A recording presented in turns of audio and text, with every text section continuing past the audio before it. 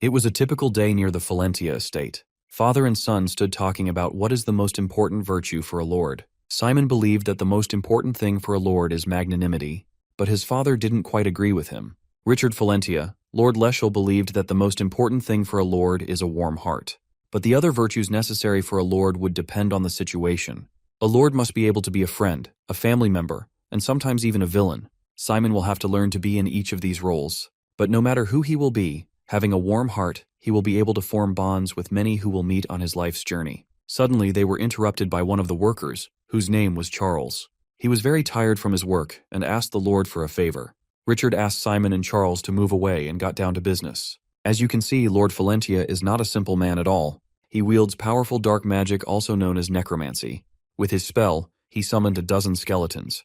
They were fearsome in appearance, and we are used to associating them with instruments of darkness, cruelty, and murder.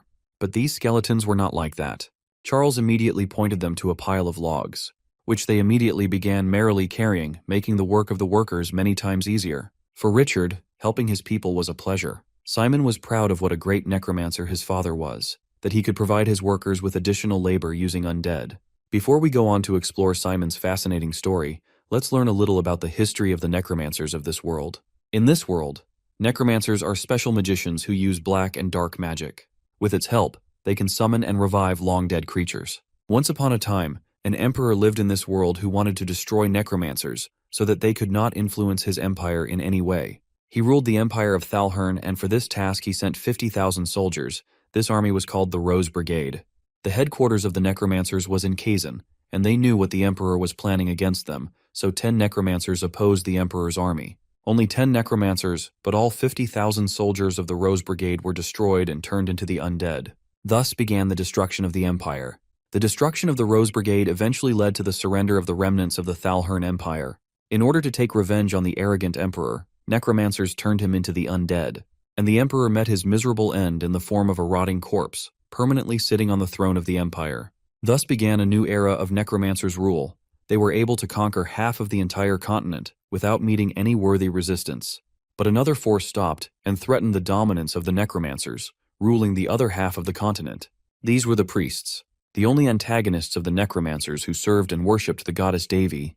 But for now, there was a fragile peace between the two opposing forces on the continent. Yet in the small town Lashhill, things were calm and friendly. Humans and undead worked side by side, and Richard's use of necromancy served a good purpose. Later that day, Simon returned home. He entered a small but pleasant house for lords. His mother, Anna Valentia, waited for him. She greeted him kindly. Anna was once a priest, and she could use bright, holy magic. In the kitchen, she boiled laharka mushrooms, which looked poisonous. Simon worried about them, but Anna was calm. She said her magic would make them safe to eat. She used her bright light magic, and the sight amazed Simon. He always wondered how his parents, a necromancer and a former priest, ever came together. He admired their love and noticed how well they got along. The family gathered to eat. There were many tasty dishes on the table. Simon ate only a little, and Anna asked if he felt sick. Meanwhile, Richard ate with great enthusiasm. Later, Simon saw Anna placing a cucumber mask on Richard's face. They acted as if they were still newlyweds, laughing and showing affection. It was a warm and happy home. That evening, Simon went to his room. He looked at the full moon outside his window, enjoying its beauty. After wishing his parents good night, he turned to close his door. Suddenly, a letter flew in and hit him right in the face, knocking him off balance. Surprised, Simon peeled the letter off. Then he noticed a girl sitting on his windowsill, smiling at him. He could not believe his eyes. He tried to ignore her, thinking it might be a dream or a trick of the light. He lay down and covered himself with a blanket, hoping she would disappear. But she jumped into the room, yelling at him not to pretend he could not see her. She even tried to pull the blanket away. Simon realized she would not give up, so he finally sat up and asked who she was and what she wanted. Before she could explain, his parents rushed into the room. They carried simple weapons like a frying pan and a rolling pin, worried that a thief had broken in. But the girl greeted them happily by their names. To Simon's shock, his parents seemed overjoyed to see her. Her name was Nephthys Arkbold. Simon recognized the name Nephthys Arkbold from stories. She was a legendary necromancer who had lived for over 300 years. She was the one who turned the emperor of the Thalhern Empire into an undead puppet. Now she sat on his bed, acting like an old family friend. Nephthys handed Simon the letter that had hit him in the face. He opened it and read it with shaking hands. The letter was an invitation to the Necromancer Academy in Kazan. It said Simon had shown great potential and was accepted as a student. Nephthys then held out her hand and asked Simon to come with her to Kizan. She offered him a future full of learning and adventure. Simon realized that everything he knew might change from this moment on. Nephthys leaves after telling Simon that she will see him in Kazan. His dad asks him for the letter. According to the letter, Simon has been admitted into the academy through a special admission. The father explains to him that Kazan is the center of the Dark Alliance and the headquarters of the Necromancers. It also acts as a school for necromancers. The girl he just met was the chancellor of the school. Simon can't believe that Nephthys is the chancellor since she was acting a bit like a child. The dad tells him that the school is on an island called Roke, and he will have to board a shop in Langerstein to reach it. He assures him that there is nothing to worry about since the island is really beautiful and he will have plenty to do there. He also reveals that the school is known for its stylish uniforms. His mother tells him that it will keep him busy till the matriculation ceremony. Before going to the school, he needs to open his core. While his parents talk about teaching him stuff like black magic, he stands there with a confused expression. After this, Simon experiences the busiest week of his entire life since he has to prepare for school. Even though his parents told him that he would have fun in the school, they were still worried because of his sudden admission. As his dad prepares to open his core, he asks him to hold tight since he might feel a bit of pain during the process. A blue light glows around Simon as his dad forms the core with the help of his magic. After this, he learned the breathing method and took his dad's crash course on black magic. A week later, he departed for Kazan with his dad, leaving his small town behind. While in the carriage, his dad asks him to draw the magic power floating around him into his body and slowly tries to utilize that mana. He tells him to move it through his core and asks if he can feel the mana. As his dad guides him through the entire process, Simon begins to form a small drop of mana. His dad explains that this is the source of power that necromancers use. It is called the darkness. The biggest difference between a magician and a necromancer is the darkness. While mana can disperse in the air due to its low density, the darkness is more dense, almost like a liquid, so it allows the caster to bind and change its shape easily. His dad demonstrates this by making a small doll in his hand. He reveals that people who use the darkness are called necromancers. They don't really have a lot of time, so he suggests that they continue practicing the basics. Simon tries molding the darkness into a shape, but he lacks control, so it drips away. 2 days later, he has full control over the mana. His dad can't believe that Simon has managed to make shapes using the darkness in just 3 days, when normally it takes about 6 months to 2 years. He knew his son was talented, but his talent could also backfire. He hopes that he won't make the same mistakes as him. Simon forms a blue flame and excitedly shows it to his dad. The dad smiles and tells him that his darkness has a beautiful hint of blue. This makes the protagonist even more excited since he thinks that it must be a rare color. The carriage stops as they finally reach the border of Dresden. The dad prepares to leave and tells Simon that he can't accompany him further because of some things that happened in the past. The protagonist is a bit sad, but the dad assures him that he can do this better than anyone else. Simon finally reaches Dresden almost after a week of travel. The city is filled with people and skeletons walking around the streets. Simon is a bit overwhelmed since this is his first time in a big city. He takes out a piece of paper that has the address of his guide. As he looks around in confusion, he comes across a woman and decides to ask her for directions. When she turns around to face him, he nearly freaks out and starts trembling since one of her eyeballs is dangling out of her eye socket. He calms down a bit when she politely tells him the address. After he thanks her and leaves, another guy wearing a hat walks over to the woman and asks her for a favor. Meanwhile, the guide is still waiting for Simon. She wonders if he got lost in the city. She is not completely off since in reality our boy is being surrounded by a bunch of goons. The guy in the hat that was mentioned earlier points a knife at him and asks him for all of his belongings. An hour before, Simon was looking around the city for the guide when he got approached by the hat guy. The guy told him the address and asked him if he was going there. He claimed that he was the guide sent by Howell and told him that he started searching for him after assuming that he had gotten lost. The man introduced himself as Rowley and asked Simon to follow him to his lodging. He also warned him of crooks and robbers in the area since it was a big city. As they walked, Simon casually asked him if that was the reason why he was also trying to rip him off. This completely shocked the man. He immediately turned around and nervously denied it. Simon told him that he was looking down a lot and also felt his lower vest. This indicated that he was probably checking for his knife. The guy told him that it was for self-defense. However, our boy revealed that the name he gave him earlier was the name of a goat living in Leschil.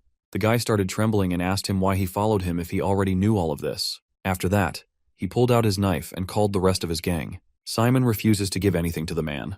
Hearing this, a guy standing behind him pulls out his knife and starts charging at him. Our boy effortlessly dodges the knife and grabs the man by his hand. He tells him that he has already dealt with people like him back in his hometown. Simon says that it is his duty as a successor of the lordship to clean dirt like them. Hearing that he is a noble, the robbers can't let him go anymore. Suddenly, the guide shows up. She reveals that she started looking for him when he didn't show up on time. As she casually walks towards the goons, she calls out to Simon and tells him that she had been waiting for him and came to get him when he didn't show up. She smiles and says that it seems like he is dealing with something else. The bald guy is still convinced that they can take on both of them since they have the numbers. Suddenly, they all hear the sound of bones snapping from a nearby shop. The girl asks them if they remember that the building in front of them is a skeleton shop. Moments later, several skeletons jump out of the building and charge at the men. The skeletons overpower the goons easily, and they start begging for mercy. The girl asks them the name of their group. It turns out that they are from the Cleven clan. Hearing this, the girl asks the bald guy to make the leader of the clan surrender himself to the guard headquarters while dragging his face to the ground. If he sends a fake or his face isn't graded enough, she will wipe out their entire clan. After this threat, the goons leave in a panic. She then casually turns towards the protagonist and tells him that she is his real guide. Without waiting for his answer, she grabs him by the arm and takes him away to meet her mom. As she looks for her mom, she finds her buying some ice cream. The mom starts trembling since the girl orders her to stay put. While the two of them are having their argument, Simon cannot believe that Nephthys is the girl's mom. She calls out to him and asks him if he has learned some things from his father. He shows her the dark flame, which makes them both impressed. Nephthys then leaves her daughter Lorraine in charge of Simon and leaves. After the mom leaves, Lorraine introduces herself and reveals that she is also a student of Kazan like him. She grabs him by the arm again and takes him shopping for the new semester. Lorraine takes Simon to the library. She gets them their course books, informing the main character that he has to finish all of them in first grade. The girl goes away to get the last course book. While waiting for her to come back, Simon realizes that he has never been around his peers, which makes him even more excited for his upcoming days. While he is in his thoughts, a girl comes and stumbles upon the books. Both apologize to each other for their distracted minds. The girl helps Simon in putting the books back into the racks. She introduces herself as Cindy, who is also a new student like the main character. She is from a small town like Simon, and is excited to meet new friends. The protagonist promises her that he will stay in touch with her when they join the school. Cindy turns away saying goodbye, but Simon stops her. He asks her for his wallet that she has stolen. She is amazed at the main character's attention, as she thought he did not see her stealing the wallet due to her spirit magic. Simon reveals that he saw the wallet floating in the air. His attentiveness makes Cindy more excited for her upcoming time in the school, as she expects other students to be as surprising as the main character. Simon wonders if Cindy is too shameless to be a pickpocket. She does not bother Simon's remarks. She plans on seeing the main character on campus for 3 years if he opts for spiritology as his major. Cindy also invites him to be her competition in school when the time comes. She throws his wallet back at him. The girl takes her leave, reminding Simon to remember her when they see each other at school. Just when the girl leaves, Lorraine comes back without the book. She could not find the last course book as it was out of stock. Simon gets to know that he will receive those books with the others in his dorm. She teases the boy by asking about the girl he was just talking to. She wonders if the main character has made his first friend in school. Simon blushes, admitting that he made a friend. Lorraine offers herself as a friend to Simon with whom he could share if he has a crush on that girl. Simon, on the other hand, ironically thinks he has just dodged losing his wallet to that girl. Lorraine suggests they should buy a bag for the main character. The bag that they are going to buy is not an ordinary bag. It can rather be considered as an inventory for the necromancers that they call subspace. They see the lady at the bag shop who knows they need a bag for Simon as Lorraine has already bought her bag. As the protagonist is new to all this, his friend wants a subspace that has the least limitations. The lady shows them an exclusive ring that is not even on the market yet. Simon wears it, letting the darkness flow through him. He sees a handle in front of him and uses it as a lever. The handle reveals the subspace, which is the latest Galen Eclipse product. That subspace can load up to 4,000 UB. The best thing about the space is that it can open up on uneven surfaces and slopes. Moreover, the inventory features 7 magic spells, including the temperature control and grade 1 preservation spell. Wearing that subspace will activate the invisibility spell that can aid in hiding one's location from the enemies. Upon asking, Lorraine comes to know that the bag also features ejection. Simon wonders about the bag's price given all the amazing features. To his fear, the bag costs 5,000 gold, which is way more than his town's several years' budget. Lorraine comes to the rescue and pays for the bag. Simon admits that he would not be able to pay such a huge amount back, but the price has been paid by Lorraine's mother, who is indebted to the main character's parents. Simon insists on returning the favor, but his friend assures him that they only want the main character to do really good in Kizan, nothing else. He pledges to work hard and leaves with his friend. Their schedule does not end here. They still have to enjoy the day. Lorraine takes the main character to shoot plush dolls. Later, they visit the highest point of the city and see lanterns.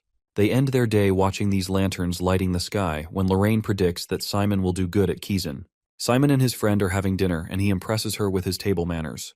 The reason for such impressive manners is the main character's noble family and his father's strictness about etiquette. Lorraine advises him not to brag about his status at the academy, as 30% of the students in Kizan are commoners, and their selection is totally merit-based. She also offers him assistance if he wants to ask anything about the academy. Simon asks about majors. He gets to know that there are 9 courses in the first semester of first grade, 7 majors and 2 minors. In the next semester, the students will choose the electives. Once they are done with the first grade, they will have to choose their major in the second grade. One has to figure out which subject they are best at and focus on their main courses. Only those with grip and strength on their subjects will be preferred in group tasks. Simon is really impressed with what Lorraine did that day when they first met. Therefore, he is interested in taking summonology as his major. This makes the girl excited as in her opinion, summonology gives off orthodox magician vibes. They keep on talking, and Simon gets to know about Professor Hong Peng and other amazing faculty members at Kazan. She drops him off at night as her mother would beat her if Simon gets late because of her for the next day. Simon has a really great time with her. When she is about to leave, she turns around and confesses something. She is also a new student like Simon, which means they will meet again at the campus. She has not purposefully concealed this fact during the day, but she has not found a proper time to say it to Simon. She takes her leave, reminding the main character to become friends if they meet on campus. The scene changes to the next day when Simon and the other students are ready to go to Kazan. Every student has his own unique style, which makes our guy a little worried about his style. Simon remembers that Lorraine will not be with them as she is taking another route. All the students have to be on board a ship that is unusually anchored. Simon confirms his identity. While he is about to board the ship, he hears something. The voices of a boy who is at the top of Kizan's waitlist yelling at a servant. The boy named Lucius is from a noble family and is not ready to accept his failure when the servant tells him that he is not on the admission list. The boy does not believe it and wants him to contact the authorities at Kizan. On the other hand, the servant politely requests him to go back. He grabbed the servant by his hand, showing his power. Simon comes to the rescue of the poor servant. He grabs Lucius by his hand and crunches it badly. Meanwhile, Professor Sillage comes and he takes this matter into his own hands. The boy requests to call Nephthys. The professor does not even listen completely to what Lucius is saying. He clicks his fingers, uses hematic black magic, and splashes Lucius's blood all around. He orders the students to quickly board. The professor's amazing magic spell makes all the students wonder if they will be able to take his course in first grade. Simon is still worried about the boy. The professor assures him that he is not dead. Once all the students are on board the ship, there is an announcement that the ship may feel a little turbulence. All of them have to remain seated until the next announcement. Everyone wonders how the ship will sail due to its unusual anchoring. Soon they hear a noise which they suppose is of the waves. But to their surprise, the noise is of a huge whale. The whale is many times larger than the ship. Before the students get any time to comprehend the situation, the whale eats the whole ship. Soon the students realize they are inside the whale's stomach. That huge whale travels across the world and is famous for even taking bites at the harbors. Moreover, the whale transports new students to Kazan as the fastest transportation means. There is a huge space inside the stomach where other people are living as well. A student named Rowan, who is also new like Simon, starts talking to him. He is impressed with how Simon stood up in that awkward situation created by the waitlist guy. He humbly takes the compliment. Rowan is eager to know about the kind of admission test given to Simon. He himself got in by causing darkness to shift shapes. Simon at first wants to tell him about the way he got in. That is through Nephthys's admission letter, but he hesitates. He fears that he could get into an issue of fairness if he tells the truth about his admission test. Therefore, Simon lied about his admission test to be the same as the other boy. While the boys are discussing the test, they hear an announcement. According to the announcement, they all have to be seated again since they are about to reach Kazan. Simon notices that the waters in Whale's stomach have become rougher than before. Once all of them are seated, the professor uses a spell on the ship. He also announces that the ship will again face turbulence while arriving, so everybody should hold the handrail. Before the student could reach the handrail, all of them crashed along with their luggage due to the turbulence. Soon a bright light appears and the ship flies out of the whale's stomach into the sky. The professor lands the ship safely using his spell while Simon watches in awe. Once the ship lands, the deck opens up in Kazan. All new students line up in rows of 4 to receive their uniforms. The male and female students head towards separate dressing rooms in opposite directions. All of them need to assemble again outside after 5 minutes. Simon quickly dresses up. The uniform is as graceful as his father has described to him. The jacket in the uniform even has a spell on it which makes it even sturdier than armor. After dressing up, everyone assembles again outside and marches towards the auditorium. While they are outside, the boys, as expected, notice that the girl's uniform is prettier. On their way to the auditorium, Rowan catches up with Simon and admires how he looks in the uniform. The main character's new friend is excited to be at Kizan and wonders if it's even real. Soon they are in the auditorium among the other 1,000 students who enrolled in grade 1. Only 300 students will get a chance to reach the second grade, and the size will shrink to 150 in the third grade. That means only 30% of these new students will be able to sit in second grade. The competition between these students must be fierce, and they have to watch out for top students if they want to reach the third grade. Among them is Cerna Eindark, the successor of Ivory Tower, Darwin Carradine, Jay Sanders, and Chattel Mayer, who is a huge guy. Lowen also adds Lorraine to the list of top students, sitting on the other side of the auditorium. Everyone initially thought she got in under a special admissions quota due to her mother's status, but she actually passed the admission test. She has not topped the admission exam, but everyone knows her strengths and considers her a competition. Soon the matriculation ceremony starts, and the representative welcomes all the students. He also adds a caution against entering the forest. Next, he introduced all the professors who would be teaching the first grade. These professors are top necromancers who could only be seen in magazines. Simon wonders why Nephthys is not present at the ceremony. Rowan explains that a chancellor like Nephthys does not come to small matriculation ceremonies, and it would be an honor for anyone to meet her even in the third grade. Meanwhile, the last part of the ceremony starts when the student representative will take an oath. Both male and female top students are eligible to become the representative. The presenter on stage calls the second special admission that is CERN to take an oath. After that, the presenter announces Simon's name as the first special admission, which stuns everyone, including the main character. While Simon is walking towards the stage, everyone wonders who he is. Our boy is nervous, but he keeps on reading whatever is written on the paper and takes his oath. The first graders have a class on the first day of the matriculation ceremony. There are more than 14 classes for all 1,000 first graders, and each class is full.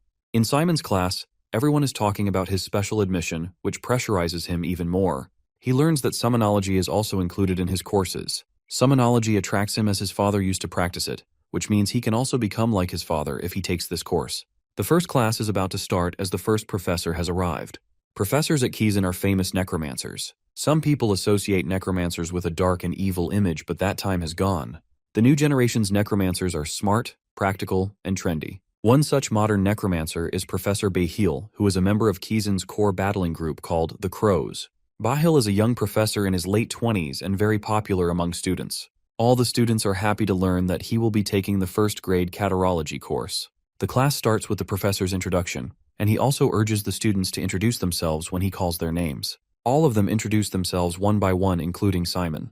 The professor then starts the class with a fundamental question about curses in catarology. A student named Jaime introduces a curse as a dark magic that maintains one's power while weakening the opponent's. The professor then explains the curse by giving an example to the students. His example is based on the fight between the two primitive knights. Both of them have similar skill sets.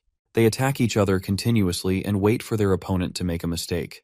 They exchange strikes, but none of them surrender. At one moment, one of the knights screams, giving a death stare to his opponent. The opponent knight flinches and turns pale. Finally, the sword slices through the opponent's shoulder, spilling his blood. The other knight attacks his opponent's legs, impeding his movement. Next, he throws sand into his opponent's eyes and removes his helmet. The battle intensifies, and at last, the knight finally cuts through the opponent's head. Through this example, the professor proves that even the most primitive and barbarous battles of clashing weapons are just a series of actions. These actions are used to weaken the opponent and achieve victory. The professor also demonstrates how modern necromancers fight. They defeat their opponents by just a single move. He also explains that curse is the lightest and simplest structure among different black magic spells. Moreover, its activation is quick, which makes it even more popular. The spell can totally shake the opponent even if it needs a little effort. He then takes a few steps towards the students and decides to practically demonstrate the theory. The professor picks up a student and snaps his fingers to use his spell on him. The student falls down on the desk and Bahil takes out his knife.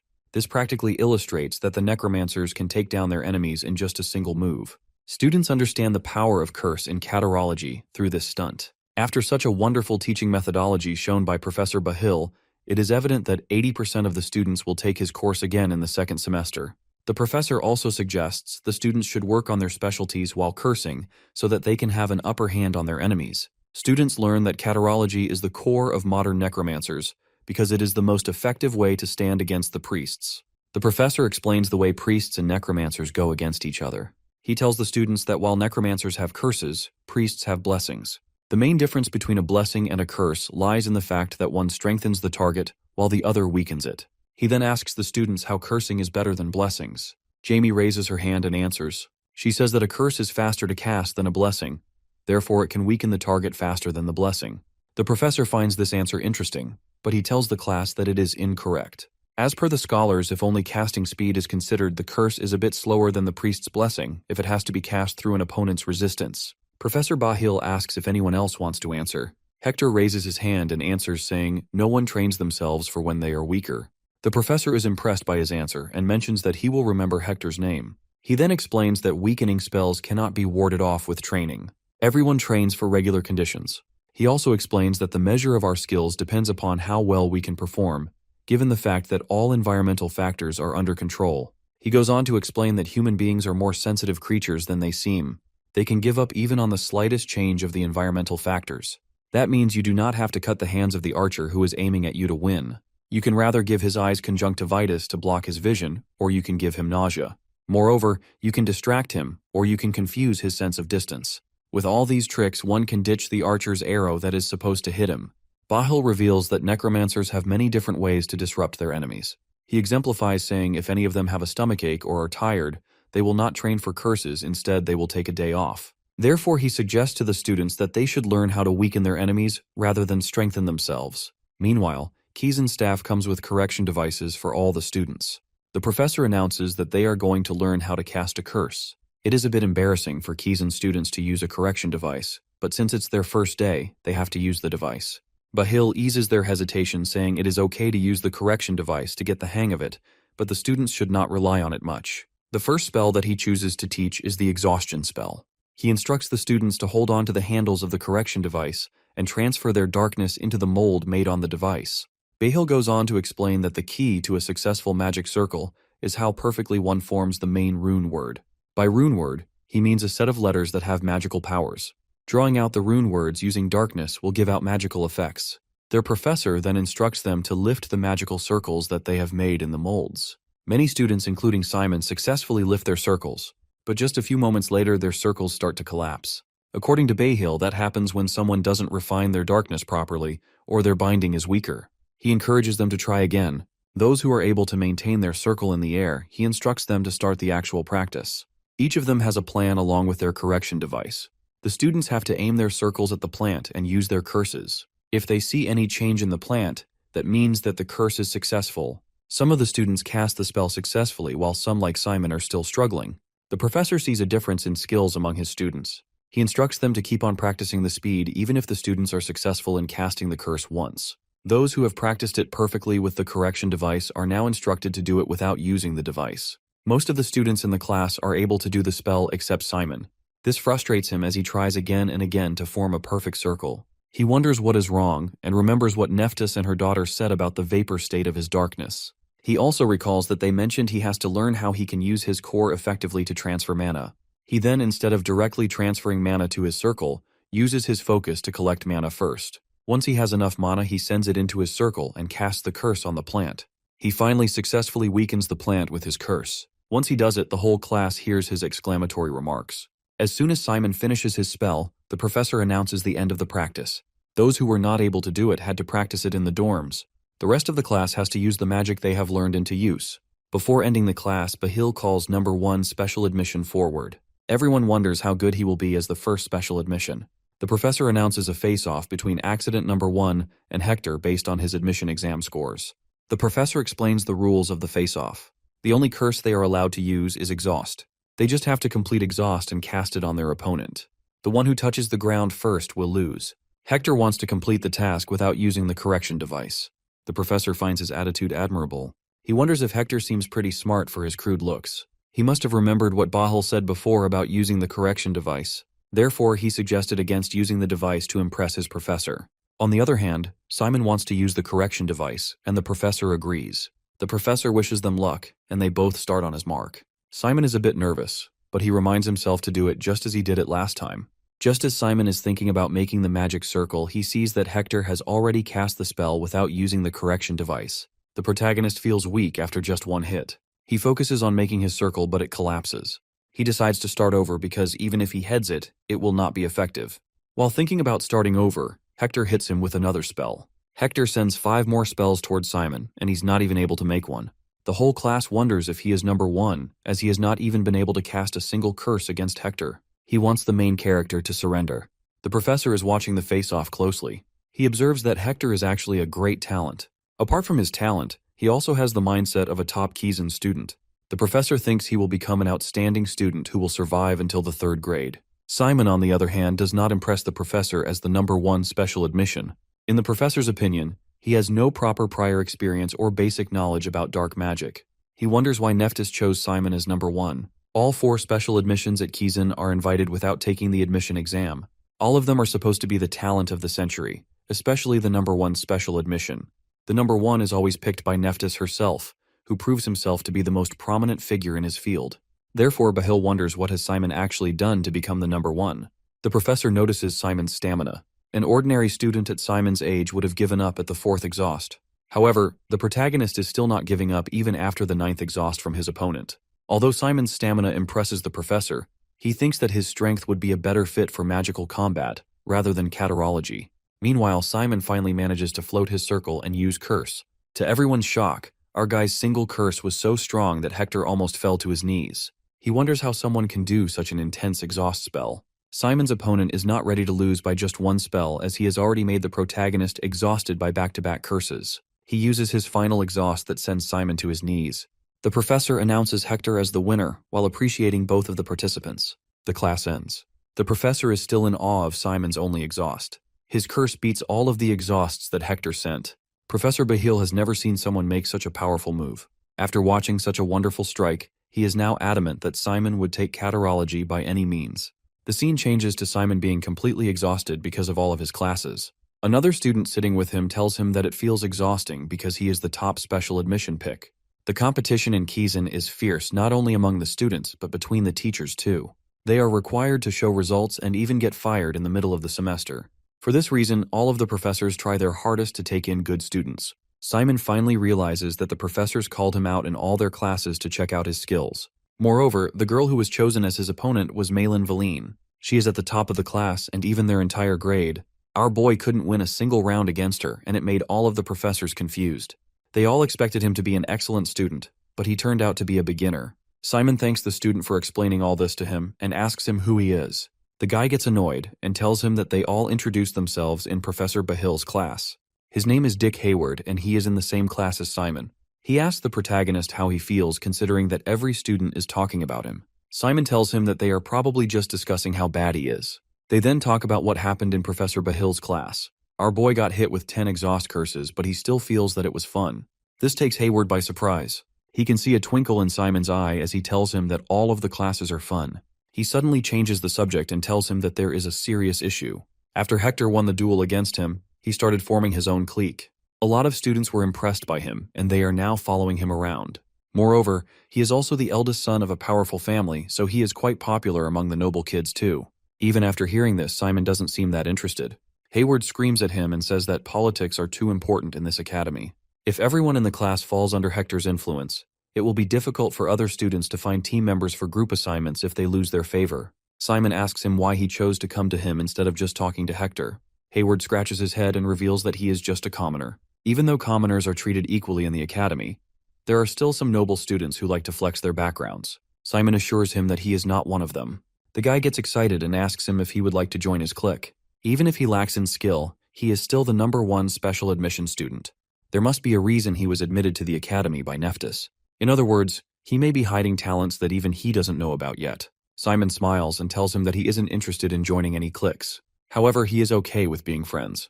The guy starts cringing at his words but eventually agrees to become friends with him. He pulls out his book and tells him that it is time for their next class. Their next class is summonology, which makes Simon light up since he wants to summon creatures like his father. As Simon walks into the class, all the students start talking about him. Hayward asks him not to pay any attention to them, but when he turns around, he sees Simon acting like a child because he is so excited for his class. The professor finally walks in, but he doesn't look like a professor at all. Bro looks like he is forced to be there. The professor sighs and introduces himself as Arendea. He starts his lecture by revealing that summonology is the root of all necromancers. Even though scholars don't admit this, they originated from coffin bearers and necrophiliacs. He tells them that everything bad they heard about summonology is probably true. This makes all the students confused, since none of the other teachers talked that way. Aaron tells them that he is against appealing to the students to join this course. For this reason, he will start by telling them both, the advantages and the disadvantages, so they can make the decision for themselves. The first disadvantage is the cost. The material fee for summonology will cost them more than all the other subjects combined. They can't simply start killing people or animals because they are out of skeletons. This is why they purchase and use skeleton sets or specially treated corpses. However, these can only be used once, and they often end up spending more on the materials than the reward they get from the task. If any one of them is willing to choose this subject, they shouldn't think about money. The second disadvantage is that summonology is highly dependent on creatures. Since it involves fighting with summoned creatures, when the creatures are destroyed, the power of the summoner is reduced drastically. Summoners mostly use semi-permanent remodeled undead rather than disposable corpses. If the remodeled undead is destroyed, they will suffer strategic and financial damages. Moreover, until they get new corpses, all they can do is watch. The third and biggest disadvantage is that summonology is weak against priests. In other words, it is not suitable for modern warfare.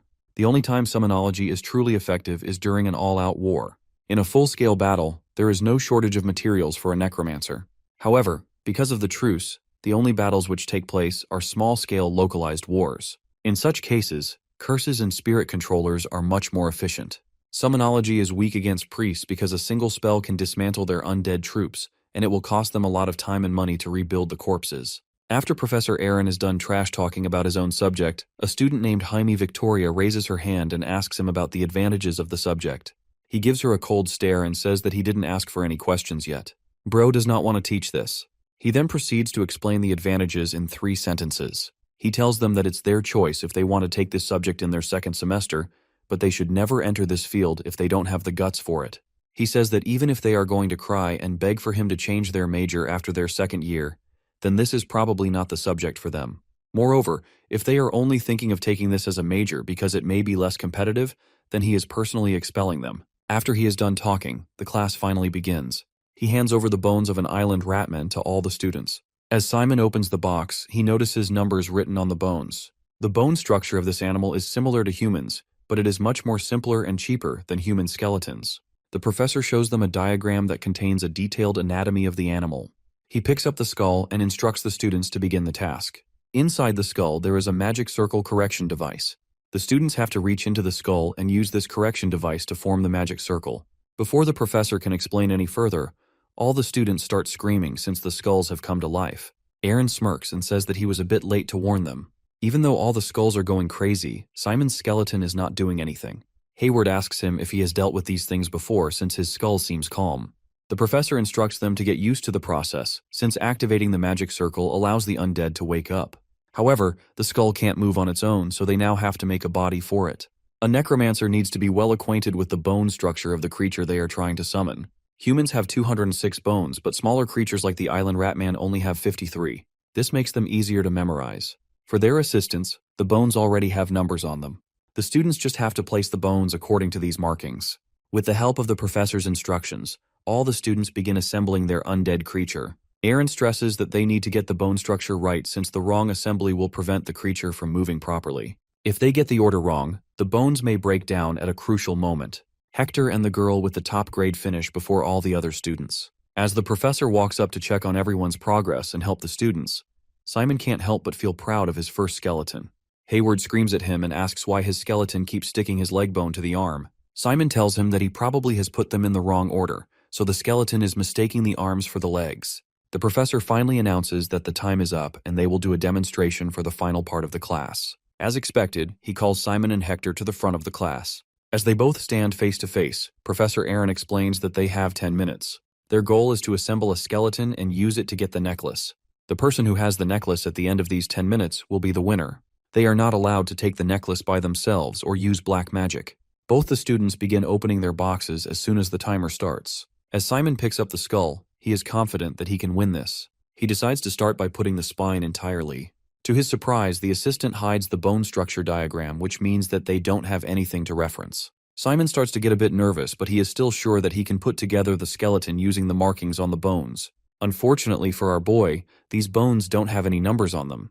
The professor reminds him in a harsh tone that the bones he used for his skeleton earlier were for instructional purposes. The skeleton sets sold on the market don't have those numbers on them. He looks at him and tells him that a necromancer should be well acquainted with the bone structure of the creature.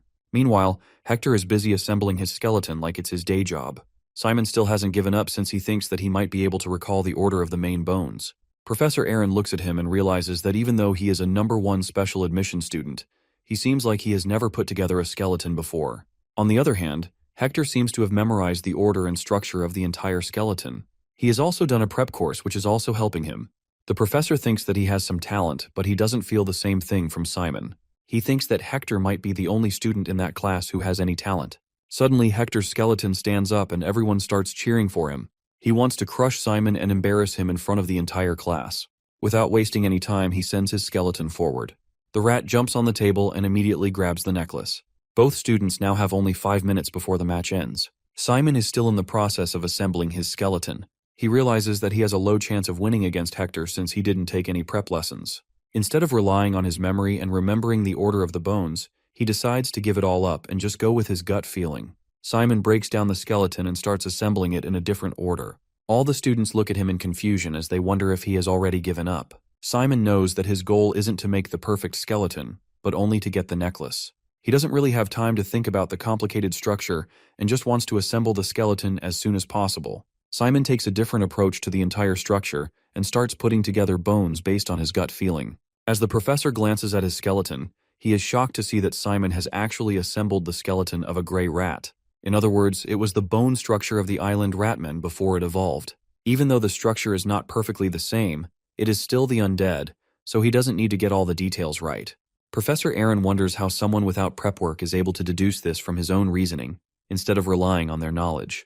With Simon's skeleton in the game, all the students start to cheer for him. Hector is confused since he is the one who made the perfect skeleton in the shortest time. However, his opponent was taking center stage. This makes him furious and he sends his skeleton forward to attack the rat. With just a single blow, Simon's skeleton breaks down into pieces. Hector laughs as he thinks that he has won. Simon smiles at him and uses the arm bone of the skeleton to snatch the necklace. Hector complains to the professor that it isn't fair since they were supposed to get the necklace with the entire skeleton and not just a bone. Simon snaps his finger, which immediately puts his entire skeleton back together. The time ends and Simon is declared the winner of that round. He excitedly holds his gray rat skeleton in the air to celebrate his first victory in the academy. In the teacher's room, all the professors sit together and discuss their first day of classes. The teachers discuss how great the students are in their class. One of the professors mentions the top grade girl, Malin, and says that she made a shenif poison on her first day. The other professor tells her that all 7 children from the Villain family are outstanding students. They also talk about Seren and a student named Chatel Mayer. One of the professors seems eager to take Chatel into her class. The other professors remind her that they are not allowed to get in touch with a student during the protection period. In all of this, someone mentions Professor Behil and asks him about his class. Professor Behil tries acting oblivious and asks them what they mean. The other professors want to know about the special admission #1 student in his class. He says that the special admission student lost 10-1 against another student from his class. Hearing this, the other professors wonder if there is actually nothing special about the student. Professor Behil mentions that Simon did have great stamina since he was able to endure the exhaust curse 9 times in his first class. This is not enough to make him stand out, so the professors turn to Aaron and ask him about his experience with Simon. Without even looking at them, he says that he is a slow, mediocre boy, but he did possess some originality and creativity. While all the other professors start talking again, Professor Behil is still shocked by what Aaron just said. He knows that he is just putting up a smokescreen. For him to say such things about a student is extremely rare, which means that he must have really liked Simon. These were the best compliments that he could give. With this, Professor Behil starts to get more interested in Simon. He calls out to Aaron and asks him if he still stands by his statement from last year. He said that he didn't intend to directly mentor students anymore. Before Professor Aaron can even reply to this, Nephthys opens the door and enters the room. Professor Behil summons an ice cream for her, which she accepts immediately. After greeting everyone, she sits down and asks them about their first day with the new students. While all the other professors start yapping about their favorite students, Professor Aaron silently watches from a distance. Nephthys asks them to report any issues to her and to go home early since it's the first day. Professor Aaron calls her out and tells her that he wants to have a private discussion with her. All the professors are shocked and curious at the same time. Professor Behil smiles as he watches the two of them leave. He knows that Nephthys won't tell Aaron what he wants to know so easily. Back in the reception area, Simon and Hayward are busy finding a room. They can't seem to find a room with 2 open spots since most of them are already occupied. They were a bit late, and all the other students had already found their rooms. The girl at the desk apologizes to them as she informs them that there are no free slots for them on the 2nd floor too. The 3rd and 4th floors are also similar. Simon decides that it will be a good idea to check around the floors by themselves. The girl volunteers to go with them since she might be able to help. As they are moving, the girl accidentally crashes into a student who is coming her way. He pushes her away and starts looking down on her since she is just a caretaker at the academy. She starts apologizing, but the guys are not done yet. Simon interrupts and asks them if they don't see him talking to her. Hayward also joins in and mentions that they ran into her on purpose. This makes the students furious and they get ready to put up a fight. Suddenly, one of the students recognizes Simon as the special admission number 1 student and they all run away. The girl thanks him for helping her and they continue on their way to the upper floors. As she flips through the pages, she finds out that there is actually 1 room with 2 spots on the 4th floor. The room is big and has good views, however. As the girl starts checking the names of the students in that room, she immediately freaks out and suggests that they move to different rooms. When they ask her what is wrong with the room, she tells them that it already has students inside. One of them is Kajin Edvald, and this is his 2nd year in this grade. He failed to advance to the 2nd grade because he had some problems, so he had to start over. The girl whispers to them that a lot of his roommates requested to change their rooms. The students had bruises on their faces. Even though Kajin is strict in these cases, for some reason, Kajin managed to survive without getting expelled. Hearing all this, Hayward asks Simon if they should just look for a different room, but Simon suggests that they should at least check it out and say hello. The 2 of them enter the room to a guy sleeping on his bed. Simon apologizes for waking him up and asks if it's okay for the 2 of them to stay with him in that room. Kajin hits them with a murderous stare but soon goes back to normal when he realizes that they are just some new students. He tells them that they don't need to be so polite to him since he is in the same grade as them. He scratches his head and asks them to keep 2 things in mind as long as they stay in this room. The first thing is to not interfere in his business, and the second is to not disturb him before he goes to bed. Once he is asleep, they can do whatever they want. Simon asks him if this means that he is letting them stay in the room. Kajin turns away from them and says that it doesn't matter since someone is going to stay in this room eventually. The 2 of them stare at him silently as they realize that he has fallen asleep again. They leave the room and confirm to the lady that they are going to stay there. She asks them to let her know if there are any issues since she will immediately report them to the dorm master. After she leaves, the 2 go back inside the room and wonder if Kajin really won't wake up. Out of nowhere, Hayward drops all of his books on the ground. Despite the loud noise, Kajin is still asleep, which makes them convinced that he was not joking. Simon believes that he isn't really a bad person as long as they abide by his rules.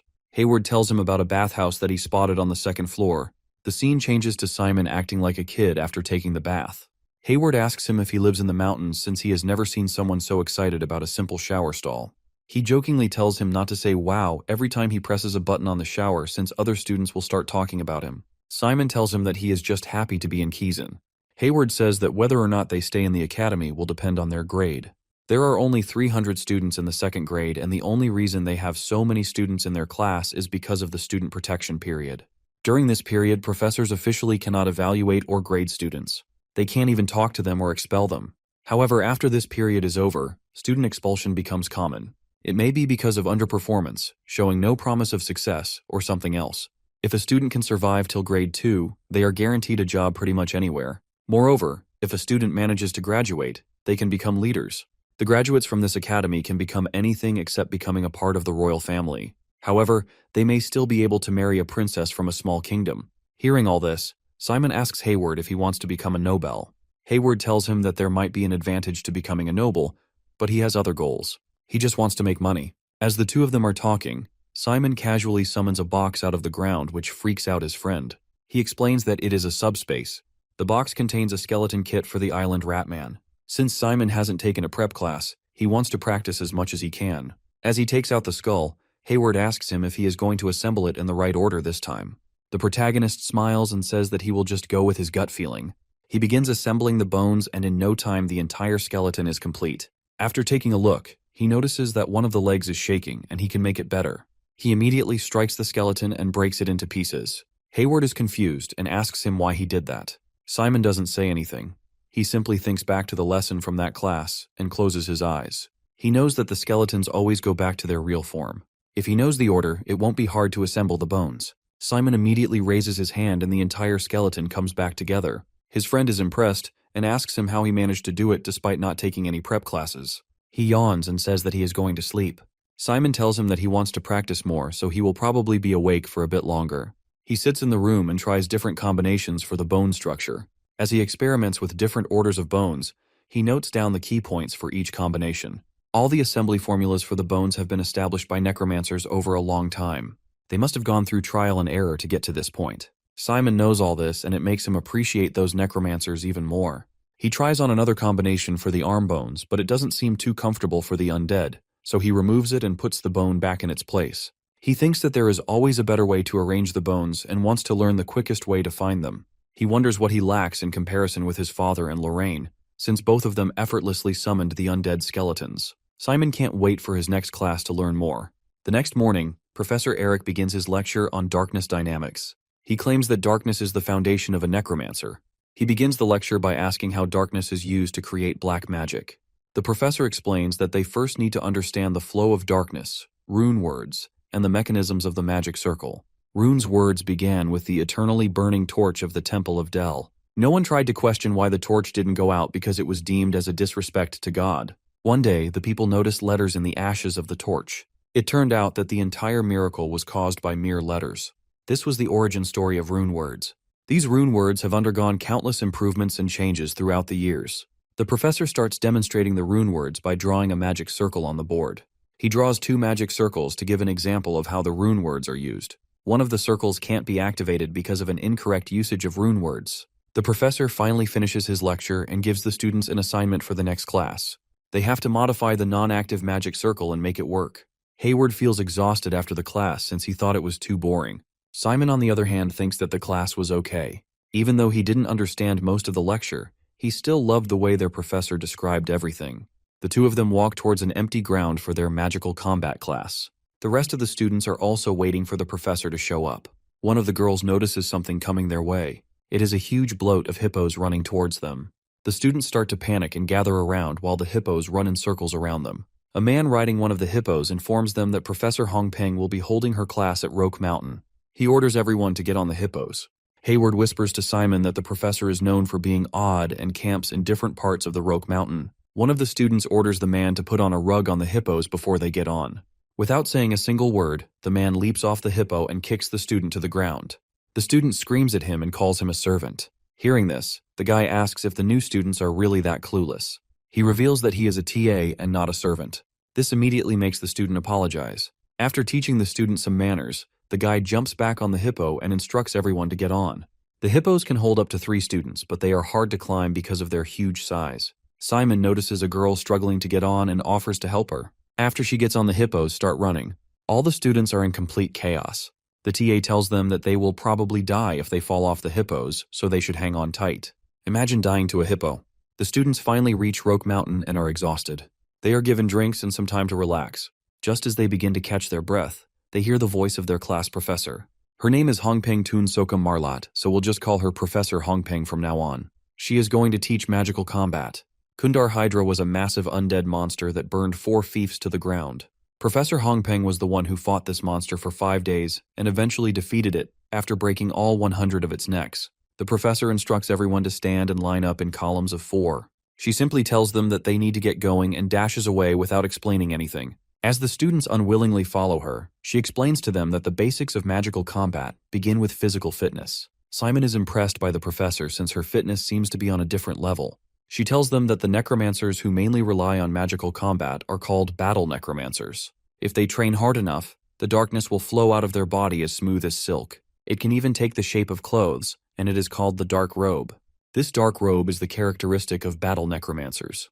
As they reach the forest, Professor Hongpeng warns the students to look out for the trees. Simon looks ahead and notices a bunch of kids simply dashing through the forest. Hayward asks him how he is still okay despite them running for so long.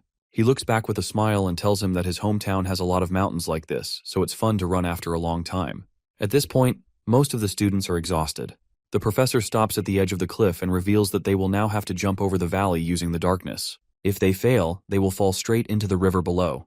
The professor instructs them to let out the darkness from under their feet instead of their hands. She demonstrates it by jumping in the air and doing a flip. It's almost like they are using the darkness as a spring. The professor is the first one to jump. A few other students immediately follow after her and barely manage to finish the jump. She instructs them to release the darkness early since it can get a bit dangerous if they do it too late. Simon closes his eyes and starts to think about what the professor told them. Hayward thinks that overthinking will just make it worse, so he runs towards the end and makes his jump. While in midair, he notices Hector, who appears to have made the highest jump so far. After successfully finishing his jump, Hayward calls out to Simon and cheers him up for his jump. Simon closes his eyes for a second to concentrate and then leaps forward. As he lands, his friend tells him that he made the highest jump. Professor Hongpeng is also impressed and commends him for the jump. As he celebrates with his friend, Hector can't help but stare at him furiously. The professor informs them that they will wait for the other students to make their way here before they move on to the next area. While they are waiting, Hayward takes out a nook that has the names of the students that they should try to recruit for the group classes coming ahead. The classes start next week, so he thought they should prepare in advance. Simon is impressed upon seeing the amount of research Hayward put into the list. He thinks to himself that his friend managed to find out things about other students, while he could barely even follow the lectures. Simon wonders if this was the reason he came to him and not Hector, because he knew he wouldn't get along with him. He asks him for his opinion on the students. Hayward tells him that most students in their class are talented. He points out to the girl who rode with them in the hippo, and predicts that she might drop out after the protection period. She was among the 2 students who failed to make the jump. Suddenly, the teacher calls out all the students to start running again. As the students prepare to run, Simon notices a bloat of hippos running towards them at full speed. The students try calling the professor, but she is nowhere to be seen. As the hippos get closer, Simon uses the technique he learned in class to jump off the ground and avoid the accident. He wonders why the hippos are running at them since it is still the protection period. This makes him think that this is actually real and not part of the class. As he starts to worry about his other classmates, he notices that they already have the situation under control. Some of them used curses to put down the hippos while others jumped on trees. He gets back down and realizes that he was worried for nothing. Even his friend Hayward managed to dodge the hippos by climbing on a pole. Seeing him like that, Hayward tells him that there is nothing to worry about since the hippos are under the control of their professor. Even though she is an expert in magical combat, she can also use the power of the druid bloodline. While he was up on the pole, he saw the hippos avoiding students who fell on the ground. Suddenly, the TA screams at the students and instructs them to continue running since the hippos will come back for them. The students finally make it to their destination, and it is truly breathtaking. The professor is standing in a grass field with beautiful flowers around. This makes the students light up and they hurry towards her. She tells them that she called Kizan ahead of time and arranged lunch for them. The students start cheering her on, and some even consider her their favorite. Hayward and Simon sit together and discuss the professor. Simon thinks that she is a bit different from what he heard before coming here. He heard that she was the most typical Kizan professor. Hayward can't believe this and asks him where he heard that. Simon can't reveal that he heard it from the daughter of the chancellor.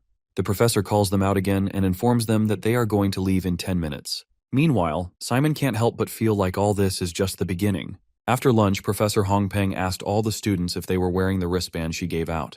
She instructs them all to let their darkness flow into the wristbands. As soon as the students release the darkness, they start to feel a heavy weight on them. There is an exhaust curse embedded on the wristband. The students have to make their way to the top of the hill with the exhaust curse pulling them down. The students wonder if this is even legal. All of them look exhausted and tired. As soon as the professor signals them to start, they all start running to the top of the hill. Simon starts taking deep breaths. His head is spinning and every step is hard to take. But he can't blame the prep classes this time since this is purely a matter of stamina and willpower. He knows that he has to come on top if he wants to get ahead of other students. My man Hector is also climbing up with him. He has weakened the curse using his own techniques, but he can't believe that Simon is still able to keep up without using any tricks. He wants to crush him for real this time. Professor Hongpeng stands on top of the hill as both students struggle to make it there first. To their surprise, neither of them can take first place since the top-grade girl, Malin, casually walks to the finish point without breaking a sweat. The professor congratulates her and asks how she managed to reach the finish point so easily. Malin reveals that she used a resistance formula to nullify the curse. My boy Simon is dumbfounded since he didn't even know they could lift the curse themselves. The TA informs the professor that one of the students is injured and she rushes over to help them. Hector immediately removes the curse and starts walking normally. He goes over to Malin and asks her why she lifted the curse in a magical combat class. She tries to ignore her, but he fuels the flame by telling her that she doesn't know anything about the world since she was locked in the ivory tower like a princess. She gives him a cold stare and asks if he is trying to pick a fight. Hector tells her that they aren't even being graded in the protection period, but she still pulled off a cheap trick like this in order to win. As the two of them continue arguing, Simon makes it to the finish line and gets third place. He sits by the tree to catch his breath. Sometime later, his friend also shows up and he is understandably exhausted. He tells Simon that he'd just die if they have to ride on the hippos again on their way back. The professor calls all the students to gather up and informs them that she has arranged a magic circle for them which will teleport them back. All the students start teleporting back in groups of 2. When it's Simon's turn, he gets teleported to a different location. It feels a bit like his hometown. Soon the door opens and Professor Hongpeng walks in. She apologizes to Simon for scaring him and asks him to take a seat. She explains to him that the magic circle was modified by someone. When they investigated further, they found out that it had a formula that would only react to the darkness of a specific person. In other words, it was made specifically for Simon. Once that formula is activated, he will teleport to a different place. She asks him if he knows someone who could be doing this to him. Simon tells her that he has no idea. The professor mentions that it is her duty to protect the students, so she made him come to his home. Moreover, she also wanted to talk to him in private. She tells him that it is against the rules of Kizan to talk to a student during the protection period, but some professors have already broken that rule. She asks him straight on if he wants to major in magical combat. If he accepts, she will take him in as her disciple, and he will be able to learn from her directly. The performance of a disciple is directly linked with the professor's performance, and they can only take 3 disciples per grade. Simon is still in a bit of shock as he thinks about this offer. He looks down and tells her that he didn't really show her much during the class. Moreover, he also couldn't climb up the hill faster than the other 2 students. Simon wants to know why she is offering him such an important spot, even though he doesn't show much promise. Professor Hongpeng smiles and says that the professors don't really care for the rankings of the students. All they are looking for is talent. The way he utilized his darkness during his jump was impressive since it was only his first time doing it. He also climbed the hill using pure stamina and endurance, unlike the other students who lifted the curse. He may not think, he has done much today, but she has already seen what she wanted. The professor believes that his talents can truly bloom if he chooses to major in magical combat. With the correct training, he may even beat her in a few years. Simon thinks for a few moments and respectfully declines her offer. He tells her that he has another field that he wants to explore for now.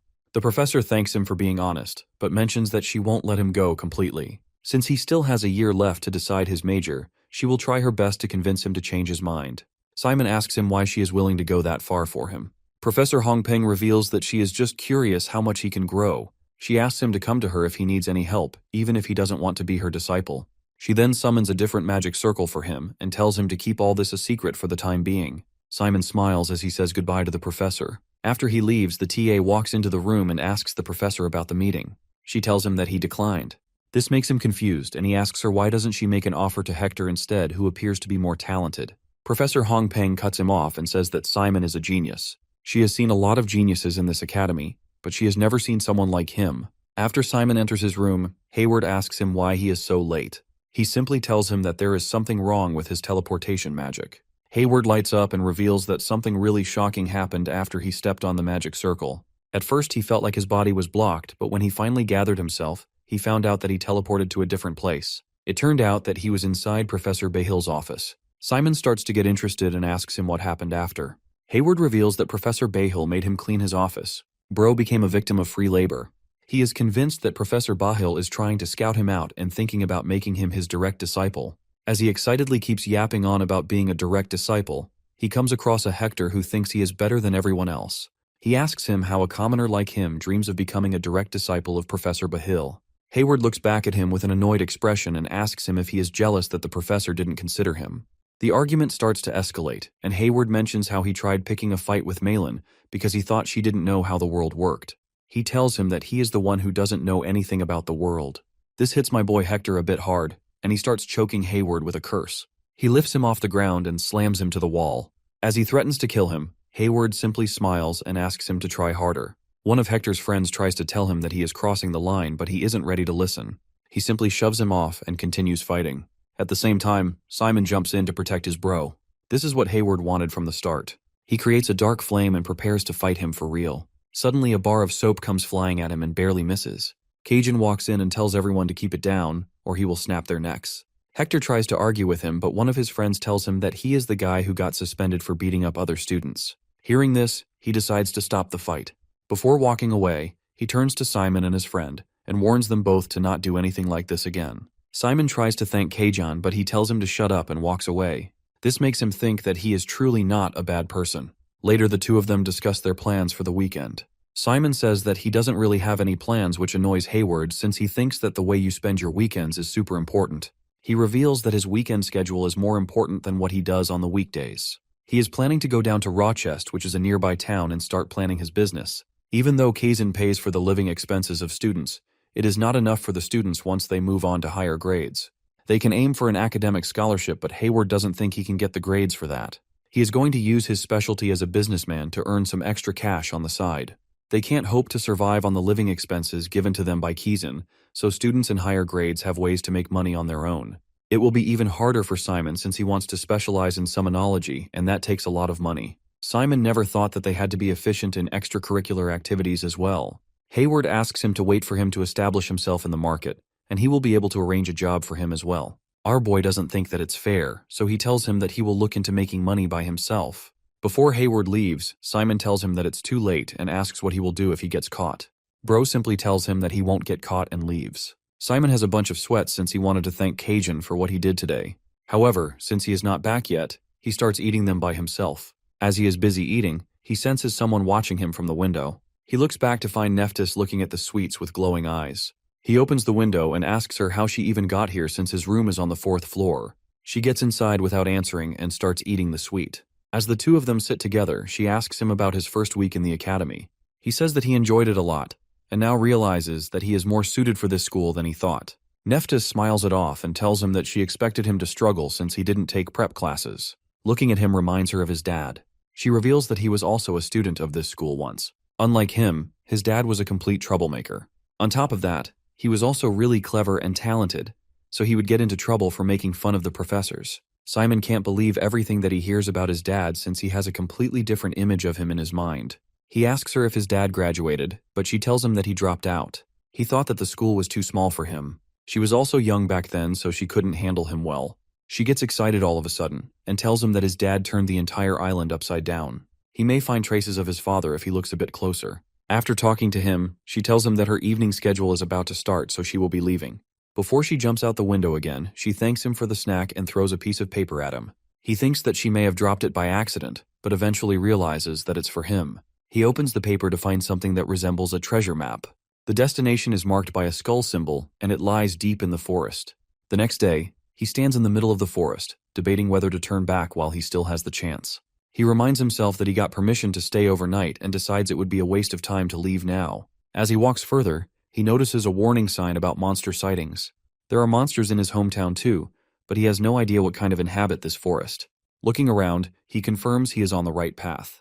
While walking, he hears a noise and wonders if it's something big. Before he can figure it out, a monster suddenly appears. It leaps at him immediately, and Simon barely manages to block its attack by drawing his knife. The monster is fast, making it hard to spot in the dark. When Simon finally gets a clear view, he realizes it's a werewolf, and a young one, judging by its size. If he had seen such a creature before coming to Kazan, he would have fled without hesitation. Without wasting any time, Simon summons 2 skeletons using the bones he carries, arming each with a knife. Standing beside his skeletons, he feels confident he doesn't need to run anymore. The werewolf growls and charges at him again. Simon orders the skeletons to attack, but the monster reacts quickly, smashing one of the skeletons into pieces. As the skeleton crumbles, Simon feels a sharp pain in his head. Meanwhile, the remaining skeleton manages to stab the werewolf. Simon quickly restores the shattered skeleton and sends it to attack again. While the werewolf struggles against the skeletons, Simon finds an opening and drives his sword straight into the creature. He catches his breath, realizing this is his first real battle since coming to the academy. Back in his hometown, he would have run from a monster like this. But after only 3 days at Kazan, he has already learned to fight back. Simon wonders if he can survive all 3 years at this academy. Pushing the thought aside, he decides to clean up quickly before the smell of blood attracts other monsters. He notices one of his skeletons is badly damaged and cannot function properly. With only 1 skeleton left, he knows he can't afford another fight. Moving carefully, he navigates the forest and finally reaches his destination. To his surprise, the area is barren. Not even grass grows here. This suggests something is hidden underground. Luckily, Simon brought a shovel. He starts digging and eventually uncovers a strange device, large enough for him to fit his fist inside. He wonders if it's designed to react to darkness. Testing his theory, he activates the device and it begins to flash. Moments later, stairs materialize beneath his feet. Simon descends cautiously with his skeleton. At the bottom, he finds a relic with a skull placed in front of it. Simon realizes the entire building must function as a massive joint magical device, given the abundance of runic inscriptions. The skeleton nearby makes a noise and Simon asks if it has found something. He notices a handprint in front of the skull. Picking up the skull, Simon uses his limited knowledge of undead creatures to deduce that this skeleton is ancient and immensely dangerous. He wonders what such a thing is doing here. Suddenly, the other parts of the skeleton begin to move. Simon picks up one of the bones and realizes it's a number 2 bone. Carefully, he starts piecing the skeleton together, even though he has no idea how it will react upon awakening. There's a real risk it might attack him, but Simon feels compelled to proceed. Determined, he declares that now is the time to boldly face the unknown. Placing his hand on the handprint, Simon channels his dark energy, and the skeleton begins to stir. His only option now is to fully reassemble its body. After several hours, Simon is almost finished. He's relieved that his recent study of summonology has sharpened his focus. Without it, assembling the skeleton in a single night would have been impossible. Although he isn't entirely certain, the skeleton appears to have a human-like structure. However, its towering height, over 2 meters, makes the process challenging. Once assembled, the skeleton's size and ominous presence leave Simon unsure of his next move. Suddenly, the skull snaps into place and the entire building starts to shake. A deep, menacing laughter echoes through the room. Covered in glowing runes, the skeleton comes to life and demands to know who has disturbed its slumber. Now resembling a dark, floating figure, it notices Simon and demands his name. Panic-stricken, Simon stammers that his name is Simon Valentia. Upon hearing this, the skeleton lets out a chilling scream and asks if Simon is truly the descendant of Richard. Simon, still startled, replies that he is Richard's son. The skeleton remarks that Simon's dark energy feels familiar and confirms that only Richard's lineage could awaken him. Simon then asks the skeleton for its identity. Drawing its sword, the skeleton introduces itself as Fear, the master of a legendary battalion who once ruled the continent alongside Richard. When Fear asks how Simon found him, Simon produces a piece of paper and explains that Nephthys directed him here. Realizing the truth, Fear lowers his sword and proposes a contract. By entering the contract, Simon would gain command of the battalion, capable of crushing all opposition. However, this path is one of blood and destruction, bound to his destiny. Fear asks Simon again if he is ready to lead the battalion. Before answering, Simon hesitates, voicing his doubts. He admits that he doesn't fully understand the battalion's power or its significance, as this is his first time hearing about it. Impressed by Simon's cautious inquiry, Fear assures him that the battalion's strength is unmatched. It could annihilate Kizan immediately if fully reassembled. However, Fear explains that the battalion was scattered and sealed away after his defeat. Now awakened, Simon has the potential to reunite its forces and become unstoppable. After a moment of contemplation, Simon agrees to form the contract. Fear picks him up and places him on a stone platform. The skeleton's ribcage opens, revealing a glowing core. Fear instructs Simon to place his hand on the core to seal the contract, but warns him there's still time to reconsider if he's afraid. Simon, resolute, declares that if the battalion were his father's comrades, it's only right to take them under his command. Hearing this, Fear is struck by Simon's leadership qualities and praises Richard for raising such a worthy successor. As the contract process begins, Fear grins and urges Simon not to die. After hearing these words, Simon screams and asks Fear what he means, but dizziness overtakes him and he passes out. Fear turns to the other skeletons and asks if their master is dead. Moments later, Simon regains consciousness and asks Fear about the contract. Fear informs him that the contract is successfully completed and instructs him to feel the changes within himself. Simon focuses on his core and senses that it has grown larger and feels much more stable. Previously, the darkness had overwhelmed his body, clinging to him like an oppressive force. Now it feels as comforting as soaking in warm water. Fear congratulates him on becoming one of the 7 battalion commanders. Simon thanks him, but as he attempts to stand, dizziness returns. Fear advises him to take it easy, as his body has undergone a significant transformation. With a pounding headache, Simon decides to rest there for the night. Fear warns him that this discomfort will linger for a while. Simon then inquires about the battalion. Fear, frustrated, raises his voice and demands to know how Simon managed to form a contract without understanding what the battalion is. After a heavy sigh, Fear mutters that it will take time to figure out what kind of human Simon truly is. Fear asks how much Simon knows about the undead. Simon admits that his knowledge is limited to what a first-year student might know, without any extra preparation. Fear begins to explain, breaking the undead into 3 categories. The first is the summoned undead, creatures artificially created through black magic to follow the orders of their summoner. These undead vanish when the magic fades or a set amount of time passes. The second type is the natural undead, which arises without the need for necromancers or black magic. These are what most people think of when they hear undead. Driven by a blind hatred for the living and extreme aggression, they are often classified as monsters. The final category is the battalion, which lies somewhere between the summoned and natural undead.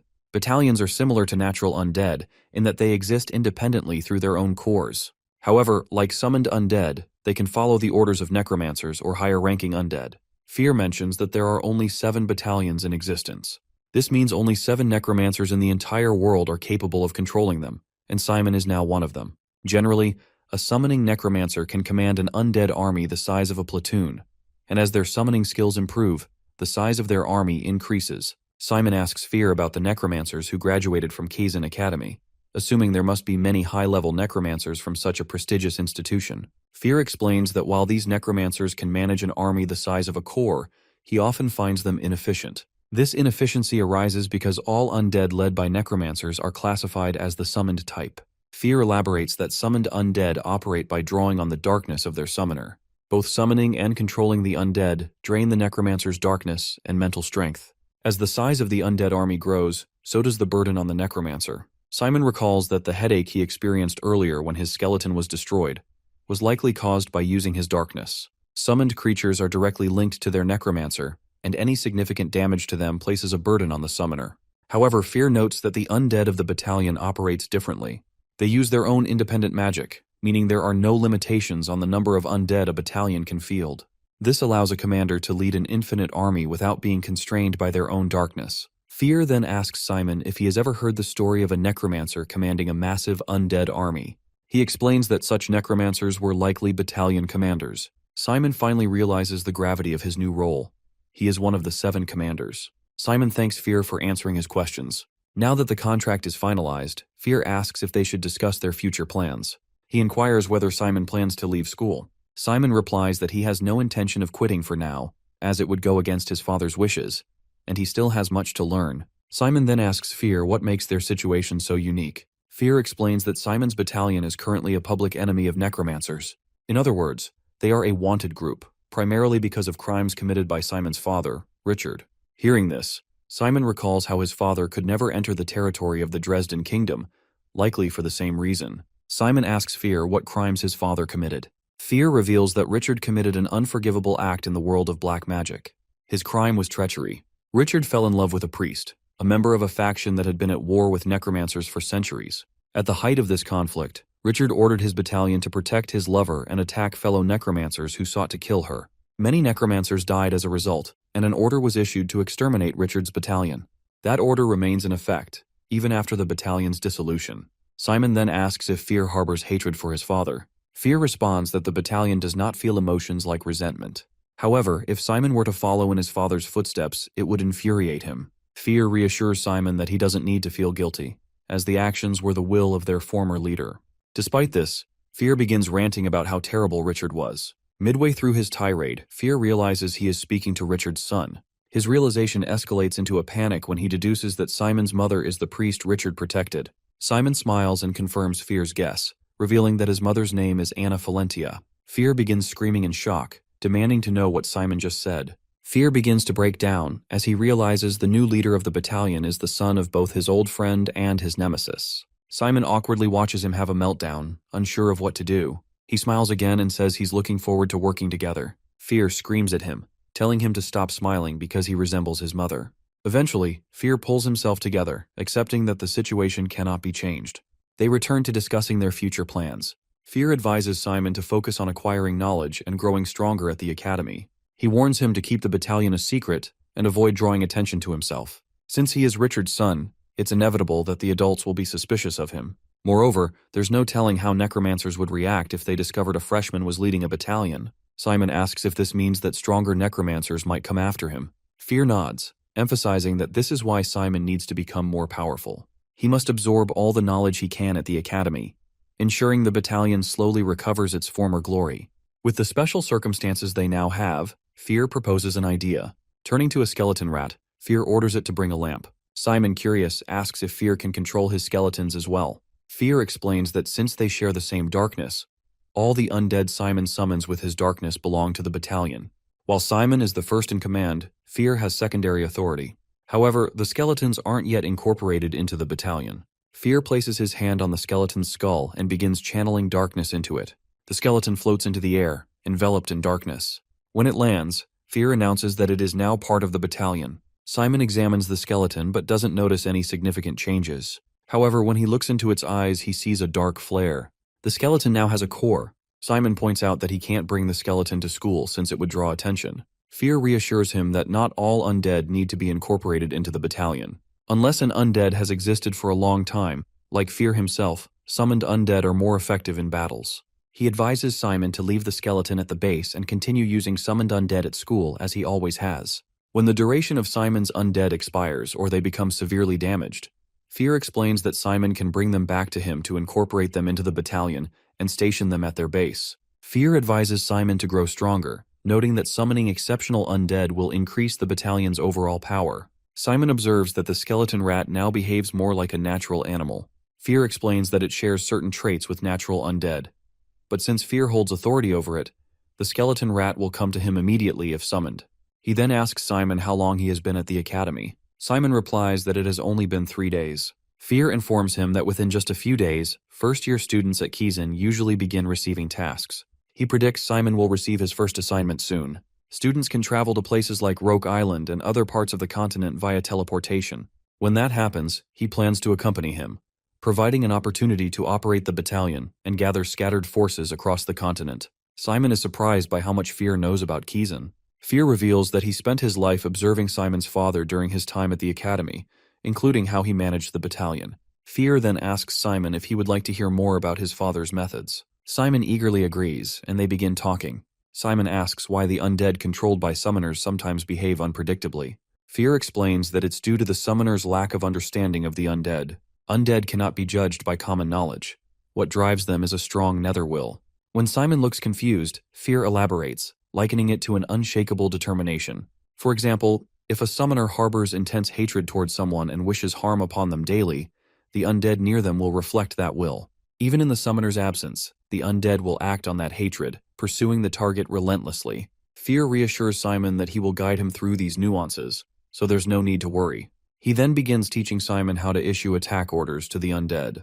Fear emphasizes that Simon must focus and strengthen his will, no matter who the target is. To demonstrate, Fear asks Simon to imagine the wall behind him as his enemy and to channel all his hatred toward it. As Simon stares intensely at the wall, the skeleton rat suddenly leaps at it and self-destructs. Fear explains that a top-class necromancer can convey their will effectively, even when giving simple commands. He stresses the importance of using negative emotions, as they are the most powerful motivators for the undead. Fear then instructs Simon to command the skeleton to stop. Simon tries several times, but the skeleton refuses to obey. Frustrated, Simon lets out a deafening scream, and the skeleton freezes immediately. Fear is impressed, realizing Simon has just used an absolute command, a technique that demonstrates remarkable potential. He finally realizes that Simon is no ordinary boy. Simon feels like a mess because he struggles to control his undead properly. However, Fear reassures him that he did well. He tells him that he needs to train so he can command his undead with a single order. Suddenly, Simon feels dizzy, and Fear explains it's due to stress and the shock of what he just experienced. After a short break, Simon decides to return to Kizan since he only has permission to stay outside for a day. Fear gives him a small coin-shaped device and tells Simon he can use it to contact him anytime. Simon thanks Fear and promises to visit next weekend. He wears the device as a badge when he returns to Kizan. Fear is overly excited to be back in Kizan. He can't wait to see what will happen to the students after the protection period ends. When Simon asks him what he means, Fear teases him about the upcoming hellish exam.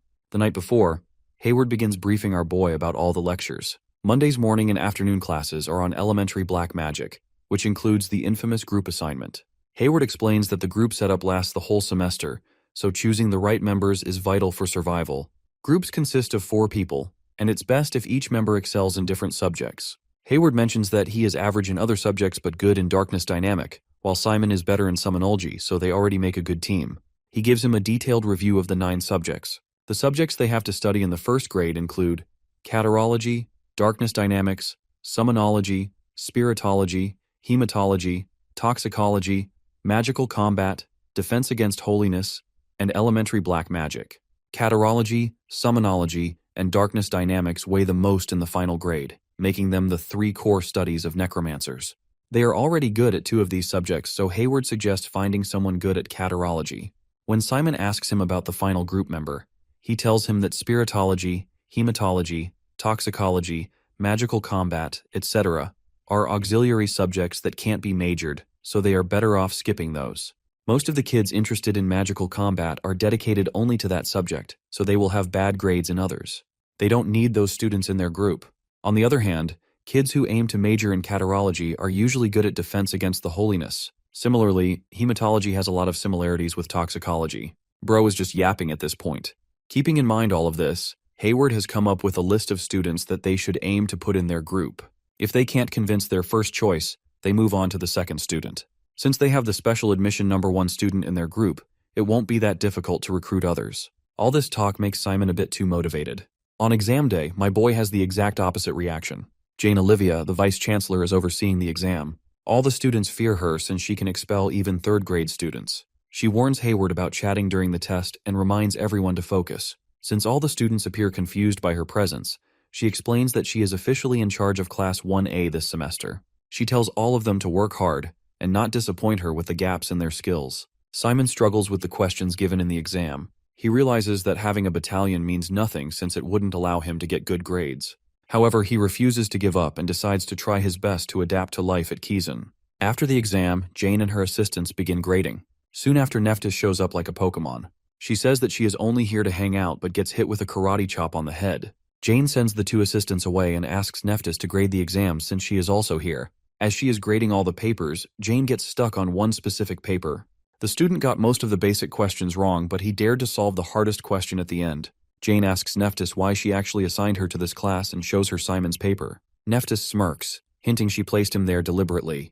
Nephthys asks Jane why all the names of the students are hidden. She tells her that it's a blind evaluation to prevent any bias. Nephthys thinks that she is going overboard since this is just the first test of the semester. Jane tells her that it might just be a test, but she has already made some interesting discoveries. The paper that Nephthys is grading has question number 2 in toxicology, regarding the ingredients correct, but at the same time got the comparison question wrong. On the other hand, the paper she has is the complete opposite. The student got most of their basic questions wrong, but they still decided to solve the hardest question. Moreover, the formulas they used were mostly wrong and all over the place. It seems like the student didn't undergo any prep classes and just came up with the answer based on their own deduction and last week's classes. They even used a summonology formula to calculate the amount of darkness. The correct answer to the question is 1,200,000. The student's answer is 1,200,146. Even though it is not really the exact answer, the student still managed to get close with just their deduction. Jane removes the sheet hiding the name of the student and asks Nephthys why she assigned her to a class with this particular student. Nephthys gives her a smile and says that she has no idea what she is talking about. Later, the exam results are posted. All the students discuss their results, and some even think about changing majors. Simon is shocked by his scores since his only above-average score is in summonology. Hayward tries to cheer him up and tells him that he has a high score in summonology. He says that it's impressive for someone without prior preparation. Hayward's own average is 70, with darkness dynamics being his best subject. Simon feels betrayed that Hayward is better at academics than he lets on, but Hayward tells him that he only studies enough to not get expelled. However, they now have a bit of an issue with their plan since the results are published already. They may have trouble recruiting even a single member with their current scores. Jane gives them 30 minutes to finalize groups and reminds them that their groups will stay the same throughout the semester. They will get group assignments that can only be solved by working with other group members, which means that poor teamwork will affect their grades. All the students immediately start looking for good group members. Simon notices that their top choices, Jamie and Claudia, are already invited to other groups, while their third and fourth choices, Rosenthal and Catherine, have also teamed up. He tries to calm himself since there is no group of 4 at the moment. The most important subject their group needs is catarology. He notices that most groups with 3 or more members have average scores, while the top-performing students in the class are still observing their options. Without wasting more time, Simon approaches Malin, the student with the highest average score of over 90, and asks her to join his group. The class is shocked by his boldness. Malin calls Simon funny and questions if he thinks his special admission is a free pass. She tells him that she only trusts numbers and points out Simon's low average score of 30. When she asks if he's serious about inviting her to his group, Simon confidently replies that he is. He tells her that she is lacking in summonology since it is the only subject where she scored in the 80s. Malin gets a bit annoyed and says that her score is still far higher than his. However, our boy decides to risk it all and bets that he will surpass her in summonology in a single month. If he fails, he vows to quit Kizan. Malin is stunned by his audacity and thinks he must be crazy. She asks him to take back his promise to avoid embarrassing himself, but Simon refuses. Malin debates the situation internally. She is determined to maintain her top rank this semester and sees Hector as her biggest rival. While she is confident about beating him in written exams, she worries about falling behind in combat and performance assessments. To outshine Hector, she realizes she needs to dominate group lectures. Since summonology is her weakest subject, Simon might be her best chance given that he defeated him without a prep class. After some thought, Malin asks Simon if he's certain he can keep his promise. Simon assures her he will, no matter what. Reluctantly, Malin agrees to join his group. Hayward hugs him joyfully at the news. When Malin asks who Hayward is, Simon introduces him as their teammate and tells her not to worry. She glares at him and says that she has already committed to this, so she can't do much, but if he gets in her way, she won't forgive him. My man Hayward catching strays. Curious, Malin asks Hayward about his darkness dynamics score. He replies with a modest 74, and Malin remarks that it's not bad. Hayward laughs, calling her picky, and asks who they should recruit as their final member. Malin suggests they look for someone skilled in hematology since it's time-consuming and requires meticulous calculations. Hayward confidently tells them to sit back and relax while he finds the perfect candidate. As he leaves, other students begin gossiping about how the top two students, Malin and Simon, are now in the same group. They still think that there is some hope because Simon doesn't look that promising at the moment. Malin asks Simon where his family is from, as she has never heard his name before. Simon explains that he is the heir to a barony in the Baldwin Kingdom, where his family manages Les Hill. When Simon questions Malin about her background, she proudly states that her family has deep ties to the Ivory Tower. Simon recalls that Cern, the second-ranked special admission student, is also from the Ivory Tower, but Malin quickly cuts him off. Simon wonders if mentioning Cern was a mistake. The two of them sit silently for a bit. Soon after, Hayward arrives with their fourth member for hematology, a girl named Kamabara's Ursula, who has 87 points in the subject. She introduces herself as Kami, and thanks them for letting her join the group. She bows down and pledges to try her best. Simon tells her that she doesn't need to be so polite since they are all in the same group. However, she reveals that she is just 16 years old. Malin immediately remembers the renowned vampire family associated with the name Ursula, but Hayward seems shocked that a member of this esteemed family is at Kizan. Kami explains that her mother is a regular human, which causes Hayward to apologize. Simon thinks to himself that Kami is an illegitimate child of the vampire family, which likely explains why her history is rarely mentioned. Hayward then shares his story, stating that he is a commoner and the son of the owner of the White Cow Merchant Group. Kami is astonished since the White Cow is one of the largest merchant groups. Hayward clarifies that as the third of 8 siblings, the family's attention and resources go toward his eldest brother. He explains that his family sees him as only slightly talented in black magic, which is why they sent him to Kazan. Hayward's goal is to graduate properly, identify the needs of necromancers for market research, and eventually create his own merchant group to earn his family's respect. As they talk, an assistant of Professor Jane hands the group a form to fill out with their team name and leader. He tells them that the group name is not that important, but they should definitely pick a leader. Malin snatches the paper from Simon and begins filling out the form. When Simon asks if she wants to be the leader, she confidently says yes and writes her name. They decide on Team 7 as their group name, with subjects including catarology, summonology, darkness dynamics, and hematology. The classroom grows noisy as other students argue over forming groups. Hayward notices the rising tension and feels relieved that their group is already complete. Simon observes how harsh students can be during group formations, but Hayward explains that this is normal during the student protection period. He warns that anyone who doesn't fight hard risks falling behind and being forced to leave Kizan. Professor Jane then announces that the 30-minute group formation period is over. She calls forward students who haven't joined a group. 3 students specializing in darkness dynamics step up, and Jane advises them to divide other subjects among themselves to balance their scores. Jane then announces the upcoming group performance assessment in their next elementary black magic class. The assessment task involves hunting a cyclops in Kizan's underground dungeon. The students wonder if they can even hunt cyclopes with their current skill level. Jane tells the class to keep quiet, and explains that they will enter the underground dungeons in Kizan with their teammates to defeat cyclopes. Each group must work together, but only one member will directly face the cyclops. The other 3 will support the fighter by weakening the monster or providing aid.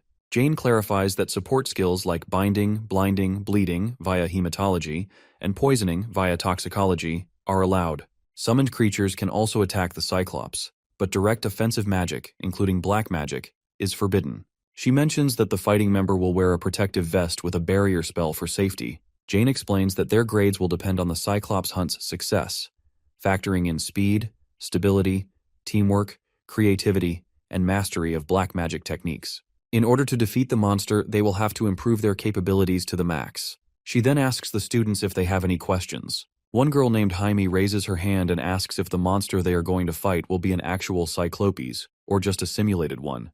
The professor clarifies that the monster will be a living, breathing Cyclopes, and even instructs them to sign a life waiver form before the assessment. Another student asks her what would happen if they fail to hunt the Cyclopes, to which she tells them that it will result in them getting the lowest grade. There are 3 ways to fail the test. First, if the fighter can't continue the battle. Second, if the professor or safety guard decides the fight is unsafe to continue. Third, if any team member gives up. Malin suggests they carefully plan their strategy against the Cyclops. Simon is excited about the test, while Hayward considers who should be their fighter. Malin confidently says she will fight since she is the strongest. Simon questions if the test favors students skilled in magical combat, and Kami agrees, pointing out that Cyclops' attacks are too powerful to block effectively with black magic. She suggests dodging the attacks, but Malin thinks the opposite. She believes magical combat students may favor physical attacks, but those won't work well against the Cyclops' thick skin. Hayward agrees with her and mentions that even with enhanced strength, stamina would be a problem. Kami asks Malin if she has a plan, and Malin says she does. Jane explains the upcoming schedule. In the first class, teams will present their strategies for fighting the Cyclops. In the second class, students will get hands-on experience in a virtual battle, and the third class will be the actual battle. After that, Jane advises all of them to discuss their strategies among their groups during the remaining time of the class. Malin shares her strategy with the group and shows them a spell called Dark Flare. Hayward and Simon are surprised to see that she knows such a spell. Malin plans to burn the Cyclops with Dark Flare while the rest of the group weakens it with curses like Exhaust. Hayward reminds Malin that teamwork is part of the evaluation. Her plan might highlight her efforts, but it leaves the others with little to do, which could hurt their teamwork score. Malin turns back and asks him if he has a better idea. Simon asks if she can cast Dark Flare while dodging the Cyclops' attacks. Malin admits she might struggle with that, recalling how she fell behind in physical tasks during combat training.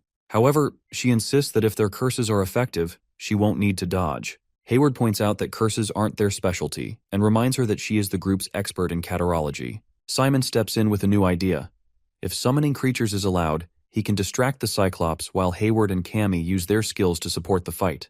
When Simon asks Kami about her role, she says hematology is quick and adaptable, so she will focus on curses. Since there is not much left to do, Hayward plans to practice Exhaust all week to strengthen his contribution. As the bell rings, Jane reminds the students to prepare a 10-minute presentation for the next class. Their strategy must clearly explain each member's role and the black magic techniques they will use. After their class ends, Hayward thinks to himself how Simon can sometimes just think of solutions and lead his teammates naturally. He suggests they go to the cafeteria to eat the hamburger steak. All of them leave without Malin causing her to have a breakdown. She asks them how they can be so mean, and they tell her that she should have stuck with them since it was a limited-time offer. The next class is toxicology, and the professor introduces himself as Lang Strauss. Bro is on 1 HP. All the students get bored immediately after the class begins, since they are just learning about some chemical reactions. The students immediately get up when the professor tells them that they will be making some low-grade poisons now. However, he starts coughing, and one of the assistants urges him to take some rest. She sends him off and takes over the class for the day. After the professor leaves, she throws one of the books at a student who is sleeping in class. Everyone immediately wakes up as they hear the assistant screaming. She scolds them for acting so rudely in front of a professor. Francesca criticizes the students for being rude and reminds them to mind their manners. She informs them that she will be teaching their class today instead of Professor Strauss. The lesson is about making a low-grade poison potion. Assistants hand out materials, and Francesca explains that the key to making this potion isn't about controlling ingredient amounts or the order, but following precise steps. She instructs the class to light the candle under their cauldrons, wait for the water to boil, and then add salamander and barley powder. The students follow along, but Simon complains about the smell. Hayward notices Simon's potion emits green smoke while his own is blue. Francesca tells the class that blue smoke means their potion will cause neural paralysis, while green smoke indicates a potion that induces severe headaches and hallucinations, making it useful against magicians and necromancers. Students with green smoke are told to remove their jackets, place them on chairs, and wait for additional ingredients. She instructs everyone to skim off the thin layer of oil from their potion, explaining that vegetable fats reduce the poison's effectiveness. She then tells them to stir the solution until it becomes sticky, warning them to monitor the fire, as excessive heat can ruin the potion. A student asks if it's normal for her potion to turn yellow. Francesca praises her, explaining that yellow signifies the highest quality for poison potions. She claims that she should be able to sell this quality of potion in the market. Another student tells her that her potion changed from blue smoke to green. This probably means that the ingredients at the bottom floated up and changed the effect of her potion, so she asks the assistants to give her some additional ingredients. Seeing the professor helping every student, Hayward tells Simon that he has finally figured out the reason why Professor Strauss is able to survive in Kiezen for this long. It is probably because of his talented assistant. As they talk, Simon notices a green poison in the distance. Hayward asks Simon if they can use their potions in the Cyclops battle, but Malin dismisses the idea. She tells them that low-grade potions are ineffective against large monsters like the Cyclops. While flipping through his textbook, Simon finds a potion recipe using Lahark mushrooms, which he remembers from meals his mother used to make. He shows the recipe to Malin, who agrees it could work. This potion, called Nervier, temporarily paralyzes tendons and contracts muscles. It's effective against small and medium-sized monsters at level 3 or higher. They plan to wound the Cyclops with a summoned creature and pour the potion into the wound. However, gathering the ingredients is their biggest challenge. Cammy tells them that they can find basic ingredients locally, but items like Lehark mushrooms, blood slime, and silk vines are harder to obtain. Hayward tells them that he can go to Rochester and ask around for the ingredients. Simon volunteers to gather Lehark mushrooms, as he knows where to find them near the Forbidden Forest. Everyone looks at him in shock as they hear about the Forbidden Forest. He assures them that it won't take long since the mushrooms are located near the entrance of the forest. Simon reasons that Hayward is also taking a risk by going to Rochester, so he should be doing this much for the group. Malin warns him about monster attacks, so Kami decides to go with him for safety. Simon agrees, but he tells them that they should leave immediately if things seem dangerous. Hayward takes on the task of finding blood slimes and silk vines, while Malin gathers the basic ingredients and reserves the lab. They plan to meet at the lab in the evening with everything ready. Unbeknownst to them, a hooded student sitting behind overhears their plan. After class, the student heads to Hector and tells him that he has got some valuable information for him. Later at night, Simon and Cammy venture into the Forbidden Forest. Hayward shows them both a secret passage that leads outside. He tells them that the guards near the Forbidden Forest just finished their patrol, so they won't be back for a while. However, they can never be completely certain, so they should make it back quickly. As they part ways, Simon notices that Kami looks a bit too excited. She tells him that she loves taking walks at night, which reminds him that she is a vampire. As they continue talking, she thanks him for helping her during the magical combat class. She reveals that she couldn't jump on the hippo and all the other students ignored her. She thought that it was bound to happen since the academy was so competitive, but he still reached his arm out to help her. Simon tries to play it cool and tells her that it's what he had to do, but she cuts him off and tells him that it makes him incredible. Simon gets a bit nervous and tries changing the topic. They finally find a bunch of mushrooms and decide to take all of them. Kami asks Simon why he came to Kaizen. He tells her that he initially came to the academy because of his parents, but now he has goals of his own and he wants to become a necromancer. As he asks her about her reason, they hear a noise nearby and immediately hide. They both can hear the sound of guards. If the guards catch them, they may not be safe even during the student protection period. It didn't make sense for them to patrol at this time, so Simon thinks that it must be an emergency search. Cammy starts to cry as she is scared. He assures her that they will get out since he has an idea. He then calls out to Fear and tells him that he is in a bit of trouble. After preparing everything, he orders the two skeletons to run in opposite directions. As the guards start chasing the skeletons, Kami and Simon make their way out. Unfortunately for them, the guard dogs pick up their scent and start chasing after them. Simon asks Kami to use some spells on the dogs to slow them down. She uses one of her spells to stop them, but the guards show up and start shooting arrows at them. Kami starts to panic as she realizes that the arrows are real, but Simon assures her that the guards won't hurt them since they have seen their uniforms. As the guards try chasing after them, Simon uses the stones they gathered to block their vision. They then reach the end of the hill. Simon asks Kami if she can use the leaping technique they learned during their magical combat class. She starts shaking and tells him that she can't. Suddenly she smiles and says that she is okay and won't tell on him even if she is caught. Simon apologizes to her and picks her up in his arms. He then jumps to the other side of the mountain using the darkness. As he puts her down, she loses her mind since she really thought she was going to get caught. Simon is surprised that she was willing to let herself get caught when she was this scared. He smiles and tells her that they've lost the guards so they should return to school. She looks up and thanks him for everything he did for her. On their way back to school, Kami asks if they might be lost. Simon assures her they're heading in the right direction. Suddenly, Kami hears voices. Simon guesses they might be owls, but Kami insists it's a human voice. They cautiously peek through the bushes and are shocked by what they see. Cammy is terrified to spot a priest praying in front of a large cross. Simon grows uneasy, wondering why a priest would be on Raj Island. Before they can retreat, the priest notices them. Simon quickly tells Cammy to run, but the priest stops them using dark magic. Realizing the priest is not an ordinary one, Simon understands he's dealing with a traitor from Kizan. Cammy also notices that the priest is using both darkness and holiness. Simon tells her that it is probably a traitor, but the powers he is using are supposed to clash. He can't make sense of the situation but knows one thing for sure. If they're caught, they're doomed. He grabs Cammy's hand and starts running. The priest tries to stop them by attacking and sending flying crosses that cut Cammy's leg and Simon's shoulder. Suddenly chains shoot out which capture Cammy and tie her to a tree. The priest then turns his focus to Simon, but he dodges the attacks and summons a sword to defend himself. However, his sword shatters when it comes in contact with the chains. Desperate, Simon leaps in the air and tries to attack the priest using his darkness. The attack is aimed to reveal the identity of the priest, but it narrowly misses. This makes the priest even more furious, and she summons hundreds of crosses in the air. As Simon looks up, he realizes that he can't handle all this by himself. He smiles as he shows his badge to the priest. In an instant, Fear appears behind the priest and launches an attack. The priest narrowly escapes using a shield. Fear tells Simon to back off and says that this fight is beyond him. He laughs as he continues battling the priest, since it's been a long time since his last battle. As the two of them fight, Simon checks on Cammy.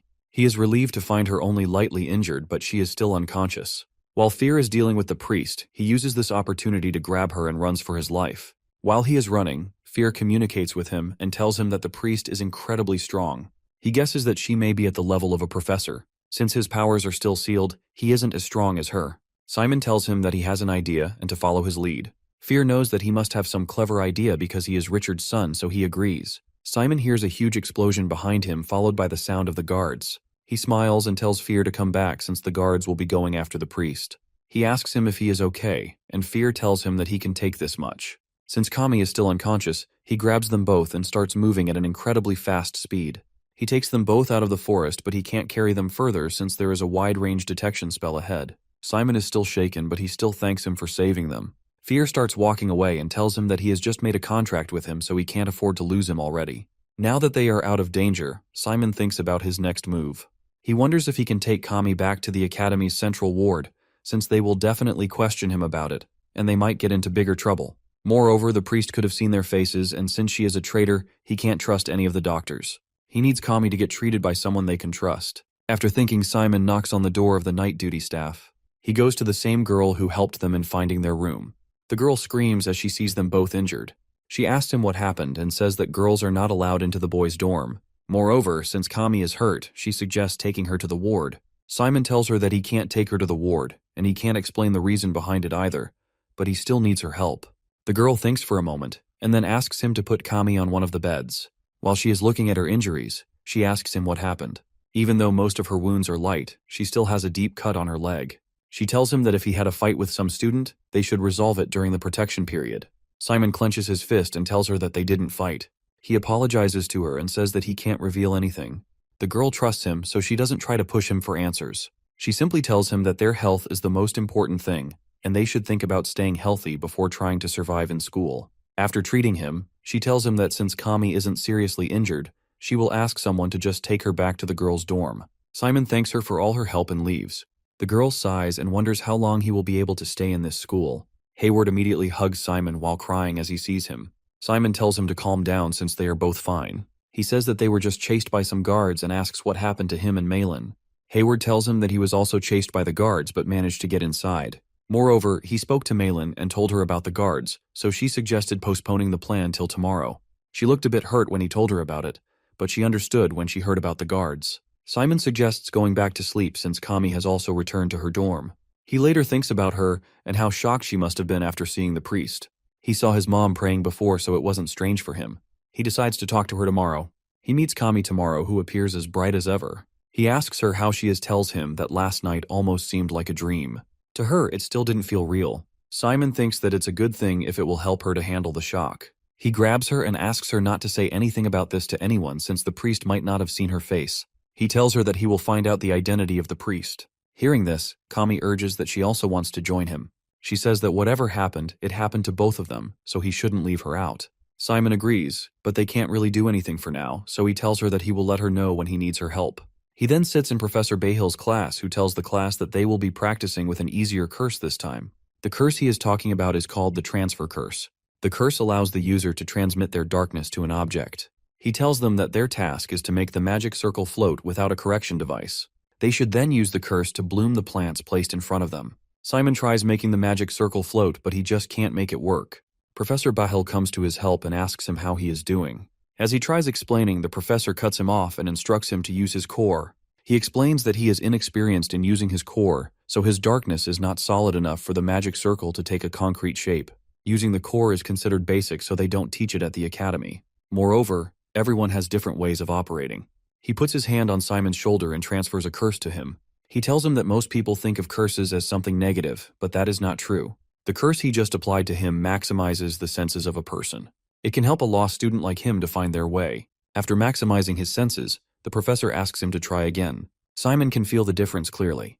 Professor Bahill tells him that his darkness is different from others, and it becomes useless if he just simply tries to pull it out. Instead, he should think about it like circulation. He should think of his core as a living creature and wait until the darkness naturally comes out of his body. The professor shows him a demonstration and casts his darkness outside.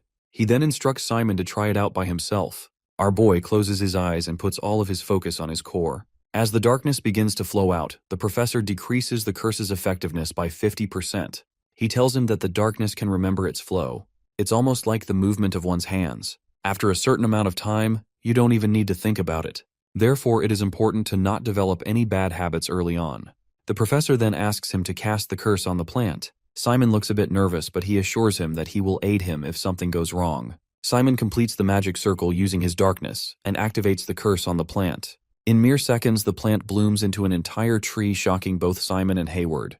Professor Bahill calmly tells him that this is the potential that he is holding. All he did was assist him so he could stably output his powers. He tells him that he just witnessed what he will be able to do in the near future because his darkness is special. He hopes that he will think about it thoroughly and pick the direction he wants to take in order to fully utilize his darkness. Simon asks the professor if he can give him any feedback on the curse he just cast. Professor Bahill is impressed that he can look at himself objectively without getting carried away by a good performance. He tells him that his curse is lacking emotions. Simon asks him if it's the same way as when making orders to the undead. Hearing this, the professor looks at him with a terrifying expression and then goes back to normal. He smiles and tells him that it's similar. Meanwhile, Simon is still shocked by the expression he just made. As the professor is walking away, Hayward calls him out and asks him if he can assist him as well, since it isn't easy to make the plant bloom. The professor smiles again and tells him that he shouldn't wait to be spoon-fed since it is the mindset of a lazy beginner. Simon excitedly thinks about what the professor just told him. In their next class, Hayward asks Kami if she also thinks that the professors are favoring Simon more than anyone. In their previous class, Professor Bahill was super nice to him, which allowed him to master the curse. Moreover, in this class, Professor Hongpeng corrected his form by herself. It almost felt like she was giving him a private lesson. Professor Hongpeng instructs Simon to stand firm on his toes and follow her guidance. Simon does as she says and uses the darkness to kick. She acknowledges his effort with a compliment on his pivoting, but points out that 4 of his basic postures are incorrect. She advises him to keep his gaze fixed on the target and engage his lower back properly. Simon apologizes and promises to be more careful next time. The professor reassures Simon that he's doing well overall. It's just that he needs more practice. Seeing Hayward like that, Malin tells him to focus on improving his performance and earning the professor's favor instead of holding grudges. He tells her that he is not holding a grudge, but only asking questions. He then turns the tables on Malin, teasing her about being labeled a problem student for trying to lift the exhaust curse in their last class. Malin angrily denies the claim, and the two of them start arguing. Poor Kami tries to intervene, but it's no use. Soon Simon shows up and they stop. Malin asks him for help, saying he's good at magical combat. Since Professor Hongpeng won't help her, she wants Simon to teach her instead. She explains that she needs to prepare for her performance assessment against the Cyclops and wants to improve her speed and earn better grades. Simon assures her she doesn't need to explain everything, and he was going to teach her anyway. He instructs her to get into position, but her posture looks awkward. Simon tells her she's too stiff and lacks confidence. He encourages her to relax and stand naturally, gathering the darkness around her waist and holding it there. She hesitantly tries to kick, but it's way off. He asks her to kick using her core strength and put the darkness behind her thigh after turning. As he keeps on correcting her from a distance, she loses her patience and asks him why can't he just show her by touching her. Everyone goes silent for a moment, and the girls start making weird connections between them. Simon grabs her leg and points out the exact spot to focus her darkness and helps her concentrate on channeling her power. He asked her to try again and focus on what he just taught her. Malin manages to improve but falls over in the process. Simon praises her progress despite the fall. Suddenly, a group of girls from their class gathers around Simon, asking if he can teach them his technique too. Later, he sits in Professor Aaron's class as he teaches them about the restoring force. He explains that the biggest advantage of skeletons is their ability to regenerate. To demonstrate, he summons a skeleton and shows how, even when its bones are scattered by a strong shock, residual darkness allows them to reform. He explains that activating the darkness and maximizing its attraction property can restore the skeleton to its original structure. While the students practice with the rat skeletons, Simon is busy reading a book. Malin notices and asks if he thinks it's fine to slack off. In response, Simon effortlessly restores his skeleton, leaving her stunned by his skill. Still, she warns him not to get overconfident and reminds him of his promise. He reassures her that he will get a better score than her no matter what it takes. She tells him that she could have gotten 90 on the summonology test, but she couldn't solve the last question. Hearing this, Simon tells her that the question was easy. She doesn't believe that he solved it when he didn't even take any prep classes and asks him for his answer. Her entire expression changes as he reveals his answer. As the two of them are talking, Professor Aaron shows up and asks Simon what he is doing. He tells him that he was able to restore the skeleton, so he was just looking at the materials of the upcoming lecture. The professor stares at him for a second and asks him to stay after class. Malin thinks that he is in trouble for talking during the class, so she apologizes to him. After all the other students leave, Professor Aaron asks him to follow him outside. He tells him that he can't stand students who don't learn in his class even though they are willing. The professor then asks him to take out his skeleton and destroy it. He then instructs him to restore it back. Simon quickly restores the skeleton since he already knows the technique. Seeing this, the professor tells him that he will teach him a skill above restoration. Simon is confused since he thinks that he is in trouble for not paying attention during class. Professor Aaron tells him that it's nothing but an extra lesson for him. He explains that it's the role of a professor to offer additional lessons to students who excel beyond the regular curriculum. This excites Simon, who eagerly listens as Aaron begins the lesson. He then directs Simon to take his position and asks him to not make him stay here any longer than necessary. To start, the professor reveals a skeleton crafted from demon bones and asks Simon to observe closely. He demonstrates various skills: bone piercing, which is an offensive technique using restoration. He also shows him a binding skill that traps a squirrel in a bone prison, and a defensive technique that forms bone armor around the user. He tells him that depending on the skill of the Necromancer, the skeleton can become their weapon, jail, or armor. Simon finds these skills fascinating. All of these are advanced applications of restoration. Though typically taught in the second year, Aaron decides to teach these techniques to Simon due to his exceptional talent in restoration. Aaron first instructs Simon to attempt bone piercing, but points out a flaw in Simon's restoration technique.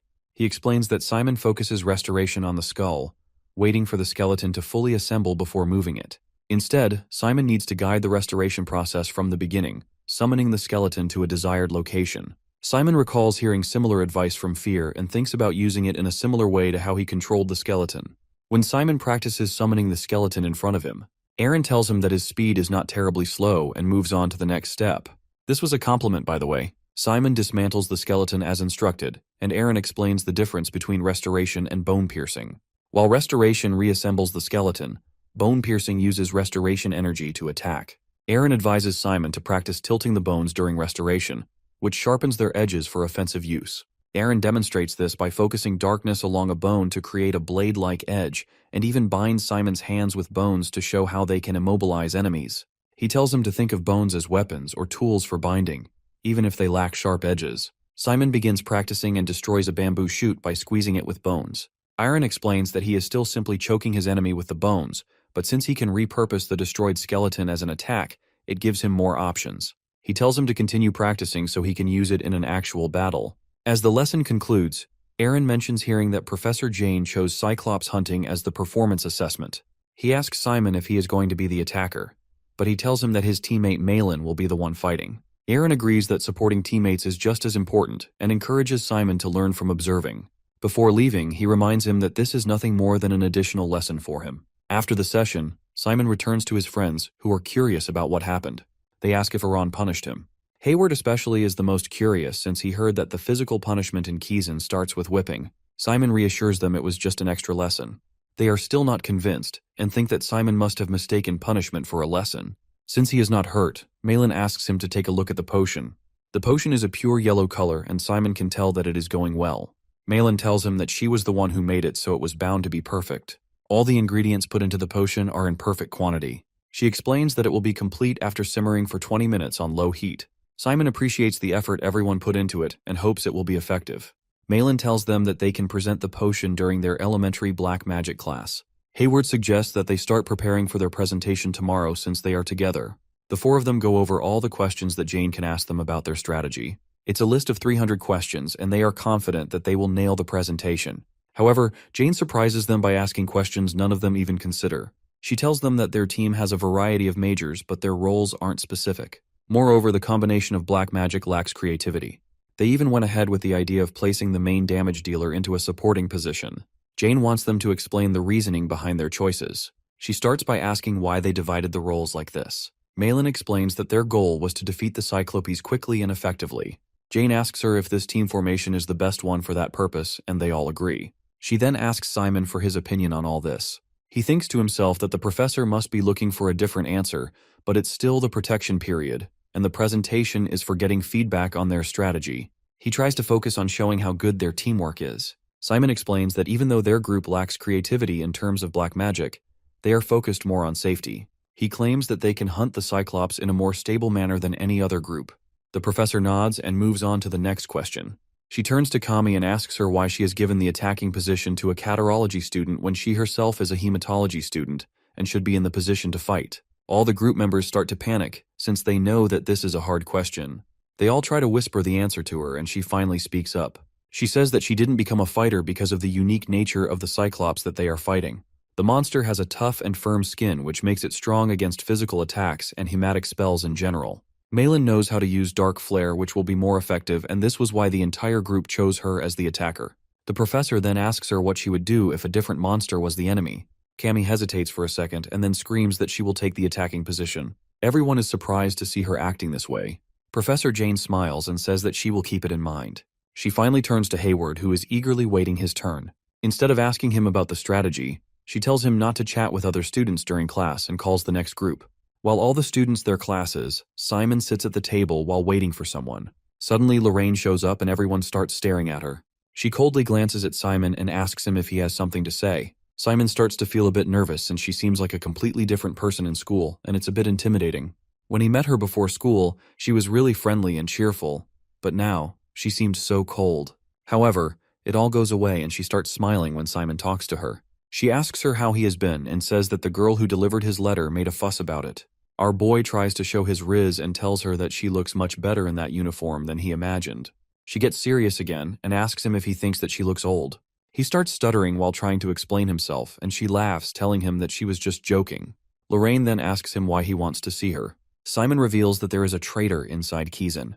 He explains that he went to the Forbidden Forest because he wanted to collect some mushrooms for a class. After explaining, he tells her that it might be a bit hard for her to believe, but she cuts him off and says that she believes him. She asks him about the cross, and he explains that the largest cross was in the middle and a woman was sculpted on it.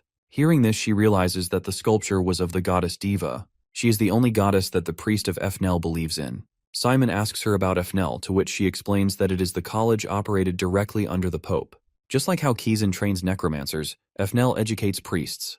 The Saintesses are considered the strongest in the Holy Federation, and there are only a select number of their members from girls who hold all the power in the Federation. Lorraine gets furious and breaks her glass as she realizes that a priest managed to step foot in Kizan. She asks Simon who else knows about this, and he tells her that it's just him and Kami. She thanks him for telling her about it. If whatever he just said is true, that priest must be a high-level priest almost as strong as a professor in the academy. This means that any of the professors can be a suspect. If he consulted one of them, they might have destroyed the evidence or obstructed the investigation. She tells him that her mom needs to know about this so that the investigation can be thorough. Lorraine then points forward and suggests going into the Forbidden Forest. She says that there might still be some evidence left at the scene. However, when the two of them finally get there, they don't find anything. When they arrive at the spot, Simon and Lorraine are shocked to find nothing there. Simon is especially surprised since this is where the sculpture and cross should have been, yet there's no trace of fear or the priest's battle. He wonders how this is possible.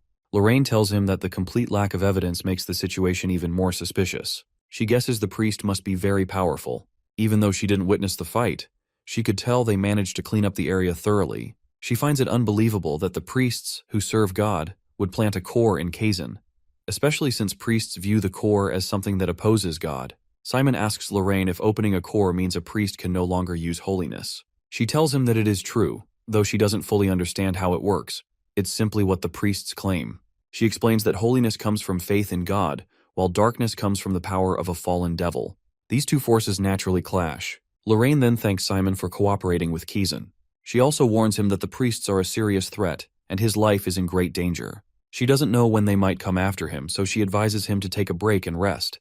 But Simon insists he's fine and prefers to continue his normal routine. He tells her that he doesn't even know if the priests saw his face. If they did come after him, it would leave evidence behind. Lorraine becomes angry and tells Simon not to be reckless. She argues that evidence is useless if it costs him his life. Simon tries to calm her down, explaining that taking a break from classes or acting differently would only make him more suspicious. If the guards start following him, it could draw even more attention. He worries it would become obvious that he reported everything to Kazan's higher-ups and is now being protected. Simon reminds Lorraine that the priest infiltrated Kazan and even opened a core, something their faith considers a sin. He says that fanatics like these can act unpredictably. Lorraine reluctantly agrees but warns him that if she notices any suspicious activity, she will make sure he's protected, even if it means restricting his freedom. Before leaving, she tells Simon not to sacrifice himself for others. Simon promises to remember that. As they return to school, he thinks to himself how he can't afford to take a break from his studies since there's still too much to learn at Kazan. The next day, Jane takes the students to the virtual battle simulation system of Kazan, called Avalon. This system is unique to Kazan and doesn't exist anywhere else on the continent. The students are amazed when they see it. Jane explains that Avalon can create magical creatures for virtual battles. She tells them Avalon was made by moving Hallucina, an ancient fortress of illusion, to Kazan and upgrading it over time. Jane briefs the students about the evaluation. She explains that the rules are the same as the real performance assessment.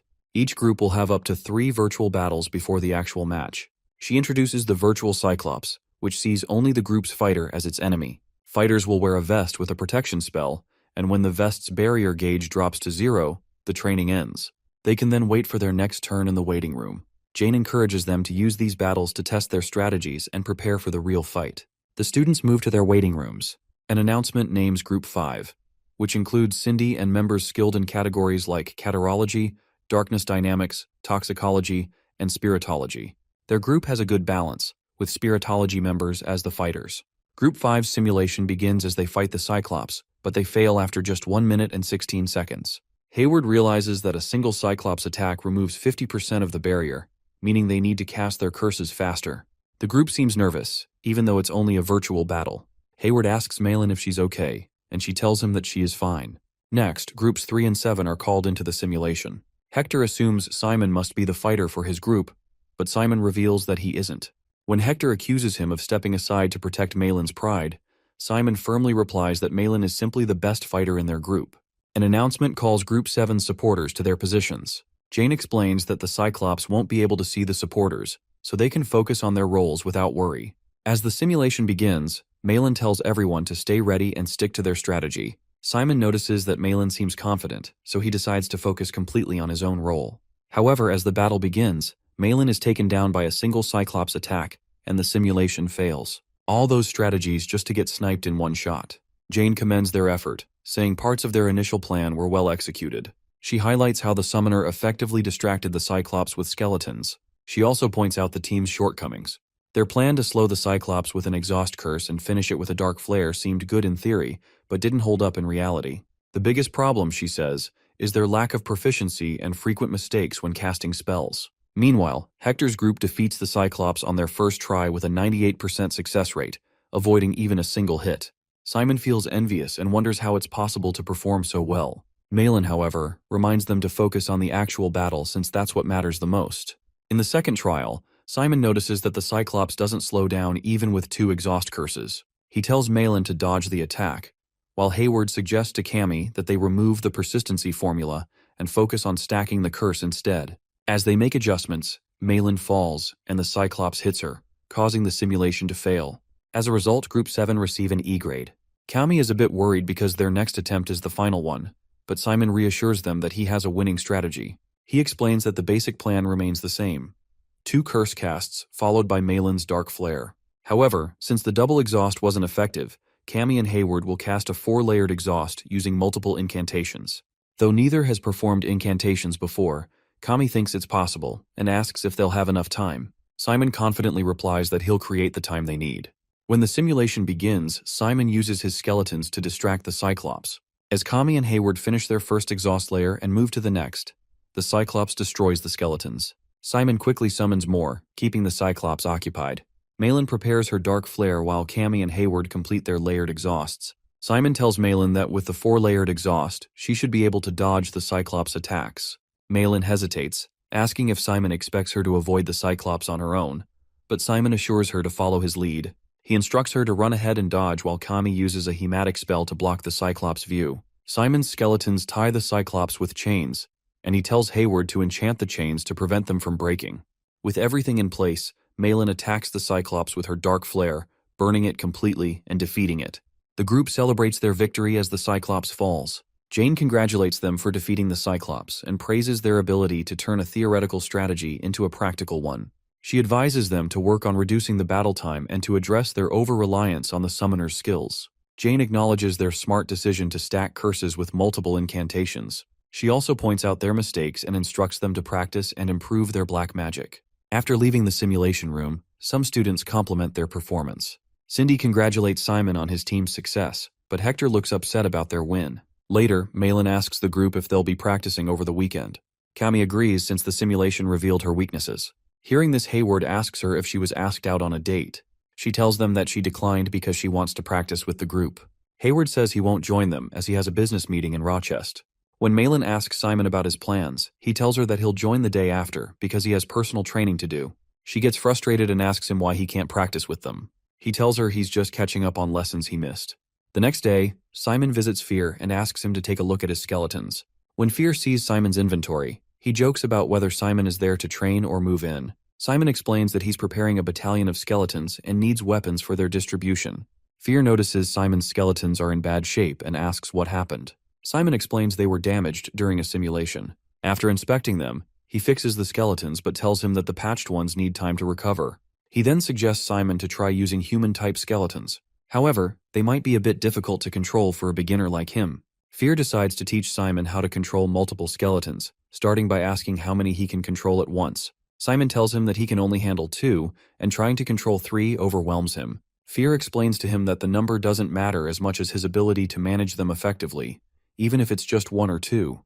To demonstrate, he challenges Simon to a fight using human skeletons. They each control 2 skeletons, and Simon orders his skeletons to attack. However, Fear's skeletons quickly defeat Simon's. Simon complains it's unfair since Fear is supposed to use only 2 skeletons at a time. Fear clarifies that he did follow the rules but used a strategy called cross-operation. By alternating commands between skeletons, he widened their scope of action without exceeding his limit. This makes Simon interested and he starts practicing. He even makes the skeletons a high five. The next day, after training with his group, everyone feels exhausted. Malin notices that Simon has much better control over his skeletons. Cammy mentions that while he could only manage 2 at a time before, now he can handle 3. When Malin asks how Simon improved so much, he tells her that it's just from his private lessons in Rochester. She asks if his teacher is a professor or some famous necromancer. Cammy thinks that it must be someone impressive. Fear can hear the conversation through his device. He laughs at being considered popular among the kids. Simon asks Fear to quiet down as his head hurts. Fear jokes about teaching Simon's friends if they die and join his battalion, but Simon reminds him that it's forbidden. Simon explains that his teacher prefers to stay out of the spotlight and barely has time to teach. Malin doesn't believe this one bit and says that he is being secretive. Hayward defends him and says that he probably has good reasons. He tells them that Simon wouldn't risk sharing anything that might lower his grades since he has a promise to keep. Hearing this, Malin claims that she can outperform Simon without private lessons and encourages everyone to get up and practice for the next week. The next day marks the end of the student protection period. The entire atmosphere of the class has changed. Professor Bahil scolds one of the students for submitting poor work and expels him after calling it trash. He expels 19 students on the spot after reviewing their assignments. Not long after, the count rises to 20, leaving Simon and his friend worried about their own futures at the school. In magical combat class, the students practice running. Hayward feels down because Professor Bahil deducted 10 marks from his homework, even though he thinks magical combat is the best class. Exhausted, Simon tells Malin not to overwork herself, but she pushes past him. Simon remembers Kami mentioning that she trained physically all day. Kami also told him that Malin claimed she could cast Dark Flare without any trouble, but she struggled to react in time to avoid a Cyclops attack. Later, they all study together. Simon is shocked to learn that Malin studies even after her physical training. Kami tells them that Malin stayed up all night studying without sleep, powered by an awakening potion. Simon is impressed by her dedication, but wonders why she puts so much effort into schoolwork. Malin excitedly calls her friends to show how she springs off the darkness and asks Simon if she needs to adjust anything. Simon reassures her that she's doing great. She is thrilled that her practice is paying off. Simon asks her to take it easy since they passed the simulation and will likely succeed in the real battle. However, Malin insists she isn't aiming to just pass. She's determined to take first place, no matter what. Hearing this, Simon begins to worry about her a bit. Later, Professor Hongpang checks in on Simon's progress with the darkness operation she taught him. Simon shares that he has improved a lot since starting, and the professor agrees. She tells him that his control and overall abilities have strengthened.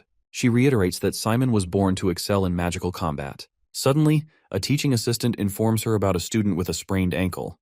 The professor leaves to help, but reminds Simon that only consistent practice will help him improve. Simon starts looking for Malin and asks Kami and Hayward, but they also don't know. Just a few moments later, they see Professor Hongpang carrying Malin on her back. Her ankle is severely sprained, so they take her to the doctor. The doctor advises that while Malin can attend lectures, she must avoid physical activities for a week. She tries to convince her that she can still participate but collapses in pain. The doctor firmly states that recovery is a priority, not a suggestion, and removes her from all physically demanding classes. Feeling frustrated, Malin apologizes to everyone and asks them to leave her alone. Simon tells her that self-pity won't help, but she is more worried about their Cyclops battle the next day. She asks how they will manage without her after practicing all week. Simon reassures her that they'll figure something out. Malin blames herself, yelling that she ruined everything. Simon cuts her off and tells her that it's enough. He then tells the group he will take on the role of the fighter for the battle tomorrow. The next day, the students enter the dungeon. Hayward is amazed at how Kizan has gathered so many dungeons and ruins in one place. Kami explains that since Nephthys is a collector, whenever she finds ancient ruins, she likely brings them to Roke Island. Despite her injury, Malin joins the team. As their team walks in with an injured group member, the other teams start feeling bad for them. However, some of them think that it's a good thing since it helps their chances. Kami wonders if they are really going to be okay. Hayward reassures her and asks her to trust Simon. After Team 6 finishes their evaluation, Team 7 is called forward. All the students start talking and wonder how the doctor even allowed her to fight in this condition. Hector sits silently while hearing all of them talk. Students think that their team is just trying to show that they are doing their best till the end. Simon tells his team not to worry about the changes in their situation and encourages them to give it their all. As their evaluation begins, the Cyclops enters the arena. Jane tells them not to overexert themselves and reminds them that they can stop the test if needed. As soon as the curse is removed, the monsters start to attack. The group sticks to their plan and Simon uses his skeletons to distract the Cyclops first. However, the Cyclops is acting a bit differently from the simulation. Instead of targeting the skeletons first, it focuses on Simon. He manages to dodge the attack, but he notices that the Cyclops is stronger than expected. He uses Restore to try and stab the Cyclops from the back, using one of his skeletons, but to his surprise, the sword breaks upon contact with its skin. Simon realizes that the monster is much tougher than the simulated one. As it enters the exhaust range, Hayward and Kami blast the curse. At the same time, Simon leaps into the air and tries to use a dagger to attack, but the Cyclops dodges, only getting a small scratch. Furious, the Cyclops begins attacking relentlessly, and though Simon avoids most strikes, he eventually gets hit. Just a single hit drops his shield to 72%. Observing the scene, Jane's teaching assistant notices something unusual. The Cyclops seems far stronger than it should be and isn't affected by curses. He suggests stopping the test and replacing the Cyclops, but she refuses. She tells him that you don't always face weak opponents during actual combat, and asks if they should abort their mission if their opponent is stronger than expected. Jane argues that unpredictability and adapting to challenges are part of combat training. She believes the students can learn more from this experience than from standard tests, and asks them to trust them and watch for now. Simon quickly realizes their usual tactics won't work. As he hides behind a broken structure, Hayward asks him why the Cyclops is still unaffected even though it was hit by exhaust 3 times. Simon tells them to give up on using the curse since it is not working. Malin doesn't agree with him and says that all the other teams won by using the same curses. He slowly starts getting up and tells her that he doesn't know the reason, but something is different. He tells everyone to abandon their original strategy and just help him however they want.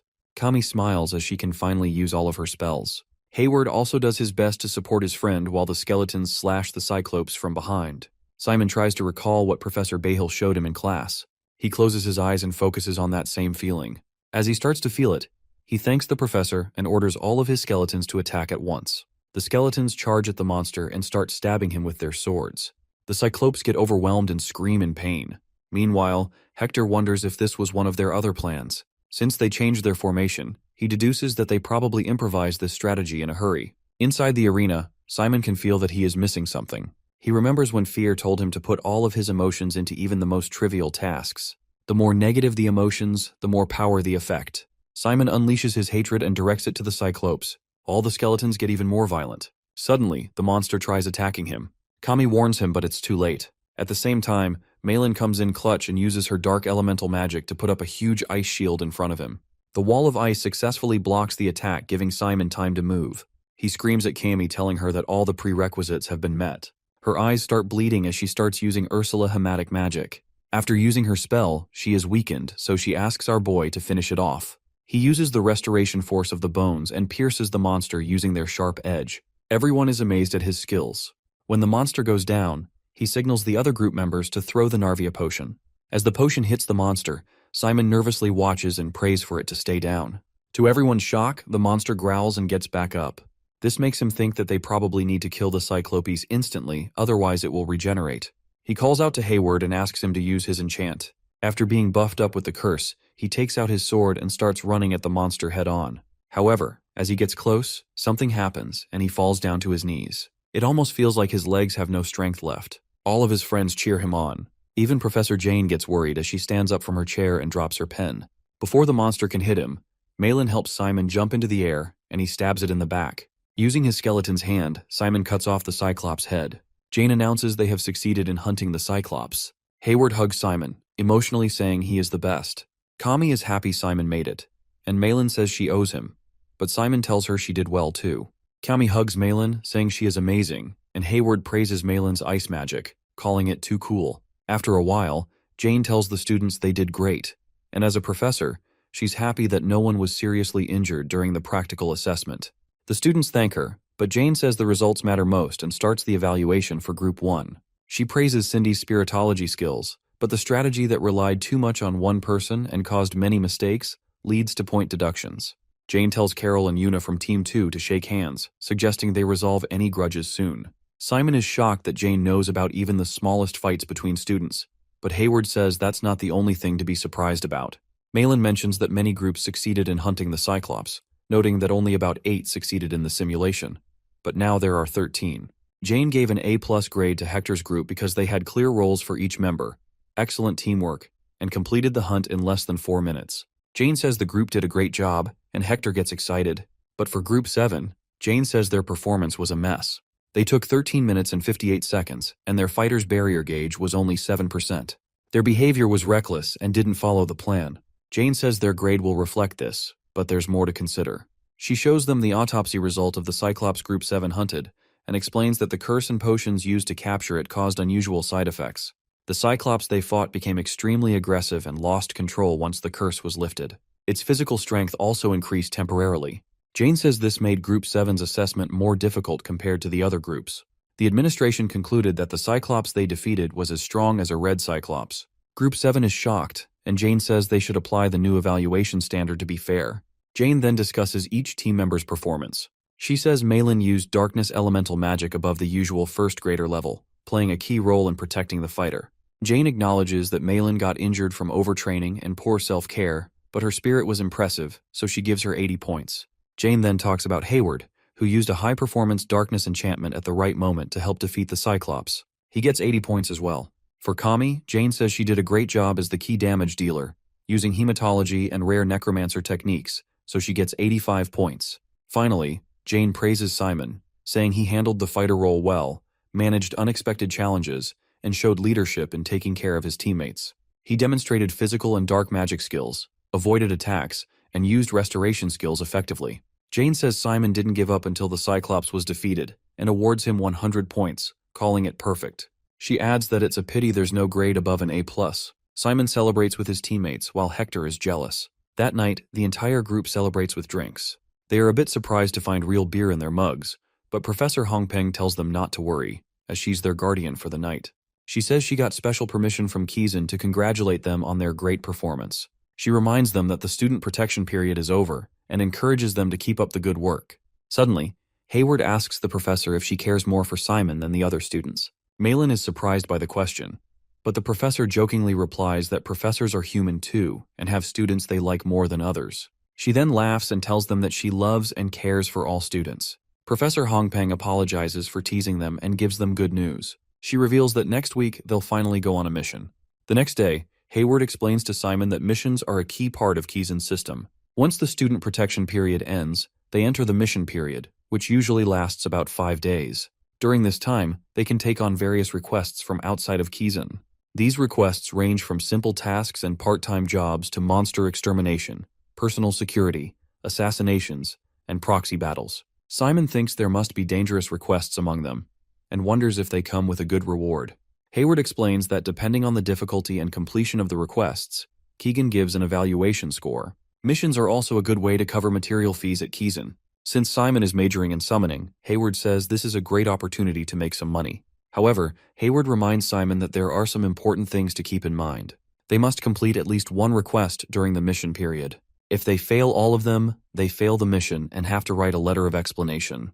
They can continue working on requests after the mission period, but Hayward advises against it because they won't be able to attend classes during the extended period. Some students take on easy requests to finish quickly and focus on their studies, while others leave the island to take on big cases for money and grades. Simon can come up with his own plan, but Hayward warns him not to pick an easy request just to get a good grade.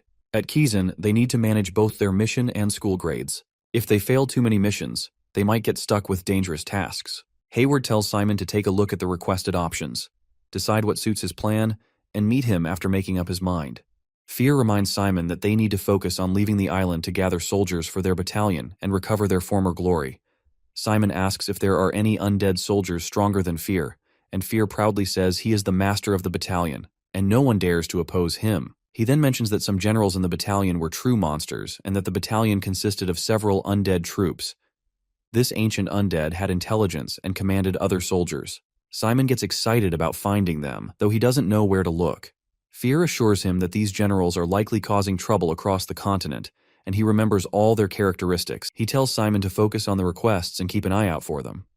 Simon skips the missions on Raj Island, and Fear suggests he look at the red requests. Just then, Simon bumps into Hector, who asks if Simon is heading to the neutral zone, a lawless area where Kizan's influence doesn't reach. Hector warns Simon that Kizan won't be able to help if he gets into trouble there. Hector hopes they'll run into each other during the mission, but Simon just tells him to look after himself. Simon starts looking through the requests and asks Fear what he thinks about the zombie raid one. Fear tells him that infection is too common and even a necromancer could cause it. He adds that none of the requests on the board have anything to do with the general's abilities. As they look through the requests, Fear suddenly points out a blue envelope on the board. Simon thinks it must have been mistakenly posted in the red envelope section. He reads the request and sees it's about a missing person case where young women are found as dried corpses. Fear asks Simon to show him the details of the request.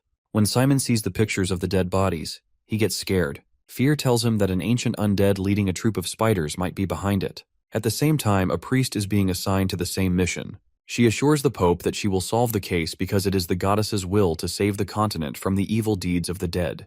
The priest, Ellen Zyle, a second-year student from the Holy College of EFNL, assures her that she will solve the case no matter what. Simon is standing outside the Vice-Chancellor's office. Inside, Jane is busy with paperwork. She invites him in while still writing and asks if Simon is there for a mission. He tells her yes, and Jane suggests they take a look at the mission he picked. After reading the request, Jane tells him to choose a different request because this one is too difficult for a first-year student. Simon insists that he can handle it. He tells her that he is confident he can solve the case. Seeing his confidence, she decides to trust him and signs the paper. She tells him to take responsibility for the results. Hoping he's not misleading her, Simon is happy to hear that and thanks her for trusting him.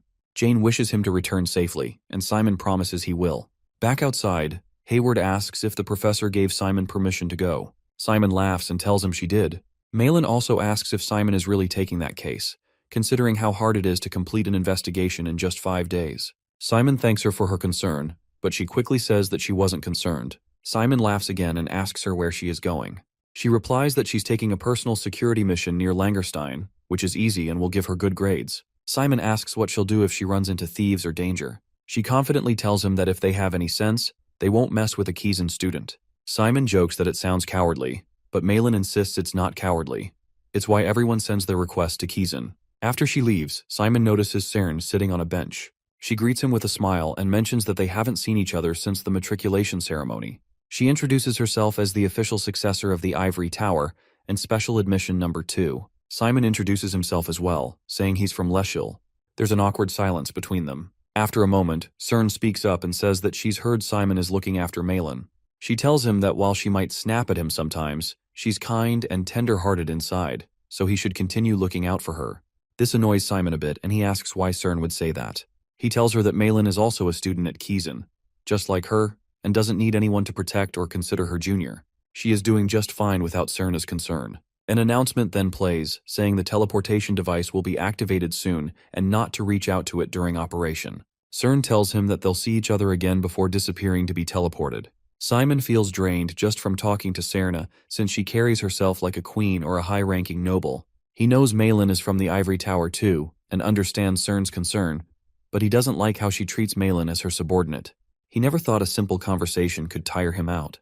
Meanwhile, Fear is hiding inside an armor, grumbling about how small and cramped it is. Simon explains that it's the only one left, and he couldn't just bring him around without a proper disguise, because people would get scared. He informs him that they've arrived at the request site and asks what to do next. Fear tells him that the first step is gathering information. They should meet with the client, the lord of the town, and introduce himself as a Kizan student to get all the details. However, Fear also suggests that since the client hasn't solved the case yet, there must be a reason. As they approach the town, Fear, still in disguise, says the next method is legwork, something he did often while on missions with Richard. Simon agrees it sounds good, but worries they only have 5 days to solve it and might run out of time. Fear reassures him that there's always the option of buying information from the Thieves Guild or an information guild. Simon agrees, but they first need to find out if such a guild exists. Fear suggests asking the owner of an inn or pub, and Simon happily agrees, saying they should go and do that since time is running out. After a while, they reach a pub, and the bartender greets them. Simon tosses a gold coin at the bartender and asks for a clean, spacious room and breakfast tomorrow morning, along with some wheat bread. The bartender thanks Simon and asks if he wants the change. Simon declines and instead asks him for the information regarding the Thieves Guild. Seeing this, Fear starts laughing and thinks to himself that Simon already knows how to play with grown-ups. He takes out his sword and points it at the bartender to scare him off. After getting the information they need, Simon reads the case report and notices that most of the missing people are young men. However, the victims who have been found as mummified corpses are mainly women. Fear tells him that she had fun with young men, and since she wasn't interested in the women, she just sucked their blood out. This makes him even more convinced that it is Erzabet. The two of them walk into another bar. Simon goes to the man at the counter and asks for the special menu. The man leads him to a secret door, which goes to the basement. After walking down the stairs, the two enter a room and come across a woman who smiles and asks them what they need from her guild. Simon tells her that they need some information. The girl asks him what he wants to know, and he says that he is looking for information regarding the missing people and the mummified corpses. Hearing this, the girl tells him that it will cost him a lot, and asks if a first-year Kizan student like him can even afford it. She reveals that the lord of this town was desperate to solve the case, so he sent out requests to many organizations, and Kizan was just one of them. Since it is not a big fiefdom, the lord didn't have enough money to hire an actual necromancer from the headquarters, so he simply chose to reach out to students. She comes closer to him and smiles, saying that the student who came to help is just a freshman. Simon reaches out and grabs her hand. He tells her that she made some interesting deductions, so he is also going to give it a try. A serious case has shaken up their entire fiefdom, and the lord must have asked a lot of people to try and solve the case. Those who accepted the request came to the fiefdom, but none of them was able to solve the case. As a result, the case found its way to him. Even the residents don't know much about the case. Even though the incident has continued for a few years, no one has questioned anyone or tried looking for culprits. He looks directly into her eyes and asks her if it's a bit odd that so little information is available about the case. Simon reveals that it must be because someone is clearly manipulating the people. Otherwise, the Information Guild must be really incompetent. He says that she doesn't look too incompetent to him. Simon then gets serious and threatens to turn the place upside down if she doesn't tell him the truth. The girl apologizes and asks him if he can let go of her hand first. After he releases her hand, she tells him that the risk from the information will be on him. As Simon agrees to it, the girl smiles and asks them to wait while she enters another room. My man starts turning red from all that tough acting, but he is certain that there is more to this case. Fear starts laughing all of a sudden, and when Simon asks him what's wrong, he asks him to keep his eyes wide open. As a guy standing behind starts decomposing and bursting into hundreds of spiders, Fear reveals that the girl is Erzsébet herself. She finally comes out in her true form and says that Simon has a strong will. However, she won't be able to see him again. Simon quickly calls out to Fear, who is ready to defend him. He uses his sword to slash the skeletons. Erzsébet recognizes his fighting style and figures out that it's him. He asks her what she is scheming in such a small town. Fear tells her that the battalion is back and asks her to come back. She furiously rejects his offer and calls him an idiot. She says that Richard abandoned them all like trash, and asks why he is still willing to stick with the battalion after all that disgrace. While fighting the spiders, Fear tries to convince her that the battalion is a power and will itself. He asks how a general like her can be swayed by such trivial emotions as hatred. Erzsébet reveals that Richard pushed all of his comrades into a death trap over a girl, and for that reason she still hates him. He suddenly throws his sword towards her, hitting her straight on the head. He says that he can't put up with her arrogance anymore and pulls the sword back into his arms. Fear asks her if she forgot the days when she crawled to him like a dog. As the two of them continue to fight, Erzsébet notices that Fear has grown weaker. She jumps over to the roof and guesses that his seal must have broken recently. She grins and says her goodbyes to both of them before running away. Simon realizes that the entire information guild is under her control. It would have been easy for her to control the information. While they are clearing out the spiders, a girl looks down at them from the roof and reveals that she is waiting for the two monsters to fight each other to death. This girl is Ellen, and she is the priest assigned to the same case. She lifts her staff and says that she will be going after Erzsébet after finishing both of them off. The priest launches a powerful light attack on Simon and Fear. After the attack, she looks around, expecting to find their bodies, but they are nowhere to be seen. Frustrated that she missed them, she decided to focus on Erzsébet instead. Fear talks about how complicated things have become now that a priest is involved. Simon asks him how they ended up in such a mess and how they are supposed to find Erzsébet now. Fear reassures him not to worry. He reveals that he sensed Erzsébet's dark energy when she used her skills earlier and is tracking her trail. If they follow it, they'll catch up to her. Simon is relieved but says that the priest seemed very strong. Fear tells him that judging by her white uniform under the robe, she is likely from Fnel and must be on a mission as challenging as a black request from Kazan. Simon realizes that means the priest is likely a second-year or higher student, as black requests are the toughest missions. Annoyed, he considers filing a complaint with the Lord for issuing a duplicate request. He also wonders if solving this case within 5 days is even possible. Seeing him like that, Fear tells him not to be alarmed and reveals that Erzsébet loved Richard. Simon is shocked, but Fear explains that undead battalions often develop deep loyalty for their commanders. Erzsébet, being particularly emotional, seemed to harbor lingering feelings for Richard, which likely fueled her hatred. Simon finally realizes why she is acting so violently. Fear tells him that they need to focus on finding her quickly. As they move forward, Simon spots a boy and a girl trapped in webs, calling for help. The boy begs them to free them and says that a spider monster is trying to eat them. Simon promises to rescue them and starts untying the boy. Fear, however, is unimpressed and calls Simon too soft for a necromancer. Simon asks what a necromancer is supposed to do, and Fear bluntly replies that a true necromancer kills everyone they meet and revives them as skeletons for their army. Ignoring his remarks, Simon hands the boy a sword and tells him to use it to free the others. Fear reminds Simon that Kazan's rules don't apply here and there are no witnesses, but Simon insists on doing what's right. He explains that his father taught him never to become a monster. When Simon asked his father how to avoid it, his father told him that setting a boundary was important. Fear starts laughing and says that it's exactly the kind of advice his father would give. Simon asks him what he means, but he grins and ignores it. He tells him that he respects his decision as the battalion leader, even if he finds it naive. Eventually, they reach an abandoned building where Erzsébet is calmly sitting on a chair, waiting for them. She tells them that she won't run anymore, as she knows Fear will track her darkness wherever she goes. It's clear she's ready to face them here. Simon approaches Erzsébet and makes her an official offer to join his forces. Erzsébet angrily refuses and says that she will never return to the battalion that once betrayed her, no matter what. She mocks Simon, calling him a gullible child chosen by Fear only for sentimental reasons and questioning his worth as a necromancer. Simon stays calm and asks her if she truly thinks he has no credentials. He reveals that he is the son of Richard and Anna Valentia. This shocks Erzsébet, as she once served under Richard. Simon explains that, as Richard's son and the battalion's current commander, it is his duty to take her in. However, Erzsébet becomes furious at the mention of his mom's name. She yells that the woman, whom she considers her nemesis, is an abomination and should perish. Overcome with rage, Erzsébet transforms into her spider form and attacks Simon. Fear immediately leaps into action, cutting off Erzsébet's legs with his sword. Seizing the moment, Simon pulls a spear from his subspace, reinforces it with darkness, and strikes Erzsébet. Standing on her injured form, Simon gives her a choice: join the battalion or face death. Suddenly, an attack comes out of nowhere aimed at Simon. Fear quickly blocks it with his sword, saving him. Simon realizes how close the attack was. The priest reappears and says that all the evil spirits and spiders will be exterminated.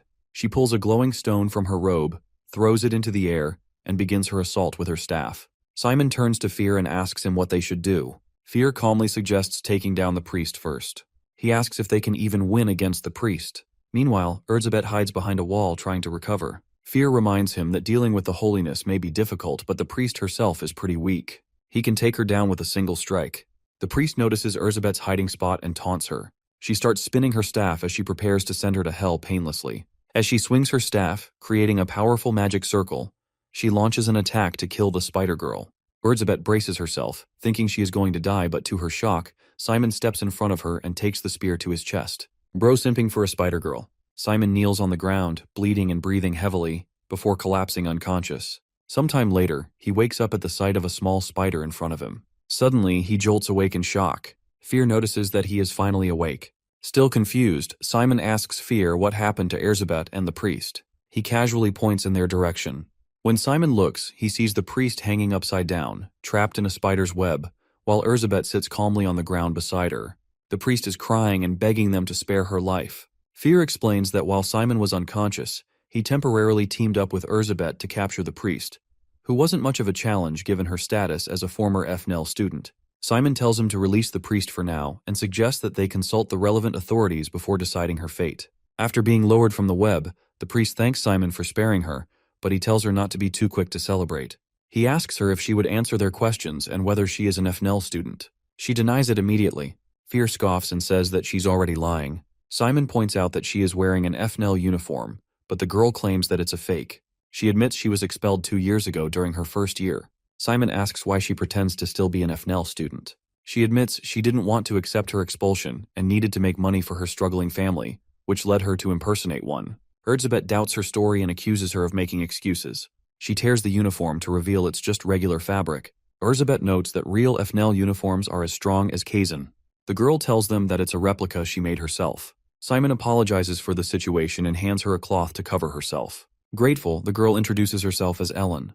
Simon asks how she took on this mission despite not being an FNL student. Ellen explains that brokers crossing borders told her about a lucrative job to eliminate the undead. Missions in the Dark Alliance pay well, and FNL-related work pays even more. Simon listens carefully and then asks if she has any proof to support her story, such as an advance payment or mission documents. Ellen nods and offers to show him the paperwork. While observing Ellen and Simon, Erzsébet is reminded of Simon's parents and feels a pang of emotion, realizing how much she has suppressed those memories. Simon then asks Ellen if he can take the documents to handle the matter personally. Ellen agrees without hesitation. Fear asks Simon what he plans to do with the documents. Simon replies that he intends to meet the Lord and get as much information as possible from him.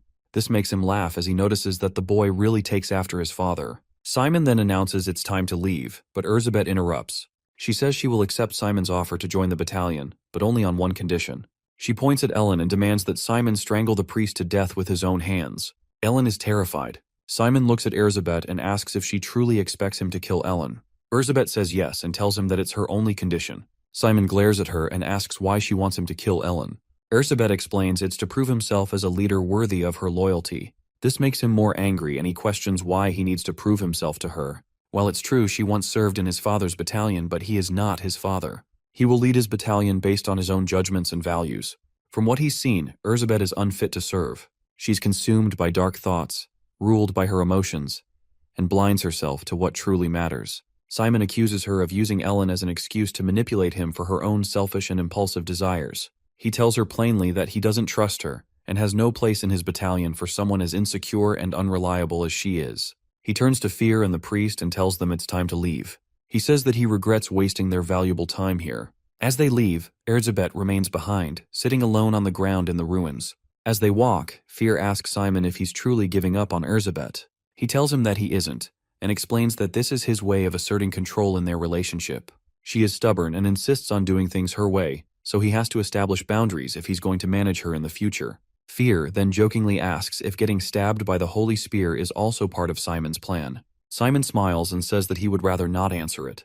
Ellen apologizes for the attack, but Simon reassures her that it's fine since she wasn't aiming for him. She asks if he's sure the holy spear didn't damage his necromancer core, which is located near the chest. Simon assures her that he's completely fine and doesn't believe the spear hit his core. Fear silently thinks otherwise.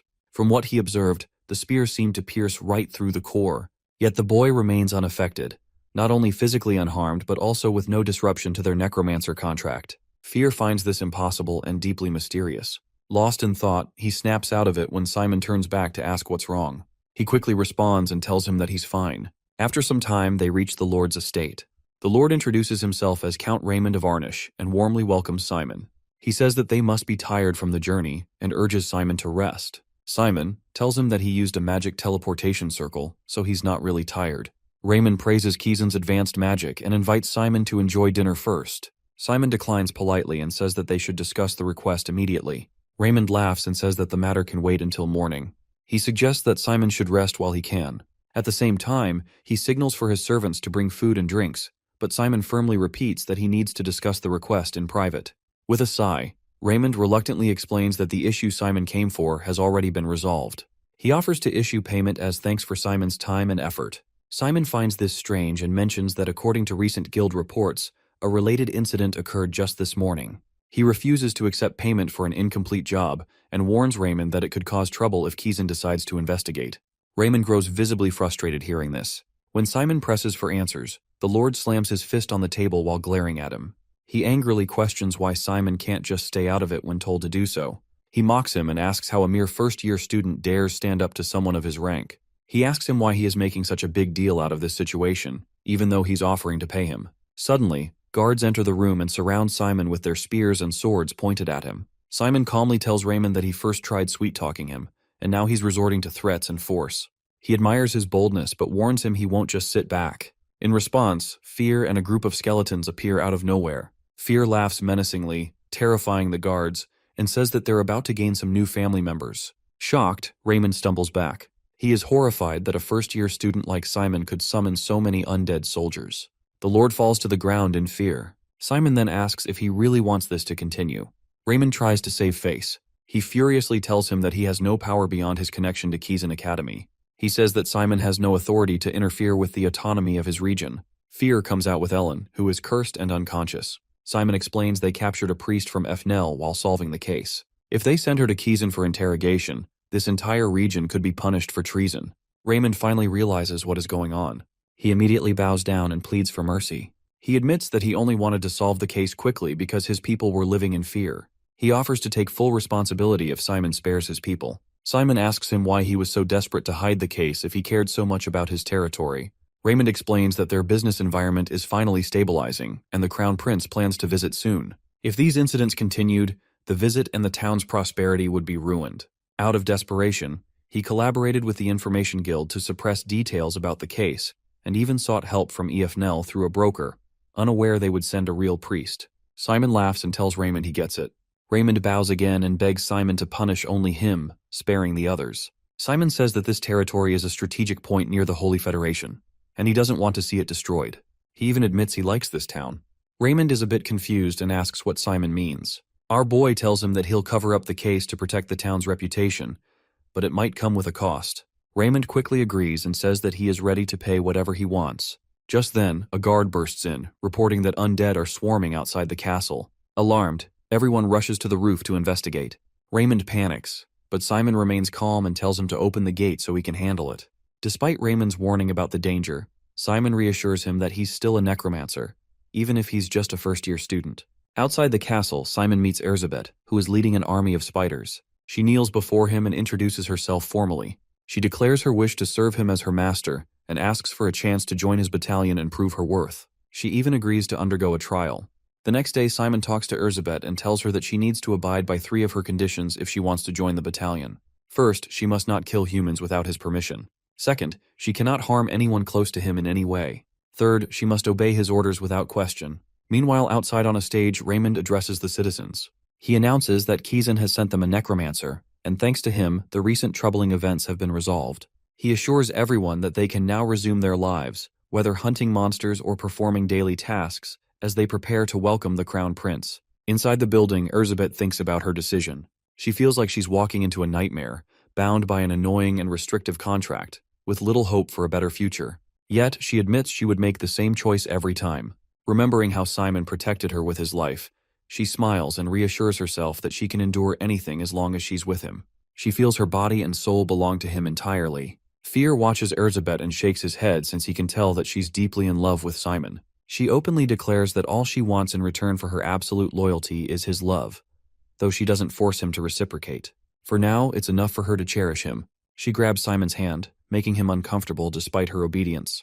Erzsébet suggests they finalize the contract. She takes Simon's hand and places it on her chest, causing him to blush. She finds his reaction adorable. Once the contract is complete, Fear welcomes her to the battalion. She admits it's been a long time since she was bound by a contract, and mentions that Simon is surprisingly weak. However, she believes his connection to the commander influenced his strength. Despite this, the darkness within Simon brings her comfort and soothes her mind. Simon tells her that it's time to go as Ellen is waiting. On their way, she asks Simon if he'll allow her to console him if she ever hurts his feelings. Simon brushes off the offer, saying it's unnecessary. When they reach Ellen, she asks if they've finished their discussion. Simon replies with a simple yes and thanks her for her efforts. Ellen laughs and asks her if she played her role convincingly. Simon assures her she did well. He then opens a box filled with gold. She is surprised at how much Simon managed to get from the Lord. Fear says that it's still less than he expected. Ellen tells them that 500 gold is 10 times the original amount. Simon takes a portion of the gold and hands it to Ellen. He asks her to use it to support her family and take care of them. Ellen starts tearing up and thanks Simon. She promises never to forget his kindness. Simon tells her it's his pleasure and asks if she's returning to the Holy Federation. Ellen explains that she's heading to a place called Loharon. She even invites him to visit her if he's ever in the Holy Federation and offers to be his guide. Simon smiles and hopes their next meeting won't be on a battlefield. Ellen teases him for being too cold and waves goodbye as she departs. As she leaves, Fear tells Simon that he did not let a priest go, but he also gave her money. Simon explains that once he becomes more senior at Kizan, he plans to take on black requests. He thinks that building a connection with the priest now would be useful later, and giving her money ensures she becomes a perfect accomplice. Fear is surprised as he realizes that Simon essentially bought her trust with that money. Simon nods and says that he understands perfectly. Fear says that he can't tell whether he's a good guy or a bad one. Simon replies that it doesn't matter. Half of his blood comes from a priest, and he sees no reason to hate someone just for being one. He believes there's no point in taking extreme actions when all he needs is to get what he wants. Fear thinks to himself that it will take time to fully understand Simon's personality. He asks if Simon plans to return to Kazan now that the mission is complete. Simon says no. He has time to spare and intends to train before heading back, as using the battalion's force will be much harder once he's back. Fear agrees this is a smart move.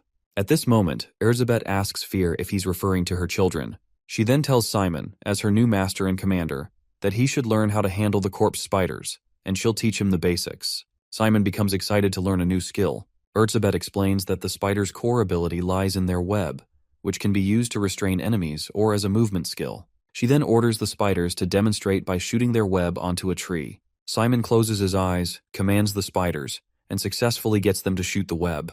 Erzsébet continues, explaining that corpse spiders can restrain enemies, block their movements, or use their poison to attack. She encourages Simon to practice on some orcs nearby. Simon sees 2 orcs walking in the forest and commands the spiders to shoot webs at them. The orcs dodge the first attack, but Simon quickly orders the spiders to jump and shoot again. This time, one of the webs hits its target. A spider lands on an orc and bites it with its poisonous fangs, taking it down. Erzsébet is impressed and tells him that his control is already excellent, even though it's his first attempt. Suddenly, she hears a noise and says that it sounds like an orc settlement is nearby. She tells them this could be a great opportunity to showcase the power of the spider battalion. Simon thinks for a moment and agrees. He tells them that they might as well make their efforts worth the 500 gold they earned. As the fight begins, Simon calls out to Fear and orders him to take out the boss monster. At the same time, he tells Erzsébet to block any escape routes with her spiders. As his battalion easily overpowers the orcs, Simon gets a sense of how it feels to be a commander. He smiles and thinks to himself that this is what being a necromancer feels like. Erzsébet praises him and says that they won because of his efforts. Simon calls her Erzi for short and says that it was just her and Fear doing all the work. Her expressions completely change, and she asks him what he just called her. Simon nervously tells her that he called her Erze. This makes her light up since he just gave her a nickname. Meanwhile, Our boy is confused since he just shortened her name because it was too long. Since she is happy, he doesn't say anything. Fear tells him that it is his turn now and asks him to turn all of the orc monsters into skeletons. As Fear is laughing, Simon tells him that he forgot one fact. He reveals that he doesn't know how to resurrect corpses yet. Fear gets a bit disappointed and says that it's understandable since he is in first grade. Elizabeth tells them that they can sell the corpses for money and suggests selling them all to the Lord. Simon thinks about it and says that the orcs must have harmed the thief quite a lot. The Lord may switch this to an official request and grant him an additional reward. As he makes his way back, Fear feels cramped in the darkness since he has to share the space with Elizabeth and her spiders. Cammy notices Simon and gets excited. She tells him that she was worried about him since she heard that he took on a difficult mission. Simon tells her that he got lucky and asks if she is going somewhere. As the two of them talk, Elizabeth feels a bit jealous. After Simon says goodbye to her, she comes out and furiously asks him who she is. This scares him a bit and he tells her that she was just a classmate. She tries controlling her rage and says that for a classmate, the girl was looking at him weirdly. However, since she remembers her oath, she won't harm her. Simon says that he is glad that she remembers her promise. She then asks her to get back into the subspace since people may see her as they pass. She says that she has another solution and transforms into a beautiful girl with Kizan's uniform. Simon is confused since she was just wearing spiderwebs before, and now she is wearing a uniform. She asks him to summon her if he has anything for her inside the academy. Simon gets even more confused and asks how she is going to do that with the surveillance spells around the school. She smiles and assures him that she has stealth skills that allow her to avoid surveillance spells. Since her spider army also specializes in combat, he can just use them instead of her. Simon is glad that he recruited her into the battalion since she appears helpful. She tells him that she can also change her body if he doesn't like it, and transforms into Cammy. She starts acting just like her and changes her voice. This creeps him out a bit and he tells her to stop since he has seen enough. Fear pokes his head out and shouts at them to continue moving since the spiders are squeaking the living hell out of him. The three of them finally make their way to the ruins. Simon asks Urzi that they have about 30 corpse spiders in the battalion and she confirms it. Fear points at him and says that there are 2 ways to replenish the force right away. The first one is to increase the number of spiders, or he can just learn the spell to resurrect corpses. Simon turns to Erza and asks her how she makes more spiders. She reveals that she just needs to lay more eggs since she is the spider queen. This makes him tremble. She teases him by offering to demonstrate it, but he refuses immediately. Fear talks to the skeletons and says that she is being too provocative for his age, and the skeletons agree. Simon decides that Erzi would make new spiders, and as he thinks about other stuff, he finally remembers the priest. He quickly turns to her and asks if she can change into a priest. Simon explains everything that happened to him in the forest and his fight with the priest. He says that's why he wants her to disguise herself as a priest. She agrees but thinks it's better to deal with the corpse spiders first. She explains that no matter how perfect the disguise is, it won't work if the opponent is a real priest. Simon asks why, and she replies that people who use holiness have a special ability to sense and quickly detect the undead. Even if she could hide the fact that she can't use holiness, they would still sense her. Simon tells her not to worry because the priest has a core in their body. Urzi is surprised and tells him that she doesn't know the priest's goal, but they seem determined. Fear mentions that they could manipulate darkness like a professor. Urz adds that with the core, the priest can no longer use holiness and would also lose the ability to detect the undead. If that's the case, she can try it. She'll send the spiders to watch the forest while studying the appearance and behavior of high-class priests. She assures Simon to leave it to her, and he tells her he's counting on her. The next day, Simon arrives in class and notices everyone seems more cheerful, and it's probably because of the mission. It's been a week since they last saw each other. Suddenly he sees Malin and says it's been a long time. Instead of greeting him, she calls him shameless. Simon asks if something's wrong, and she hands him a gift. He excitedly asks if it's for him. She sits down and tells him it's just because they're in the same group, so as not to get any ideas. Simon asks her if she's giving him a cake since it's not even his birthday. Malin explains that it is cake day when girls are supposed to give boys cakes. Simon thanks her and says that it was thoughtful of her. She tells him that she wasn't really being thoughtful and only gave it out of pity because he or Hayward wouldn't get any cakes otherwise. At the same time, 2 girls approach Simon with cakes. One gives him a lemon cake, and the other gives him a black tea cake. One of the girls thanks him for his help in magical combat class. Simon thanks them and says he's glad to have been helpful. He tells them that the cakes look delicious, and he plans to eat them later. Malin tries to tease him and says that she thought he was popular, but it was just students thanking him. Just then, Comey brings a huge cake for Simon. She thanks him for taking care of her and hopes they can be good friends for the rest of the semester. Malin is amazed by the size of the cake and asks if it's handmade. Comey tells her that it's not handmade. She just bought it from Rochest and put a decoration on top. Simon thinks to himself that she went through so much trouble for him even though it is just another day. He reaches into his pocket and cleans her face with his napkin. She starts blushing and aggressively thanks him before running out of the class. Hayward enters the class at the same time and Simon wonders what happened to her all of a sudden. As Hayward walks over to sit with them, he realizes that everyone is probably excited because it is Cake Day. Malin says that they got an interesting monument thanks to Cake Day and asks Simon if he saw it. He looks over to Hector, who is wearing a birthday hat and surrounded by dozens of cakes. Bro still doesn't look happy. Malin suddenly asks him if he really didn't know that today was Cake Day.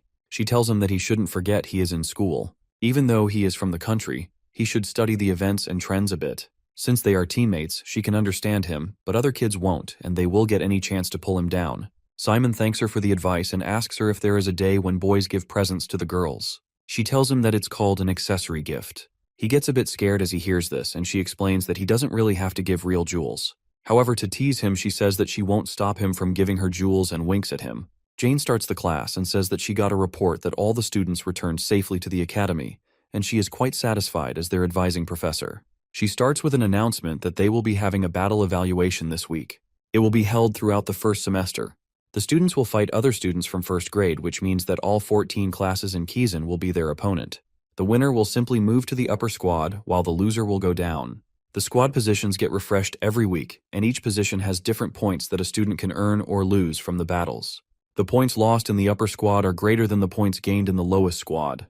The professor advises them to strive for the upper squad, since all the students in the lower squads by the end of the semester will get expelled. She tells them that she did her best as the vice-chancellor of Kizan and the advising professor of Class A. Only their class went through the real battle with the Cyclopes. She says that she trusts them not to let her down.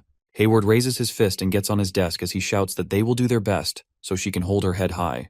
She starts cheering for Class A, but no one joins him. Professor Jane sighs and tells him that he is the one she's worried about the most. Jane gathers all the students and asks them if they can tell her the difference between the monster battle and the interpersonal battle they are going to have. One girl raises her hand and explains that they previously devised a strategy to kill the monster, but now their opponent will devise a strategy to attack them. The professor tells her that she is correct and asks if someone else has any idea. Hector speaks out and says that, unlike the monster battle, they will have limitations on the type of black magic they can use in the interpersonal battles. Jane asks him to explain it in more detail. He tells her that skills that have a long cast time or skills that are slow to shoot won't really be effective in these battles. Similarly, trap-type magic circles installed on the floors also won't work. He then looks at Simon and says that summoning skills from summonology also won't be effective in these battles, since humans can simply ignore the summoned creatures, unlike the monster.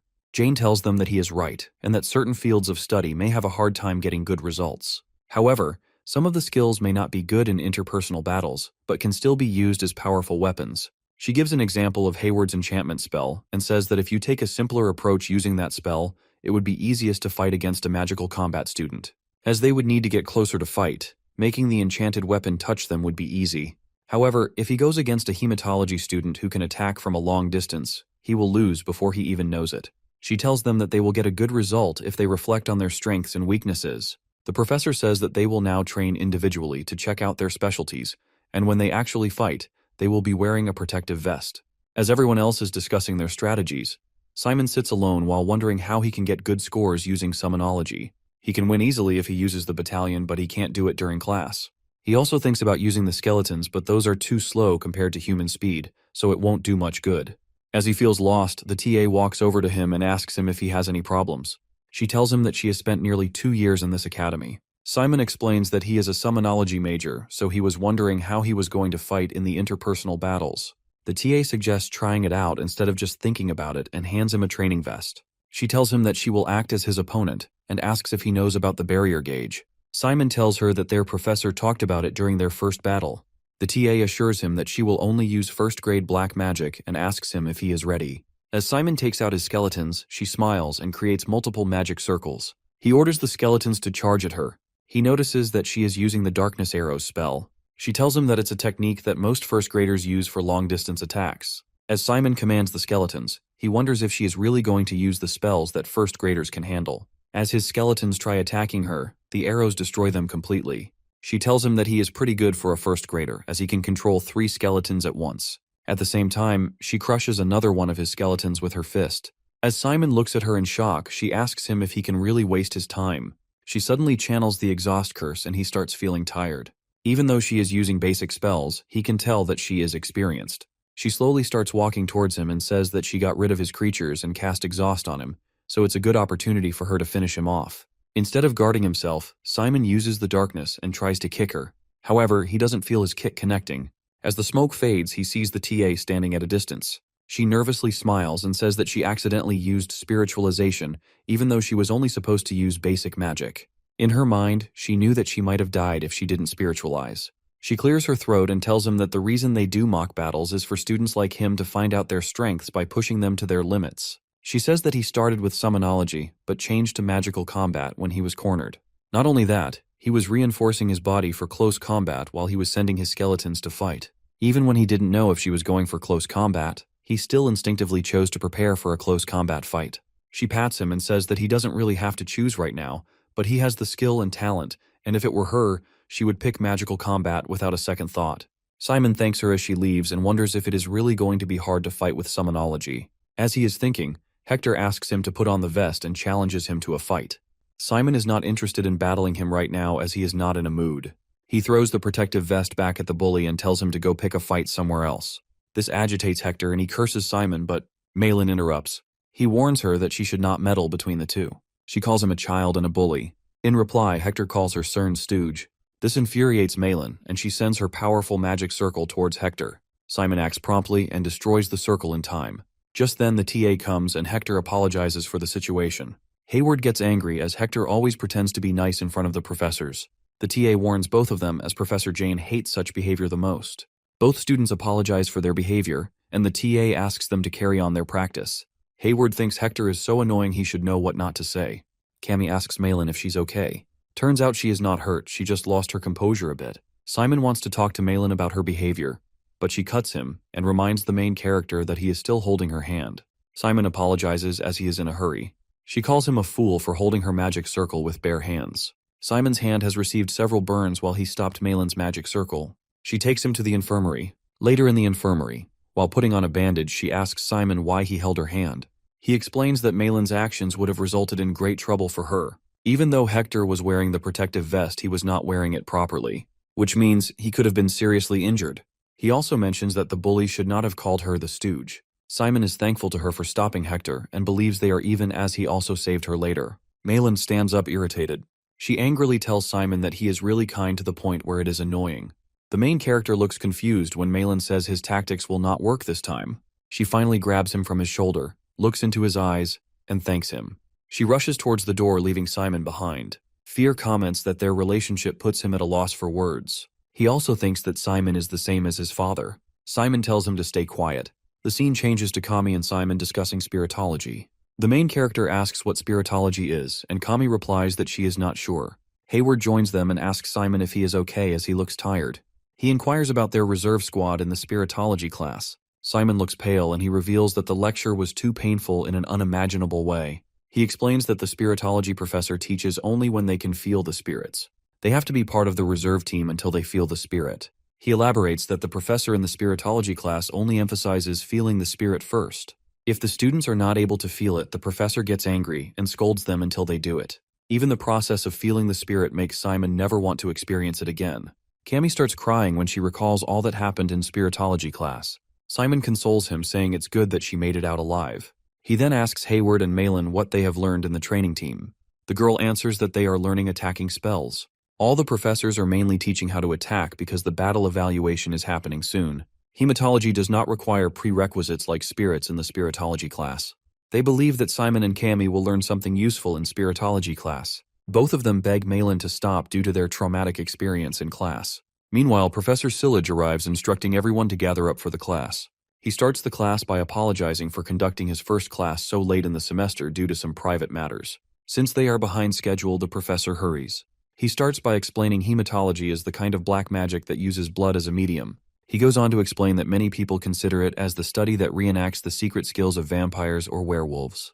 Contrary to popular belief, hematology boasts a long history as blood is the substance that has the best compatibility with the darkness. According to the professor, the beginners will have a hard time extracting blood, so before the hands-on practice part of the class, they will use assistive tools to draw blood. He continues the class once everyone puts on the wearing device to draw blood. The professor explains that the darkness and the caster's blood are compatible. The necromancer can artificially mix the darkness with blood to create various magical reactions. In other words, it's a waste of power for a necromancer to not use the blood. It can consume 1 stamina, but the blood can be the fastest and strongest weapon. Amidst the professor's explanation, Simon realizes that Kami is also a vampire. The professor adds that they are going to identify the properties and corresponding characteristics of the blood. They will have to use hematic bullets in real battle. All the classes have to take part in this hands-on practice. After the first line, the professor calls Kami's line. Simon wishes her luck and she goes ahead confidently for her real battle. The professor goes on to call every student based on their line. He determines their blood type and directs them to the TA. The TA will give them a name tag. The students have to wear that tag every time they enter the class. Now it's Kami's turn to shoot. The professor wonders if she is a vampire because of her surname Ursula. He signals her to open fire. Once she opens fire, there are huge explosions. Hayward and Malin are astonished to see that her blood type is KP1, and there is no point in estimating the penetration diameter. She destroys 4 targets in the explosion. Her powerful strike leaves everyone, including Simon, in awe. They all admire her being a vampire and striking such a powerful bullet. The professor announces her blood type has the property of explosion when it is combined with darkness. In terms of attacking power, her blood type is the strongest among all. Such blood type is the specialty of the vampires only. Kami is overwhelmed by the praise she is getting from her classmates. The professor also wishes to see her often in the future, which makes her even more excited. Malin and Hayward also appreciate her, saying she did a great job. She thanks them shyly. Next, the professor calls line 6, which is Simon. When Simon opens fire, his bullet disappears, making everyone shocked. As soon as the bullet hits the target, it reappears and explodes. The Ta announces the blood type is unknown as it's a new kind. His bullet hits 4 targets and the penetration marks are immeasurable. The professor confesses that he has never seen such a kind of bullet before. According to him, it's a hematic bullet that spreads in a fan shape and he cannot explain its properties at the moment. He plans on discussing it in the next class and moves on to line 7. The TA does not have the name tag for Simon's blood type, so she promises to give him one in the next class. He thanks the TA and goes away to his friends. Kami expresses her amusement at his rare blood type. The main character, however, is confused as he has never heard about it before. Hayward comforts him, saying it's good, as this makes him look special. He also speculates that Simon might not have proper guidance in the class due to his rare case. He continues that all the hematology spells have different training methods depending upon the type. Malin adds that even the 4 of them have different kinds of blood types and will need special training. Hayward keeps on elaborating that hematology professors will only lead them in a direction, and the TAs will be responsible for providing detailed tips and training based on the student's blood type. That means if there are 60 types in the class, they would need 60 TAs. Simon now understands why there are so many TAs. He wonders what will happen to him as his blood type is rare. The scene shifts to Professor Sillage's office where he is pondering over Simon's blood type. According to Sillage, the blood type's property is multiplying. The moment his blood meets the darkness, it devours the blood. The darkness that devours the blood increases in volume and power. He also deduces a reason for his bullet to disappear. His darkness has the ability to consume the blood, that's why his bullet became invisible during the practice session. However, once his bullet hits the target, the damage goes in normally. This theory fascinates the professor. As per him, the strong vampire blood like Kami eats the darkness to grow its volume. But on the contrary, Simon's blood reinforces the darkness. For Sillage, all of this is interesting and worth researching. He now understands why Professor Bahil put so much work into Simon. Sillage remembers his conversation with Bahil when he asks Bahil what brings him to his office. He says that he has a deal to offer. He continues saying that he has a half-vampire student in Class B, but the student is thinking about majoring in catarrhology. The young professor smiles and continues that the student has some talent in catarrhology, but she has scored higher in hematology, both in the latest exam and even in the entrance exam. She also has the advantage of being born into a vampire family. Professor Sillage urges him to come to the actual point while sipping his tea. He replies that he will persuade the student to major in hematology. Professor Bahil is sure that she will become a powerful ally to Sillage in the future. The old professor, on the other hand, does not seem convinced. He reminds Bahil that he has always been arrogant since he was a student. He warns him not to step over even if he is now a part of the Crow. Bahil apologizes and explains that he just wanted to help as his former student. The professor mocks his past reference and reminds him that he dropped out of hematology at the start of the second semester. Bahil ignores his taunting and comes to the point. He wants Sillage to give up Simon. Due to this encounter, the professor realizes that Bahil's actions are just for his personal gains. He should have known better when the young professor came to his office and told him to give up on Simon. He also realizes that Bahil wants to take away a genius like Simon from him. Meanwhile, his TA comes in with coffee. He thanks her and orders her to get ready to register his research paper. The TA inquires about the topic, to which Sillage replies that it would be a new type of blood mark. She confirms if the professor is going to study Simon's blood. The professor confirms and says he should hurry before someone else snatches Simon away. He calls the new blood type SM1 and instructs the TA to let others know as well. He also reveals that they are going to join the battle to take Simon. In the catarology lecture room, Professor Bahil senses that all the students are looking tense regarding their battle evaluation. He understands that fighting against fellow students can make anyone anxious, as he has been a former Kizan student. He plans on giving them useful tips. In order to teach them how to safely defeat their opponent, he divides the class into 2 groups. Group 1 comprises those who are planning on using black magic in the battle evaluation. The professor will teach them leg down, a supplementary curse that they can quickly cast. Group 2 consists of those students who would mainly use curses. The professor plans on teaching them the improved paralyze curse. He also mentions that he has recreated and improved these curses himself, so the students would not be able to learn them elsewhere. Leg down generates a locally confined exhaust, including the feat to limit movement. One can cast it more quickly and easily than exhaust. On the other hand, remade paralyze is less effective than the existing paralyze spell. However, Professor Bahil has improved it for actual battle so that the students can cast it faster than the original. He instructs the class to line up for the skill they would like to learn. Bahil sees Simon and his group discussing their choices. He realizes that a genius like this boy should wear clothes that fit him perfectly. He basically wants the main character to forget about using summonology as his main skill in the battle and choose catarology instead. On the other hand, Simon chooses leg down, which means he is going with summonology as his main skill. This infuriates Bahil, but when his TA mentions it, he composes himself a bit. He informs his TA named Chehekle that there is a sudden change of plan. He will now lead the leg down group. Chehekle reminds him that all the other teaching assistants have already prepared the materials for teaching leg down, as per Bahil's former instructions. However, she soon realizes that there is no point in arguing with the professor, as he is not going to change his mind. Therefore, she informs the other TAs that they should put away the leg down materials and get ready to teach paralyze. TAs are not really surprised by Bahil's behavior, as they know he is not the type to listen to anyone once he makes up his mind. Chehekle takes their lead and asks them to support her in the class. Deep inside, the TA knows that the professor has changed his mind due to Simon. She releases a sigh as things are going to get complicated from now on. Professor Bahil starts his training session with the leg down group. He starts the class by letting the students know that since they have chosen catarology as their supplementary skill, they have to be perfect at it. As per the professor, there is no better black magic than a curse to buy more time to cast the main spell. A girl raises her hand and asks a question regarding the type of magic that takes the most time to cast. The professor answers that summonology spells overall take a longer time to cast. After the class, Simon is sitting outside on a bench. He releases a sigh and asks Fear if the battalion commander has to major in summonology. Fear now understands why the commander is so stressed out. He clears that there is no such rule.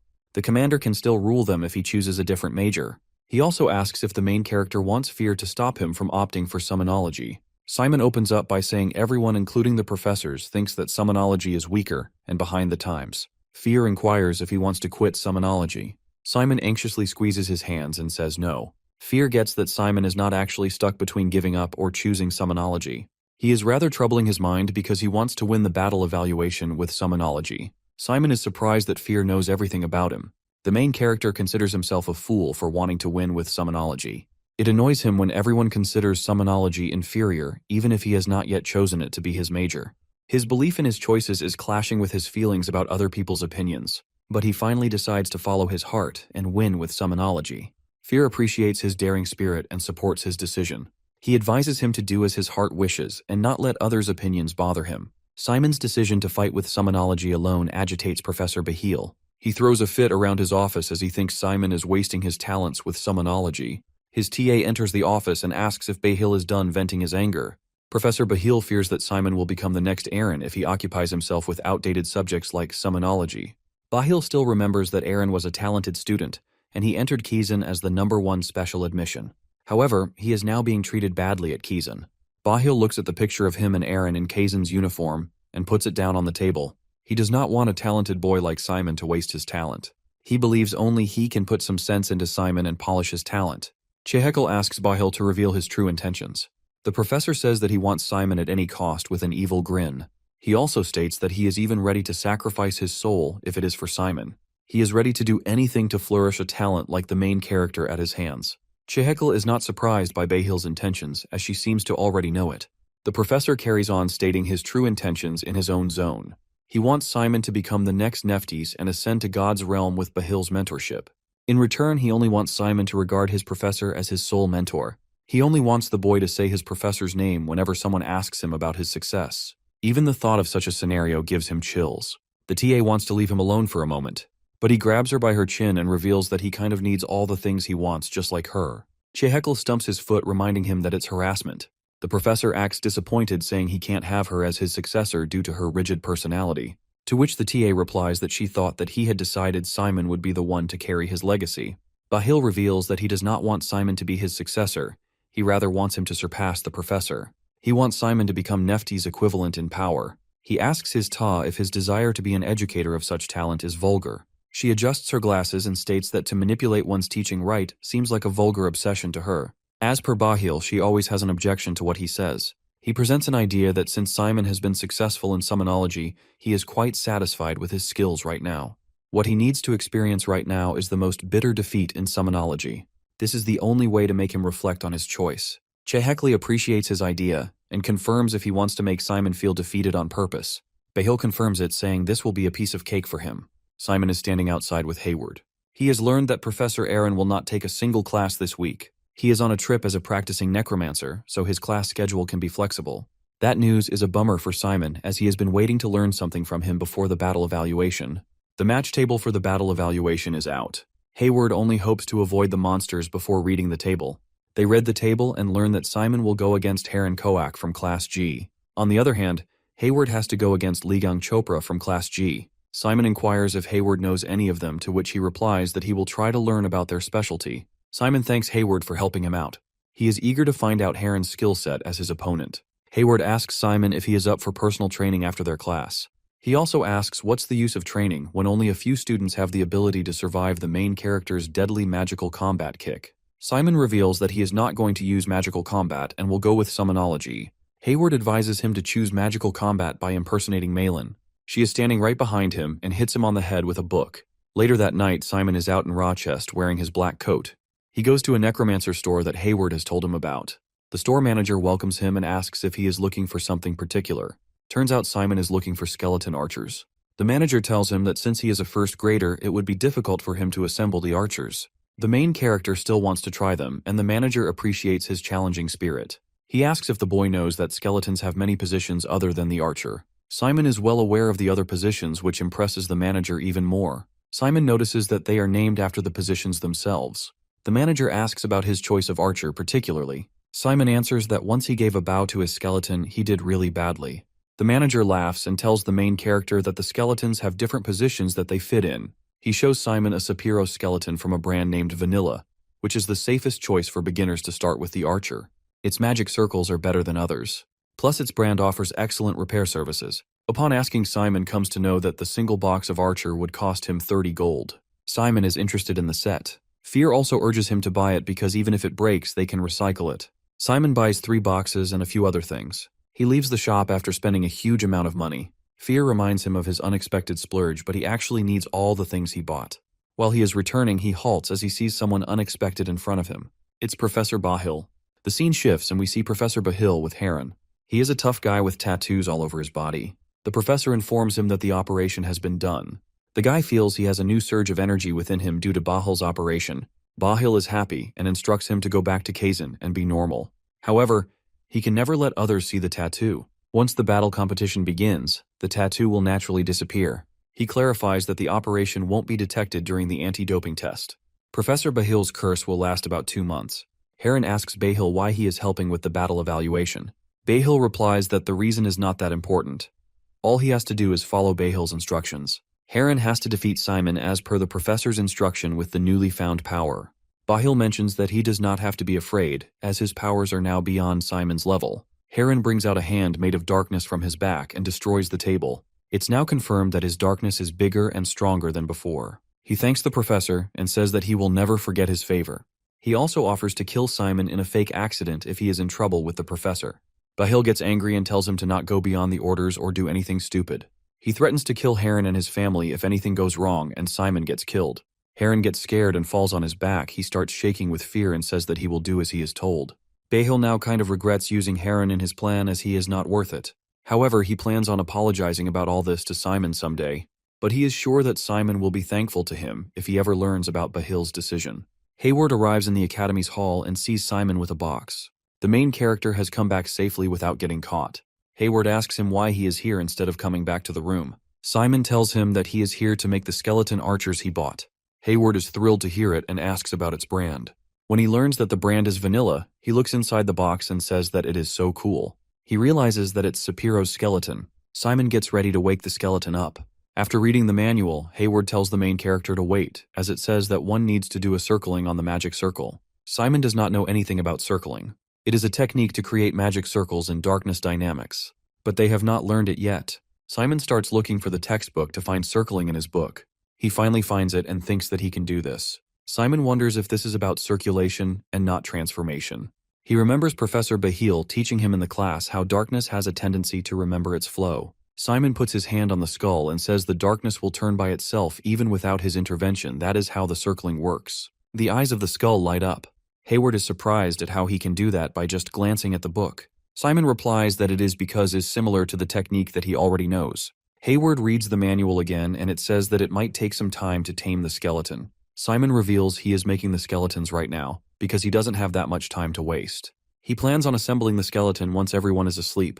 Once Hayward is asleep, Simon assembles the skeletons and asks them if they can move well. The skeletons start moving and turning. Simon gives a bow in their hand and takes them outside. He orders the skeleton to shoot at the tree.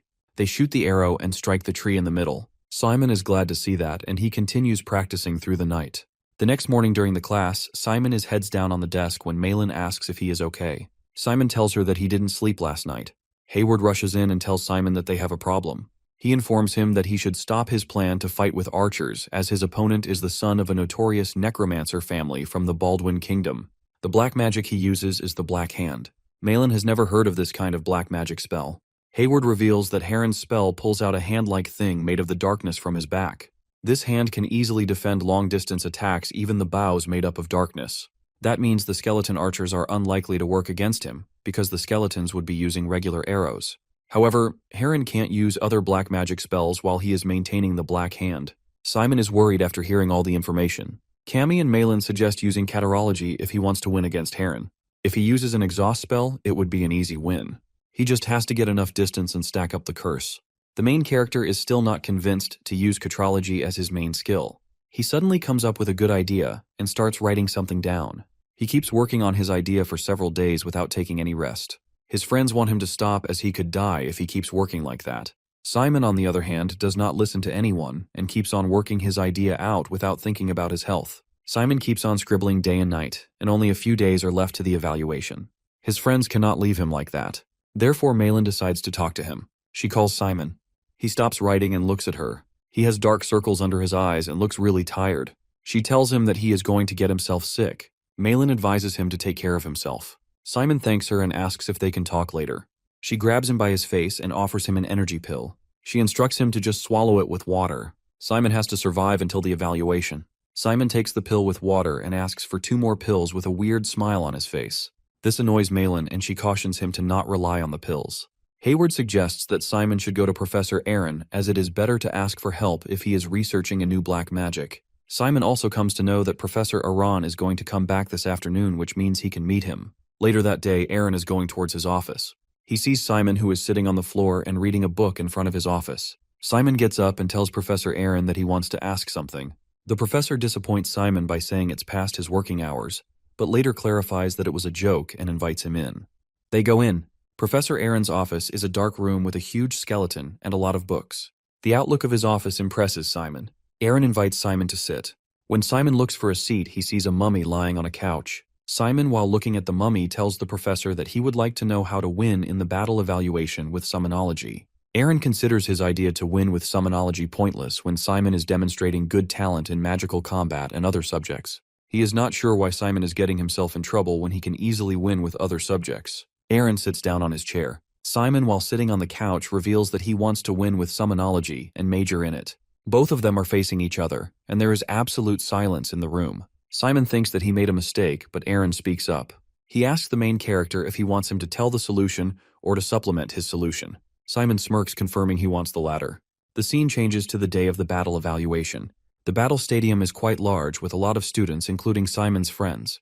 They do not see him, so they wonder where he is. Hayward goes away looking for him. Cammy looks around and nervously comments that there are too many students. As per Malin, it is not surprising, as today's battle is really important. Those who will lose today will fall in the lower squad. If they lose again, they will likely be expelled from Kazan. Cammy starts crying and asks Malin if she thinks that she will survive. Malin comforts her by patting her back and telling her that she will do great. Cammy doesn't know why so many people came. Malin replies that the students are just here to get intel. She also looks at a group near them and thinks that those people are from dark alliances. They are interested in seeing talented students like Simon. However, she does not reveal that to Cammy, as she is already anxious. Just then, they all hear the announcement of Simon's match. Heron arrives at the stadium, but there is still no sign of Simon. The announcement happens again. The delay leaves Heron angry. He manifests to defeat the entitled special admission guy and has all eyes on him. He also plans on breaking Simon's legs or arms, as Bahil has only instructed against killing him. The referee announces that if Simon doesn't show up within 5 minutes, they are going to disqualify him. Suddenly, Hayward appears with Simon. The main character apologizes for being late. The referee accepts it and tells both the contestants to wear the bracelets. The bracelets are enchanted with barrier spells that absorb damage. Simon seems to be in pretty bad shape, which makes Heron think he could easily win the battle. As per the rules, if one person passes out or if their bracelet gauge becomes 0, the battle will end. The battle starts and Heron brings out the darkness from his back. He forms a magic circle in his hand. He wonders even if Simon wants to major in summonology. Magical combat is the one that makes him more dangerous. He plans on staying at a distance. On the other hand, Simon brings out his skeletons. Instead of attacking Heron, he starts moving away from him. Heron does not get why Simon is backing himself into the wall. The main character and his 3 skeletons are ready to defend with their shields. Heron shoots an arrow first, which the skeleton defends effortlessly. He then uses a sickness curse on Simon and destroys his skeleton in a blink of an eye. Malin gets angry with Hayward as his information about Heron's power turns out to be false. Hayward himself is surprised, as the guy is much stronger right now than he is known to be. Professor Bahil sees Aaron watching the match. He has never seen him at the first grade battle evaluation before. Aaron has never been to these battles, as he could not see his students suffer. Moreover, he knew what kind of pain was waiting for them when they chose summonology. Bahil tells him that the reason for not accepting disciples is his guilt. He also warns him to be ready and witness the pain Simon is going to experience, since he is tempted to have him as a disciple. The battle is going, and Heron gets ready for his second sickness curse. Bahil tells Aaron that once Heron casts his second sickness spell, the match will be over. Aaron does not say a word and turns away. Bahil asks where he is going, to which he replies that the match is over. He came here to watch, hoping for Simon to win just in case, but there is no need to wait now. Meanwhile, Heron prepares his magic circle and hits Simon with his second sickness. Simon falls down to the ground after bearing such a powerful blow. Heron mocks him as he thinks the main character considers him just a nameless student from Class G. He also asks Simon how it feels to be defeated by a nameless guy. Simon stands up, saying nothing in this world should be taken for granted. Heron wonders if he is going to give up. But Simon gets up and mutters, preparing for the counterattack as his strategy has been worked. Heron is confused as he cannot see what has Simon planned against him. The main character, on the other hand, reminds him that as per the rules of Battle Evaluation Article 3 and Paragraph 4, students who are participating in the battle evaluation shall be disqualified if they leave the arena during the battle. However, there is no rule against bringing something into the arena. As soon as he states the ruling, the arena starts shaking.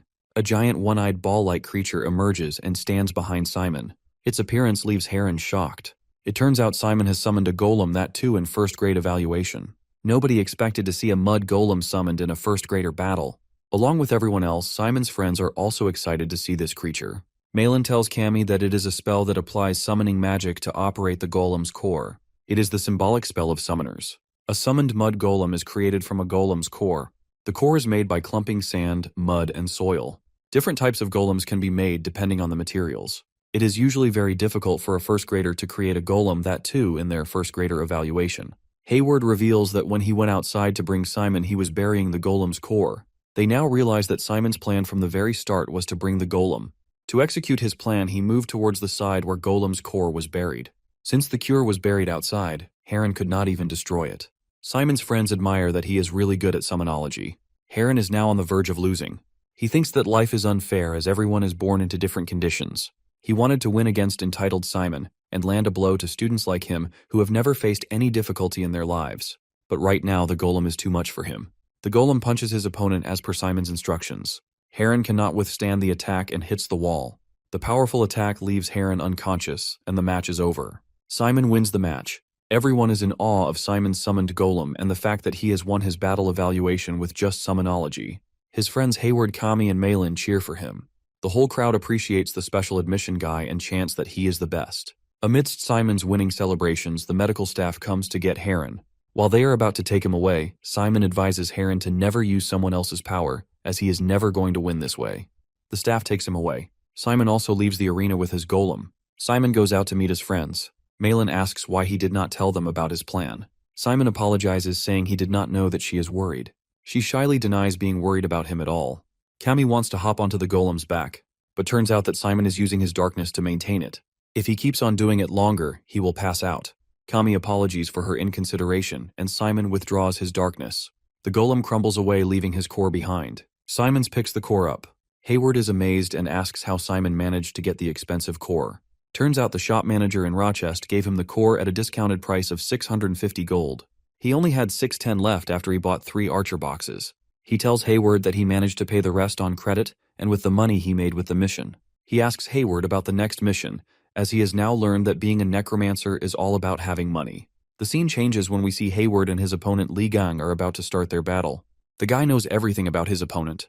He knows that Li Gang is an enchanter like him. She controls weapons at will using the darkness to form thin threads. Hayward starts telling Li Gang all the information that he has gathered against her. He tells her full name, her family tree, and even the name of her village. He knows about her first friend at Kizan and grades as well. A sage from her village opened her core. She wants to major in darkness dynamics but is also interested in magical combat. Hayward also knows about her height, weight, and her minor knee injury. Hayward's information annoys his opponent and wants him to shut his mouth. Hayward does not seem to take it and states that it is important to know the weaknesses of one's enemies. Li Gang is not impressed and attacks him. But her swords are attracted to Hayward's electromagnetic that attracts metals with the same element. Turns out he has done his homework about Li Gang metal swords. She has almost bought 20 swords, but she does not have a single armor. She must have taken him lightly as an average enchanter. However, as per his research, Li Gang's weakness is long-distance accelerating attacks. Targeting her weakness, he attacks her once with a coin. The coin hits her on the head. Li Gang cannot bear even a single blow and goes unconscious, making Hayward an easy winner. Kami and Malin clap for him, but deep inside they are feeling embarrassed. Next up is Malin and her opponent Eben. Simon and Kami wish her luck while she is walking towards the arena. She crosses Hayward and goes away, ignoring him. He asks Kami if anything has happened, but she denies it. She rather asks him if Malin's opponent wants to major in magical combat. He confirms it and states that the whole battle would be based on whether she will get close to Malin or she will push her away. Eben mentions that she did not know she would go against Malin in her first evaluation. Malin answers that it should be an honor for her family and calls her a commoner. Eben gets ready to attack Malin, saying it would be a great experience for Malin if she is defeated by a commoner. She runs towards Malin. Before she could hit her, Malin uses a flare and does not allow her to even come near her. Simon appreciates how quickly she has made the dark flare. Hayward corrects him that it's darkness elemental flame that is quicker to cast. The spell uses the darkness to express the elemental magic of pure wizards reinterpreted in a modern way. It has a black shade to it that is the flame's characteristic. It's more powerful and easier to control its variable. Simon finds this upgrade amazing. He even appreciates Malin's strategy to avoid the attacks. But she thinks she still has the upper hand. All she has to do is dodge her and keep her from using dark flare. She is just searching for a single chance to hit her opponent. Malin, on the other hand, calls her naive. But Eben thinks there is no use of a powerful spell if it does not hit the target. She keeps on dodging her attacks and suddenly comes from Malin's back. Malin quickly detects her and turns away before she can hit her. She dodges her punch and hits her with her powerful flare. The battle ends with Malin as a winner. Hayward appreciates her even if he finds her annoying at times. Simon now believes Kazan really values talent. After such a show, she would not dare to go against her in the future. Hayward mentions he would rather go against Simon. Both of them hear a rattling sound and wonder where it is coming from. When they look around, they see that Kami is trembling and rattling her wings. She has now seen all her friends win and wonders if she can also win. Simon comforts her, saying she should not feel any pressure. Hayward tries to distract her by telling them that Professor Sillage has arrived just in time for her match. Simon tells Hayward to stay quiet as it can put more pressure on Kami. She also notices Professor Sillage and gets anxious a bit more. Soon her name is announced. She has to fight Igor from Class C. As per Hayward's research, he is a standard guy. He isn't particularly good in a single area, but has strong basic skills. He guesses that Igor will fight by combining his basic skills. Cammy has to break through his basic skills as she is an extremely offense-oriented hematologist. Malin is sure that Cammy will do great. Hayward adds that as long as she does not panic, she will be good. The match is about to start. Cammy and Igor greet each other. The guy wonders if she is actually an Ursula, as all of them were violent vampires. The match begins. Igor takes out his skeletons and Cammy prepares to shoot. Malin wonders if it would be an easy win for Cammy as her bullets are hard to defend. Hayward says it's true if they only compare their skill levels. To their surprise, Igor defends Cammy's hematic bullet and is completely unharmed. Turns out he belongs to a rich family. All his equipment is worth hundreds of gold. Everything he owns is so expensive that it can easily fend off her hematic bullets. Cammy also knows this fact and she must have prepared some plan of action against his strong defense. Igor sends dark arrows towards her, but she easily dodges them. He changes his strategy and prepares to cast a curse. Cammy's friend shouts that she has to do something as her opponent is about to cast a curse. She again shoots a bullet, but the skeleton defends it perfectly. She thinks for a second and uses blood silk. Her opponent, on the other hand, uses his magic circle to cast paralyze. They both bear the attacks at the same time. Igor realizes that Cammy's attack was actually a paralyze potion, but he is sure his paralyze spell will last longer than the potion. Plus he has his skeletons that he can use to attack. Cammy, on the other hand, can still move and is planning on attacking. She starts running towards Igor. He is caught off guard and wonders if she is going to engage in close combat. He sends in another paralyze curse, but she bears it. Despite his paralyzing attacks, she comes closer. Before her opponent can attack, she opens her mouth and bites him with her vampire teeth. His barrier starts to go down, and despite his appeals, Cammy does not leave him. Soon the barrier reaches 0 and Cammy wins. After the winning announcement, she leaves him and he lies down on the ground. She apologizes, but Igor appreciates her decision as it's his fault that he let his guard down. Cammy only wanted to win and is now worried if he is hurt. He assures her that he is all right due to the barrier, and even if he is hurt, she should not be worried as it was a battle evaluation after all. He mentions that he almost dodged becoming a vampire by a bite thanks to the barrier. Cammy again apologizes, and he brushes her apology, saying that getting bitten by her is not actually that bad.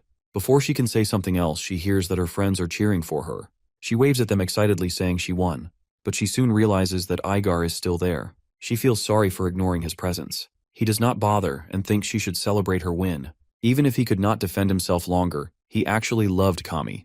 Malin congratulates her friends, especially mentioning Cammy on winning their first battle evaluation. She hugs her tightly and is so proud of her. She also mentions their midterm exams are approaching, and they have to study for it. Everyone makes a weird face as they all totally forgot about the exams. Hayward reminds them that Simon should worry as he has something important at stake related to the exams. He had promised to quit Kizan if he scored less than Malin in his upcoming exams. Simon now panics as he has totally forgotten about that. The next day, Simon is seen with a bundle of course books and plans on cramming them all. He has totally ignored his exams due to the battle evaluation. He studies hard, but it's getting difficult for him to keep up. Later that day in the girls' dorm, Malin is standing in her room. A girl informs her that a cute boy is asking for her. She goes out and sees that the cute guy is Simon. She wonders what brought him all the way over to the girls' dorm. Simon notices her hairstyle and appreciates her new bangs. She tells him to come to the point and also mentions that he is learning such behavior from Hayward. Simon comes to the point and invites her to their study group. Hayward and Cammy are also included in their study group. Simon is on his knees and wants her to join their group. She agrees, saying she will join them after cleaning her room. Simon acknowledges her for joining the group. Later that day, Simon is seen studying in his dorm. Cammy arrives for their group study session. She is really excited to study together even at the weekend. She asks if he is studying hematology. Simon wants to start with hematology since Cammy is here. He inquires if he can ask her any questions related to the subject. Cammy excitedly tells him that he can surely ask questions. She mentions that she is studying summonology and has questions related to it. She also feels apologetic for asking a question as soon as she arrives. Simon takes a look at the question that is related to zombies. He explains that she has to use a decomposition formula for this question. He has also just learned about it yesterday. The question tries to trick the students with weather or climate. If one reads this question closely, it also mentions that it is a hot and humid summer. That means it will decompose faster than it would normally do. He clarifies that Cammy has to apply the acceleration factor. She should add this all up to get the answer. Cammy is continuously watching Simon while he is explaining. She is startled when he finishes his explanation. She thanks him and tells him that she has understood the question. Simon is happy to learn that, as it was his first time explaining a question to anyone else. Kami hides her blushing face behind her notebook and wonders how can she concentrate on her studies when Simon is in front of her. Meanwhile, Malin enters the dorm mentioning it is really difficult for her to find time, but she is still here for them. Kami acknowledges her for coming. She encourages them to ask any questions they have in their minds. Before they could ask any questions, she notices Kami's notebook. The notebook has a decomposition formula written on it.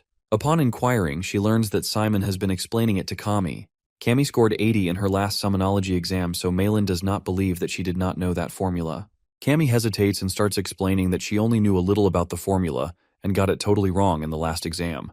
Malin requests her to calm down as she is not blaming her. Amidst their argument, Hayward enters with a huge bag. His bag is full of items he will use in the next evaluation, and he also brought some sweet snacks. Everyone gets excited to see the snacks. They all sit down and ask Hayward how he manages market research and school life without getting tired. Simon asks, why is he even studying here if he desires to start his business in the future? He explains that he is planning on starting a business that only a Kizan student can start. He reveals that he is all set to start his delivery service business at Kizan. He exemplifies it saying if someone needs something urgently from the raw chest, they will tell Hayward, and he will arrange those things for them the next day. Simon finds this idea great, but advises Hayward to talk to the dorm first. Turns out he has already informed the dorm and has made the list of things one can order. He is now all set to start getting orders. Just then they hear the door knocking. They do not know who it is, as no one is expected to come at this hour. Simon opens the door and sees Nephthys standing there. She laughs and mentions that it has been long since they last saw each other. Her visit is unexpected for Simon. Before he can comprehend the situation, she walks past him and runs towards the sweets. The main character wants to stop her, but he cannot. She hops onto Malin, who thinks she is cute and offers the sweets. Nephthys takes them without a second thought. Malin also asks her name and she replies that her name is Nephthys. Malin does not sense that she is Chancellor Nephthys due to her cute, childlike getup.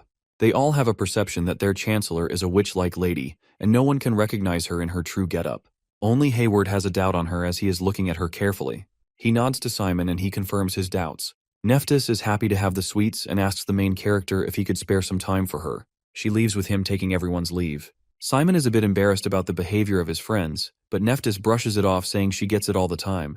She also appreciates him getting his first battalion. Simon tries to ask her how she knows that, but she interrupts him. She wants them to move somewhere else as she fears someone will hear their conversation. She holds Simon's hand and starts floating in the air with him. After a few seconds, Simon lands with his head hitting the ground. The place where they have landed is a girly room. Turns out it's Lorraine's room and she has just come out of a shower. Lorraine is angry at her mom for causing her trouble all the time. She is annoyed at the fact that her mother has brought a boy to her room without even informing her. Nephthys, on the other hand, has something important to tell them. Lorraine blames her for always being like this, but she brushes it off saying Lorraine must study for her upcoming exam. She also mentions Simon's study group. Her daughter tells her that she already knows she has to study, but Nephthys does not buy it as she has to bear the professor's nagging all the time. Lorraine does not seem to understand as she thinks her skills have nothing to do with memorizing the textbook formulas. They both keep on arguing for a minute. Seeing them argue like this, Simon begins to miss his team members. Lorraine finally asks Nephthys to tell them what she wants and leaves. Nephthys wonders where she got her personality from. She tells them both to sit down first. They both sit down on the floor. She starts by telling them about the priest that the main character has seen in the forest. She has ordered her subordinates to investigate the matter, and they have found some clues. However, she is not here to tell them about the clues. She is rather here to warn Simon. She reveals that the spy knows about Simon. This revelation is really shocking for the main character. She asks him if he remembers the Cyclops incident. She further explains that someone had intentionally messed up with the Cyclops. As per Simon's guess, their intention is to kill him and make it seem like an accident. The Chancellor reveals that the spy is someone from the school itself, as they had the chance to temper with the Cyclops. She asks him if he wants protection from Kizan, as Lorraine always worries about him. Her last statement embarrasses Lorraine. Nephthys offers him to take a year off from school and come back. They will adjust him at school like his roommate Cajun. She suggests that he should stay in his hometown for a year and come back later when he is out of danger. Simon thanks her for the offer but denies it. He requests her to let him stay at school as he is also trying to investigate the matter on his own. Nephthys and her daughter get a little worried, but the Chancellor has expected this already, as Simon is Richard's son after all. The Chancellor gives up and tells Simon that she will have to devise a way to protect him at school. She gives him a necklace that is not just an ordinary necklace but an artifact. She informs them that many unsettling incidents have happened recently, not just in Kizan, but all over the continent. Therefore, she can't pay attention only to him and wants him to wear that necklace all the time. She reveals that the necklace has the power to protect him when he is in danger. As per the Chancellor's instruction, he has to leave everything once the necklace indicates danger. She also instructs Lorian to take care of him in the school. Lorraine replies that she already knows that and goes back to sleep. Her mother wakes her up and tells her to go study with Simon. Lorraine does not want to go as she thinks it will annoy his friends. But Nephthys is adamant about sending her to group study. She throws a tantrum like a little baby, which makes Lorian give up eventually. Nephthys happily leaves, instructing her daughter to get ready. Lorraine is embarrassed and she tells Simon that she will not bother their group study. She plans on just sitting with them for an hour and leaving. Simon, however, is happy to have more members. He takes her with him and introduces her to the group. He tells them that he ran into her outside and wondered if she could study with them. Lorraine is also apologetic for the way she is crashing their group study. She tells them to pretend she is not here and continue their group study. They all wonder how can they ignore her when she has such an amazing personality. Later they all kind of gel together and start studying. While studying, Lorraine has some difficulty with a caterology question. Malin helps her with that question. She tells Lorraine that she can use a formula to solve that question. Lorraine gets the formula quickly, and Kami seems impressed by her quick learning.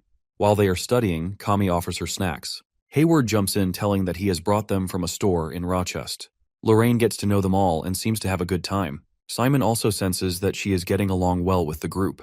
He thinks she is amazing, although she is not really interested in studying as she is a lazy, talented type of girl. The day is about to end, and they all decide to go back to their rooms and study on their own. Lorraine leaves with Simon while everyone says goodbye to her. On her way back, Lorraine asks Simon about his school life so far at Kiezen. He replies that it's best to the point where he would risk his life.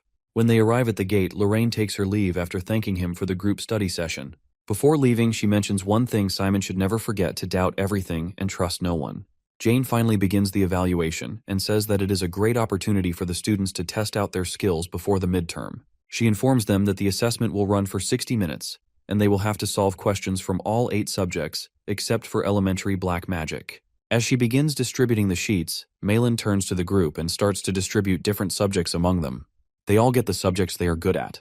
She tells them that if they can't solve a question, they should just put a star by it and pass. If they solve the question but are unsure about the answer, they should simply put a triangle. She tells them that she will check out everything from question number 1. Once they are done with the questions they are assigned, they should move on to other subjects. Since Summonology has the most questions, she tells Simon that they will be counting on him. Simon confidently assures her to leave it to him. The assessment begins and all the students start writing immediately. Malin glances over at Simon and thinks to herself that he must have studied hard. However, she still isn't going to back away from the bet. She thinks about winning and canceling the bet since it would make her look much cooler. She will keep it a secret from him, and it will pressure him to study hard. As she is thinking all this, Hayward screams and asks for help with one of his questions. She slams the desk and asks him to skip the question and move on. The guy doesn't listen and continues screaming that he won't be able to solve other questions if he skips that one. It is now 5 minutes till the assessment is over. Malin tells everyone to just leave the questions they didn't get to and finish solving what they were previously working on. They only have one short question left. The group frantically tries to solve the last question as the clock ticks. After 5 minutes, Jane announces that the assessment is over and instructs everyone to put their hands above their heads. She tells them that the results of this test will be announced after the midterm and asks them to grade their own answers for the remainder of the class. Simon looks at Malin and asks her if they should grade and review their scores together. Our boy managed to get an 84 on his test, which is better than his previous score. Everyone cheers him on for his performance, but Malin is a bit upset because she can't go on with her plan now. Kemi gets 89 in hematology, which is also better than her previous grade. Now they all stare at Hayward, who flinches since he got a lot of the questions wrong. Malin loses it and grabs him by the collar. She smiles and tells the group that they can aim for the upper rank if they keep trying. They also feel thankful to Professor Jane since the questions in the mock test were spot on, and they can get decent scores if they just review these questions. After discussing the grades, Malin reminds the group that they have another battle evaluation coming up tomorrow. She mentions Simon and says that he should be careful since everyone saw him using the golem. Simon simply smiles back and tells her that he already knows it. She asks him if he is really that confident. He says that he will try his best, and if he can win tomorrow, he will make it to the upper ranks. The entire group is determined to win their evaluation so they can all stay in the upper squad. It is finally time for the evaluation. The match is between Simon and a girl named Jessica from Class H. Jessica seems confused as she steps into the arena. She sees Simon standing in front of her with a book to his face and some skeletons guarding him. This makes her mad, since she thinks that he is not taking it seriously by reading in front of her. She starts by using the poison fog spell. Simon immediately gets alert. He realizes that she is a toxicology major and that the spell she uses will take away his stamina bit by bit. This makes him even more excited since he is able to experience this in person. As he continues talking to himself, the girl gets furious and tells him that she is not her midterm tutor. She makes a poison whip and takes out one of his skeletons. Simon goes into his nerd mode and starts explaining key points about the poison whip. He says that the poison whip uses a fixed coordinate for the magic circle so it can be easily countered by shooting the magic circle with a darkness arrow. Jessica starts to panic as she realizes that Simon knows all of her tricks. Her only option now is to engage in a physical battle. She immediately charges at him and increases her speed using darkness. Simon closes his book as he sees this and says that when accelerating using darkness, it makes it hard to change course. He uses her momentum against her and throws her back with a single attack. As she is in the air, he uses the bones from the destroyed skeletons to finish her off. Jessica can do nothing but accept defeat as she knows that she is clearly outmatched. Simon wins his evaluation match easily and advises Jessica to keep an eye on counterattacks during her next match. It is finally time for their midterms. After the exam, we see Simon and Hayward exhausted on a bench like they just fought a war. They are glad that the midterm is finally over. Simon smiles and tells him that while they competed in the midterm, their only goal was to cultivate and develop themselves, and this makes him so happy. Meanwhile, Hayward starts sweating as he hears this, but he doesn't say anything. At the same time, Malin and Kami get out of the exam hall and meet them. Malin smirks and asks Simon how he did in his summonology exam since she wants to continue seeing him in the academy. Simon starts to regret and says that he wants to go back and punch himself in the face since he was so rash to say those things. He really thought he could easily raise 10 points, but when he actually took the exam, he found out how hard it was. This makes Malin worried and she asks him if he messed up his summonology exam. Simon laughs and tells her that he will still win. He just wanted to let her know that it wasn't easy. Malin then asks the group what they are doing for the weekend. Hayward tells her that he is going to have some monster meat. This surprises them and she asks him why he would even eat that. Hayward acts confident and claims that there is going to be an announcement next week and they all might have to go to an island. He explains that it is going to be a survival island and they will all be dropped on an island full of monsters. The students will have to survive for 4 days and they will be evaluated on how well they can survive. Once they are on the island, they will have to figure out food, shelter, and everything else on their own. He also mentions that they will get points by hunting monsters, and since it is Kizun, they might eliminate the students with the lowest scores. This makes Kami worried as she thinks that she won't be able to make it. Malin turns to Simon and asks him if he is also going with Hayward. He bursts with excitement and says that it sounds so fun. In his mind, surviving on an island for 4 days and hunting monsters is the best thing ever. Simon reveals that he used to do that a lot back at home. Malin asks Hayward if he is confident about the island thing since the school still hasn't announced anything. He tells her that he is 60 to 70% sure. He has been listening to Kizun's servants and he heard them secretly pulling out tongue pads. These are devices that are used to do performance assessments. Moreover, the teleporting team of the Kizun headquarters has been working on a large-scale project for the last 2 days. They have also bought magic circle ingredients in bulk.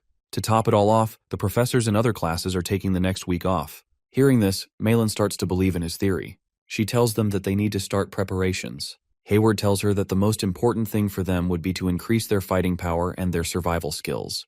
Kami asks him what he means by survival skills, and he explains that it's basically stuff like building houses, starting fires, butchering monsters, and identifying edible plants. They either have to gather plants or hunt and eat monsters. With a shaking voice, Malin announces that she will only be eating at restaurants that serve monster dishes for the weekend. She asks Kami if she wants to join her and she agrees. Simon mentions that the dish Professor Hongpeng made for them the other day was also made of monster meat. This surprised both of them since they love that dish. He tells them that he will write a letter to the professor and ask her for the recipe. The scene changes to the entire group looking at some Noosluck monsters. They compare the monsters with the picture they have to make sure it's the same and get ready for the hunt. After the midterm, they got a letter back from Professor Hongpeng, who agreed to tell them the recipe. She mentioned that they would need a specific monster's meat, which was called the Nusluck. According to the professor, these monsters are harmful to the ecosystem as they reproduce too quickly and devour everything. The professor gave them the task of hunting down the boss Nusluck. She instructed them to catch the boss without wounding it too much since they were going to cook it later on. Malin suggests going after the small monsters first. She tells Hayward to support them with his enchanting spells, and Simon would be the tank and secondary support. She and Kami would do the attacking. As one of the monsters tries attacking them, Hayward uses his enchant spell on a skeleton. However, the monster immediately gets hit by an attack from Kami. Hayward starts sweating as he realizes that she killed the monster in a single attack. As more monsters approach, Simon's skeletons start hunting them down with their arrows. At the same time, he turns to Malin and signals her to attack. She uses her dark flare to burn all the monsters at once. As they think they are done, one monster tries jumping at Malin from the back. Before it can ambush her, Kami finishes it off with her bullet. Kami silently watches Simon laughing as Hayward and Malin argue about the flames. Simon turns to Kami and asks her if she is alright. She tells him that she just used too many hematic bullets, so she feels a bit dizzy. Soon after, she almost faints, but he catches her. He asks her if she is really okay since she looks too pale. Hayward calls both of them and shows them a huge noose-like paw print on the ground. He thinks that the print may have been made by the boss. As they all decide to go after the boss, Kami stands there blushing as she wonders what is wrong with her. Kami was fined for 5 years, and she thought that she had it under control, so she can't figure out why she acts this way when she is with Simon. The scene changes to the professor as she calls her TA and asks him to bring over Simon and his friends. She tells him that she gave them a mission to capture a boss's noose-luck, and they must be near the noose-luck habitat by now. The TA asks her why the group is coming on a weekend. She explains that they want to prepare for the island's survival even though it hasn't been announced yet. She thanks him for his help and leaves. The TA doesn't seem to like any of this, and he clenches his fist in silence. Meanwhile, the group starts to approach the boss noose-luck. Simon takes out the eye and says that he will get the golem ready. Soon after, the boss shows up and starts charging at the group. The rest of them ask Simon to focus on making the golem while they hold off the boss. Kami tries hitting it with the hematic bullet, but the boss dodges it. The group realizes that it has far better reflexes than the rest of the noose-lucks. Malin attacks next and hits it with the flare, but Hayward reminds her not to burn the boss since they have to cook it later. She tells him that they have to roast it later anyway, so it won't matter. As the two of them continue arguing, the boss tries pouncing on Hayward. He quickly reacts and traps it in an enchanted net. The boss screams and tries to free himself. It isn't long before the noose-luck boss rips the net and escapes. However, just as it is about to run away, it gets punched by the golem. The boss gets slammed into a nearby tree. Simon apologizes to the group for making them wait. With the golem on their side, the rest of the mission is a piece of cake for them. Hearing all this noise, the TA finally finds them. He commends them for finishing the mission and instructs them to follow him to the teleport circle. As the group gets teleported back, the TA stops Simon from entering the circle. He says that he wants to talk to him. Simon is a bit confused and asks him why they can't just talk after they teleport. The guy gets mad and orders him to just do what he says. He tells him that he just wants to have a man-to-man conversation. Simon asks him if he did anything wrong. The TA asks him why he is trying to boss the professor around. He says that the professor is not his personal tutor, so it was wrong of him to send her the letter. Simon tries apologizing, but the guy isn't ready to listen. He smacks a tree in half and tells him that he isn't there to argue with him. He claims that Simon is playing with the professor's mind. Since he is the special admission, he is using that to exploit the professor's kindness. The TA thinks that he is playing games with her and giving her false hope that he may become her disciple. Simon tells him that he may have misunderstood the entire thing. He explains that he declined the professor's offer on the spot. Moreover, the professor respected his choice and even asked him to reach out to her if he needed any help. It was also the professor's suggestion to invite members of his group. The TA gets furious and asks him if he really thinks he is going to buy it. He says that he has been working under the professor for 5 years, so he knows how she thinks. Simon realizes that the TA won't listen to him no matter what he says. The guy tosses a bracelet to him which is meant for battle evaluation. He suggests that they stop talking and figure this out by fighting. If Simon manages to land a single hit on him, he will believe his story and do whatever he wants him to do. On the other hand, if he fails, he has to become the professor's direct disciple. Simon tells him that he understands his worry about the professor, but forcing down his thoughts on others is a bit pathetic. Still, he is not the kind of person who backs down from a battle, so he accepts his challenge. The TA doesn't waste any more time and immediately charges him. Simon thinks that he is about to get hit by a straight punch from the left, but the TA hits him with a right hook. As he is continuously punching him, he asks him to stand on his words and do something. Simon suddenly slides back. This makes the TA surprised as he realizes that he is not just trying to land one hit on him, but actually beat him. This makes him more furious, and he throws him to the ground with a brutal combo. As he tries to finish him off, Simon grabs his leg, but the TA quickly leaps back to dodge. He asks Simon if he was a fighter before entering the academy. Our boy tells him that he is just training to become a successor to his father. The TA can't believe that Simon is just built like that, so he charges at him again and throws him to the ground. As he looks down, he is surprised to see that Simon managed to dodge it at the very last second. He finally starts to understand why the professor has her eyes on him. As he is thinking, the skeletons slowly cut down one of the trees. The TA can't believe that he was able to control the skeletons while he was fighting with them. He jumps in the air and tries to hit Simon, but he gets slashed by an axe from the skeleton. At the same time, They block off his path with the two giant trees. He wonders if Simon had been planning this from the beginning. As he is distracted, our boy walks over to him and kicks him in the face. He tells him that he won't be able to make any excuses now since he clearly lost. The guy starts laughing as he loses his mind. He admits that he lost, but he knows that if he doesn't destroy Simon here and now, he is going to regret it for the rest of his life. Simon says that he is stepping back from what he said earlier. Moreover, he just pulled out the black suit in front of a first grader, which is disgraceful. The TA tells him that he doesn't care about any of it and starts walking over to him. Simon doesn't move an inch and simply stands still. The guy asks him to take his position and prepare for a fight, but Simon tells him that he has run out of patience. Since he is doing as he pleases, he will also do what he wants. He asks him to just beat him up and get it over with. The TA grabs Simon by the collar, and before he can hit him, he hears the professor calling out his name. He starts stuttering and tells her that he was just sparring with Simon, and it is all a big misunderstanding. Professor Hongpeng smashes him away, and with a furious expression demands an explanation for what is happening. The professor asks him to turn around and stay in the most painful posture he can take. The TA immediately complies and balances himself on his thumb while being upside down. He has to use both his stamina and his darkness to maintain this posture. The professor then turns to Simon and asks him if he is okay. He tells her that he is fine, as the TA gave him a protection bracelet before they started sparring. Even after his assurance, the professor starts to grab him as she checks for any injuries. Simon figures out that it's Erzi, since the professor won't grab him like that.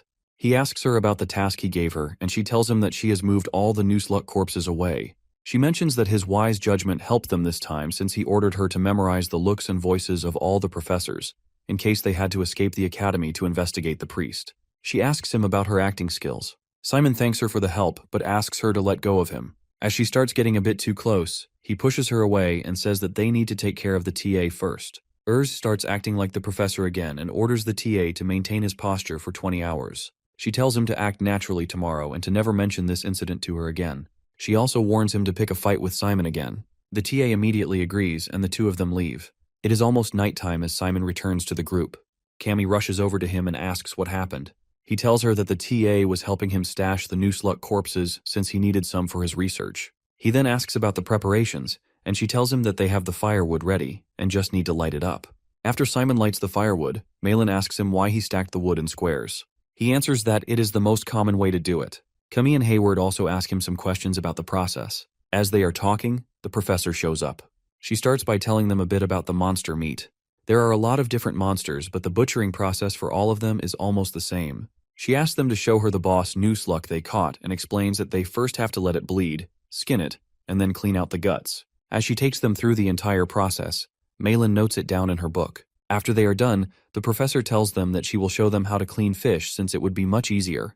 When she is done cleaning, she adds a bit of spice to the meat since it can help hide the smell of the monster meat. She also tells them that monster meat can be dangerous, so they should make sure to grill it until is it well done. As they are learning, the professor casually offers them some alcohol. While they are eating, she turns to Simon and asks him about the TA who is nowhere to be seen. He tells her that he went home early since he wasn't feeling well. At the same time, Kami dozes off and falls asleep on Simon's shoulder. Simon tells the professor that he will take her to the cabin. He puts her on the bed and wishes her good night, but as he is about to leave, she reaches for his arm and throws him back on the bed. Simon is a bit confused and scared to see her acting like this. Cammy almost bites Simon but stops herself by covering her mouth with her hand. She says she can't bite him. Simon asks if she is held back because of him, but she is already asleep. He smiles and wishes her good night. The next morning, Professor Jane tells the students she has an important announcement. In 2 days, they will take part in an island survival test. Simon and Malin are excited that it's finally happening. As the teaching assistants hand out the guidelines, Jane gives them an overview. She writes on the board and explains that all 961 first-year students from classes A to N will join the evaluation. Once it begins, they will be teleported to random spots on the island's outskirts. The test will last for 4 days, and their goal is to survive and reach the island's center. However, just surviving isn't enough. They will be graded using a point system. Students can earn points by hunting monsters scattered across the island. The monsters range from levels 1 to 4 and give between 1 and 20 points, depending on their type. Some of them include spiders, rats, snakes, and even werewolves. After the test, students' grades and ranks will be based on the points they collect. To track their points, they will use a bio-artifact called the tongue pad. It is easy to use. When placed near a dead monster, it absorbs its magic and displays the points in the mana language. The monster's body will then be preserved in a form called a mana bead. Hunting isn't just an option, it's necessary. Not only for points but also for food. The students start whispering, wondering if they really have to eat the monsters. Jane continues, explaining that another way to earn points is by fighting other students. If a student's barrier gauge drops to 0, they will be sent to the safety zone, and their tongue pad will release all the mana they had collected. This means winning a fight lets them take all their opponent's points. Lastly, Jane tells them that Kizan built a mansion in the center of the island. It is the only place where combat is not allowed. The mansion cancels all attacks, and any student who steps inside even once will instantly earn 200 points. The students are shocked, realizing that entering the mansion is worth as much as hunting multiple monsters. Jane says the rules are simple, but there are tricky details, so they should review the guidebook carefully. After that, a guest lecturer will teach them about the island's ecology. A silver-haired man steps forward and introduces himself as Edward Buckby. Hayward starts freaking out and says Professor Jane must have powerful connections. Simon asks if Edward is famous. Hayward is shocked and asks how Simon doesn't know him. Edward is a legendary treasure hunter who has discovered over 10 ancient ruins. He is the best of the best. Edward stands before the students and says he never expected to give a lecture in Kizan. He must have done something right to reach this point. He credits his success to his father and shares that he was born into a poor family. He takes pride in having traveled across the entire Dark Alliance and even sneaking into the Holy Federation. In simple terms, he is an expert at survival. He may not have strong black magic like the students, but he has stayed alive by being well prepared. He pins a map onto the board and introduces the island where the test will take place. Kira Island. The island is surrounded by several smaller islands of different sizes. Edward has visited them all to study their vegetation and the types of monsters that might be on Kira Island. He hands out a book filled with detailed information, calling it a useful reference, but insists that real experience matters more. Now he will share everything he knows about Kira Island, including important warnings about its environment. He asks the students if they have any questions. A student raises a hand and asks why Edward mentioned that the island is split into multiple smaller islands. Meanwhile, Simon opens the book to check the details and notices a picture of a monster. Fear suddenly tells Simon to wait and let him take a closer look. Simon moves the book closer to the badge that Fear gave him. Fear immediately reacts, asking what this monster is doing there. Simon asks if it's just an ordinary undead, but Fear shakes his head. He explains that the creature in the picture is an ancient undead who is a former general of his battalion. Simon is shocked upon hearing this. Fear then asks if Simon remembers his father's past. Simon nods, saying of course. His father fought against necromancers to protect his mother, who was a priest. Fear confirms this and explains that during that time, the Dark Alliance desperately tried to capture their battalion.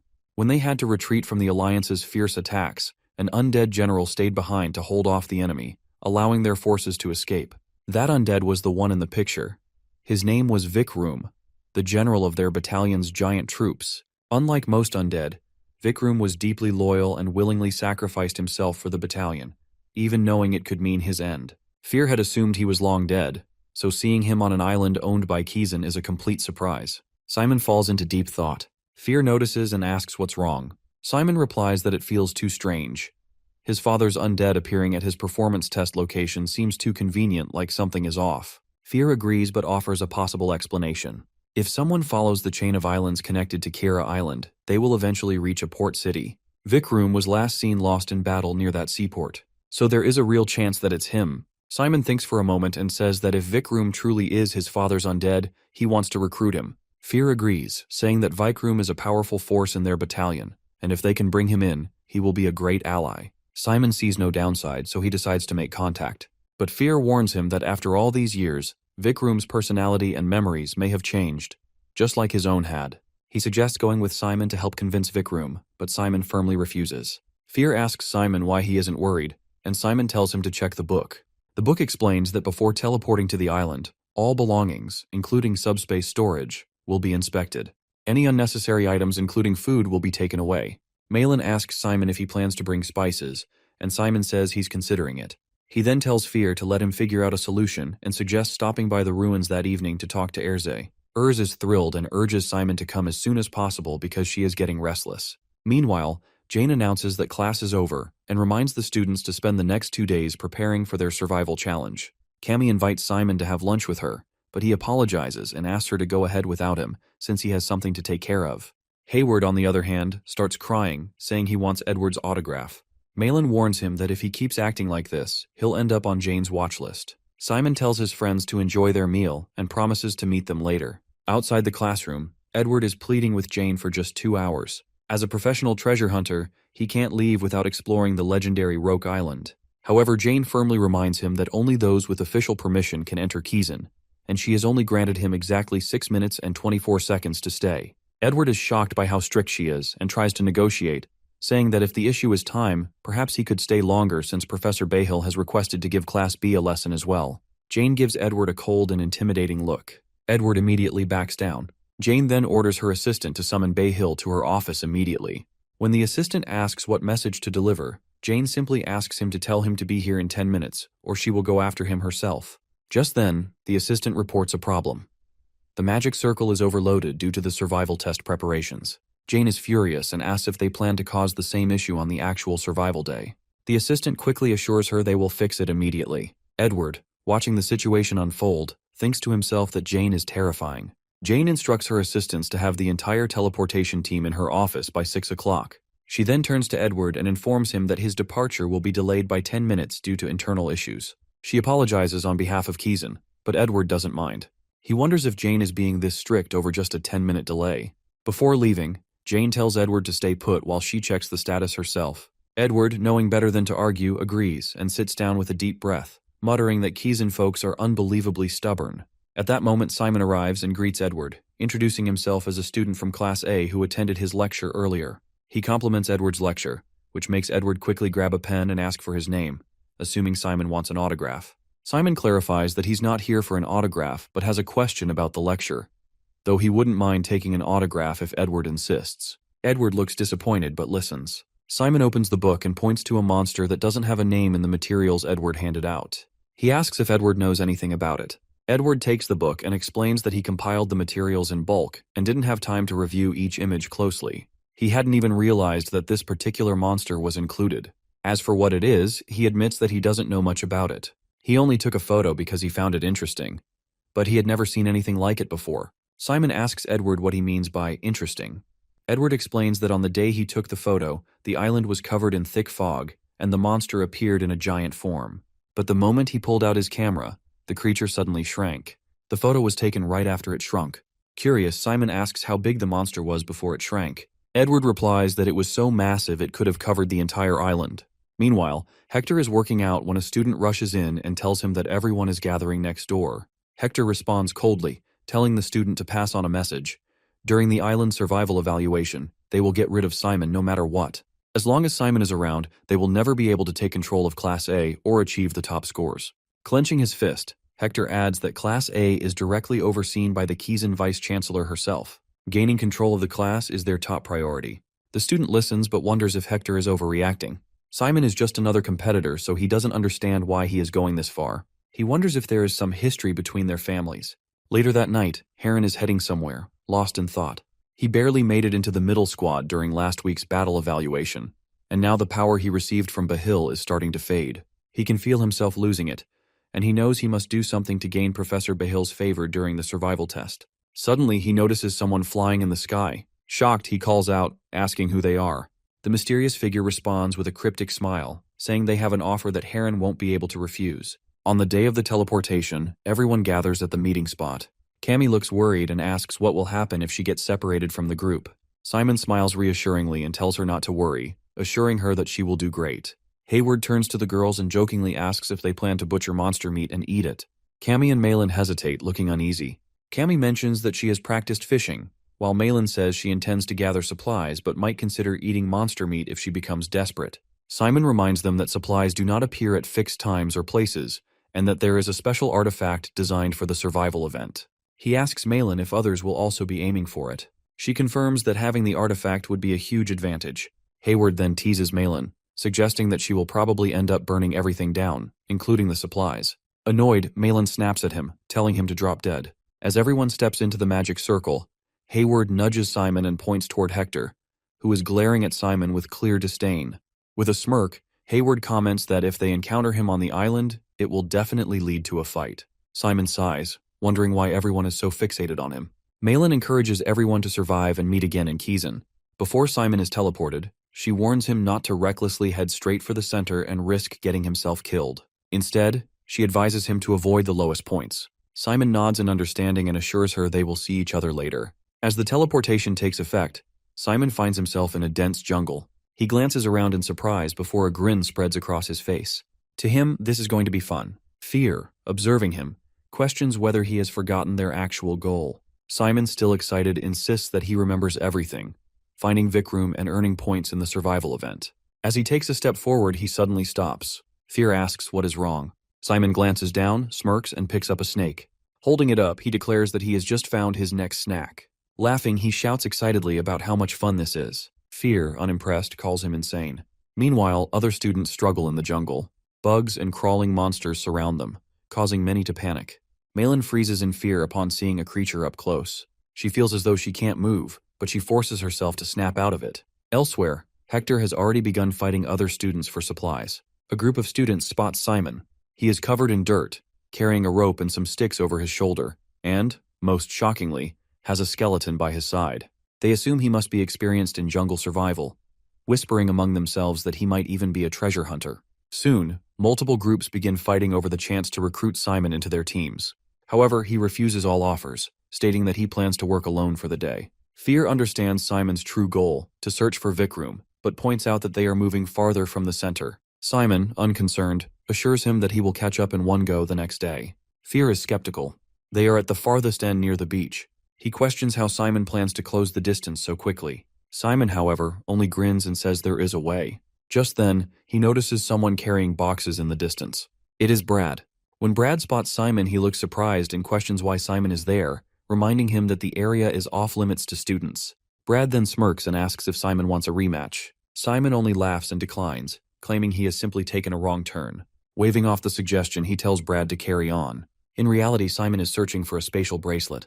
After some time, he finds one stuck in a web high up in a tree. Fear urges him to hurry and take it. Simon, however, pauses and scans the area. He explains that he needs to check for any surveillance magic. After ensuring no one is watching, he slips on the bracelet. Fear appears with a few skeletons, laughing as he declares his return. However, Simon quickly instructs him to get inside the spatial bracelet. Fear hesitates, confused about why he has to go back in just after coming out. Simon, keeping his focus, insists that they need to move quickly before an observer arrives. At that moment, Brad arrives. Crossing his arms, he remarks that Simon has managed to dodge the eyes of instructors and professors while smuggling another spatial bracelet, an offense serious enough for expulsion. Suddenly, Brad's expression shifts into a smirk. He then adds that, under normal circumstances, such actions would be punishable. But Simon is not just any student. At the same time, he turns back into Erza, who asks Fear about her transformation ability. Fear starts sweating, visibly shaken, and admits that she has just given him the most terrifying moment of his life.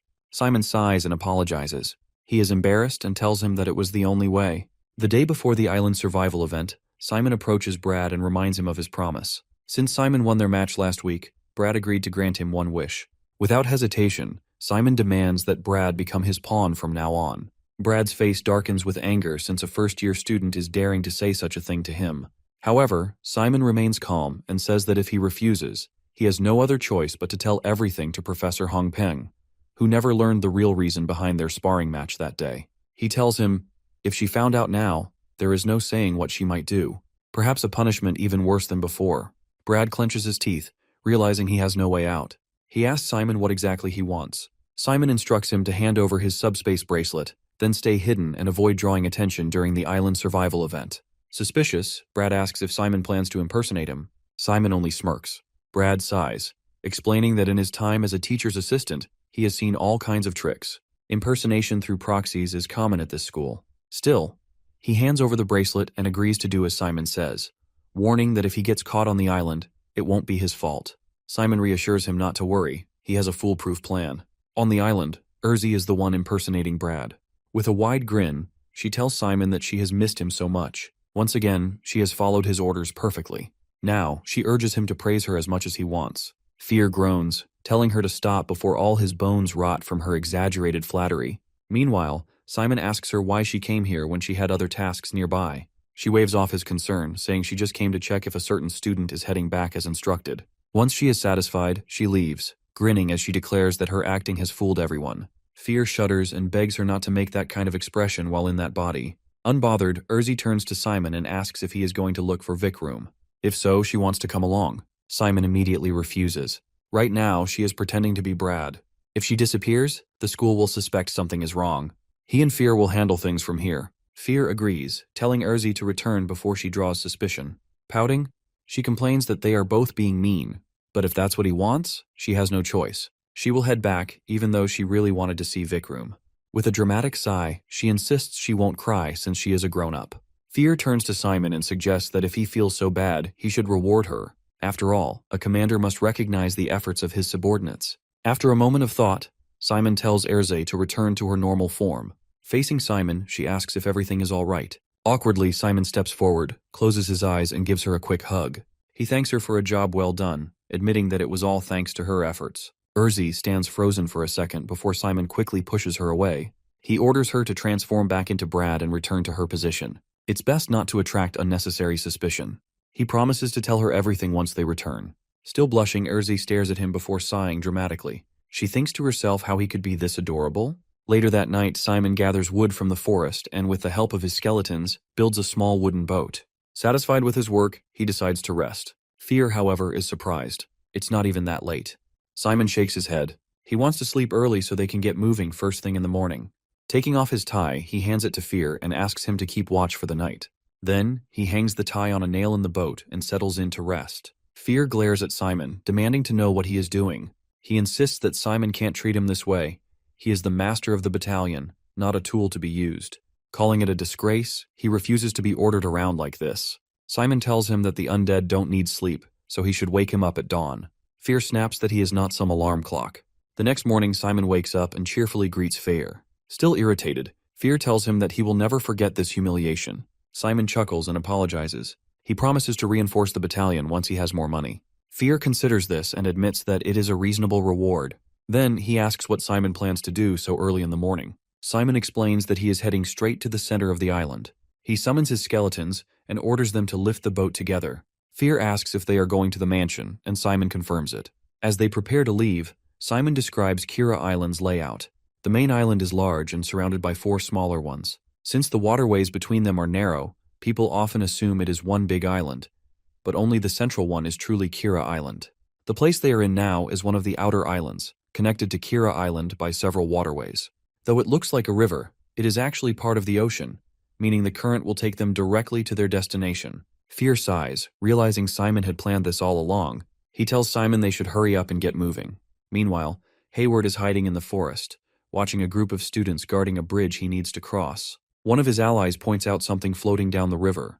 When Hayward spots Simon, he smirks and says that this is just like him. Simon and Fear drift along on the wooden boat. Fear enjoys the peaceful ride, calling it refreshing. Simon nods, saying they should be able to continue without trouble. Then, he notices students up ahead and realizes others have also arrived early. The students at the bridge spot Simon and start talking among themselves. One of them warns the others that they should stop him. Hayward seizes the opportunity. He tells his group that this is the perfect moment to cross the bridge, while everyone is distracted by Simon. He figures that if they move quickly, they can slip past unnoticed while Simon deals with whatever is happening. Urging them to ignore Simon's situation, he orders them to run for it. However, a student on the opposite side notices Hayward's group trying to cross and immediately alerts his team. At that moment, Simon sees a magic flare heading toward him. He doesn't know who fired it, but they clearly have skill. Reacting instantly, he kicks the wooden boat, causing it to break apart.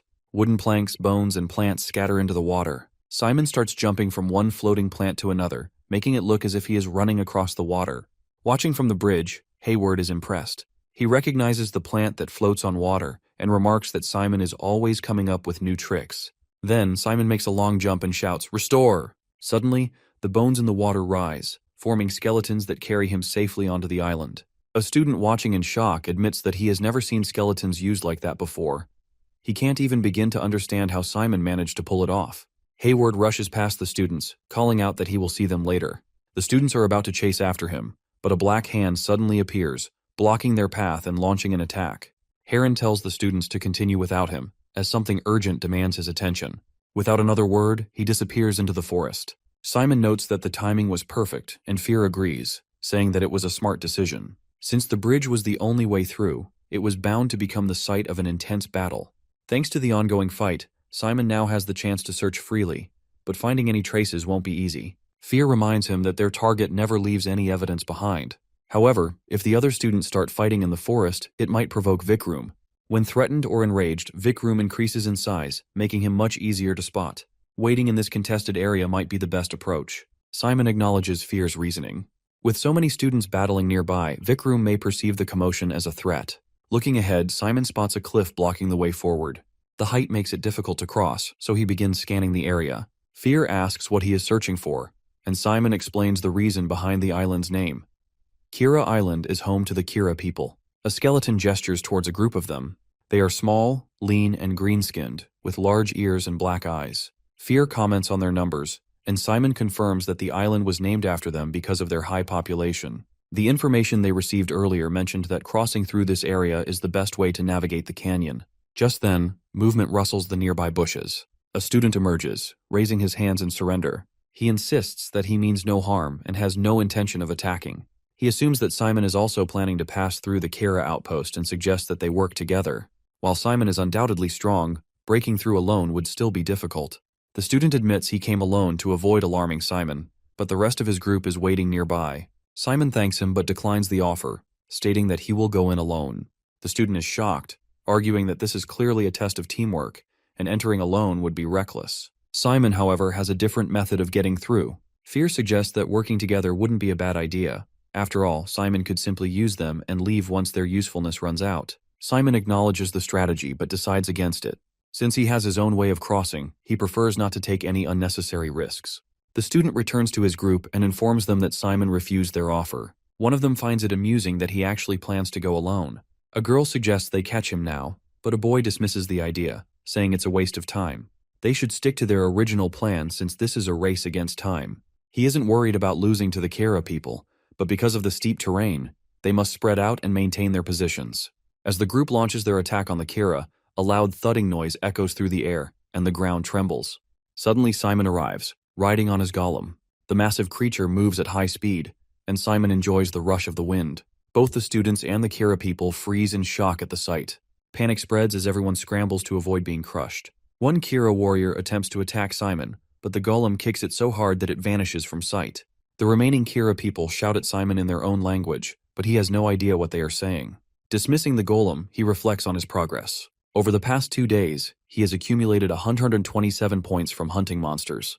While it's a decent amount, it's still not enough to reach the higher ranks. Eventually, he will have to fight other students, ideally 2 or 3 at a time. Out of nowhere, a flare attack streaks toward him. Simon quickly drops down, dodging just in time.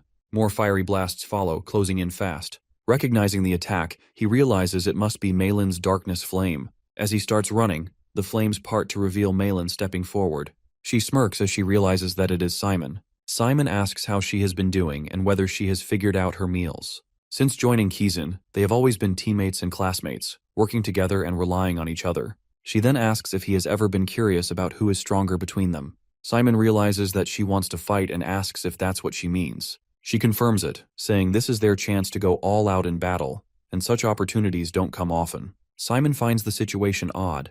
He expected they might have to fight one day, but this feels rushed. No matter how eager she is to win, it's hard to believe she is attacking him with such intensity. She asks if he plans to just stand there and stare. Fireballs come flying toward him, each one packed with incredible power. Simon acknowledges that she is an exceptional student since her fire magic alone is a strong defense. Any reckless attack will be burned away before it even reaches her. However, if he can find the perfect spot to strike, he might have a chance. Deciding to take her seriously, Simon draws his bow and aims at her. He warns that he knows her just as well as she knows him. She scoffs, asking if he really thinks his attack will work, and hurls another fireball at him. Simon releases his arrow at the same time. The arrow pierces through the fireball and strikes her. She is shocked to see that it is coated in darkness. She tells him not to underestimate her and leaps into the air, increasing her firepower. Simon starts running, realizing that she is even using magical combat. This won't be easy. She assumes Simon believes he has a chance now that he landed a hit, but once she finishes charging her dark flare, it will be over for him. At that moment, another arrow hits her leg, followed by 2 more from different angles. Confused, she looks around. Simon is still in front of her, and he hasn't fired. That means these arrows are coming from somewhere else. She quickly realizes 3 skeleton archers are attacking from different directions. Simon hadn't hesitated earlier. He was preparing this trap all along. Simon knows her weakness is long-range attacks, so he has set up this ambush perfectly. Furious, she shouts that he shouldn't underestimate her. She knows her own weaknesses better than anyone. He's not the only one who can strategize. Simon shoots another dark arrow at her, but she quickly creates an ice wall to block it. The arrow strikes the barrier and stops. He smirks, saying he should take this chance to escape while he can. Furious, she yells at him, demanding that he finish the fight properly. Simon is getting a bit worried now, and he wonders why she wants this so badly. He is about to back away when a loud rumbling shakes the ground. Fear shouts for him to move. The earth suddenly cracks apart, and Vikram bursts out from underground near her. Simon yells her name and tries to warn her. He rushes towards her, trying to save her from the monster. Malin, on the other hand, is confused about why Simon is running in now, knowing that her dark flames could hit him directly. She wonders if he is really willing to throw everything away so recklessly. She considers casting a spell at him but hesitates, realizing it would seriously injure him. At that moment, she questions why they are even fighting each other. Before she can figure it out, a sudden explosion shakes the ground. Malin loses consciousness, and Simon quickly picks her up and runs. Looking back, he sees Vikram emerging from the ground. He immediately strikes Simon, sending both him and Malin falling. Fear warns Simon that Vikram is retreating, but he barely pays attention as he sees Malin slipping. Reacting quickly, he grabs her hand just as they reach the edge of a cliff. Hanging on tightly, he pulls her up to safety and asks Fear about Vikram. Fear explains that things have calmed down for now. As Simon holds Malin, he notices a small feather on the back of her neck. Curious, he reaches out to grab it, but it flutters away before he can touch it. Just then, rain starts pouring, and he realizes they need to find shelter. Meanwhile, in her unconscious state, Malin recalls a painful memory. In the ivory tower, someone told her that her abilities were severely lacking, and he could no longer expect much from her. She had tried to convince him otherwise, but he coldly declared that she was no longer the successor. Later, she had secretly overheard him discussing the selection of a new successor. Malin wakes up, annoyed by the unpleasant dream. As she regains awareness, she realizes she isn't wearing her usual clothes. Looking around, she spots Simon sitting by a fire inside a cave. She immediately asks where they are. Simon glances back and asks if she's finally awake. All of a sudden, she realizes that she isn't wearing her own clothes. She gets mad and asks Simon what happened. He explained that her clothes were wet, and he changed them so she wouldn't get sick. Furious and embarrassed, she grabs him by the neck, calling him a sick pervert. Simon panics and quickly tells her to lower her voice since there could be monsters nearby. He kneels in front of her, pleading for her to calm down and assuring her that nothing inappropriate happened. Our boy tries to assure her that he has kept his eyes shut the entire time. Malin clenches her fist, making Simon even more nervous. But instead of hitting him, she puts her hand on her face and sighs. Once she's calmed down, she asks him to explain what happened. Simon tells her everything that occurred. After hearing him, she stands up and asks him to turn around. He is a bit confused and asks her why. Annoyed, she snaps at him and says that she wants to change. Hearing this, he quickly turns around. He regrets not telling her earlier that he had waited outside while she changed. A little while later, Malin sits beside him, startling Simon. He finds himself blushing, confused by why he is feeling more nervous than her. Simon says that she must be hungry and asks if she wants some food. She nods and thanks him for the food. She also thanks him for saving her, but doesn't understand why he did it. After all, she attacked him first. She tells him that she never planned to hurt him. Simon looks up with a smile and tells her that he noticed that she hesitated when she used the dark flare. Malin feels too bad and says that she wants him to take all her points except for one as a way to thank him for not kicking her out. Simon is surprised. He asks her if she is not aiming for first place this time. She grabs his hand, letting his artifact absorb the points, and tells him that he is right. She smiles and says that there are still 2 days left, so she has enough time to earn more points. Simon now has 260 points. He gets a bit serious and tells her that he wants to ask her something. She looks at him and says he can ask anything, as long as it isn't something weird. Simon feels embarrassed and assures her it isn't. After thinking for a moment, he asks why she is so determined to be in the first place. At the same time, we see a group of students searching the forest. Heron is also with them, and he orders Malcolm not to slack off and to keep looking. Malcolm immediately complies with his order. The others find it odd that Malcolm follows orders from someone so mean. He is special admission number 10, and he is obeying the orders of someone like Heron. One of the students named Emily tells Heron that they should head to the mansion since it is their 3rd day. Heron gets annoyed and asks her to stop complaining. He says that if anyone doesn't like his way of doing things, they can leave. Emily is confused since this isn't his decision to make, and Malcolm is their team leader. Heron smirks and asks Malcolm what he thinks. Malcolm looks back and says that Heron is the real leader because he is the only one worthy of it. Heron turns to Emily with a smug look and asks if she heard that. Emily feels frustrated and can't understand what Heron has done to Malcolm. She asks him for an explanation. He simply smiles and tells her that Malcolm is following him by choice. He says that there is no black magic that can force people like this. Even if there was, a first-year student like him wouldn't be able to use such strong psychic spells. However, if she is still doubtful, he offers to tell her a secret. Emily hesitates, but she wants to know the truth, so she steps forward. As she gets closer to Malcolm, Heron suddenly grabs her arm. This alarms her friend. Heron leans in and whispers something in Emily's ear. Whatever he says leaves her speechless. He then asks if they are good now and questions who is the leader of their team. With a smile on her face, she says that he is their leader. Her friend is shocked because this is completely unexpected. Heron sighs and says that things would have been much easier if she admitted this earlier. He says that he is still mad at her, so she should get down on her knees and apologize. Emily immediately apologizes to him and admits that she didn't know what she was talking about. She says that she was a fool to not recognize his leadership. Since this is clearly some sort of trick, her friend gets mad and asks Heron what he did to her. He sighs again as he mentions how annoying it is. He doesn't want to waste any more feathers, but he is left with no choice since they won't listen to him. He turns back to Malcolm and orders him to clean things up. Moments later, we see the entire group lying on the ground unconscious. The scene changes back to the cave where Simon asks Malin why she is so obsessed with first place. She remains quiet for a moment and says that there is someone she wants to defeat. Simon asks her if she is talking about Serna. She tells him that he is correct and says that her reaction must have been pretty obvious since even he was able to figure it out. He mentions that he already had a hunch. He saw how she reacted when he mentioned Serna before. He still remembers her scary smile. Malin mentions that she used to be the official successor of the Ivory Tower. It was decided when she was still young, so everyone in the tower adored her. At that time, she didn't realize how heavy of a burden it was to become a successor. She really just enjoyed the attention and importance she got as a child. However, one day, the master of the Ivory Tower adopted a daughter.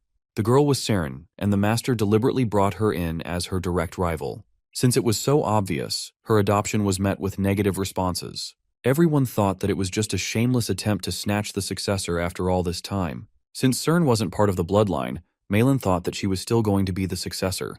However, she was wrong since Seren turned out to be a genius. She even went as far as to call her a monster, since it took her 1 week to transform the darkness when it took Malin a whole year. Even though the Ivory Tower valued bloodline, it was all rendered meaningless in front of her talent. They all came to realize that once she grew up to become the master of the Ivory Tower, she might be able to bring back its days of glory. Malin was left behind in all of this. The elders went out of their way to change the laws of the tower and allow Seren to become the official successor. After that decision, everyone in her family stopped expecting anything from her. Seren was admitted to Kizan as a special admission through the pledge between the academy and the tower. Malin, on the other hand, studied by herself and took the entrance exam. Simon finally realizes why she wanted to fight with him earlier. It is because he is the special admission #1, and even though his skills are lower than Seren's, Malin thought that she could get closer to Seren if she defeated him. Malin clenches her fist and tells him that he is right. She says that he is not going to give up even though everyone is telling her that it's impossible. She is going to get back what was taken away from her. She then asks him to avoid Serna if he ever comes across her on the island. Malin explains that she has been with her for several years, and from what she saw, she doesn't seem like a human. The next morning, she wakes up with a note from Simon. He left the cave early due to personal reasons and wished her good luck. Malin reads the note and says that she wasn't planning on teaming up with him anyway. She smiles as she stares at the note. Simon wonders why Vikram appeared during his fight with Malin yesterday. He isn't sure if it was drawn by the noise or if it reacts to fire, so he asks Fear for his thoughts. Fear stays silent for a moment, which makes him wonder if something is wrong. Finally, Fear says it's nothing but suggests that Vikram might have grown huge because of its anger. Simon thinks this means Vikram holds a grudge against him. Fear agrees, but points out that the Vikram they saw yesterday seems different from the one he once knew. This gives him a bad feeling. While investigating the area, Simon notices a girl watching him from a distance. Startled, he moves closer and is shocked to recognize Ellen. The moment she realizes he has seen her, she turns and runs. Simon quickly chases after her and asks her to stop. He is confused since he thought that she had already returned to the Holy Federation. Suddenly, a bright light blinds him. He shields his eyes, trying to understand what is happening. When his vision clears, Ellen is gone. Before he can react, he hears a scream behind him. Turning around, Simon sees a student crying for help. Before he can do anything, someone stabs the student with a knife. Horrified, Simon scans the area and realizes that there are corpses everywhere. Nearby, another student leans against a tree, wounded. Scared, the student asks why she is attacking them and what they did to her. Before he can move, chains suddenly wrap around his neck, yanking him backward. He struggles to break free, but the chains tie him to a cross. Another student begs for mercy, but moments later, several spears pierce through his body. He collapses lifeless. The attacker scoffs, calling them all crybabies. Sitting on a tree branch, Cern watches everything unfold. She explains that these students aren't really dying. Their painful memories will simply be erased. Simon looks up at her, stunned. He questions why she is doing all this. When he realizes she is doing it just for fun, his shock turns to anger. He wonders if this could be why she brought him here. Cern jumps down from the tree and approaches him. Amused, she points out that this is the third time they have met like this. Some might even call it destiny. Simon, furious, demands that she get to the point. But Cerna doesn't see the rush. She has always wanted to talk to him. Simon barely holds back his anger. Then, to his surprise, Cerny calls him the 7th Battalion commander. She asks how Fear is doing and assumes that Erza isn't with him. Then, she guesses that Erzi must have taken another form on this island. Her words only make Simon angrier. Cern, however, tells him not to worry. She explains that they are inside a barrier, one that blocks the observer from seeing or hearing anything that happens here. As the surveillance drone flies over the barrier, Simon asks her how she knows about the battalion. Instead of giving him an answer, she asks him where they met for the second time. Simon remembers meeting her before the mission. They were the only first graders who used that magic circle. He knows that this is when she started watching him. Cern reveals that she has been watching him even before that. The tower was keeping an eye on the ruins that Nephthys had sealed, so they put alarm spells in place to be triggered when the ruin opened. Not long after, they heard the alarm. They rushed over to find that he had become the battalion commander. Simon asks her how she knows about Erze. She smiles and asks him if it isn't obvious.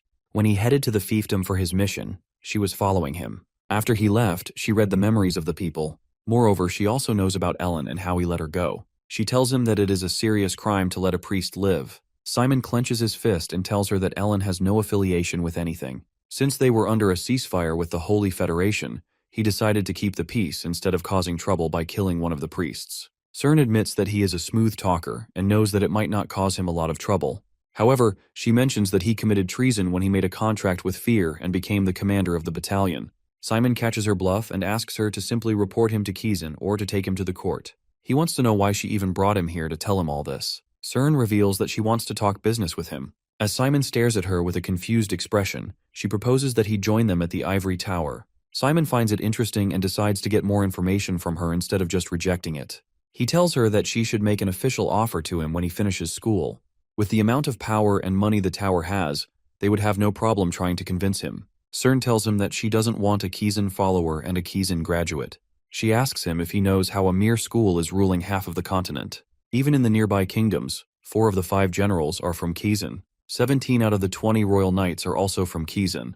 Even the prime minister and the second in command of the kingdom is from Kazan. It is only natural that they would side with the academy during times of crisis. Simon asks her if she wants someone who will only obey the Ivory Tower. Cern laughs and praises his thinking ability. She tells him that he only has 2 options. He can either get executed for treason or join the Ivory Tower. The tower is as qualified as the academy, and he will get to be with Malin, who is also from the tower. They can offer him everything he wants. After hearing this, Simon asks her if she is truly after him or his battalion. She tells him that it's both. This makes him mad, and he says that he can't trust the tower.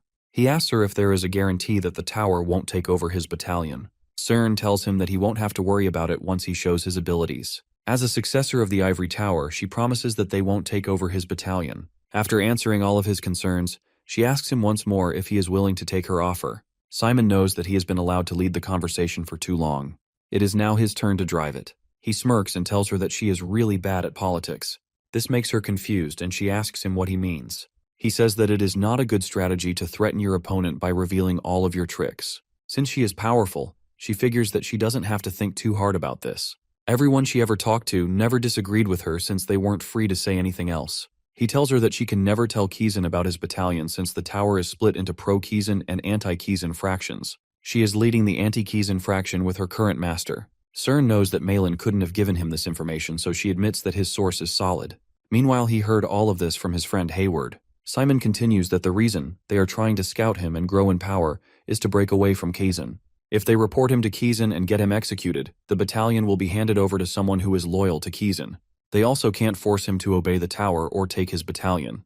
If they mess with the special admission chosen by Nephthys herself, they will be declaring war against Kizan. After hearing all this, Cern tells him that there is another way. She can get rid of him and bury the battalion so it doesn't go to someone else. Suddenly, Fear appears out of nowhere with a bunch of skeletons, and Simon reminds her that she can't do that. Cern is confused since she didn't think that Simon could have brought a subspace with him. Simon takes out his sword and says that she made another mistake by telling him that no one from the outside can see them inside the barrier. Cern accepts his challenge and calls it interesting. Fear is surprised to see a bunch of feathers floating in the air. Simon immediately recognizes that it is a special spell of hers. Only a selected few in the continent have this type of power that is not dark, holy, or pure magic. He knows that he has to dodge the feathers until he can figure out their effect. As he tries dodging one of the feathers with his sword, it breaks apart, and the feather slices his face. He suddenly starts to feel dreadful. He falls to his knees and feels suffocated. Cern tells him that it isn't just a tough feather. These feathers allow her to control their emotions. Simon glances back at the feather which hit the tree. He can smell the bug-repelling chemicals coming out of the tree as it seems to mistake the feather for pests. Cern explains that the emotions she puts into the feathers aren't limited to just negative emotions. She can put literally any emotions and make humans crawl on the floor like dogs with a single feather. She lets out a creepy smile as she is surrounded by hundreds of feathers and asks him if he wants a little taste. Fear asks Simon what is going to be his next move. Simon tells him that they don't really have another choice but to fight. He immediately signals Fear and the skeletons to charge. Cern blocks the attack with a feathered shield. She appears to be calm and says that she never imagined that she would fight against an ancient undead on the island. As she is dealing with Fear, a skeleton sneaks up from behind and tries to stab her. She quickly jumps up and destroys all of the skeletons with her feathers. At the same time, she gets attacked by a bunch of spiders. Cern comments that Simon now has enough power to call himself the commander. However, the spiders too are defeated easily. Simon can see that her feathers contain more than just emotions, since she was able to fight back against so many undead at once. While in the air, Cern creates multiple magic circles. Simon is shocked to realize that she is about to launch a fearsome attack. She immediately attacks him using dark flare from all the magic circles, and it lights the entire area in fire. Simon cannot believe that she is able to possess such power when she is just in her first year. Suddenly, Fear appears behind her and says that the spells tickled him. He smacks her to the ground, but she leaps back and tries hitting him with the feathers. As they fight, he realizes that she is beyond the level of a student. However, she is still just a student. Malin manages to land 20 feathers on Fear, and she thinks that this is her victory. Her feathers don't work on the undead, but since Fear is an ancient undead, she says that he has started to feel and think like a human. She turns to Simon with a smile and asks him what he is going to do next now that his best card is sealed away. With a calm expression, Simon asks her if she really thinks she defeated Fear. At the same time, Fear takes out his death sword and tries hitting her. He laughs and says that he may have feelings, but his will isn't that weak to be swayed away by such things. Cern can't believe that Fear managed to shake off the emotions in 20 feathers just by using his pure will. Fear decides it is now time for him to get serious. As he swings his sword, a bright flash covers the entire area. Seeing the destruction, Simon gets a bit worried and reminds him that he can't kill her since she is the successor of the Ivory Tower. Fear assures him that she won't die from a single attack since she is a monster. After the dust clears, they see her flying above with wings on her back. Simon realizes that this is her true form. He turns to Fear and asks him if he can attack her again as he distracts her. Cern grins as she points out toward the falling barrier and asks if they are going to continue fighting like this. Simon asks Fear to go back into the subspace since he might get caught by the surveillance drones flying above. Fear seems hesitant since he knows that Cern can destroy Simon with her feathers. However, he assures him that he will leave the subspace open and he can help him if he feels like he is in trouble. Simon tells her that the last option is out of the question since Kizan is watching them right now. She says that there is a fourth option. She can continue to mess around with him until he fails out of the evaluation. She will erase his memories afterward. He will experience the most painful life at this academy, as he will screw up all of the evaluations and get criticized by his teammates. Once he gets expelled from the academy, she will come and find him. Simon asks her if this is how she does things with others. He says that not everyone wants to go along with her plans, and her approach will only make more enemies for her. Cern gets annoyed and asks why he is giving her more lectures. She attacks him with more feathers and declares that she is the master of the Ivory Tower who will split the continent in three and open a new era. A loud explosion rocks the entire area, however the feathers fail to hit Simon. We see Lorraine in front of Simon as she asks Cern who is going to get expelled from the academy. She questions if she forgot that she was defending Simon and calls her the lapdog of the Ivory Tower. Cern asks her if it's okay to be biased during an evaluation. Lorraine calls her out for blocking the observer's view using her barrier. Cern smiles as she hears this and asks her why she is interrogating her when she is also one of the students. Lorraine asks her to stop wasting time and tell her what she was doing here. As the conversation between them gets heated, she calls out to Simon and asks him to go somewhere safe. He is a bit hesitant, but she tells him that he might get caught in their fight. Hearing this, he decides to walk away. Cern notices that Lorraine is attacking her with darkness arrows, and this makes her laugh. She tells her that she doesn't need to be humble. At the same time, Lorraine appears behind her and tries to hit her with a punch. Simon notices a huge explosion and realizes that he might have died if he stayed there. Cern dodges the punch by flying in the air and asks her if they are really going to play it rough. Lorraine asks her to come down. She picks up a huge rock and throws it towards her. Cern slashes the rock into multiple pieces and refuses to listen to her. Lorraine asks her to stop messing around since she wants to finish things off with her today. Cern says that she doesn't understand why she sent Simon away since he might have enjoyed her performance. She asks if she doesn't want to show her disgraceful behavior to a boy she cares about.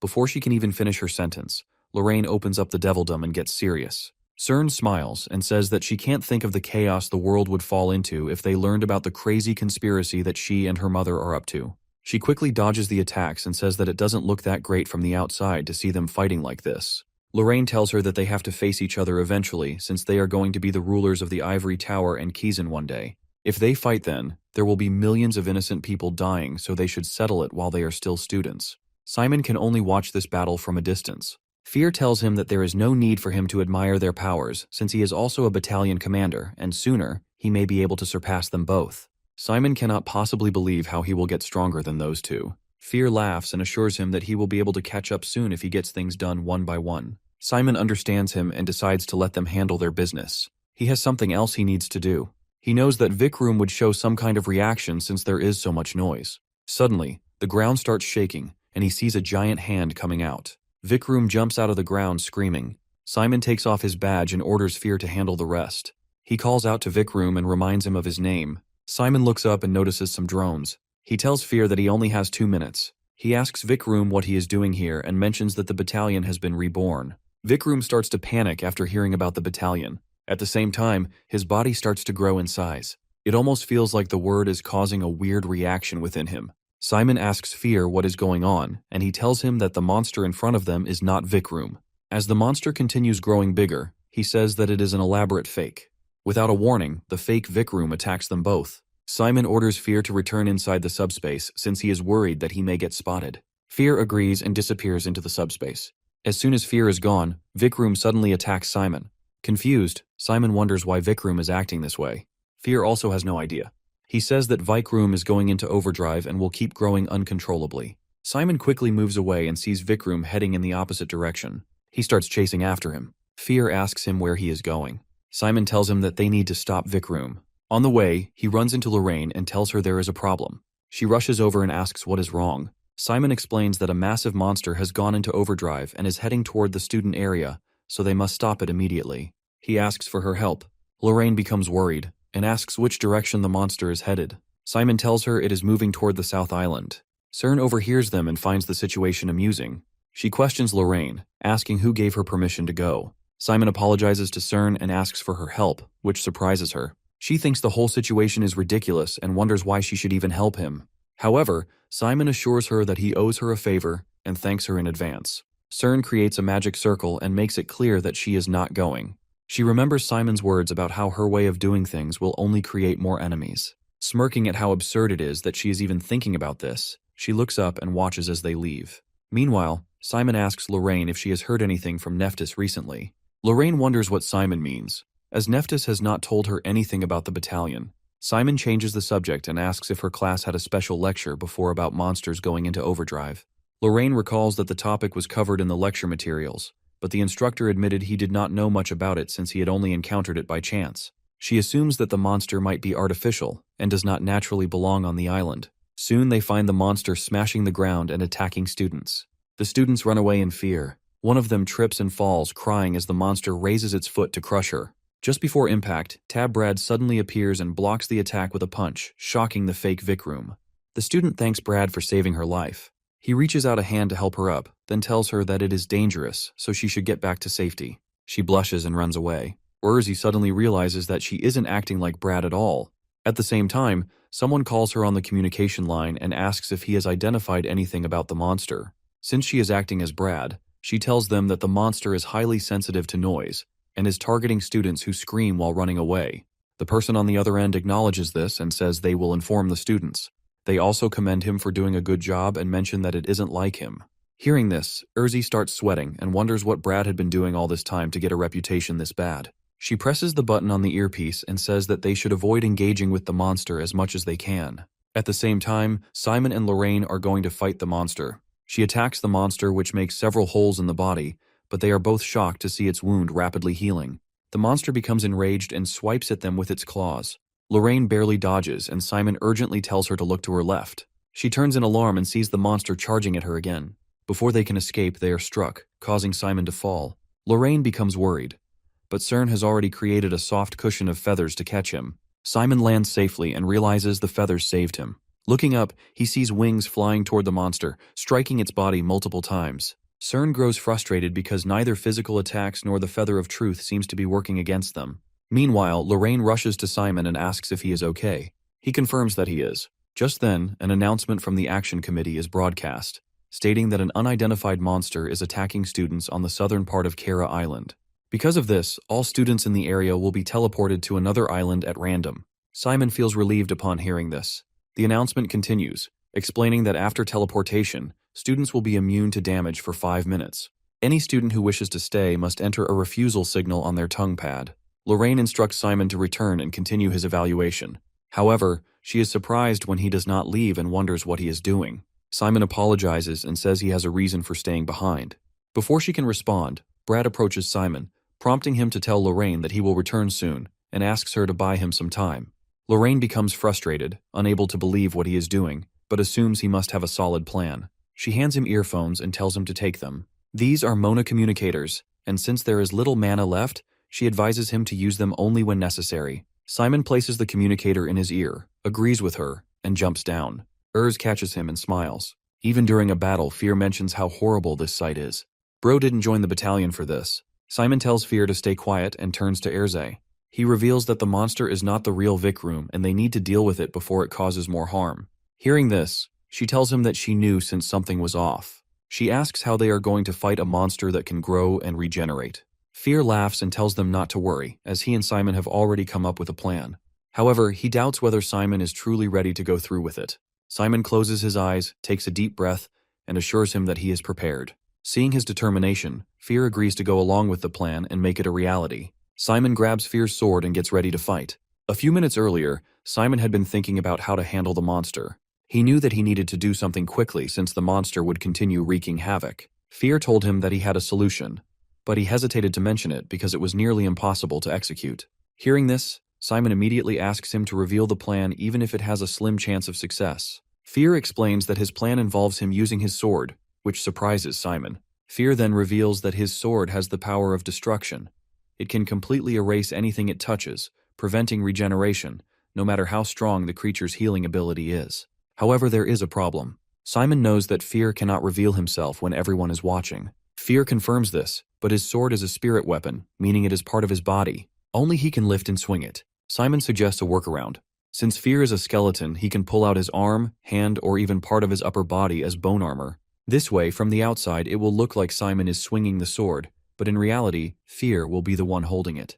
Fear thinks this might work, and although he has considered it before, Simon's crazy idea convinces him to try. Simon feels a little embarrassed when Fear calls him crazy, but takes it as a compliment. Simon then turns to Lorraine and asks if she can hear him. She nods, and he explains that the situation is getting worse because the monster is heading back toward the central island.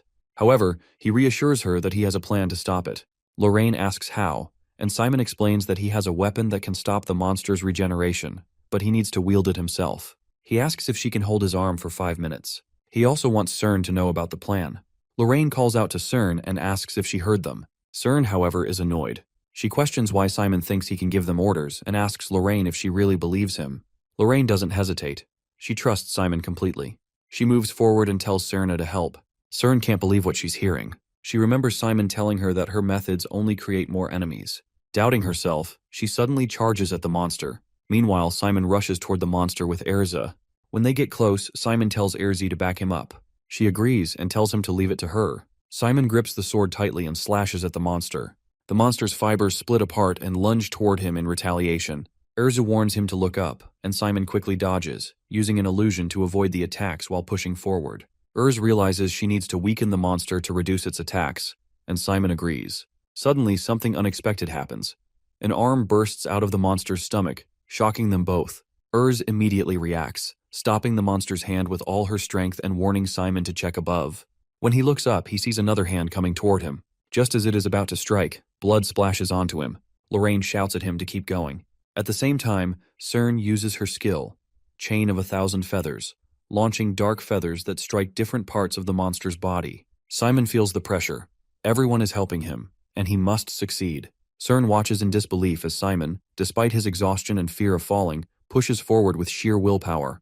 His determination is unshakable. She wonders if even the necromancers from the ivory tower could match his resolve. Simon is barely holding on. His legs are shaking, and he is about to collapse. Suddenly, more feathers appear before him. Cern tells him he can't give up, reminding him that he promised to succeed.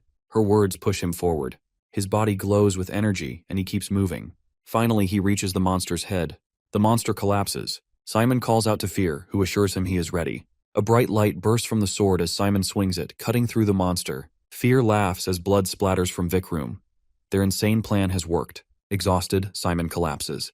Lorraine sees this and rushes to him, trying to grab his hand. Cern, meanwhile, is in shock. She watches as Simon defeats Vikram, something no necromancer from the ivory tower could ever do. She realizes Simon is truly unique, irreplaceable. As Lorraine reaches for Simon, Vikram suddenly attacks. She hesitates, noticing his body is disintegrating. But right now, her only concern is Simon. She rushes to help him. Cern tells her not to worry. She has cast a slowing spell with her remaining feathers to protect Simon from harm. Lorraine nods and thanks her. However, this annoys Cern, who insists she only helped Simon because she wanted to, not because she owed anyone anything. She doesn't understand why Lorraine is thanking her and finds it irritating. She then tells Lorraine to block the remaining fragments, but Lorraine is confused by Cern's strange attitude. Meanwhile, Simon lies unconscious on the ground. Heron finds him. He never believes in luck after a crisis. He always assumes everything is over when the worst happens. As Malcolm's hypnosis fades, Heron takes out a feather from his jacket, thinking that if he handles the situation well, he might be able to join Cern's faction. The idea excites him, but his thoughts are interrupted when he suddenly sees Hector standing nearby. Heron is surprised and wonders why Hector is here. He laughs, assuming Hector must have business with Simon, and suggests they form an alliance. Heron wants to finish Simon off. He tells Hector that if he lets him do this, he will give him all the points and spread rumors that Hector defeated Special Case 1. He asks Hector what he thinks of the offer. It's not a bad deal. Suddenly, Hector's hands transform into dark, scaly claws. Heron is startled and wonders why Hector is doing this. After all, Hector isn't on good terms with Simon either. Without warning, Hector attacks him, punching him in the face and calling him trash. He mocks Heron, asking if he really thought he could bargain like this. Then, Hector sees Lorraine and tells her to take Simon away. Lorraine quickly rushes to Simon's side, cradling his head and asking if he is okay. Hector watches for a moment, then decides to leave. Meanwhile, Heron stumbles into the forest, cursing his luck. Simon was right in his grasp, but he failed. He refuses to give up. He must finish Simon and earn Professor Bill's favor. As he runs, his foot suddenly hits something, making him fall. Frustrated, he turns to see what it is, and his blood runs cold. Lying there is the corpse of a high-ranked monster, a bear. Heron freezes in fear.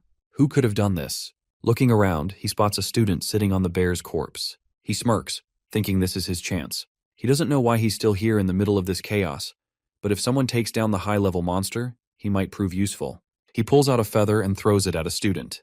As it strikes the student's neck, he thinks this is perfect and tells him to get ready. The student turns around, confused, and asks what he wants. Heron is surprised. This student seems quiet yet fierce. First, Heron asks for his name. The student tells him that his name is Cajun. Heron is startled because he has never heard of any student named Cajun before, but he quickly gives him instructions and says that he needs to catch Simon. Simon is unconscious, but finishing him off isn't easy due to a certain interference. If Cajun can distract from that interference, Heron can take care of the rest. He asks if Cajun understands. Cajun stands up and asks if Heron is after Simon. Heron confirms. Simon is a special case and he has been saying this for a while. Annoyed, Heron tells Cajun to stop asking questions and just follow orders. If he understands, he should move now. Cajun pulls out the feather Heron throws at him, crushes it, and asks if Heron really trusts this feather. Should he go ahead? Heron starts to worry. Could this feather be fake? He tells Cajun to wait so he can explain everything. Apologizing for being forceful, he offers Cajun a deal. If he hands over Simon, he'll give Cajun all his points. Cajun refuses, saying the deal isn't necessary. If Heron is after Simon, he can't just stand by and do nothing. Heron can't believe Cajun is also siding with Simon. What is it about Simon that draws everyone to him? Cajun doesn't know either, but he explains that he's Simon's roommate. And now that he's finally found a roommate he likes, he won't let Simon get expelled. He grabs Heron's shirt, making Heron nervous. Heron wants to explain, but Cajun isn't interested in listening. He says that if Simon gets expelled, some annoying person will move in instead. Heron has no idea what Cajun means, but before he can respond, he gets hit. Meanwhile, students gather and gossip at Kira Island Mansion, which is a conflict-free zone. Kami holds her hands together as she looks worriedly out of the window for Simon. Malin arrives and asks her if she is worried. She assures her and says that he will make it in time. Malin explains that if Simon enters the mansion, he will earn 200 points, so he'll definitely come. But many students are blocking the entrance, so she wonders if everything will be okay. Malin assumes that Simon will find a way in, just like during the dual evaluation. Kami agrees, saying Simon is unpredictable. Just then, they hear a voice instructing everyone to stay alert. The voice belongs to the special admission number 7 named Elisa.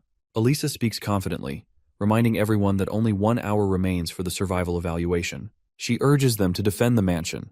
So far, students have gained points by staying outside, but if too many enter now, they will fall behind in rankings. For the sake of their scores, she hopes they will cooperate. Malin is impressed. As expected from the daughter of the Prime Minister of Dresden, Elisa's political skills are no joke. She has even controlled the bridge in the early stages, earning many points. Elisa approaches and suggests that Malin join the defense team since she is the top-ranked student in Class A. However, Malin refuses, saying she isn't interested. Elisa is surprised. She thought they were alike. She asks why Malin doesn't want to help. Elisa recalls the last time she begged Malin to show her Professor Jane's exam paper, but Malin had scolded her, saying it would break the rules. Malin can't believe Elisa is still upset about that. She thinks Elisa is too narrow-minded. Elisa, on the other hand, sees Malin as selfish, always prioritizing her own interests. Malin is shocked because, to her, Elisa is the truly self-centered one. Elisa sees people as pawns, expecting them to follow her lead. Elisa says she will remember this, but Malin doesn't care. Kami, worried, tells Malin that Elisa is a special admission, so there's no need to provoke her. Malin says it's fine. People like Elisa only understand direct confrontation. Just then, Kami sees something outside the window and tells Malin to look. Simon is coming. Malin checks and immediately gets worried. Cern is with him. She had warned Simon to avoid her at all costs. Panic rises in her chest. Cern might manipulate him. Kami disagrees. She points out that Simon and Cern seem close now. Malin is shocked and wonders what is even going on.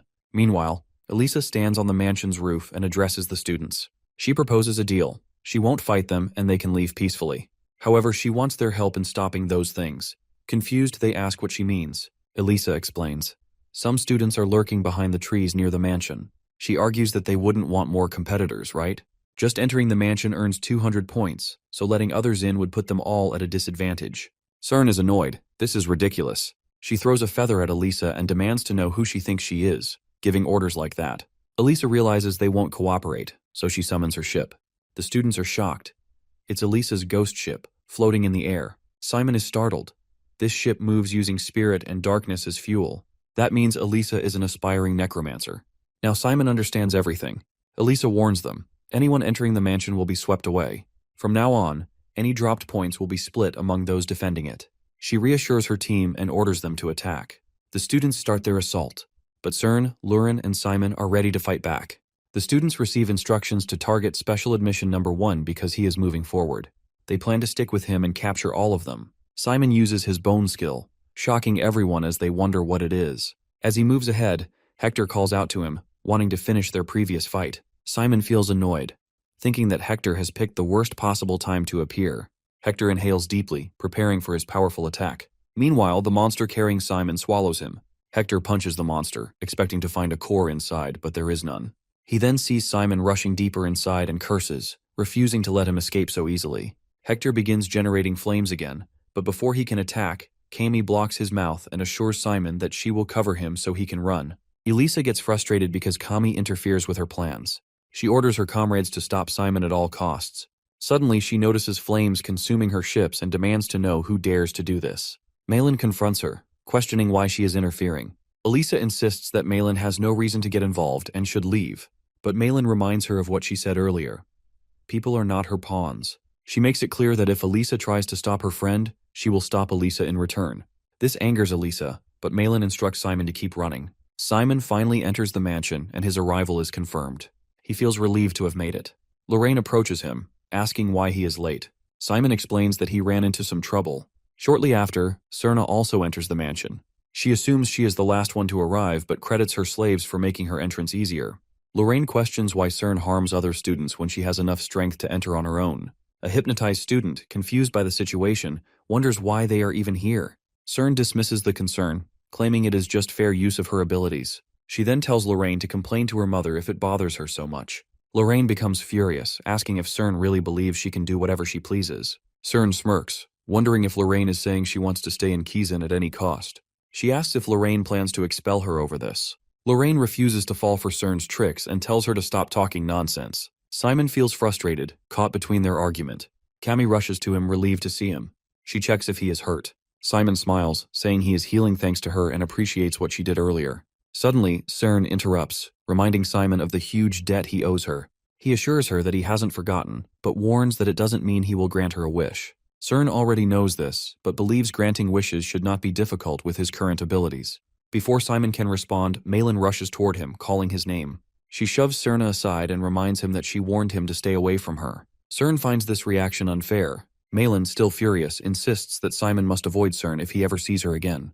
But she demands to know why they are together now. Simon, confused by her words, apologizes, explaining that he had no choice due to certain circumstances. Cern suddenly hugs Malin and asks why she is here.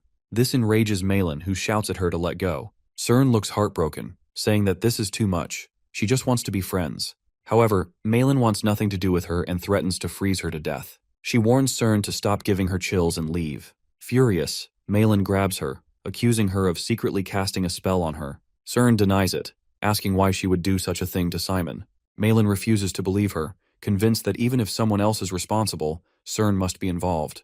Cammy then suggests sparring, but Simon refuses, saying it's just training. Malin wonders if Cern even understands that. Cern clarifies that her ability doesn't create emotions from anything. It only amplifies what already exists. Everyone watches the fight unfold. Cern assumes that Malin is angry at Simon because of her hidden skill. Malin, confused, tells Cern to leave, but when she doesn't, she starts attacking her. Cern feels hurt by Malin's hostility. She thinks that Malin's ice magic must have made her cold-hearted.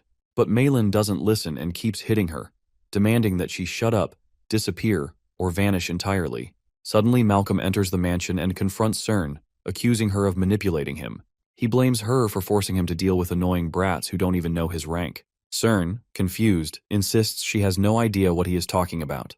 Malcolm doesn't believe her and says that if she fought them, they must have been at her level. Angry, Malcolm slaps Cern hard, making her lip bleed. He tells her to stop messing with people and claims that no one else would manipulate others like she does. Cern's face turns red as she clenches her fists. Malcolm warns her that no matter where she goes, whether it's the ivory tower or anywhere else, she will be put in her place. Before he can continue, Simon steps in, placing a hand on Malcolm's shoulder and telling him to stop. He reminds him that this is a non-combat zone. Malcolm, still furious, declares that he doesn't care and is willing to make an exception just this once. But when he looks at Lorraine, she coldly tells him to keep going instead of looking at her. This annoys him, so he storms out of the mansion. Simon turns to Cern and asks if she is okay. She thanks him, saying that because of him, she is fine. Simon feels relieved, but Cerna doesn't want him to think that they are even now. She assumes he won't say that, knowing that Simon is always calculating. She hopes she is right and asks him directly. However, Simon remains silent, giving no clear answer. Cern says that if she wanted compensation, she would ask for special admission number 10 from earlier. However, since Simon has extended her lifespan, she lets it go. As she leaves, she sees Mill making a heart shape for her and hopes they meet again. Malin feels annoyed and Lorraine also wants to leave. She hopes to see them at school. Simon thanks Cern for helping him, and Kami expects to see her again too. After they leave, Simon wonders if they are even now. He also remembers Hayward and starts worrying about his arrival. Kami explains that Hayward hasn't arrived yet and that they are still waiting for him. Now only 1 minute remains. Suddenly, Elisa storms into the mansion, furious that Malin dared to challenge her ghost ship. Malin doesn't care, and confidently tells Elisa that she will challenge her whenever she wants. Angry, Elisa leaves. Meanwhile, Kami is shocked to learn that Malin won against special admission number 7, which even surprises Simon. Malin explains that she only had the upper hand in that match. An announcement declares that only 10 seconds remain until the end of Survival Island. This worries everyone because Hayward still hasn't returned. They assume he must be an idiot. As the countdown begins, both of them grow anxious. Then, at the last moment, Hayward steps inside the mansion. His arrival is confirmed, and he feels relieved that he made it just in time. The Survival Island event officially ends, and all students are told to stop sparring and wait in a safe location. Malin angrily asks Hayward where he has been all this time. Hayward, unfazed, wonders why they are rushing when the shells are still flying outside. Another announcement states that the teleportation process will begin in order, and everyone is advised to stay inside.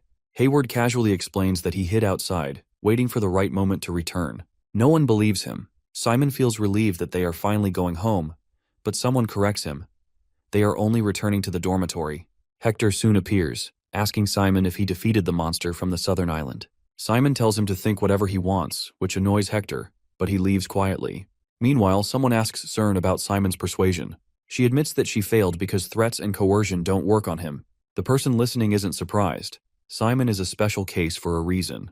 They decided to move on to Plan B next week. Cern realizes her uncle is in a hurry and assumes he is interested in the commander position. However, her uncle denies it, saying he only cares about the Ivory Tower's future. She laughs and says she was just joking. As the successor of the Ivory Tower, she has some instructions for him. She takes full responsibility and asks him to cancel his next plan.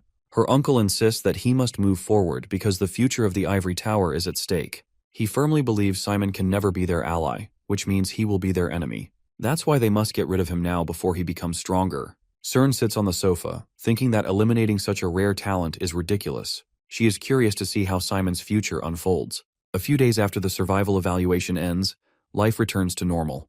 The intense day on the island now feels like a distant dream. From the performance evaluation to the duel battles and survival test, it seems that the harder the exams, the more determined students become to grow stronger. Simon also wants to improve, but he feels like something is missing. He trains with his teacher, feeling frustrated that things aren't going as expected.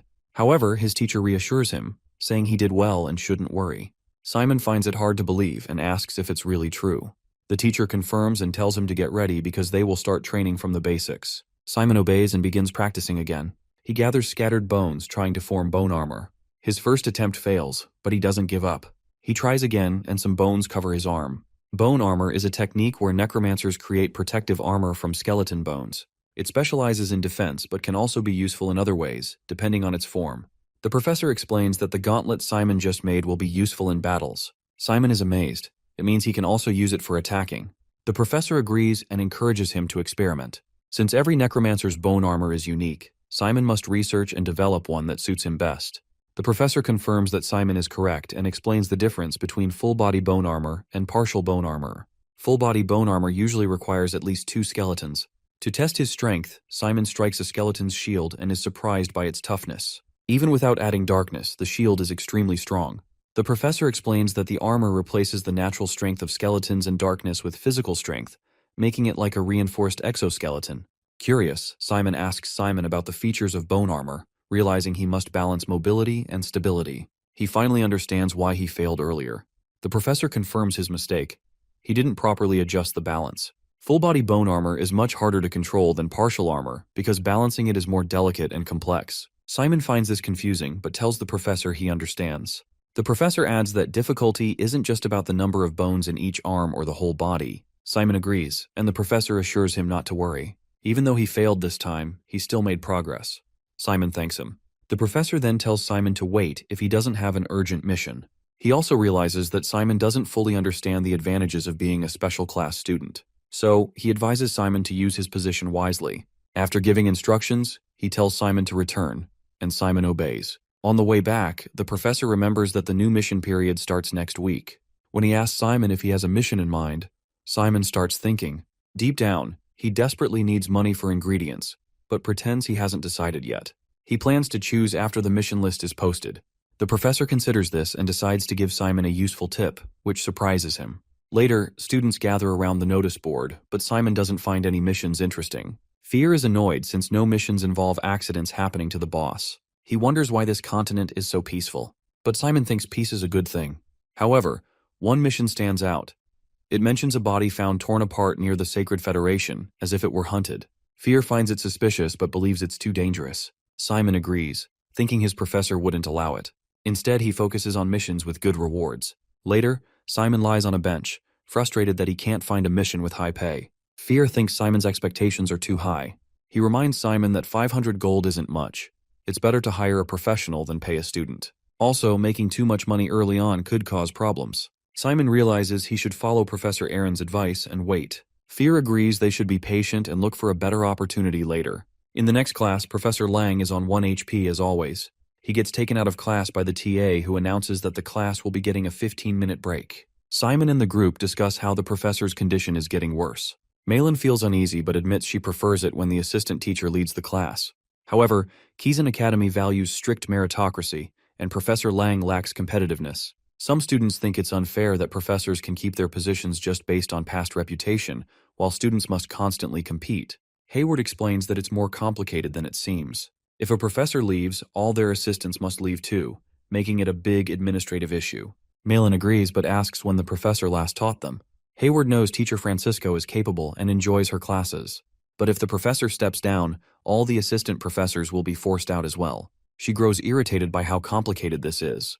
Cami wonders what happens if an assistant teacher gets promoted to professor. She thinks if that happens, Professor Lang can focus on his health while students get better classes. She asks if this is the right solution, but Hayward disagrees. He explains that assistant professors at Kizan function more like teaching aides rather than full educators. This angers Malin. She warns Hayward to be careful with his words because these are their seniors. Hayward clarifies that it's just his opinion, but he acknowledges that promotions do happen. However, such a change would require approval from Professor Neftis. Soon they are interrupted by the TA. As they turn around, they see her glaring at them. Later, as they stand in silence, she tells them she won't make an issue of it since it was just a break. However, their voices echoed through the hallway, so she warns them to be more careful. They apologize to her. The teacher walks toward the stage but glances back at Simon, making him nervous. Then she continues the lesson. She talks about a famous saying, "Everything is poison, and nothing exists without poison. Only the dose determines if something is harmful." She explains that if a substance harms the human body, it is considered poison. A question arises. If everything is poison, then are spices also poisonous? After all, people eat them and don't die. The teacher asks the class why that is. Janie quickly raises her hand, knowing the answer. She explains that poison only becomes deadly if consumed in a lethal dose. The assistant professor agrees, saying that for something to be dangerous, it must reach a lethal amount. Otherwise, it can even be used as medicine. The teacher then asks Janie why medicinal herbs don't become poisonous. Janie hesitates but answers that it's because they contain only small amounts of harmful substances. The assistant professor clarifies further, saying that the lethal dose is the amount needed to cause death. She gives an example. If someone eats 4 tons of tomatoes in a day, they will die from tomato toxicity. But in reality, eating 4 tons of anything would be fatal. She then explains the basics of handling toxins, understanding lethal doses, and analyzing how they work. Since the lethal dose varies for different creatures, precise calculations are crucial. Today, she wants to teach the class 3 important laws for dosage calculations. Men is excited because he finds Professor Francisca's lectures easy to understand. He asks Simon if he agrees, but Simon is lost in thought and doesn't answer. Melon calls his name again, snapping him back to reality. He apologizes and asks what she said. She notices he is unusually quiet during the toxicology lecture and wonders if it's because she scolded him earlier. Simon, however, insists that it's nothing. After class, the teacher calls Simon, startling him.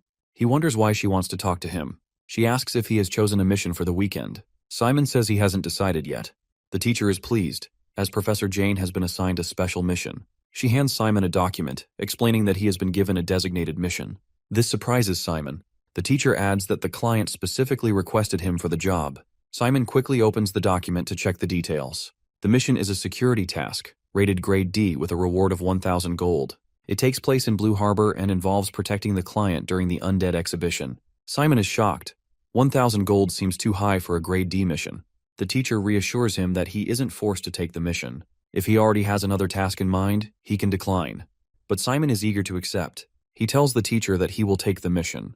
He is happy because the reward is exactly what he needs for his materials. The teacher is also relieved, as they were considering sending others to the exhibition. Now that Simon is going, she feels reassured. She explains that observing and analyzing trends is crucial for modern necromancers. Since Simon is accepting the mission, she instructs him to pay close attention. She also requests that he write a report afterward. Simon is surprised. He wasn't expecting to submit a report. The teacher reminds him that keen students are professionals, not amateurs. Outside the room, a girl laughs after overhearing their conversation. She guesses that Simon must have been caught in something again. Inside, The teacher tells Simon that he is the only keen student attending the exhibition, so he must act as a proper representative. She warns him not to cause any trouble. Simon nods, promising to keep that in mind. Later, Urzi is excited as they arrive at Blue Harbor. The place is new, and they have new subordinates. Simon doesn't want them to cause trouble, so he tells Urzi to enjoy the short vacation. She happily agrees. However, Simon worries. Since she is undead, can she even swim? And does salt water harm the undead? Urz laughs and admits that salt water stings a little, but she doesn't care. She insists that she must swim at least once before leaving such a beautiful beach. Simon understands and tells her to have fun. He promises to stop by if he has time. He gives similar instructions to Fear before heading to the mission site. As Simon walks, he is amazed by the beauty of the surroundings. The more he looks, the more breathtaking the place seems. Eventually, he arrives at his destination. He calls out, asking if anyone is there. A boy hears him, opens the gate, and asks if he is from Keen. When Simon confirms, the boy welcomes him and compliments his outfit. Simon bows, greets him, and asks if he lives in this house. The boy nods and introduces himself as Shun. Simon is surprised, but pleased to know his name.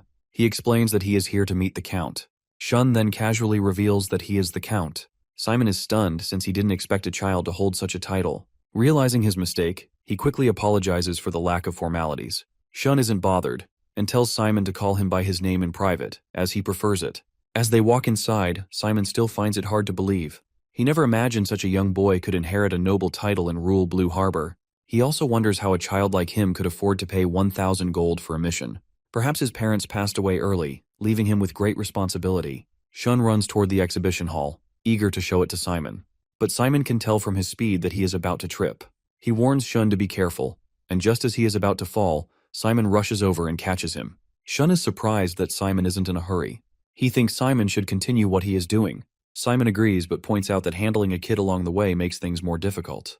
As they walk, Shun explains that the exhibition is originally set to open in 2 days, but he is giving an early preview for security reasons. He opens the exhibition hall door and warns Simon not to mess up. Simon reassures him and thanks him, but as soon as he steps inside, he freezes in shock. This is the next generation undead exhibition of Blue Harbor. Simon isn't sure where to begin.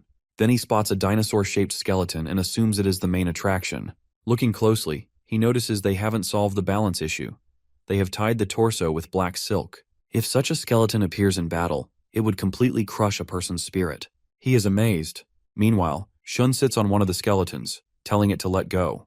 But since it is undead, it stares back angrily. This worries Simon because summoning magic has been used. Shun is startled when the skeleton suddenly tries to attack him. Just as Simon jumps in to protect him, a green fluid surrounds Shun. Before Simon can grab him, the fluid lifts Shun and carries him away. At that moment, a voice speaks. It is Shun's uncle, Finch. He teases Simon, saying that a so-called bodyguard shouldn't be so distracted. Shun is happy to see his uncle, who soon puts him down. Finch warns him to be careful since the undead are being moved around. But Shun doesn't mind. Instead, he wants to introduce Simon, calling him the strongest bodyguard from Kazan, student number 1. Simon greets Finch politely, but Finch tells him to just call him by name since he is also a necromancer. He reaches out for a handshake, and as soon as Simon shakes his hand, Finch's hand turns into green wax. Simon is startled, but Finch laughs and assures him it is fine. He then comments that Simon is just a first-year student trying to earn some pocket money. This embarrasses Simon. Finch doesn't understand why someone as weak-hearted as Simon has come to this resort, but the work still has to be done. Simon feels humiliated and quickly bows, apologizing for his mistake. Shun is worried. Simon hasn't done anything wrong this time.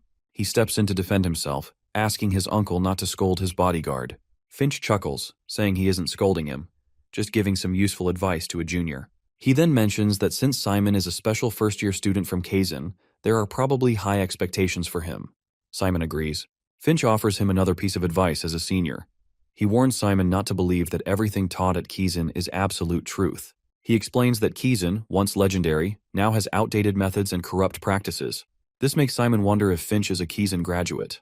But Finch clarifies that he has studied at a public necromancer school called Alland. Simon understands. Finch then mentions some other schools, and says that the top students from these schools usually transfer to Kazan. These students are usually more capable than Kazan's existing students, so it is a good idea to get along with them. Simon is surprised to hear that non-Kazan students are more skilled. He asks him if the students are so skilled, why do they bother transferring to Kazan? His questions annoy the guy. He explains that each school has its strengths and weaknesses, and transferring is just a way to broaden one's horizons. However, he doesn't want to discuss student rankings anymore. He emphasizes that graduating from school is only the beginning.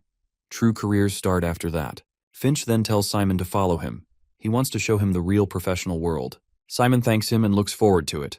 Before leaving, he puts a hand on Shun's shoulder and warns him not to wander off alone again. Due to the island's natural environment, Blue Harbor has developed a unique ecosystem different from the mainland. The Undead exhibition focuses on using the island's special creatures to create new undead.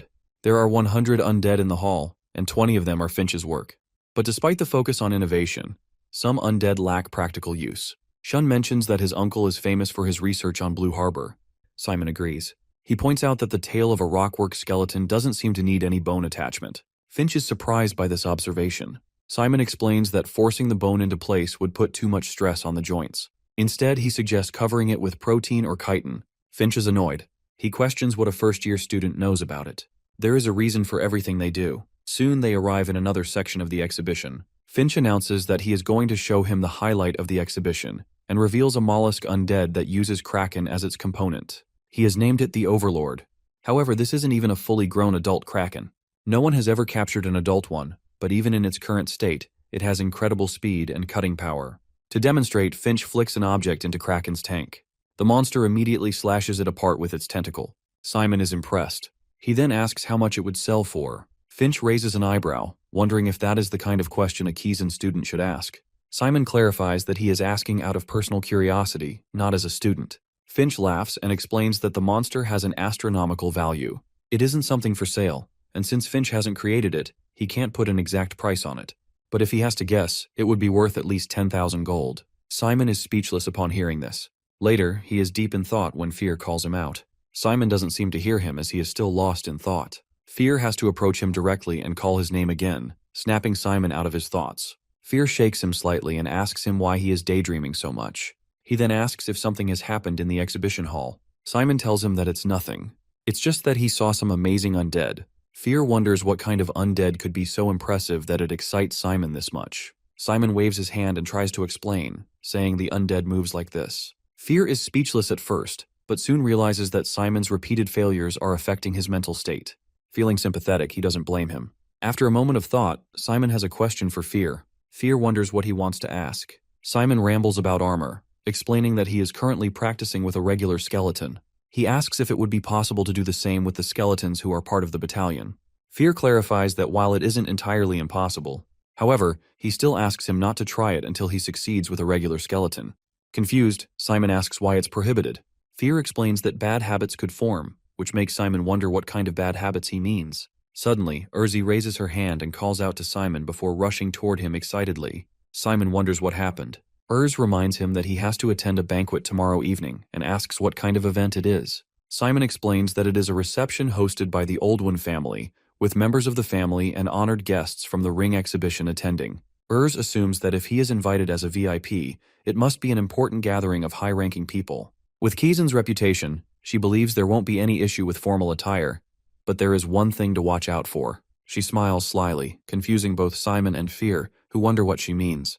Later, Simon stands beside Shun at the exhibition. A noblewoman shakes hands with Shun, mentioning that it has been a long time. Shun greets her politely, and she expresses her gratitude that a Kizan student has come to their family's exhibition. Simon humbly declines the praise, saying that it is an honor given to him by the Count, and he is the one who feels grateful. The lady then asks what has impressed the Kizan student at the exhibition. Simon deflects, saying that Count Shun knows the answer better than him since he is hosting the event. He looks at Shun, asking if he is right. Shun nods and explains that this exhibition is special because it features entirely new types of undead. Meanwhile, inside the hall, a butler observes the noblewoman closely and asks another servant if she seems unusually thoughtful for someone so young. The female servant agrees, noting that she allows the Count to take the lead while she stays in the background. She also mentions that the servant staff is adjusting etiquette based on the guests' home countries. They both watch Simon and are impressed by his confidence. It seems recommending a Kizan student wasn't a bad idea after all. The lady instructs the butler to stay quiet and listen.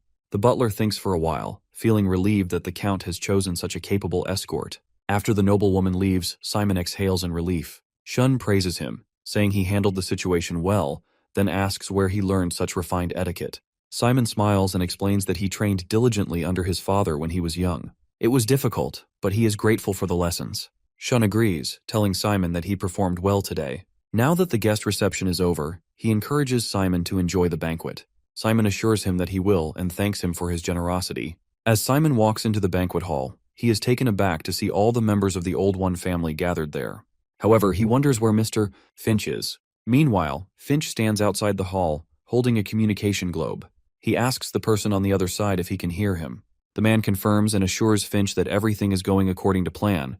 They will reach Blue Harbor the day after tomorrow. Finch acknowledges this and reports that everything on his side is progressing smoothly, since all key members of the family are gathered in the banquet hall without exception. The man has no concerns about this.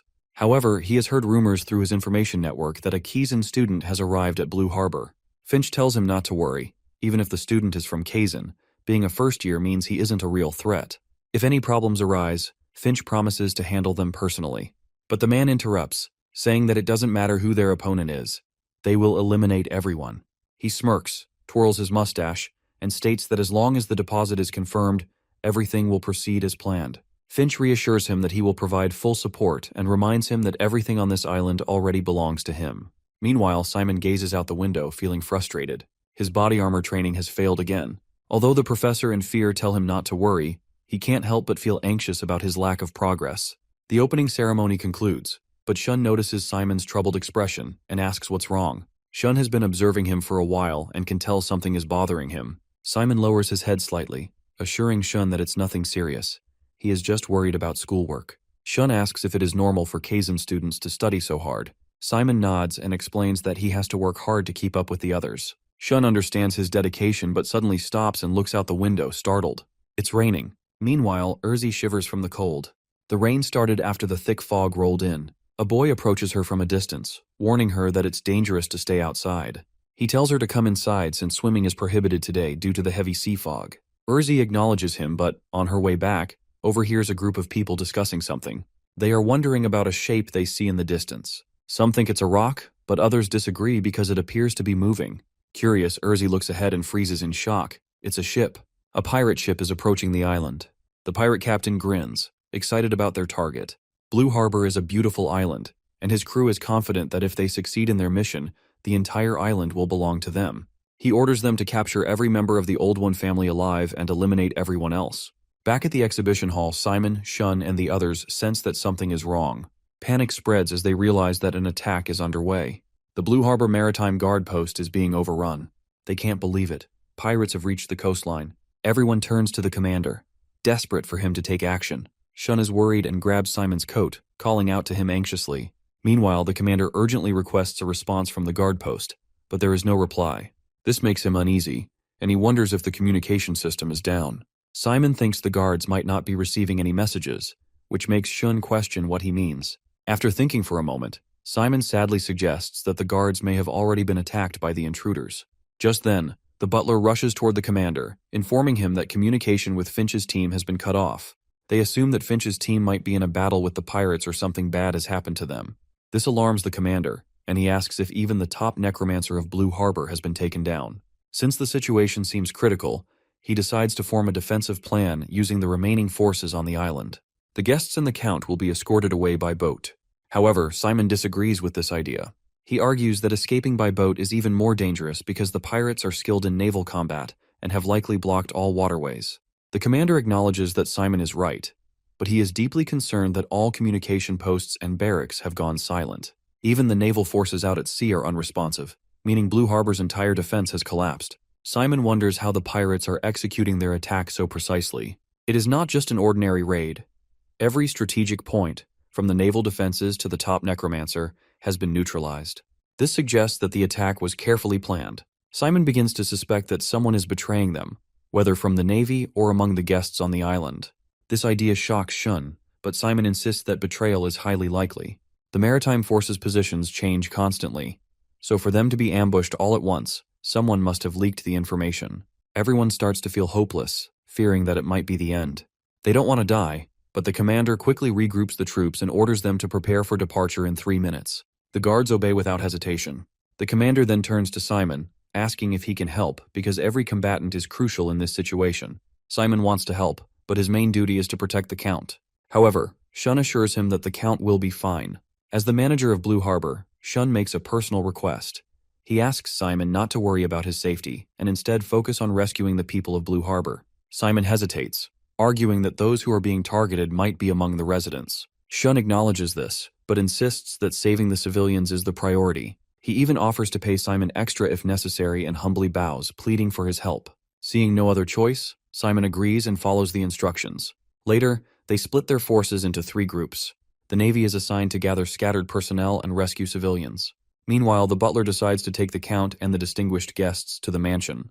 The commander worries about the safety of the mansion, especially since Finch is missing, but the butler reassures him that the mansion has its own defense systems, former knights, and well-trained servants who can handle any threats. This relieves the commander, and he now focuses on positioning the Kizan students. Simon declares that he will head to the beach, believing that capturing the enemy captain will be the key to victory. Once they have the leader, dealing with the rest of the pirates will be easier. On his way to the beach, he tries to contact Fear but gets no response. Concerned, Simon fears that Fear might have already been taken out.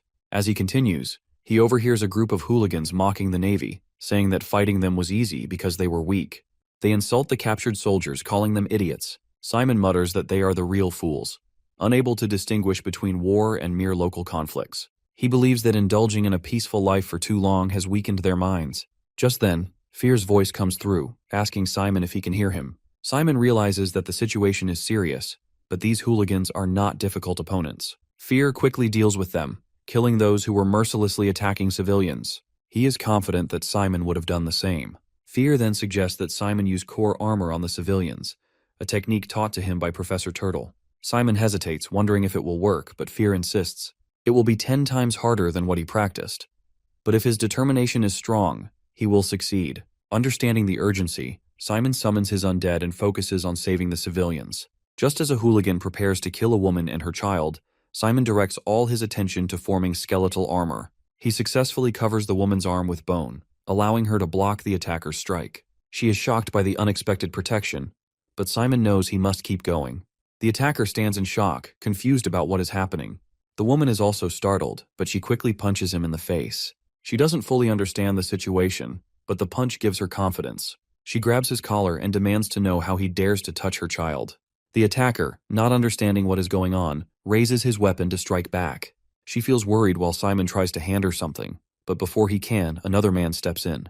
Although nervous, he moves forward to protect her. She fears he might get hurt, but Simon equips him with an exoskeleton just in time. The man is surprised, saying his legs are moving on their own. Fear feels relieved that their plan is working and wants to use the organized skeleton legion. With Simon's current state, they no longer need to worry about bad habits. Simon agrees and starts summoning the skeletons.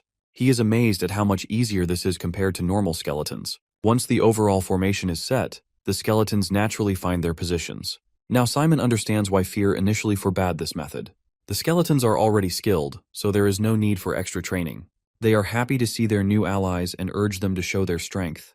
The skeletons rush toward the gangster. One of the girls punches him, remembering that he had touched her leg earlier, and she wants him to pay. Meanwhile, 2 children lift the gangsters, showing their mother how strong they are. The butler also takes down some enemies, lifting their bodies with ease. Simon asks if everyone is safe. The butler smiles, realizing that Simon is the one who dressed him in this suit. One of the defeated men recognizes Simon's outfit. It is the same uniform worn by Kizan, and he remembers seeing Simon with the Viscount earlier. While Simon warns the butler not to push himself too hard, the butler feels young again. The civilians cheer, grateful that Kizan has been protecting them all this time. They start believing that as long as they wear this armor, they won't suffer serious injuries. This confidence fuels their fighting spirit, and now the pirates are the ones running. Meanwhile, the pirate leader grins as he admires gold coins and treasures. He admits that the wealth on this land feels different from any he has seen before. Among the riches, he spots an emerald unlike any he has ever encountered. Suddenly, one of his men rushes in, begging for reinforcements. The townspeople are fighting back. The captain laughs, dismissing their strength, believing they are just weak leftovers. However, he is shocked to realize that they are not soldiers but ordinary island residents, shopkeepers, tourists, and chefs. The captain is stunned. These people should be begging for mercy, not fighting back. His man nervously explains that a necromancer is helping them, leaving the captain in disbelief. Meanwhile, one of the townspeople spots 2 approaching pirates and assures her companion that she will handle them. Simon warns another man about pirates coming through the alley. He nods in understanding.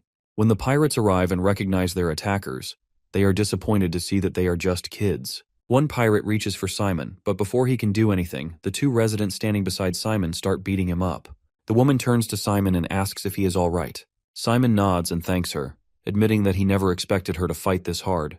Later, the butler waves to them, announcing that he has disposed of all the bombs in the sea and that the rest of the civilians have evacuated. Simon thanks him for his efforts. The butler then steps forward, ready to show the pirates who are in charge. A child also wants to fight, but Simon stops him. He insists on facing the pirates alone and asks the others to evacuate. The residents hesitate, worried that he is taking on too much. Even though he is Kizun's student, this seems reckless. They want to fight alongside him. However, Simon retrieves all the bones used to make their armor and declares that his duty is to protect them. If anyone gets hurt, he won't be able to face the Viscount. With no other choice and their armor gone, they agree but urge him to be careful. Simon nods and thanks them. Simon then faces the pirate captain, who looks slightly exhausted. The captain mentions that Kazin promised to handle things, but they never intended to work with these people. Simon immediately realizes that there is a traitor among them and demands to know who it is. The captain unsheathes his sword and smirks, calling Simon naive. He asks if Simon really thinks they will reveal their secrets. With a swing of his sword, a powerful blast creates a thick mist. Simon watches closely and recalls the captain saying he cannot sense black. Simon asks if that is still true. This is Simon's first time encountering an aura user. The pirate captain, surprised, realizes that Simon is knowledgeable about aura, despite being a necromancer. Simon comments that necromancers like him are rare these days. This annoys the captain because he believes necromancers are the ones who divided magic users into mainstream and non-mainstream without any proof. They also look down on aura and pure magic as outdated just because it is different. The captain feels personally insulted, but when he sees aura in action, he finds it incredible. At first, he is irritated by Simon's gaze, but then he notices his movements. Simon is using the sword ritual of the Baldwin Kingdom Knights. This surprises the captain, making him wonder what Simon is hiding. The captain comes from a family of knights, but in a world dominated by necromancers, knightly traditions have declined. Everyone says this is the way of the future, but the captain refuses to give up. He trains hard, mastering his swordsmanship, strengthening his body, and refining his aura. He eventually passes the test and becomes a knight. However, out of 200 people, 198 are necromancers who have unlocked their core. The captain asks Simon if he understands how it feels to be called outdated just for following tradition. He wonders if Simon has ever heard people say they only care about practical results and ignore the deeper meaning of magic. Feeling frustrated, the captain abandons everything and sets out to sea. Simon understands that joblessness can lead to crime, and he agrees that the captain's story is sad. However, he also believes that sadness does not erase wrongdoing. Just then, a giant undead rises from the ground. The captain moves to block it, but Simon takes advantage of the distraction. He dashes behind the captain and knocks him out with a punch to the back of the neck. Meanwhile, the undead throws tubes of liquid at the captain's face, but the captain ignores it and declares that knights never waver. Simon realizes that, as the captain said, knights must train in swordsmanship, physical strength, and aura, regardless of whether they have a core or not. He sees these as fundamental skills and has never thought of them as outdated. However, what truly feels old-fashioned is the way the captain thinks. Later, all the pirates, including their captain, are captured and tied up. Simon questions one of them, knowing they have no hope of escape now. He tells the man that piracy is a serious crime, but if he cooperates, Simon might be able to ask for leniency. He asks who the Blue Harbor official they worked with is, but the man refuses to answer. The man remarks that if he had known he would be forced to answer every question, he would never have become a pirate in the first place. Simon signals to his skeletons and tells them to make the man drink something. He reminds him that he may be a student, but he is also a necromancer. After drinking the liquid, the man starts coughing and demands to know what it is. Simon smiles and asks if he thinks it's poison. He explains that in 15 seconds, the poison will spread through his body, and in 5 seconds, the pain will begin. The man panics, but Simon shows him an antidote and promises to give it to him if he tells the truth. At first, the man remains silent, but Simon warns that it's his choice. The man finally snitches and says Finch's name. Simon is shocked and asks if this is really true, which irritates the man. He snaps back, saying he has no reason to lie when his life is at stake and demands the antidote. Simon thinks for a moment and agrees with him. Since Finch is an important figure in Blue Harbor, finding him should reveal the location of the naval outpost and its forces. However, Simon wonders why Finch would betray Blue Harbor and his own territory. Suddenly, he remembers the undead from earlier and suspects it might be connected. Lost in thought, Simon accidentally drops the antidote. The man panics, cursing Simon for betraying him after he told the truth. However, Simon calmly reveals that the potion was never poison. It was just a seasickness remedy. The man will be fine in 2 hours. Simon tells him to relax and enjoy his time in jail. Meanwhile, inside a mansion, 2 servants are protecting Count Shun. The pirates tell them that resisting is useless and they should surrender peacefully. Suddenly, one of the servants is shocked as bones attach to her body, forming skeletal armor. Confused, she wonders what is happening. At the other end of the hallway, Simon orders her to fight back. She is surprised to see Simon and immediately starts attacking the pirates. One pirate sneaks up behind Simon, but the servant warns him just in time. Simon turns around and kicks the pirate in the face. The servant gently puts down Count Shun and asks if Simon is injured. Simon reassures him that he is fine, and then asks if the Count is safe. The Count confirms that he is unharmed. Simon urges them to evacuate quickly, feeling that his suspicions are correct. As they escape the mansion, Simon ensures that the pirates can't follow. Count Shun hesitates, but Simon tells him to go immediately. Just then, a pirate rushes toward the Count, finally having found him. The pirates order the Count to come with them, but Simon quickly uses his undead to twist the pirate's arm, making him collapse. The pirate is too confused to understand what just happened. Simon tells Shun to come to him, and Shun obeys. Simon reaches out to grab Shun's hand, but before he can, molten wax suddenly engulfs Shun, pulling him away. Finch uses a powerful dragon formation, launching burning wax that melts a pirate and even the floor itself. Simon is stunned. This wax is strong enough to melt through solid ground. Finch glares at Simon and scolds him, reminding him that a bodyguard should never let his guard down. Outside, the people cheer when they see Mr. Finch, believing they are saved. Finch confidently tells them not to worry because he is here now. This frustrates Simon.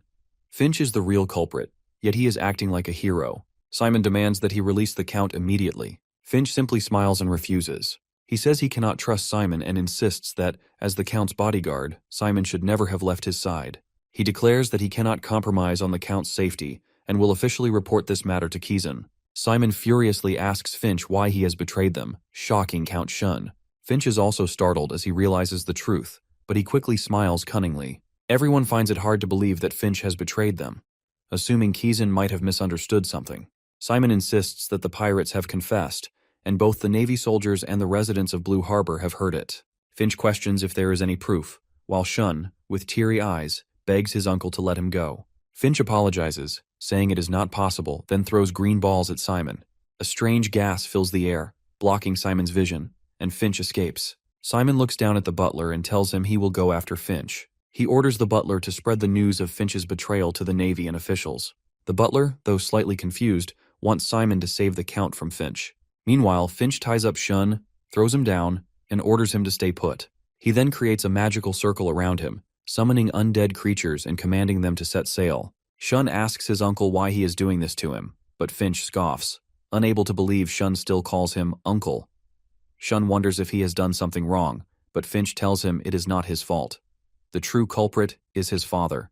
This revelation shocks Shun. Finch claims that Shun's father is the reason his mother, who is also Finch's sister, died. Although Finch comes from a declining family, he possesses extraordinary talent. Once rumored to be the future of Kizan and the top candidate for special admission. Many families try to recruit him, but the oldest families in Blue Harbor are the most eager.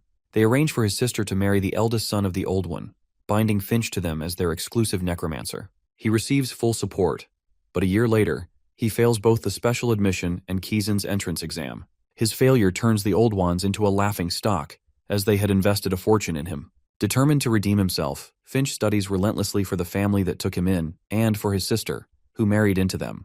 He moves to another land, aiming for Kizan's transfer system, but then he receives a letter from his sister. She writes that she is struggling in her new home and wants to leave her husband to return. That is the last letter she ever sends. Soon after, Finch sees his sister's lifeless body covered in bruises. He realizes that the worse he failed, the worse she suffered at the hands of the old ones. Knowing this, all he could do was tell her to hold on until Kizan called for him. But now, all his knowledge and necromantic skills are useless. All he can do is turn her corpse into a skeleton or a coffin. Overcome with guilt, he asks Shun if he knows what his father was doing at the funeral. Shun's father had been fooling around with another woman while his sister's body was still cold. They disguised her death as an illness, and in that moment, Finch wondered how a husband and father could be so heartless. That is when he decided to bring the entire family to ruin and take everything from them. He then asks Shun if he remembers how his father died. Shun, confused, says his father passed away from illness. Realizing the truth, Shun is stunned. Finch smirks and tells him that now he understands. He is the enemy of Shun's father and the one who avenged his mother. Now that all the old ones are gathered, This is the perfect time to erase the family from existence. Once they are gone, Finch will inherit Blue Harbor's rulership and the Old One's wealth as their sole heir. He asks Shun if he thinks this plan is perfect. But Shun refuses, saying it is not right and that things will not go as Finch expects because Simon will stop him. Finch acknowledges that Kyan, ranked number 1, is the only unpredictable factor. However, he never expected a commoner to be the top special admission candidate. He assumes that Nephthys is getting old and losing judgment. For now, Finch focuses on taking Shun and retrieving all the Old One's wealth. Dealing with Simon can wait. But Shun remains confident that Simon will not die so easily. Finch cannot believe Shun still speaks this way. Suddenly, the ship starts shaking. Finch wonders if the special admission student has already caught up, but that should be impossible. Just then, a man on another ship greets the Count. Finch is shocked to see the pirate captain and wonders why he is here. However, the situation is clear. Finch orders his men to capture the Count unharmed and to kill anyone who interferes. His men obey. The pirate captain suspects that Finch, the Necromancer, will eventually betray them for money, but this is sooner than expected. He considers Finch insignificant and wants to settle this quickly. The pirate captain scoffs at Finch's abilities, claiming that without black magic, Finch will be easy to defeat. However, Erza, who has disguised herself as the captain, is unsure of their next move. The pirates, excited to face just one opponent, prepare to charge and kill him.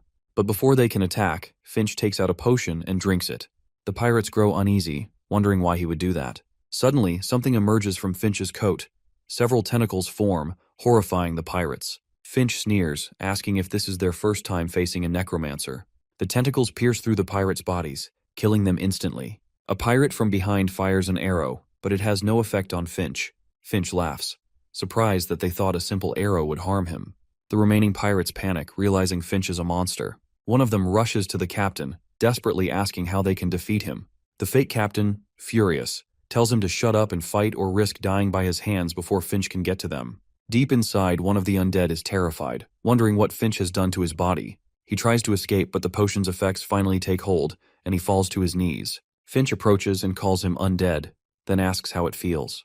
The undead emits a distinct smell, so Finch explains that he mixed a unique concoction into the fog. It is odorless and colorless, with effects that build up over time. Finch observes how long it took to affect the undead, and concludes that she must be stronger than Gale. Finch's research states that exposing an undead to more than 4,160 ppm should completely neutralize it, no matter its type. However, right in front of him, there is an exception. The pirate captain's disguise vanishes from Erza's body, returning her to her original form because of the gas. Finch expects her to die, as it would help him complete his research. He also plans to dissect her unique body. His wax-like tentacle rushes toward her face, but before it can reach her, someone attacks the ship and saves her. He turns to see who it is and finds Simon standing there. Finch laughs, knowing that Simon is walking straight into his death. Simon, however, stays calm. He tells Finch they will find out soon and instructs Erzi to take Shun and retreat. Fear is eager to fight, thinking this is finally his moment to shine. But Erza warns him not to come any closer. The undead neutralizing gas is spreading, and even a little exposure will make it harder for him to control his body. Finch launches an attack at Erzi, but she dodges and quickly retreats. He praises Simon for keeping him entertained and extends his wax tentacle from the floor, aiming at them. Erzi warns the commander, and Fear blocks the attack, shielding both himself and Simon. Simon repeats his order for Erzi to take Shun and leave while they keep fighting. Fear realizes the entire ship is covered in the deadly concoction Erzi mentioned. At this rate, both he and Erzi will be completely neutralized. Meanwhile, Erzi is untying Shun, telling him to stay still because she will free him soon. Shun is confused and asks who she is. She introduces herself as Simon's trusted subordinate and assures him he is safe. At the same time, Simon is dodging Finch's attacks, but his shoulder gets scratched. He immediately realizes the tentacles are also poisonous. They need a plan to handle the situation before it's too late. Fear keeps cutting at the tentacle, but he knows they are running out of options. He hesitates to use a particular method, one he would rather die than attempt. As he starts explaining, Simon suddenly collapses. Simon quickly reassures him that he is fine. Fear then instructs him to run in a specific direction. Simon follows the command, skillfully dodging Finch's attacks. Finch watches with fascination. This is the first time he has seen such a smart undead capable of suppressing its own healing. He wonders why such an incredible creature would serve a weakling like Simon. Fear, on the other hand, sees right through Finch's thoughts. His mind is clouded by insecurity. Suddenly, Simon asks Fear about the method he mentioned earlier. Fear explains that Simon must wear him. In this situation, neither he nor Erzi can fully protect him, so Simon must use Fear's power to defeat Finch. However, there is a serious risk. Fear is an ancient undead, and merging with his mind is incredibly dangerous. A single mistake could destroy Simon's mind, leaving him in a vegetative state. Fear asks if Simon is still willing to do it. Simon thinks for a moment before agreeing, fully confident he will succeed. Fear is pleased. This is the answer he was hoping for. Simon extends his hand, and bone armor begins forming around him as Fear's body disintegrates and covers him completely. Once Simon wears him, he is pulled into Fear's mind, which appears vast and endless. He feels himself sinking, struggling to stay afloat. Fear's voice cuts through the chaos, instructing him to concentrate and avoid being swallowed by his consciousness. He teaches Simon how to focus his mind, maintain his will, and merge with another entity without losing himself.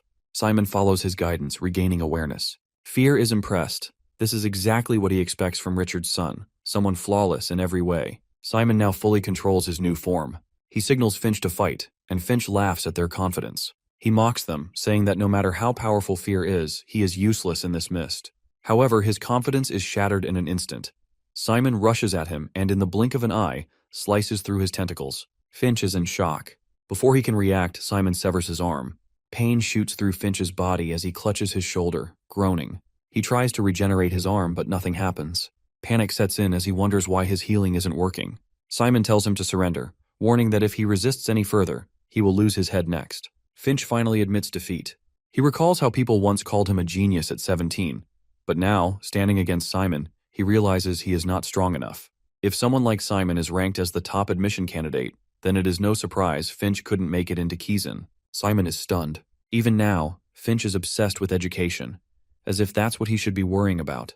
Instead, he should be thinking about all the innocent people who died because of him, about Shun, who was betrayed by his own family. Finch, however, remains unfazed. He says death is as natural to a necromancer as sleep.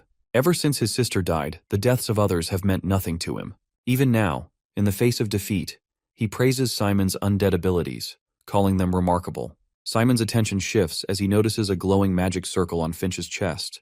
It's the circle of permanence. Finch smirks and says that he wants to know which is stronger, his undead or the monster he controls. He suddenly slams his chest. Simon is confused, wondering what he is planning now. Fear instantly understands and yells at Simon to retreat. Finch's body begins glowing brightly, and moments later, an explosion tears through him, scattering his body into pieces. Shun, watching from a distance, panics. He calls out to his uncle, desperate to see what happened. However, Urzi prevents him from seeing anything. As Simon wonders if the guy took his own life, Fear warns him about another danger. Suddenly, their ship gets attacked by a giant kraken. Simon realizes that it's a fully grown kraken. It turns out that Finch has merged with the kraken. He proudly announces that he is now above him and Kaizen, which makes him the strongest life form in the ocean. He grabs Simon by the leg and pulls him underwater. Fear tries his best, but he can't do anything to stop him. He keeps calling him out as Simon slowly starts to lose consciousness underwater. Fear asks Simon to hang on since it's over if he passes out now. He finally gets through to him and asks him if he is giving up at this point. Simon denies it and tells him that he is going to try until the very end. He calls out the Aura Blade. Finch tries attacking him and says that he won't get a second chance. In this chaos, Fear frantically tries to explain how the Aura Blade works. He says that the blade isn't about slashing someone in front of him. He has to aim it far away from the opponent, and instead of cutting them, he should maximize the distance between them and slice out the space as a whole. Simon finally understands and prepares to attack. As he swings the sword, it slices two of the monster's legs in half. Urz and Shun stare at him in shock as he takes on the giant kraken. Even Finch is surprised by his power. He notices Simon coming towards him for another attack, but before he can do anything, his entire body gets sliced in half. After using most of his power, Simon starts to faint. Shun immediately dives underwater and tries to save him. With his eyes closing, he sees him approaching and reaches his arm out to grab him. After Shun takes him out of the water, Urza pulls them out using a log. She asks him if her master is fine. Shun tells her that he is just tired and passed out. After getting out of the water, he notices some spiders and freaks out. Urzi assures him that the spiders are on their side. Since the ship is about to sink, she suggests getting out of there with the boat that the spiders have found. Shun is impressed by the spiders' work and tries to give them a high five. As Urz picks Simon up, she tells Fear that he also did a good job. Fear lets out a laugh and tells her that his whole body is still aching from the salt water. He asks her how she can enjoy soaking herself in seawater. She laughs and says that it feels better once you get used to it. They all get on the boat and decide to go back to Blue Harbor. The scene changes to Simon waking up on a bed with Erzi standing right in front of him. She asks him if he recognizes her. He slowly tries getting up and says yes. Hearing this, she excitedly runs out of the room and informs the Count that Simon has woken up. Shun enters the room and asks him how he is feeling. Simon tells him that he saved his life. The kid denies it and says that he was the one who saved him and everyone else. He mentions that someone from Kizan came today. Simon realizes that it must be because it is the last day of the mission. He says that he needs to go back. Hearing this, Shun says that he will have someone bring him new clothes. After they leave, Fear asks Simon if he really doesn't need any rest. Simon tells him that he is fine and may get in trouble if he doesn't go back in time. He then notices Erza with the maid's clothes and asks her what she is wearing. She tells him that she couldn't call him commander in front of everyone, so she kept calling him master, and they thought she was a maid. This is when they gave her these clothes. She asks him if the clothes look good on her. Simon smiles and tells her that it looks good. Hearing this, she almost loses it and starts shaking Fear's skull. At the same time, Shun enters the room and notifies Simon that his carriage is ready. As they all sit in the carriage, Shun asks Simon if he remembers what he told him earlier. He reminds him that he saved him and everyone else. Our boy looks out and sees a crowd of people thanking him and cheering for him. Shun tells him that it was much easier for them to win because of both of them. Took away a boat to interrupt the operation of the pirates, and Simon captured the captain. Moreover, he also stopped his uncle. He mentions that he is going to investigate the wrongdoings of his family towards his mother once Simon goes back. Shun tells him that a lot will change because of him, and he is thankful for that. This is why it took them so long to decide the bonus for him. As the carriage stops, Simon is surprised to notice that they are at the Undead exhibition hall. Shun smiles as he starts walking in and tells him that they are going to get the Overlord. As Simon tries saying something, Erzi covers his mouth and prevents him from speaking. Shun takes him inside and reminds him that his mission reward is 1,000 gold. Instead of that reward, he thought about giving him the Overlord. Simon is shocked since he didn't expect him to give him a reward that costs over 10,000 gold. Shun assures him that it's fine since the Maker and all the exhibition staff gave their consent. He says that they are giving him the Overlord as a token of gratitude from his family and the entire population of Blue Harbor. Simon smiles as he hears this and agrees to receive the gift. He can hear Fear screaming inside the subspace. Even though he can't understand what he is saying, he knows that Fear is happy. As he is about to leave through the teleportation circle, Shun reminds him that the people of Blue Harbor will never forget what he did for them. No matter what happens in the future, he promises to stay by his side and even welcomes him to the town. Simon thanks him for the offer and says that he also won't forget any of it. He finally steps into the teleportation circle and goes back to the academy. Since it is still the day of the mission, he thinks that he might be able to take the rest of the day off. To his surprise, the academy is in utter chaos and filled with students. As a student in a bear mask comes over to him, Simon wonders if there is a festival going on. The student asks him if he is in first grade and gives him a flyer for his club. He tells him that he is a member of the Dungeon Research Club and invites him over to check it out. As Simon takes a look at the flyer, he gets approached by Hayward. He greets him and asks when he comes back from his mission. Simon mentions that he is also back early, and Hayward reveals that he took a white mission. He notices the flyer in his hand and explains that it is the club season when the seniors voluntarily make clowns of themselves. He points over to the flyer and tells him that more members mean more club points and more budget. This helps the club come up with good activities for the club. Simon realizes that they are after extra credit. He looks around to see students trying to get new members for their clubs. Some are using force while others resort to begging for people to join. Hayward pats him on the back and wishes him good luck since he is the special admission number 1. Simon asks him what that has to do with anything. Hayward explains that the seniors will be more interested in him in order to gain the favor of the professors. As he runs away, a group of seniors spot Simon and stare at him like a bunch of hounds. Before our boy can even think of his next move, he gets surrounded by a bunch of seniors who try to invite him to their weird clubs. Before long, the students start fighting among themselves. In this chaos, the students slowly start to faint and fall asleep. Simon recognizes this as a chance to flee, however he gets approached by another senior. The guy introduces himself as the president of the Catarology Research Club. Simon is a bit confused to see him, but the guy makes it even weirder by getting on his knees and kneeling in front of him. He aggressively begs him to join his club, or Professor Bahil will literally kill him. My man even grabs his leg and calls him a monster. I don't know what level of riz this guy has. Meanwhile, poor Simon tries to free himself and pushes the guy away. At the same time, another female student arrives at the scene and shames the other guy for not having any dignity. She introduces herself as the president of the Private Talk Club, which is a research club in the field of hematology. She looks at Simon and says that he looks like he just came back from a mission and is having a hard time since he ran out of darkness. She claims that they can solve that problem if he just joins their club. She also mentions his new blood type and promises to help him with everything they can. Her offers sound a bit compelling to Simon, and he starts to think about joining. However, some other senior jumps from the sky and lands in front of them with a massive chair.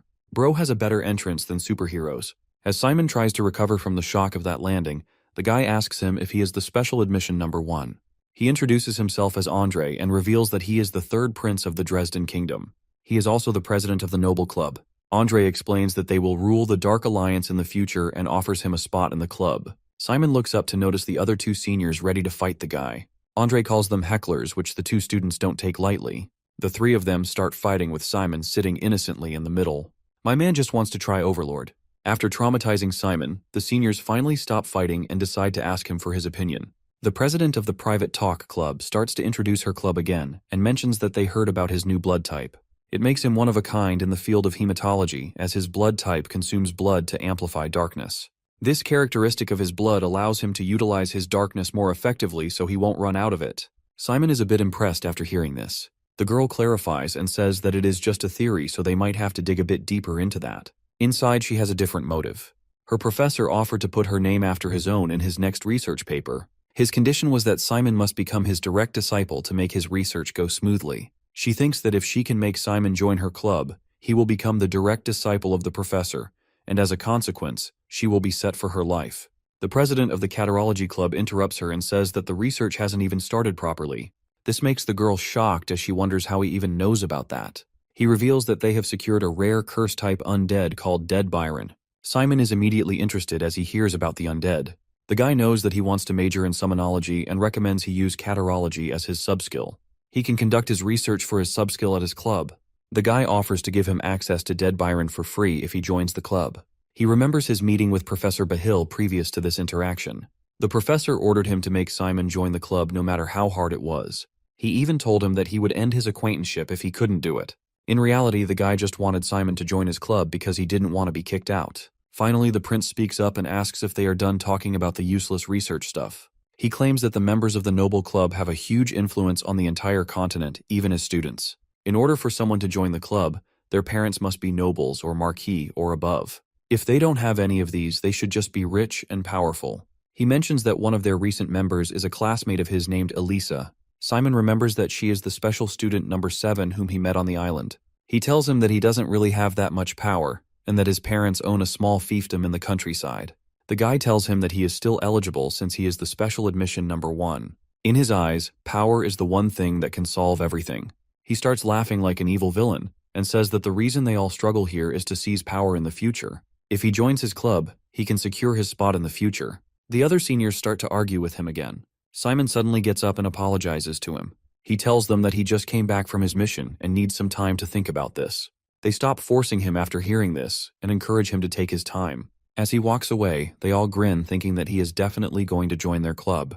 Meanwhile, in the underground ruins, Simon asks Erzi to throw a rock in the air. As she does that, he destroys the rocks using the tentacles of the Kraken. She is surprised to see this and tells him that it is amazing.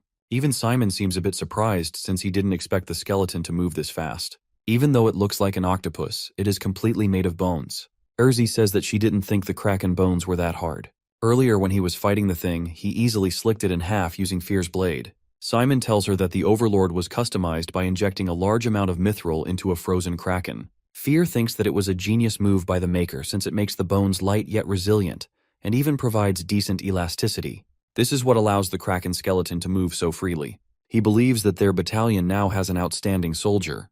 The only flaw with the Kraken skeleton is that its main body doesn't have any defenses. Simon can restore its legs if they get damaged, but if it gets attacked in the head, it won't come back. Since this Kraken was forced to become a skeleton, its nature of restoring itself has disappeared. He mentions that Simon might have to practice a lot before he is able to efficiently use it in battle. Hearing all this, Erzi suggests that he hide the main body somewhere else, almost like giving the skeleton an outfit made out of her spider webs, or making an armor for it. Simon really likes this idea, and thanks her. He immediately pulls out his subspace and explains that he can just keep the main body inside the subspace to protect it from external attacks. He keeps the subspace open and tries using the legs, but it doesn't work. He continues trying his best, and nothing seems to happen until suddenly the legs shoot out of the subspace and hit the ceiling. This was more than Simon imagined. Fear tells him that since he is controlling it from the subspace, the connection to its nether belief isn't smooth enough. Moreover, since the Kraken was forced into becoming a skeleton, its ability to transfer nether belief would be weaker than others. Simon scratches his head and realizes that he needs to study a lot in order to use it correctly. Fear tells him that he should pull the legs back inside the subspace. Simon mentions that he had been trying to do that all this time. The academy is as packed and chaotic as before, with students constantly trying to get more members for their group. As Simon walks through them, he thinks to himself that he also wants to join a club, but he hasn't really come across anything interesting yet. At the same time, a guy creeps on him from behind and says hello. Simon falls down to the ground in shock and asks him what he wants. The guy gives him a page and asks him to stop by if he is interested. He then starts saying that he wouldn't really mind if he didn't come since nobody ever comes to their club. Simon looks at him as he leaves and thinks to himself that the guy is making it hard for him to come. He looks at the page to find out that it's a special undead club called Mutant. This is his first time coming across a club about summonology. As he thinks about the club, he gets slapped on the back by Malin. To her surprise, he falls down to the ground. He explains that he just got back from his mission yesterday and is still injured.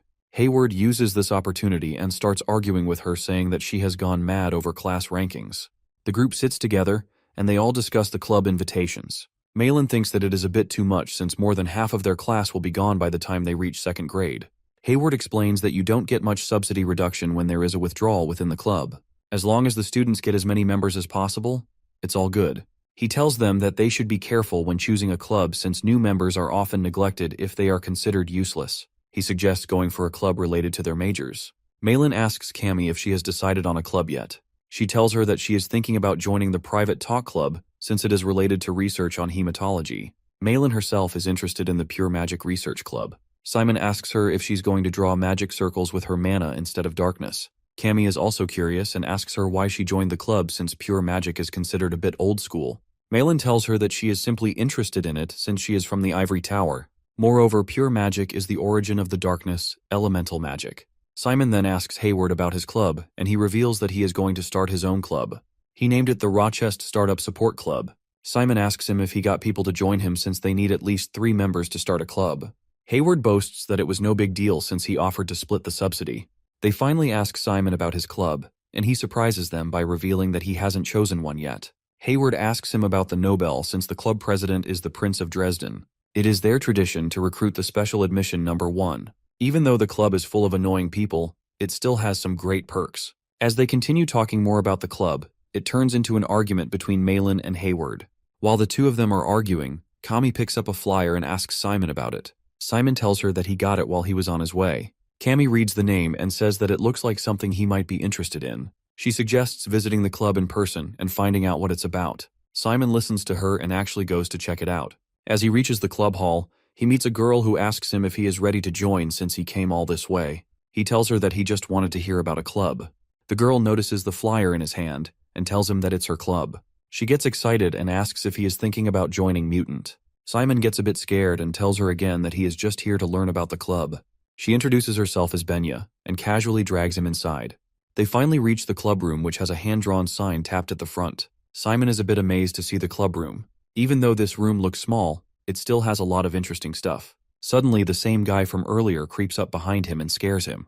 Benya asks him what he is doing here since it is the last day of recruiting members, and he should be outside handing out flyers. The guy tells her that he did it all day, and Simon was the only visitor.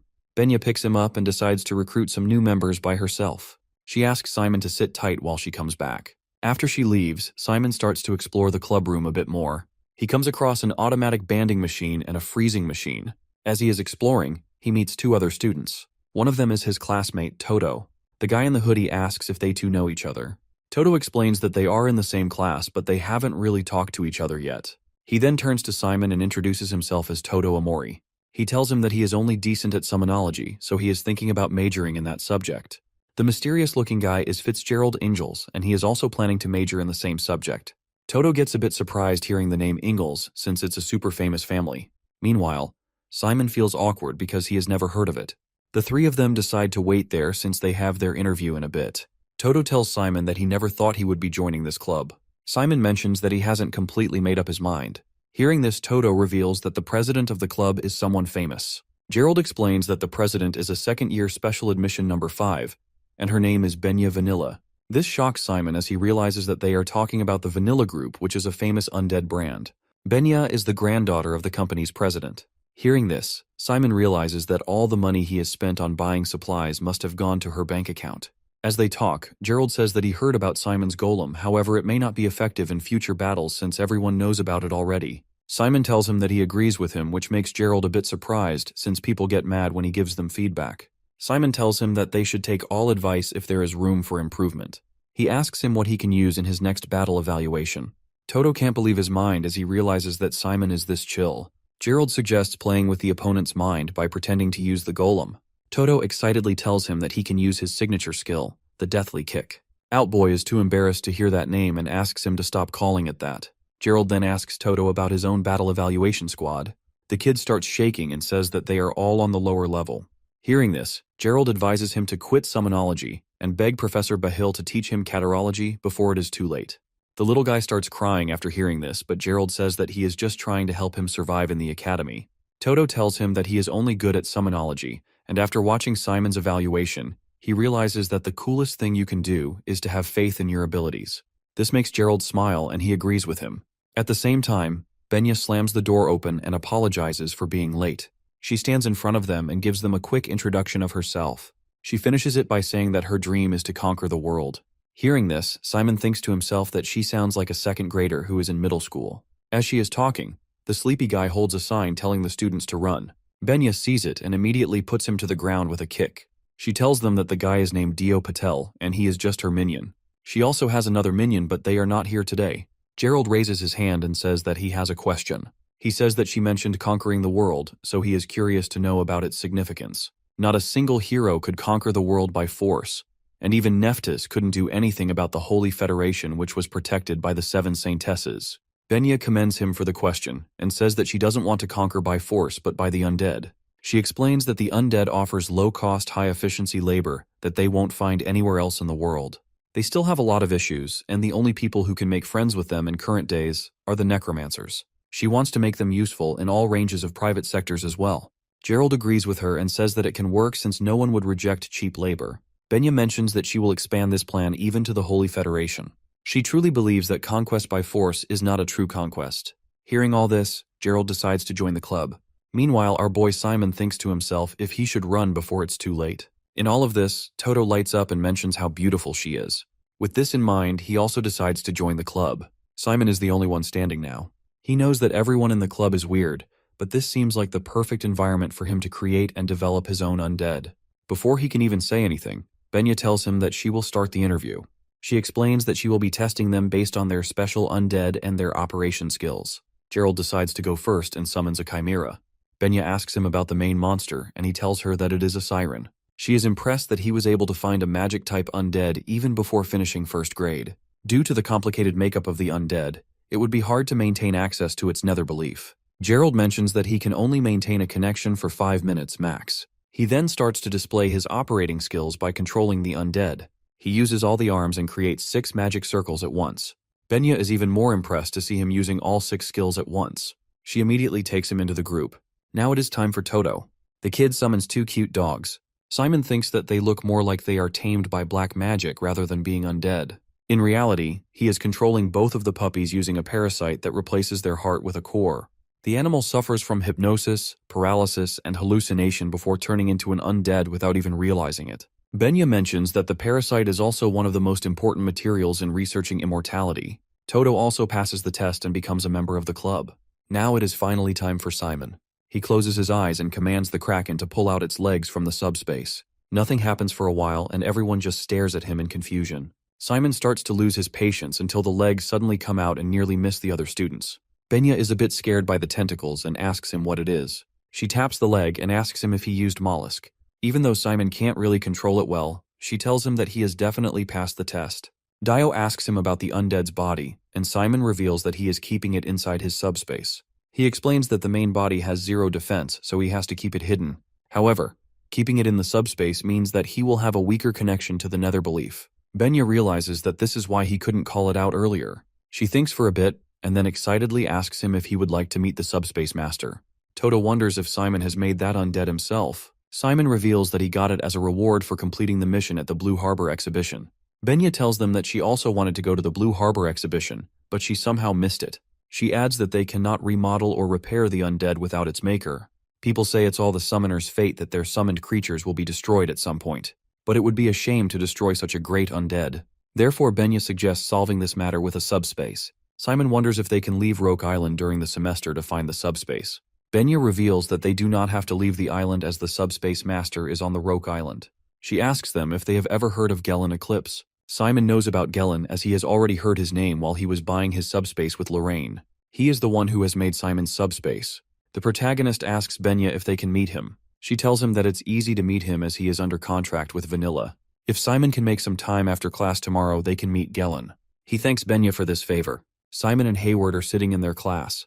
Jane is making some important announcements. First, their midterm grades and ranks are out. These ranks are solely based on the written exams without the performance evaluations. The teaching assistant will be handing out the reports to students. Secondly, the tournament tables for the next battle evaluation are also out. The names of the opponents are included in the reports, so everyone has to check it out. Since the first semester is already halfway over, all students must be sure about which black magic they will be using. They must have already established their own style and have a solid strategy for the evaluation this time. According to Jane, this is the only way to survive the next performance evaluation. The professor instructs them to review their grades and the match table for the rest of their class. Simon has his report in his hands and his anxiety is at its peak while opening it. He looks at the result card and his test score average is 65. His summonology score is 87. Simon is impressed by his result card as his previous test result was 37. Malin asks the protagonist about his summonology score. He is hesitant to tell her and wants her to tell her own grades first. After a bit of argument, Simon tells his grades and is shocked to learn that Malin has scored 85. That means Simon has won and can stay at Kizan. Kami congratulates him on winning the bet. Hayward requests Malin to show her grade card to him. Her score is 90 in all subjects except for summoning studies. Her friends are shocked to learn that she is still at rank 2 with an average of above 90. She tells them that Kizan's standards are high. Midterm grades mean nothing as Kizan prioritizes practical examinations over written exams. So if the score of those monsters with strong practical skills is added, then anyone will be pushed out of the top 10. Those who want to raise their grades must do well in the final assessment. Hayward agrees and inquires who will go against Simon in the next battle evaluation. Simon looks at his report and gets to know that he is going to go against Malcolm in his next battle evaluation. He thinks it will be difficult for him to win this time. Simon and Bena are sitting together. They see Gellin walking towards them. Benya calls him to their table. He greets Bena and asks who the student is. When he learns that the student is Simon, he gets really happy. He tells the protagonist that it is an honor that a special admission student is using his subspace. Simon appreciates him for making excellent use of subspace. Gellin already knows their reason for coming, which is the requirement for a personal subspace. Simon affirms and explains that his undead is an overlord with weak defense in its body. That is why he only wants to use its leg outside of the subspace. However, its connection to the consciousness is not strong, which is still a problem they have to solve.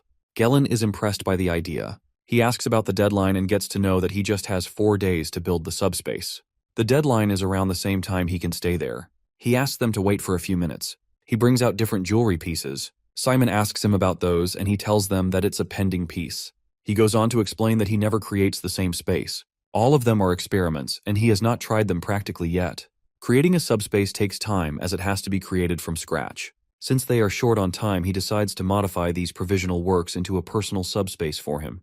Meanwhile, we see Heron in a dark room tied with ropes to a pillar. Malcolm is asking him about the memory-destroying potion that he has made even though they do not even teach about it in toxicology. He further inquires if he has planned this out of fear of his revenge. He wonders if Heron is scared after being abandoned by Serene and seeing Malcolm purge in the Malin class kids.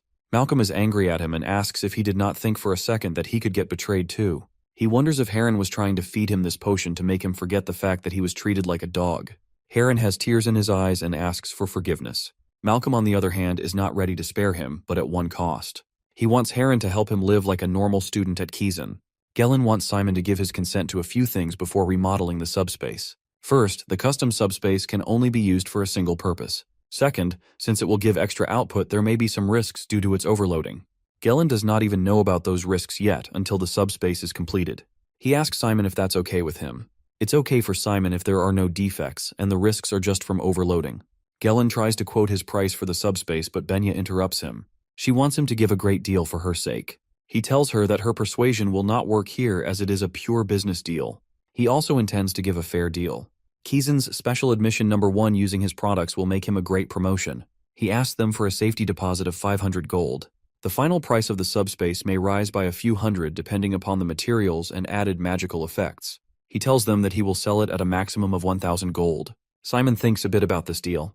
He already owns a subspace worth 5,000 gold, and the price for this one fits his budget. He agrees to the deal even though he is tight on budget.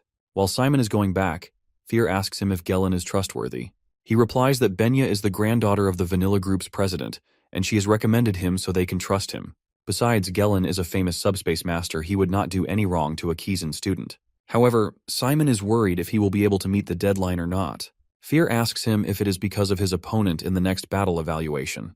Turns out he is actually worried about Malcolm as he ran into him during the island survival. As per Hayward's information, there are 3 top gangs in the Dark Lines. One of them is the Randolph gang. Malcolm is the son of their boss. Fear wonders if he is a gangster. Some upper-class men have made a bet for fun, and about 80% of them believe Malcolm would win. It is usually rare to see such drastic win rates between special admission numbers 1 and 10, but if people are so sure about Malcolm's win, there must be something that will guarantee victory for him. Meanwhile, he hears a creak and sees a corpse spider crawling up to him. The spider gives him a message about the danger of a priest.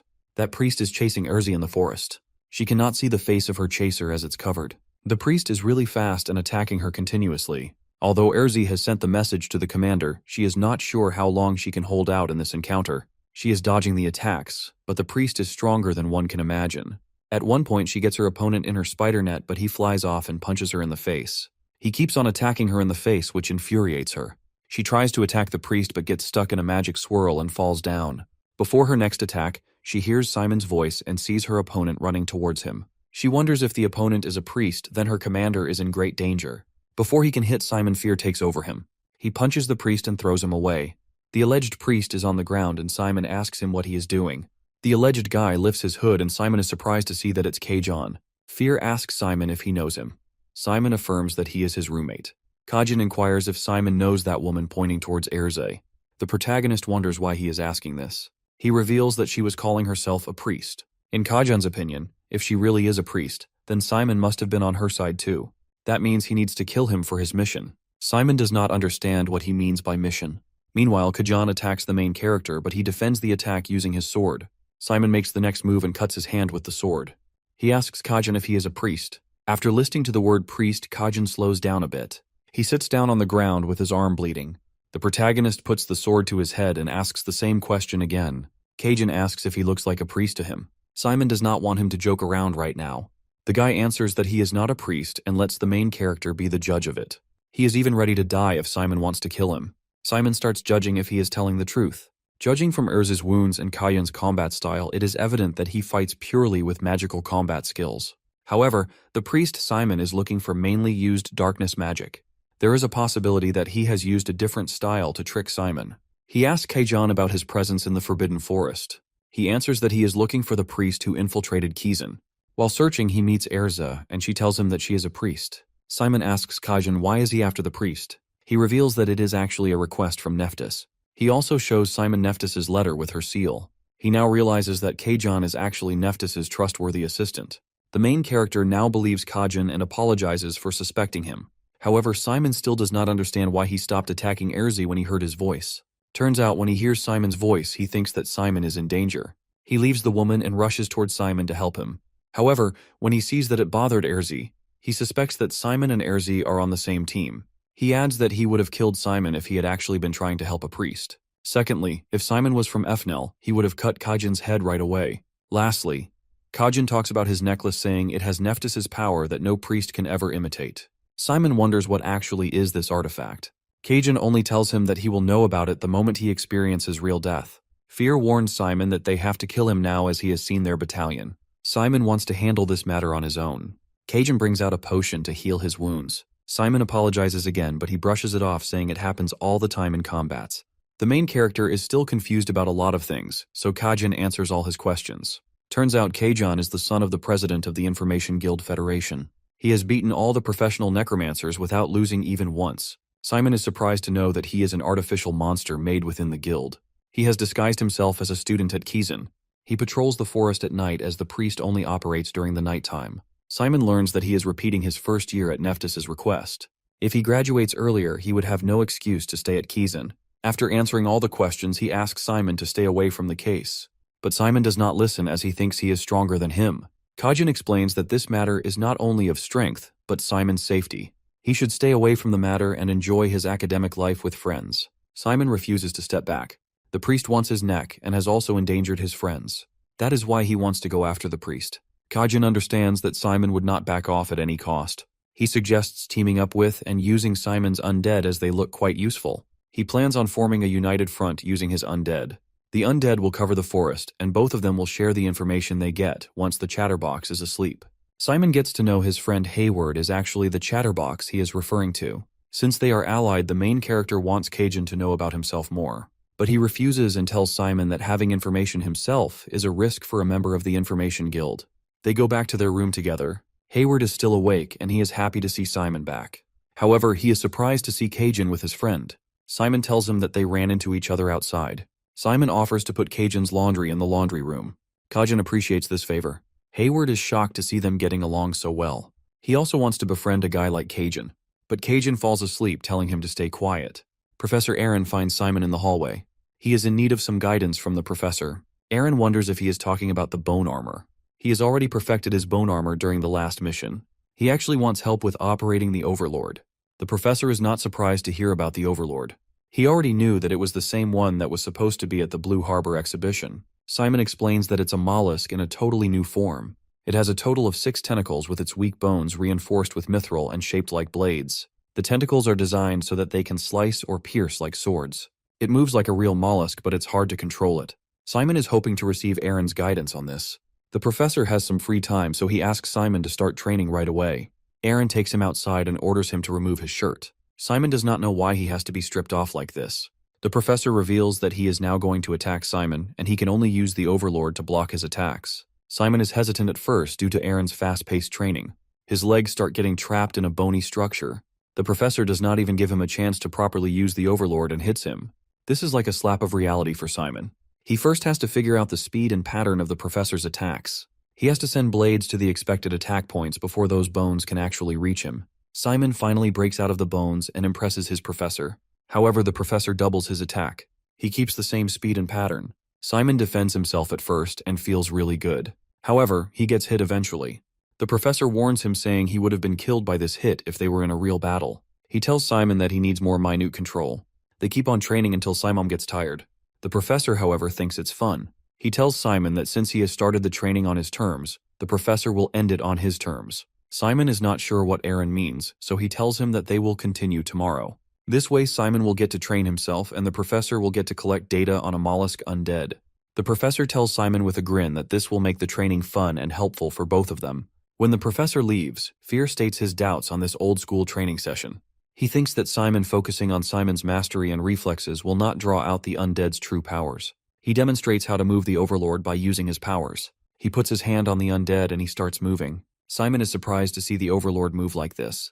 The movement is completely different now. He comes to know that the Overlord can use his joints differently too. Its movement is flexible now, and even the slightest motion of blades is threatening enough. Now that Simon has figured out how the Overlord moves, Fear wants him to feel it with his body. Simon is not ready for it and asks Fear to give a warning at least before doing something.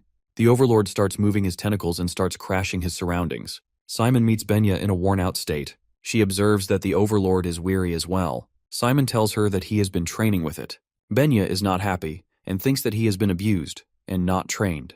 She takes his tentacle in her hand and shows Simon the joint with a worn-out junction. She also reveals that the Overlord must be kept moist, and the one they have is completely dry. Since it's made artificially, Simon cannot just leave it unattended. The Overlord needs proper maintenance. Simon asks Benya how can he maintain it. Before she says anything, Gerald enters the room. He is there to calibrate his chimera. Benya asks for a moment so that she can bring some resources for the task.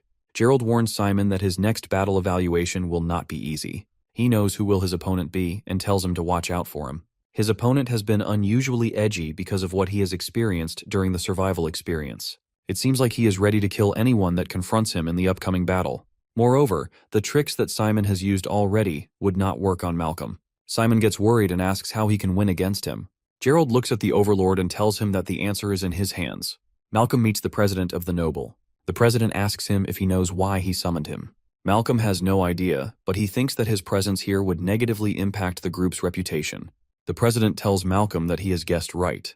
He is the son of a gangster, and normally they do not allow such students to visit them. Therefore, Malcolm should consider it an honor for him. The president wants him to join the noble. He tells him that he is offering him an offer that can change his life. In his opinion, this is a chance for his group to join hands with the powers of the Dark Alliance. The president wonders how happy his father would be upon hearing this offer. Malcolm inquires about his condition. The president says that there is no such condition, but the main problem is Simon. He has refused to join the club, which is the biggest embarrassment for the club. This usually does not bother the club president, but Simon is the special admission number 1. This is the first time in 20 years that a special admission number 1 has rejected the noble. The club has a tradition of having the special admission number for years that has to be broken now due to Simon's decision. This way he will not be able to keep his head in front of the former presidents. Malcolm asks him if the president wants him to retaliate. President says he wants him to make their tradition alive. The noble club is the ultimate truth in Kizan. Those who turn against them can face serious consequences.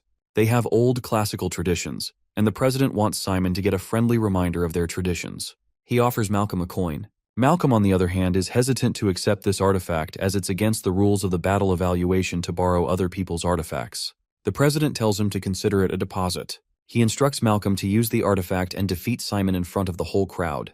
Once the battle is over, he has to engrave the insignia of the noble. Malcolm keeps the artifact and tells the president that it's his first time taking on such a noble mission, but he will make sure to tell everyone that the noble is still here.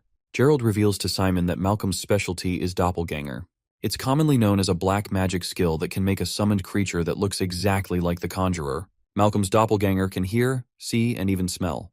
It also has outstanding combat skills, and it's hard to tell it apart from Malcolm. If an average first grader can control 3 to 4 skeletons at once, it can be assumed that Malcolm is able to conjure more than that. If they were in 2nd grade, it would have been a different story, but since they are in 1st grade, quantity matters the most. Gerald explains that Simon has 3 options if he wants to win against his opponent. First, he can use a cancellation-type curse on his opponent. The second option is the detection spell. The third and last option is a ranged dark magic spell that will sweep out the entire arena. Malcolm's dark magic is too strong to handle with magical combat and summonology. Simon's darkness can run out even before he tries to attack. The main character gets worried as he thinks none of these options will work against Malcolm's power. Gerald points out the Overlord and tells Simon it can be a great wide-range weapon. He also points out one tentacle that seems a little off. Simon cannot detect it. Gerald advises him to look closer as there is a faint mark left that can be evidence of the assembly. He thinks that the maker of this Overlord has put in some extra work on this specific tentacle. The mark is very subtle, but it's from adjusting the length. He instructs Simon to try and command the Overlord to spread its tentacle. Simon commands it to spread. The Overlord tries to do so but fails. That means it can actually spread its tentacle but needs more power. They plan to try again. Simon commands and the Overlord spreads its tentacle a bit more. It motivates Simon to try again. He tries again. Meanwhile, Benya enters and sees that the Overlord has spread one of its tentacles really wide. Simon thanks Gerald, telling him that he has gained a critical hint from this. He promises to get him a gift once he has enough money. Benya is surprised to see them getting along like this. She hands them their boxes and tells Simon that he is going to rechest with her. She also reveals that the subspace is now completed and they are going to get it. Gellin is already waiting for them. He tells them that he has to stay awake at night to meet the deadline. He shows them the subspace. It's a ring that holds the subspace exclusively designed for Simon. He instructs the main character to put it on and hang his arm in the air. He also tells him to clasp and unclasp his hand twice. As soon as Simon does that, his subspace opens. Gellin is sure that it can fit the Overload and wants the protagonist to try. Simon orders the Overload to go into the subspace. The Overlord goes in, and they see that there is lightning inside. Gellin instructs Simon to keep the main subspace open so that they can figure out its structure. He has also added the ability to read the intention of the user. He demonstrates it by telling Simon to think that he wants to open the subspace within a 5-meter radius. He follows the instructions and sees that his subspace actually opens within the said radius. Simon is surprised to see such amazing features and tells them that he does not feel its nether belief disconnection at all. Gellin points towards a small magic circle under the Overload. He explains that it's like a tunnel that connects the two subspaces. It allows the Overlord's tentacles to move freely. Benya notices that the Overlord is poking the magic circle, which makes her think that it also knows how the subspace works. Gellin then shows them another amazing feature. He instructs him to step his left foot on the ground and keep the ring in his awareness. Simon steps on the ground and he can feel something underneath. It seems like a button to him. He then looks ahead and sees some virtual magic circles on the ground. Gellin asks him to let his darkness flow into these circles and activate them. The darkness starts moving into the circles by itself. Simon also completes his black flames using the darkness. Gellin introduces the current state of the circles as the set mode. He tells Simon that the set mode will get disabled if he lifts his left foot. Simon can open up to 6 subspaces at the same time in a set mode. Both Simon and Benya are shocked to hear that. Gellin keeps okay, explaining that if he wants to open a subspace through the magic circle, he just has to say open. Simon wants to try it now, so he says open. They see so many tentacles appearing from the ground. It stuns them greatly. Simon appreciates Gellin for making such a wonderful subspace. He is also surprised at the fact that Gellin has made it in such a short time. He explains that this was originally a backup that he had been saving after an attempt to create a subspace with multiple capacities. He has remodeled it exclusively for the Overlord. He is glad that the subspace will make itself useful in Simon's hand. He cautions Simon that this subspace exceeds the output of a regular one, so there are a few risks. The topmost issue is the heating. Simon now understands why his finger happens to be heating up. Gellin explains that the subspace will get overloaded if he opens too many subspaces at once. He warns him to not ignore the heat while opening too many subspaces, or he will lose a finger. As long as he does not overuse it, he will be fine. He suggests that Simon should use 4 subspaces instead of 6 to avoid overheating. Gellin also mentions that the subspace will become invisible after wearing, so he can wear it all the time. He urges them to ask if they have any more questions. Simon has so many questions and he plans on asking all. He is now sure that he does not need anything else to win. The day of the battle evaluation is arrived. The arena is full. A couple is forcing their way to the students, saying that they have to meet their son. A girl from Kizan stops them, saying they are not allowed to visit places other than the arena. They try to distract the girl, but Jane comes to the rescue. She tells the parents to not worry about their kids as they are now Kizan students. She also reveals that their son has been disqualified, as she knew that they were trying to sneak in magic potions. She then sends them back to the arena. Meanwhile, Molly Dresden, the youngest princess of the Dresden Kingdom, arrives in time for the battle evaluation. She calls Jane and appreciates her invitation. The princess is excited to see the Kizan students in their battle evaluation. She has also heard that the special admission number 1 is the greatest of all times. She asks Jane if this is true. Jane is surprised to see that the princess is asking about Simon, and not about her brother first. She replies that she does not care, as he has made a weird club called Noble. She is also angry at the fact that he is collecting a bunch of people like him in his club. She thinks that he has not changed a bit since his time at the palace. She requests Jane to leave the topic and tell her about the special admission number 1. She wonders if he will do good, as she is only looking forward to his battle. Jane tells her to wait and watch. She also reveals that he is her student.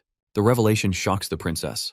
Jane leaves as she has so much work to do, and tells the princess to let her know if she encounters any problems during her stay. The princess appreciates Jane. The professor turns away, wondering that she has never seen the princess behaving this way. Simon and his friends are waiting in the hall from where they can see the arena. Simon thinks there are too many spectators. Hayward tells Simon that all of those people are here to see him. This makes the main character nervous. Hayward thinks that he performs better when he is nervous. Besides, he thinks that Simon should win the match so that he can prove that he is special admission number 1 for a reason. Simon gets a feeling that Hayward has made a bet. He strictly asks Hayward and he confirms. He tells Simon that he has put his money on him. Simon assures him that he will make sure that he does not lose his money. He thanks Kami for coming even when she herself is nervous. Kami brushes it off, saying that they are friends and he has worked harder than anyone else. This cheers Simon up. Hayward calls Malin and tells her to say something. She is hiding just near them and is mad at Hayward for calling her out like that. Hayward thinks about why she is mad at him all of a sudden. Simon and Malcolm are in the arena. They shake hands. Simon mocks his opponent for facing him again even after what happened at Manor. He replies that he never forgot who humiliated him. Simon notices the royal emblem of the Dresden Kingdom on Malcolm's chest. Meanwhile, the battle starts, and both the players get ready. Malcolm takes out a metal rod and makes too many magic circles. His doppelgangers appear from those circles. Creating doppelgangers is Malcolm's main skill, and he is really fast at it. Hayward and Kami are a little worried. They now get why Malcolm got admitted to Kizan with this skill alone. Malcolm doppelgangers run towards their opponent to attack him. Malcolm thinks Simon is not going to last long without any long-range spells. Simon presses his left foot on the ground and the tentacles appear. One of the tentacles takes the metal rod from Malcolm. Turns out that the metal bar is not the medium of Malcolm's spell. Simon then plans to go after the main body. He starts attacking his opponent's magic circles. The Overlord's tentacles are destroying the circles one by one. Hayward cheers him up, saying he should keep attacking like that. The princess is sitting behind Hayward and Kami. She is also impressed by Simon's skills. She comments that this does not seem like black magic. Since Simon can pull out something from a subspace and then return it, there must be a summoned creature inside it. She is sure that she will never forget Simon's name. Professor Behill is also watching the match. His TA suggests to calm down as his eagerness is very obvious. The professor is amazed at Simon's limitless talent and potential. He thinks that Simon is absolutely phenomenal. The TA reminded him that he had been in a bad mood for the whole month because Simon did not use catarology in his evaluation. The professor tells the TA that he is still angry and upset, but Simon is going to become his disciple anyway. The teacher thinks that Professor Baji is delusional because Aran is going to win Simon. Simon and Malcolm are still fighting. Malcolm is annoyed by Simon's attacks. He takes out something from his pocket. He knows that he can get in trouble for sneaking this in, but it doesn't matter to him. He sends more doppelgangers towards Simon and distracts him. His plan is to hide the main body and attack Simon when he gets a chance. Once Malcolm gets a chance, he throws a bottle towards Simon. The main character does not understand what's going on, and there is a huge explosion in the arena. Everyone gets worried for Simon as the explosion is really strong. Spectators wonder if Special Admission number 1 can survive such an attack. Once the dust settles, they see Simon standing and he is unharmed. Malcolm is surprised to see him unharmed as he thought he would not be able to withstand such a powerful blow. Simon is standing covered in tentacles. His opponent starts trembling, but he composes himself, saying he is the one who strikes fear into others. Meanwhile, Simon tries to attack him with the tentacles, but he cannot reach the main body. Malcolm has already calculated how far Simon's attacks can reach. He thinks that he is out of range of the tentacles. He hears a cracking sound. Turns out the Overlord is expanding its tentacle. In the blink of an eye, the Overlord lifts Malcolm into the air. He struggles to get free, but the tentacle slams him down into the ground. Simon, on the other hand, is about to reach his limits as his finger starts heating up. Malcolm asks Simon if he thinks that he has won. The main character is confused by his opponent's statement. Malcolm reveals that the real match has just started. He uses the artifact and turns into a powerful knight. The princess is shocked after seeing the Dresden artifact in the hands of a gangster like Malcolm. She recognizes their artifact and is angry at her brother for giving it away. Malcolm, on the other hand, reveals to Simon that this is a gift from someone who has a grudge against him. The main character instantly gets that the noble has a grudge against him as he has declined their offer. Malcolm calls it karma and tells Simon to think of it as his actions are coming back to him. The main character asks Malcolm if he wants to make a bet on which armor is better. He uses his darkness and wears bone armor. Malcolm attacks him, but he dodges his attack. He keeps on attacking the main character and he keeps on defending. Malcolm is a bit annoyed as Simon not even attacking once he is just defending the attacks. The main character, on the other hand, wonders that fighting physically like this will only wear them out. In Blue Harbor, he used Hone armor to enhance muscular strength and defense. But this time he has to try something different. He runs towards the opponent and grabs him tightly. Malcolm doesn't understand what is going on. Simon is actually transferring his armor onto Malcolm's body. When Simon goes away, his opponent has bone armor on his body. He tries to punch Simon but cannot do so. He angrily asks his opponent what has he done to his body. Simon replies that he has just transferred his bone armor to his body. Malcolm tries to punch Simon but his arm is covered with bones. Turns out the protagonist can now control Malcolm's body through the armor. Before his opponent can attack again, Simon punches him on his face. Malcolm falls down on the ground. Kami notices that there is something wrong with his movements. Hayward, on the other hand, understands what is going on. He explains that Simon is good at restoration and control. Kami now understands that he is limiting Malcolm's movement with his bone armor. Simon keeps on attacking his opponent while restricting him with his bone armor. Malcolm realizes that his opponent's body is completely bare right now, and he will not be able to survive even a single attack. He takes out his potion bottles with a resolution to defeat Simon at any cost. Malcolm wants the protagonist to regret plastering him with bone armor. Simon tells him that his strategy is in fact predictable. Before he is able to attack Simon with those bottles, the Overlord's tentacle lifts him high and throws him away. All his bottles blast while falling down from his pocket, and he also smashes on the ground. Simon uses the tentacle to give his opponent a final blow, and he wins. There is an announcement that Simon is the winner. On his way back, he meets the noble's president, Andre. He is angry at Simon for winning. Simon tells him that he has just completed his battle evaluation. Andre punches the wall in anger. He is angry because Simon has just beaten up the Black Knight, which is the symbol of the Dresden family. He tells Simon that he has done this in a humiliating way. He does not care if he is stronger than Malcolm. He is just furious at the fact that Simon has beaten Malcolm when he was in Dresden's armor. In his opinion, Simon should have respected their armor and known that he was behind Malcolm. He is furious at the fact that Simon has not given up even after seeing Malcolm in that armor. He thinks that Simon has insulted him and his royal family. The protagonist does not get why he is angry. He tells Andre that he has said the most irrational thing. Both of them are now Kizan students, and Andre should act like one. He also tells the president that he has done that out of free will, and it was Simon's duty to defeat Malcolm. He also advises him to be careful with openly insulting his royal family like this. This infuriates Andre again. Meanwhile, the princess appears and scolds Andre for disgracing their family. Her brother is surprised to see his sister at Kizan as he did not know about that. She is angry at him for stealing their family's treasure and then pretending that his actions are derived from the family itself. In her opinion, it's Andre who has insulted their family. Simon wonders if she is the princess. She reminds her brother about the kind of punishment the owner of the armor has to go through in case he loses the armor. She tells Andre that she will make sure their father hears about what he did.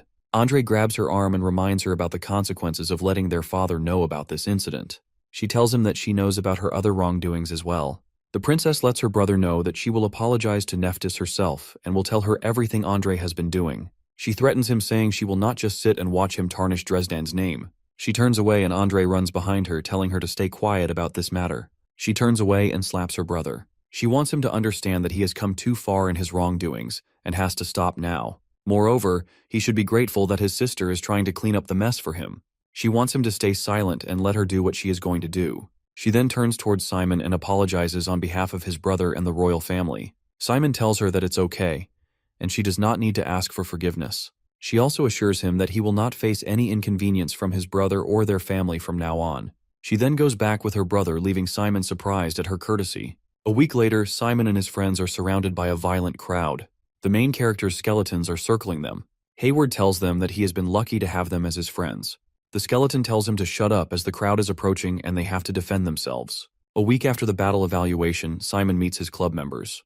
They ask him if he is taking Professor Aaron's class. After his affirmation, Benya asks him what the professor is teaching nowadays. He gets to know that they are focusing on zombies nowadays. Both of them are shocked after hearing this, and Simon gets confused. Dio starts trembling, saying that his trauma is getting back. Benya, on the other hand, tells him that she wants to be there again as it sounds so much fun. Simon is still confused. Benya explains that Aaron's class always ends with a very important performance assessment. However, from the perspective of the students, the assessment is awful, but she feels that it was such a great memory. Dio is still afraid and tells Simon that the assessment will be scary, but Benya pushes him back. The same week, Simon is at his performance assessment location. Fear tells him that they had to visit this place in his school break, but they are lucky that the professor had brought them earlier. He reveals that Simon has to find Prince, who is a zombie leader of their battalion. This location is the kind of place he would like. Simon asks about his distinct characteristics. Fear tells him that he looks just like his name. Simon imagines Prince Andre, but Fear rejects his thoughts, saying their prince does not look like this. Meanwhile, they hear Professor Aaron coming. He introduces the place as Deathland, located in the south of Shahad Kingdom. Professor Aaron is gracefully dressed and the students whisper that he looks great. He explains that the Deathland is one of the 10 mysteries of the continent. The place is under a powerful black magic spell which is combined with natural phenomena and causes mysterious events. There is no concept of decay at Deathland. In this land, dead bodies do not decay, instead they maintain their forms. That is why the place is also called the Zombies' Paradise. He reveals that the performance assessment this time will be done in groups. He instructs them to show him the best summon-type zombie they can get. Simon shouts that it's a creating-type mission. He mutters that a natural undead will be useless in this assessment. He has to find a dead and use a summoned magic circle. The professor tells them that the evaluation criteria include the level of completion, creativity, battle ability, and the composition of the magic circle. No points will be given for the teamwork. All the team members will get the same points based on the performance of the zombies they bring. He then instructs them to participate in the evaluation like proud necromancers and lets the evaluation start. Simon and his friends are in the same group. Hayward tells everyone about the grade of zombies at Deathland. Cammy thinks they should avoid engaging in battles with those zombies as much as they can. Simon agrees, as this will alert other zombies and they can flock. They are relieved as personal battles are prohibited this time. Malin informs them that there are robbers and other necromancers they should stay aware of. Hayward answers that the place is huge, so there is a low chance that they would run into them. Malin, however, wants them to be on their guard. They then decide to start their mission. Simon and Hayward want Kami and Malin to stay behind due to the dangers, but they tag along. The place looks like a city center with tall buildings. It's not a total wasteland like its name. There is no one in the buildings. Hayward tells them that the buildings are empty because there are only undead in this place. Malin is a little surprised and wants him to tell them more. He reveals that there is a lot of opposition within Kizan about running a performance evaluation here. Simon wonders if it's because the place is dangerous, but Hayward tells him that it's because the place has an embarrassing past with Kizan. The city used to be a city under the rule of the Talhern Empire. The history books say that the emperor of this place was captured in the capital after the Rose Retreat. The emperor fled the capital amid the chaos and tried to fight back against Kizan at the new base. That news base is right where they are, that is Deathland. He introduces the governor of the city as the powerful swordmaster with a lot of stationed soldiers. That is the reason he planned to use military power here to launch a major counterattack. Kizan feared that the Empire would strike back, and they decided that they needed to employ overwhelming terror to defeat the Empire once and for all. So the black magic that Aaron mentioned is cast on this land. Malin thinks if the Emperor had still made it here, his ego would have forced the entire Empire to get in a war. Hayward tells her that Kizi stopped the situation before it grew bigger. Cammy thinks it is too cruel for the citizens as they have died without a reason. But Hayward thinks it's understandable only when they consider the strategic point of view. He then realizes that he has let their moods down by this story, and now wants them to talk about the performance evaluation. Simon tells them that they first have to find a dead body that has not become a zombie yet. They start looking into the houses to find one. They keep on looking and cannot find even a single one. This makes the four of them tired, and they are resting for a bit in one of the houses. Malin asks them if they should look somewhere else. They all agree and plan on going out. Malin goes first and opens the door. As soon as she opens it, a hand comes in trying to grab her by the neck. Simon rushes to help and strikes the zombie's arm, freeing her. He and Hayward push the door to close it while Simon chants a spell. They all realize they are in serious trouble. If this continues, they'll be trapped. No one wants to be reminded of it, so Simon simply tells Kami to take Malin and go to the other side. Outside, zombies gather, some peeking through the windows. After spotting the group, they try to break in. Once they reach the other side safely, Simon tells Hayward to cast a spell on his count. He lifts a chair just as the zombies shatter the window. Panic rises as they pour in. Simon gives the signal, and Hayward casts the spell. They strike down some zombies and run, but more chase after them. Soon they are completely surrounded, wondering why so many are coming at once. There's no time to regroup. The situation gets worse. Zombies are now coming from the front too. It's madness. Hayward notices some zombies emerging from the house they had already searched. Neon guesses they missed some. She tells the others to kneel and unleashes fire on the zombies, but they keep pushing through. This worries them. Kami tells Simon they need to find a safe spot, even if just for a moment, or they won't make it. Simon leads them toward a tall building, and they follow without hesitation, which makes Malin uneasy. She asks what's happening, and Simon reveals something shocking. She demands to know if he plans to use a certain ability, but Hayward isn't sure what Simon is up to. Still, they need to move fast. Zombies are closing in from all sides. Simon instructs everyone to hold hands tightly. A crimson tentacle wraps around their feet as he speaks a keyword. A door opens beneath them, launching them onto the building's rooftop. Hayward looks down at the zombies, realizing they barely escaped in time. He wants to do it again, so the tentacle flings them onto another rooftop. They land, but Kami is thrown near the edge, almost falling. She calls out for help, and Simon and Malin pull her back to safety. He apologizes for scaring them and checks if she's okay. Kami reassures him that thanks to him, she survived. Hayward interrupts, reminding them they need to move. The zombies heard the noise and are heading their way. They need to change position quickly. Meanwhile, a mysterious figure watches them, impressed by their survival but unwilling to let them escape so easily. With a simple flick of his hand, he commands the zombies, making them gather and groan. The figure curses the skeletons, and Magnus appears among the undead. Zombies groan behind him, and the figure finally gives them permission to attack. However, the battalion commander arrives at Deathland, bringing an overwhelming presence. It's clear why they are here, but the prince has his own plans. He wants to destroy the battalion with his own hands. Meanwhile, a skeleton undead speaks with a man, wondering why things are so noisy. The man smirks and says the young and reckless zombie prince is probably playing around again. As they talk, the man asks if the undead have ever heard of the legend about the zombie prince. He explains that the prince's real body is sleeping somewhere in Deathland. According to the legend, if someone gets their hands on his crown, they will gain control over all the zombies in Deathland. The man confidently claims that he will soon rule Deathland himself. However, the undead shows no interest and doesn't care about his plans. The man, knowing the undead well, questions whether he doesn't want to destroy Kizan and the Dark Alliance or take revenge on them. If that is the case, then at the very least he should claim Deathland for himself. After all, he has always been its rightful owner since he was the swordmaster of the old Talhern Empire. At that moment, the undead suddenly points his sword at the man's neck, startling him. The man asks if the swordmaster realizes there is no peaceful path left. He reminds him of the overwhelming power he has gained, power strong enough to change the world. He has already reached the level of the ancient undead, so why is he hesitating?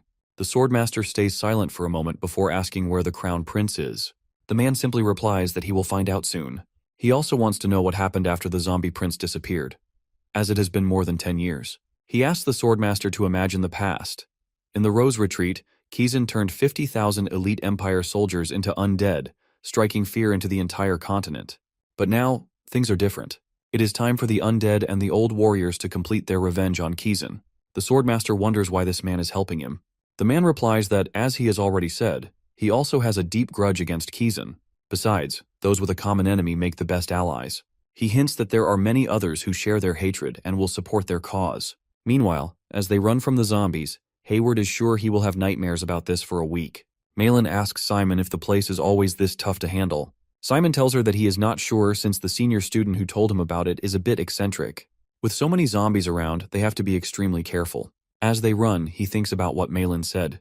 It is true. Something about this test feels off. He wonders why so many zombies are running after them. Simon begins to suspect that the zombies aren't just mindless creatures. They move as if they are being controlled. Suddenly, Kami spots something and tells Simon to look. Among the horde of zombies, they notice the entrance to the city's sewage system. Simon praises Kami for her sharp eyes, realizing they can escape through the sewers. The others are shocked by the idea, but Simon explains that zombies are coming from every direction, even climbing onto rooftops. The only safe way out is down. Hayward agrees and says he has something that might help. He pulls out a small robot, explaining that it is just a prototype he plans to sell later. He asks if they think it is perfect. Simon nods. It is exactly what they need. They ask Hayward to bring out more, and he agrees. Meanwhile, Malin asks Callie to help her block the zombies' view. Kemi nods, ready to assist. Once everything is prepared, Hayward hands the device to an undead ally, asking for help. Malin checks if everything is ready, then launches a fire attack to blind the zombies. With their vision obstructed, the undead carrying the device ran, luring the zombies away. The horde immediately follows, giving Simon and the others a chance to escape. Once the path is clear, they all climb down into the sewer. Simon checks if everyone is okay, and they all nod, though they admit it is terrifying. The sound of their footsteps echoes through the tunnel, making them uneasy. They wonder whether they should wait here or go back up, but Simon knows that if they leave, they will just be chased by zombies again. He believes it's safer to continue through the sewer, rather than walking along Deathland's roads. Kami agrees, saying that this is the second largest city after the capital. If they keep moving, they might find something useful. Simon isn't sure what she means. Maybe a noble's mansion or an old soldier barracks. Hayward considers the idea and realizes it isn't so bad. Their camp was already overrun by zombies, so maybe they could find another camp, like one from Class C or even last year's group. Simon agrees, so they decide to keep going. As they walk, he asks Fear if he also thinks the zombies earlier seemed controlled by someone. Fear admits that the most suspicious thing is the prince's crown. He laughs, saying that zombies are different from other undead, making it hard to know for sure. But as Simon suggested, it does seem like the prince is behind it. The crown is the key. When he wears it, he can connect with the zombies nearby and control them. Simon wonders if that means the prince has a power similar to a commander. Fear explains that in terms of controlling zombies, it's like a weaker version of the commander's power. However, if the prince wears the crown, he can command zombies that haven't been incorporated into the battalion. This ability makes him the most powerful figure in Deathland, where 90% of the undead are zombies. Simon now understands why Fear wanted to come here. He asks if the prince is friendly toward the battalion. Fear hesitates before answering. He isn't sure. Back when Richard was the commander, the prince was loyal to him and seemed to admire him. But as Simon knows, things never end well for the battalion commander. They can only find out what the prince is thinking by meeting him in person. If Simon is right and the prince is behind the zombie attacks, then it means the prince recognizes Simon as the commander. If that's true, they will have to defeat him by force, which worries Simon. Soon they exit the sewer and are shocked to see an unfamiliar place. They didn't expect to find something like this in Deathland. Simon wonders if this area is well maintained. It looks like they are inside a mansion. He suggests they explore, and Malin agrees. Suddenly, Fear informs them that he can sense traces of a large barrier around this place. The protagonist asks what kind of barrier it is. Fear explains that it was designed to block or hide something, but right now, it is inactive. Before they can process this information, Kami suddenly screams. They turn to her in alarm and ask what's wrong. She is sitting next to a corpse, clearly a servant, whose back has been brutally clawed by a monster. Simon steps closer to examine it and realizes the servant has been dead for a long time. Malin approaches the body and Simon stops her, concerned. But she reassures him not to worry. She reminds him that she is also a necromancer and shouldn't be underestimated. Right now, she can use summoning magic according to the textbook's conditions. Turning this corpse into a zombie would at least prevent them from getting a failing grade, though it still wouldn't be ideal. Meanwhile, Hayward suggests they search the area more since they saw some armor earlier. Simon agrees, assuming that means security personnel once guarded this place.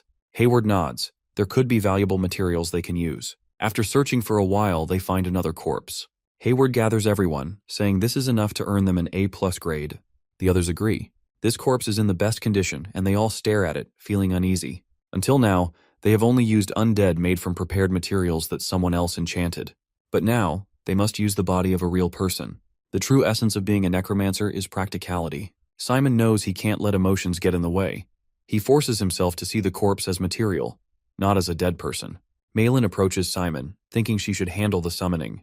But Simon stops her, asking her to wait because he is more skilled in summoning and has received a better evaluation in zombie summoning magic. Malin agrees and decides to let Simon do it, though she feels a little concerned. Simon places his hand on the corpse's chest, recalling Professor Aaron's lessons. Even in peaceful times, necromancers must never forget their true nature.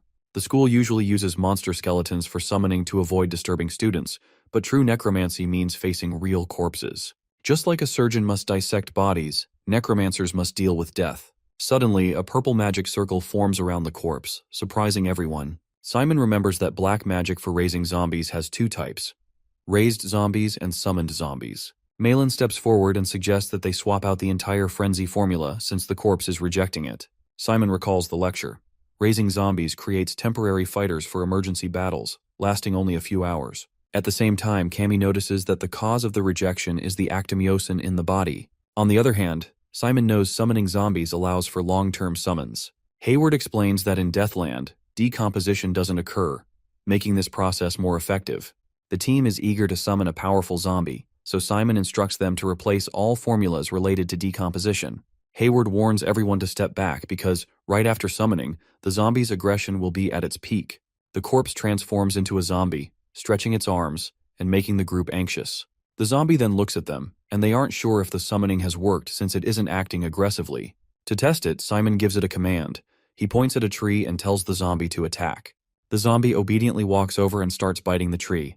They assume the summoning is successful because the zombie's teeth and claws are still poisonous, and its aggression seems intact. Hayward is slightly disappointed that the zombie is limping, but he is confident it can still help them acquire an above-average grade. Malin suggests they return through the sewer and asks Simon if he can store the zombie in his subspace. Simon agrees, but Hayward is surprised. Malin asks why, and Hayward playfully repeats her earlier words, saying they should keep searching for an even better zombie. Malin gets annoyed and hits Hayward. She rejects it and says that she doesn't want to stay any longer after what she heard about the Talhern Empire. The group decides to leave quickly, but suddenly they hear a sound. The castle windows shatter, and to their shock, zombies start pouring out. They can't believe it. None of them expected more zombies to appear there. They know their only option is to start running. While cornered, Simon calls for Fear's help. He tells him he will open the subspace, asking him to come out with his battalion. Fear is surprised. He is always ready for a fight, but he worries Simon's friends might notice. However, the protagonist reassures him that, in Deathland, battles between zombies and skeletons are normal. Fear agrees and summons his battalion to fight the zombies. Meanwhile, Hayward, shaking, mutters that he has enjoyed their time together and is grateful to them. This annoys Malin, who wants him to be quiet. But before she can say anything, the ground suddenly shakes. They wonder if it is an earthquake. Then, they feel something behind them. When they turn around, they are shocked to see skeletons approaching. Cammy tells them that they might be fighting over a territorial dispute. Simon sees this as their chance and tells everyone they need to escape. However, Hayward seems a bit too impressed by Fear's fighting skills. He wishes to use an undead like that once in his life. He thinks that it is a bit weird that the skeletons are helping them, and the timing also seems too good. This worries Simon. He nervously laughs and assures Hayward that such a thing is impossible. Suddenly, Fear attacks them, sending them flying. Hayward tumbles through the air. As they all fall down, Malin snaps at Hayward and tells him to keep his mouth shut. Simon is a bit mad at Fear for hitting them, but Fear laughs and tells him that his friend won't be suspecting him anymore. He promises to hold back in the next attack. Simon agrees but tells him to be cautious. Later, they move through the sewers. Hayward is completely impressed by Fear and wonders where they could find a skeleton like that. He is sure Fear must have been a human skeleton, but Malin tells him to stop being stupid. She asks him what he would do if this skeleton tried to kill them. Would he still think it was impressive? Despite her warning, Hayward still admires Fear. Malin sighs but admits that Fear really is strong. Kami also praises Fear's sword, calling it incredible. As they continue forward, Malin asks if they notice the smell getting worse. She suspects it might be because they came from outside. Simon looks ahead and suddenly stops, startled. He tells the group to wait and stay quiet. He sees something in the distance. Hayward thinks it might be one of their classmates, but Malin disagrees. If that were the case, they would hear more footsteps. She asks if he really plans to go into such a dangerous place alone. Hayward wonders if it could be Hector, who likes to go off on his own. Suddenly, a kid appears, dragging a horse's corpse behind him. He throws it toward them, and the smell is unbearable. Then, he introduces himself. His name is Prince, and he claims to be the ruler of Deathland. Malin thinks this is ridiculous, but before she can say anything, she suddenly kneels down. Cammy and Hayward also drop to their knees, unable to bear the awful stench. The prince is surprised to see Simon handling it so well. He assumes Simon must be used to the smell of corpses. To test him, he throws the horse's corpse at him again, but Simon dodges. Calling out to Fear, Simon tells him that this is the kid they have been looking for. Fear's expression darkens. He asks the boy if he is really the prince he knows. If so, how dare he attack them? The prince smirks, realizing that Fear hasn't changed at all. But Fear isn't in the mood for games. He tells Prince to stop talking nonsense and join the battalion. The current commander is Richard's son. Prince seems to consider this. He looks at Simon and notes that he already resembles Richard. Since that's the case, he decides to test him. Fear is shocked by this, but before he can protest, the prince launches his test. Prince rushes toward Simon and attacks. Simon dodges just in time. Looking up, he sees the wall behind him crack from the impact. He realizes that if he had taken that hit, it would be over. Reacting quickly, Simon punches the prince in the face, startling him. The prince grins and punches him back with such force that Simon is thrown across the floor. Prince looks up and notices a group of skeletons protecting Simon. He asks if Simon is the commander of the battalion now. One of the skeletons steps forward, placing a sword against the prince's neck. The prince sighs as if disappointed, realizing he expected too much from Simon. Without hesitation, he destroys all the skeletal warriors with a single strike. Then he looks down at Simon, who lies unconscious on the ground.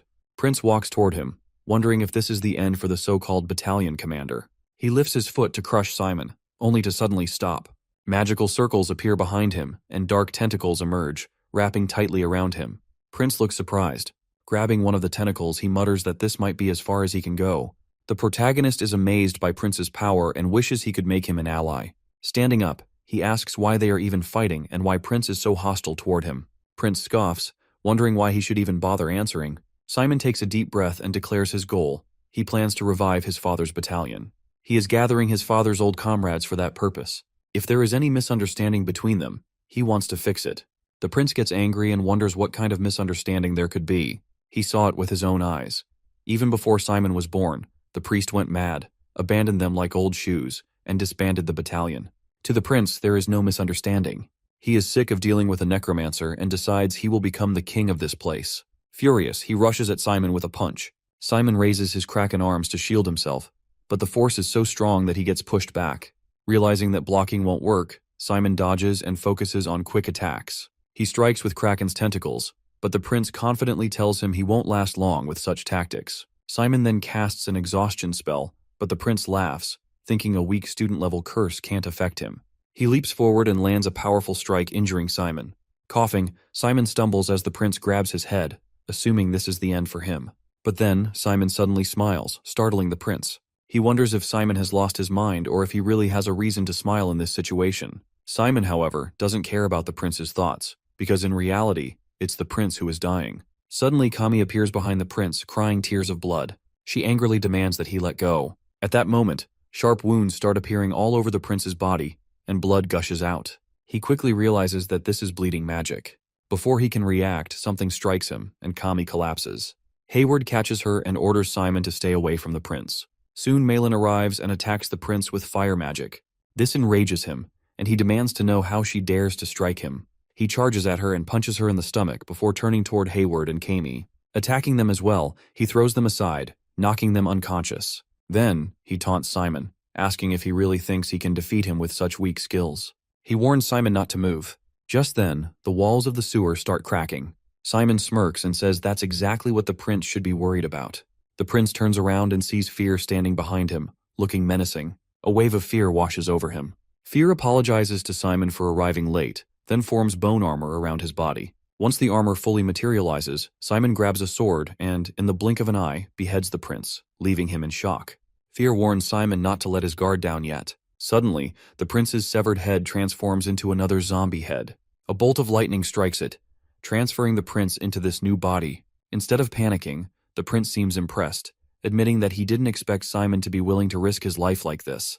The prince then turns to Malin and orders Simon not to get any ideas. He grabs Malin and starts dragging him away, telling Simon that Malin's fate depends on what he does next. The prince asks Simon if that is really his name and gives him an ultimatum. If he wants to save Malin, he must return to the mansion they discussed earlier. However, he must come alone without fear. The prince warns that even if Simon tries to hide in the void, it won't work. After delivering his message, the prince leaps away with Malin, looking forward to their next meeting. Simon instinctively tries to chase after them, but fear stops him, telling him to calm down. Chasing the prince now would be foolish. Saving Malin is the priority, but they need more information first. Simon wonders how they can gather intel when Deathland is full of nothing but zombies. Fear explains that while clearing out zombies in the mansion earlier, he found some humans. They seemed suspicious, so he captured them for questioning. This shocks Simon. There aren't supposed to be any living humans in Deathland. Meanwhile, the prince arrives at the mansion, still carrying Malin. Javier, who is inspecting his subordinates, is informed that 2 people have been taken away. One of his servants apologizes, explaining that it all happened too quickly. The prince, hearing the noise, questions Javier about the situation. Javier turns around and finally notices the prince's arrival. He reassures him that it's nothing serious, just some minor trouble caused by his subordinates. But the prince finds it odd that Javier is being interrogated in his own mansion. Javier clarifies that he's here for a deal, as usual. He has brought all 40 obsidian stones as promised. The prince looks at the bodies and realizes that the number seems about right. He tells Javier to take care of them, but Javier notices that they need to collect more this time than before. He asks the prince if he is feeling unwell, because he needs obsidian stones to maintain his strength. The prince reassures him that he is fine, which relieves Javier. Losing his trading partner would be bad for him too. Then, the prince turns to look at a woman and asks who she is. He says that he found her, which surprises Javier. What shocks him even more is that she is a student from Kazan. He wonders how such an important person ended up in Deathland. The prince casually mentions that Kazan people have been teaching there once a year, even though it is useless. Javier is curious as to why the prince brought her here. The prince reveals that he wants someone dead and is using her as bait to lure them into a trap. Javier finally understands and looks at the woman. He then asks the prince to sell her to him. This surprises the prince because corpse collectors usually only deal with the dead. He never knew Javier was interested in slavery. Javier explains that living people can be useful too and offers 20 obsidian stones for her. The prince is taken aback since this means Javier values her highly. He just made a trade for 40 stones, and Javier is offering half of that. After thinking for a moment, the prince allows Javier to do as he pleases, since he still needs to lure his target in. Javier smiles wickedly. After some time, the woman, Malin, regains consciousness. Confused, she wonders where she is. Suddenly, Javier speaks, asking if she is awake and moving closer to her. This alarms Malin. She remembers being in the middle of her assessment and fighting the prince before passing out. She realizes she is still in Deathland and suspects that the prince must have dragged her here. She wonders why other people are in this place. Javier grabs her and notices that she is full of energy, just as a young woman should be. This annoys her, and she tries to escape his grip, mumbling even though her mouth is covered. Since he can't understand her, he removes the cloth from her mouth. Furious, Malin curses at him, warning him not to touch her. She threatens to burn him to ashes if he does not let go. She tries to cast a spell, but her hands are tied, preventing her from using magic. Angrily, she declares that she is a top student at Kazan and a member of the Ivory Tower. She demands to know if he realizes what he is doing. Javier remains unfazed and casually says that he was once a corpse that belonged to both Kazan and the Ivory Tower. This shocks Malin. Javier then explains that he has no interest in exploiting Kazan students. In fact, using her as a bargaining chip would be a waste. Instead, he plans to turn her into a powerful undead. Since she is from the Ivory Tower, she would make excellent material, perhaps even becoming a skeletal mage or a banshee. Suddenly, the protagonist bursts through the entrance, breaking the door down. Javier is caught off guard and wonders who sent this person. He curses Simon for interfering in his business and demands to know who he is. Simon stands in front of Malin, protecting her, and glances at her with concern. Javier repeats his question, but before he can react, the protagonist punches him hard in the face, sending him flying.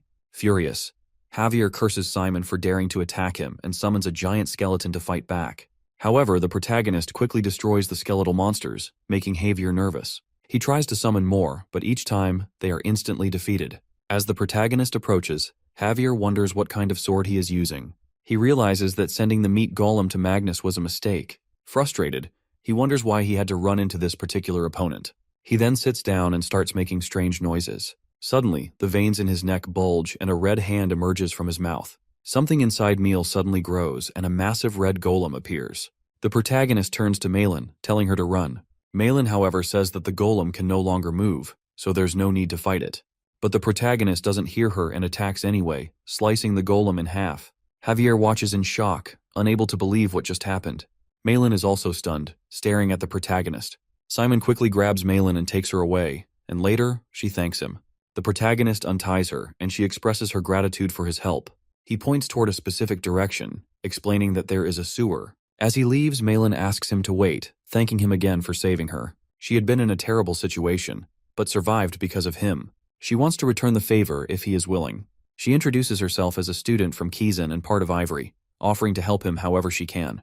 The protagonist then tells her that 2 people, 1 man and 1 woman, were found unconscious in the sewer. One was taken away, while the other managed to escape alone. Malin assumes the one who escaped must be Simon, which brings her relief. She hesitates, not wanting to let the protagonist leave just like that, but at the very least, she wants to know his name. She asks Simon for his name, and after thinking for a moment, he tells her it's Fionn before disappearing. Malin hopes they will meet again someday. Fear, meanwhile, teases Simon for giving her the name Fionn. The protagonist tells him to stop, but Fear keeps laughing, questioning why he chose that name. The protagonist explains that he was originally going to say a different name, but he hesitated, afraid it would be meaningless later. Fear keeps laughing, amused that Simon mixed his name with his own. This moment brings Fear the most joy he has had in his undead life. Simon sighs and asks what they should do next. While saving Malin was a good thing, the war still worries him. He recalls interrogating some captured men, asking if Javier, the retired necromancer, was involved in large-scale corpse trading. He also asks if they have seen a schoolgirl wearing a Kizan uniform. One man insists he hasn't, but if they are looking for that girl, she would have been taken to the campsite if Javier got her. The mansion is nearby, but it will soon turn into a battlefield, which surprises Simon. He asks why, but the man refuses to explain. Frustrated, Simon beats him until he finally talks. The man reveals that an ancient undead named Prince and another entity, Manus, exist in Deathland. Javier has an alliance with both of them, but secretly plans to use Manus to defeat the prince, then betray Manus to claim the prince's crown. This revelation shocks Simon and Fear. Fear urges Simon to hurry, as it seems the war has already begun. The battlefield is filled with zombies, skeletons, and golems fighting each other. The prince is concerned because these undead have reinforced shells, making them specifically designed to combat zombies. Another zombie approaches the prince and tells him something, to which the prince nods, already aware. Looking at his corpses, the prince knows he must not let the king's plate go to waste. He orders his zombies to remain silent, as Simon will arrive soon. When he does, the prince plans to capture him and lock him in the underground prison, ensuring he won't make any rash moves since a woman is being held hostage. The zombie obeys, and the prince rushes out. Meanwhile, Manus is pleased with the meat golem, as it helps keep the zombie threat under control. As he moves through the battlefield, he slaughters zombies, and his men cheer, expecting this level of dominance. However, Manus wonders where Javier is since the battle has already begun. One of his subordinates explains that there was a slight issue, but Javier will return soon. Javier arrives shortly after and immediately uses life drain on a human, killing them instantly. This shocks Manus, who questions what he is doing. Javier casually remarks that he will survive, but Manus questions whether it is necessary to drain the lives of their own subordinates. Javier explains that he always intended to use them this way and apologizes for being late, blaming his delay on a strange man's interference. He then asks Manus about the progress of their plan. Manus is pleased, stating that everything is going as expected. The prince's barrier has also been successfully lifted.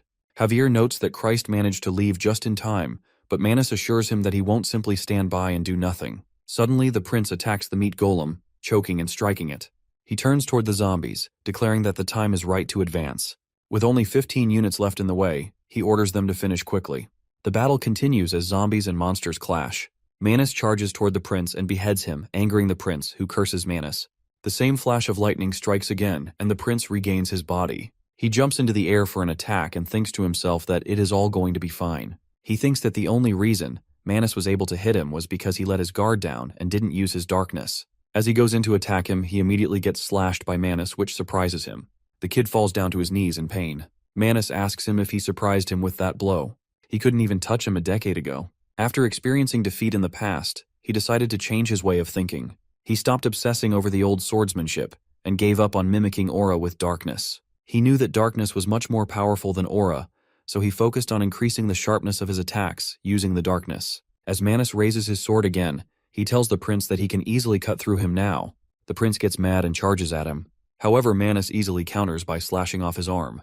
Despite that, the prince continues his attack and tries to get near him. Before he can even reach him, he gets stopped by a spell. Manus tells him that his strategy hasn't changed one bit even after all these years. Standing behind him is Javier, who casts a hematology spell on him. A large rose suddenly traps the prince and he falls to the ground coughing. Javier tells him that his body has strong immunity against curses, so he trained himself in a simple hematology skill. The prince screams at him and asks how he can betray him. The guy tells him that he wasn't on his side to begin with and the two of them were simply on business terms. As the prince slowly dies again, Manus stands over him and reminds him that he only has 7 lives left. After the sound of thunder, the prince regains consciousness inside the mansion. He starts to panic and wonders what he should do since he only has 6 chances left. He questions how he can destroy all the meat golems while dealing with Manus and Javier. As he is busy thinking, one of the zombies walks over to him and informs him of an intruder.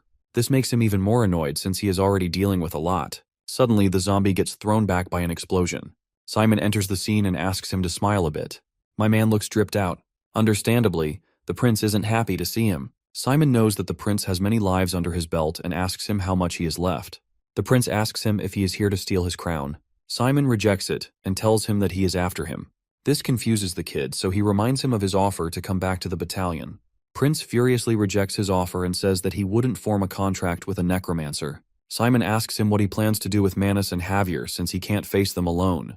He assures him that he will help him if he joins the battalion. The prince clenches his fist and tries to punch him, but Simon grabs his arm. Since the prince isn't thinking clearly, Simon can see all of his moves. He realizes that this is his chance to pressure him and calls out the Kraken tentacles. The tentacles grab the prince and trap him against the wall. Simon charges at him without warning and tries to pierce his body with the sword. To his surprise, it is still a bit hard. The prince barely holds on and asks him what he is trying to do. Simon increases his darkness and pushes the sword in. The prince screams in pain as the sword pierces his body. This is his punishment for laying a hand on his friends. Simon then turns around and starts walking towards him. The prince screams for him to stop, but he places his hand on him and starts to convert him into one of his undead. Simon can hear loud noises coming from the outside, so he sends Fear to take care of them. Fear gets out of his body and starts dealing with the zombies. The prince orders them to stop Simon, but the zombies can't do anything.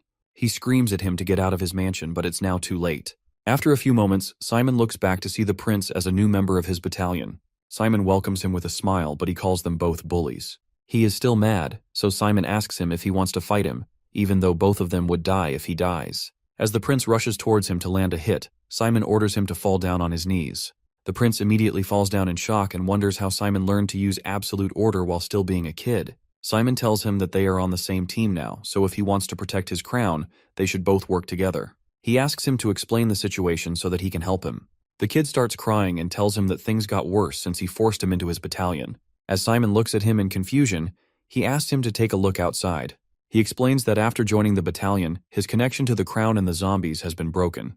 He no longer controls the zombies defending the mansion. He asks Simon what they can do since they are already outnumbered. The prince thinks that Manus and Javier will take over the mansion before he can get the connection to his crown. Hearing this, Simon steps forward and takes the crown off his head. He asks him if he has been controlling all the zombies using this. The prince warns him not to try it since an ordinary human can't withstand its power. Simon asks him if he has any other way, but the prince denies it, so he puts the crown on his own head. Suddenly his mind starts to feel intense pressure, almost like he can hear the cries of all the zombies at once. He starts to lose his balance and the crown falls off.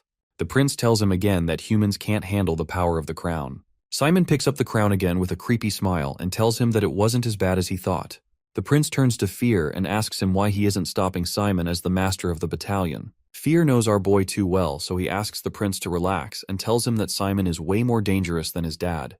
My man is about to turn into a villain with that evil smile. The prince is shocked to hear that statement. Simon looks up as he laughs like a joker. He calls out the prince and asks him to come out since he wants to show him how he will win this war. Outside, Javier is pleased to see the zombies out of control, and he guesses that something must have happened inside the mansion. He says that it will be an easy win, and orders the undead to attack. Manus knows that something is not right, so he commands them to wait. At the same time, Simon appears on the balcony of the mansion with the crown in his hands. Manus realizes that this is the reason why the zombies turned powerless.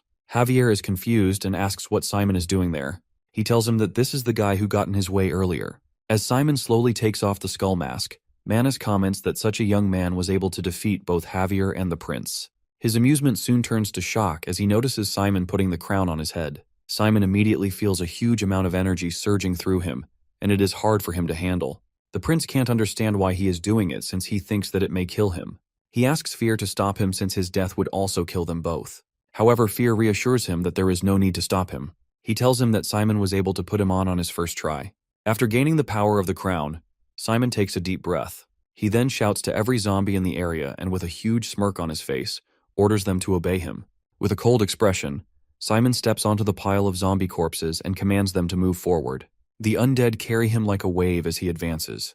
Javier stands frozen, struggling to comprehend the sight before him. As the golem looms ahead, Simon orders the zombies to attack before charging in himself. His sword slashes through the massive creature, cutting through stone and magic alike.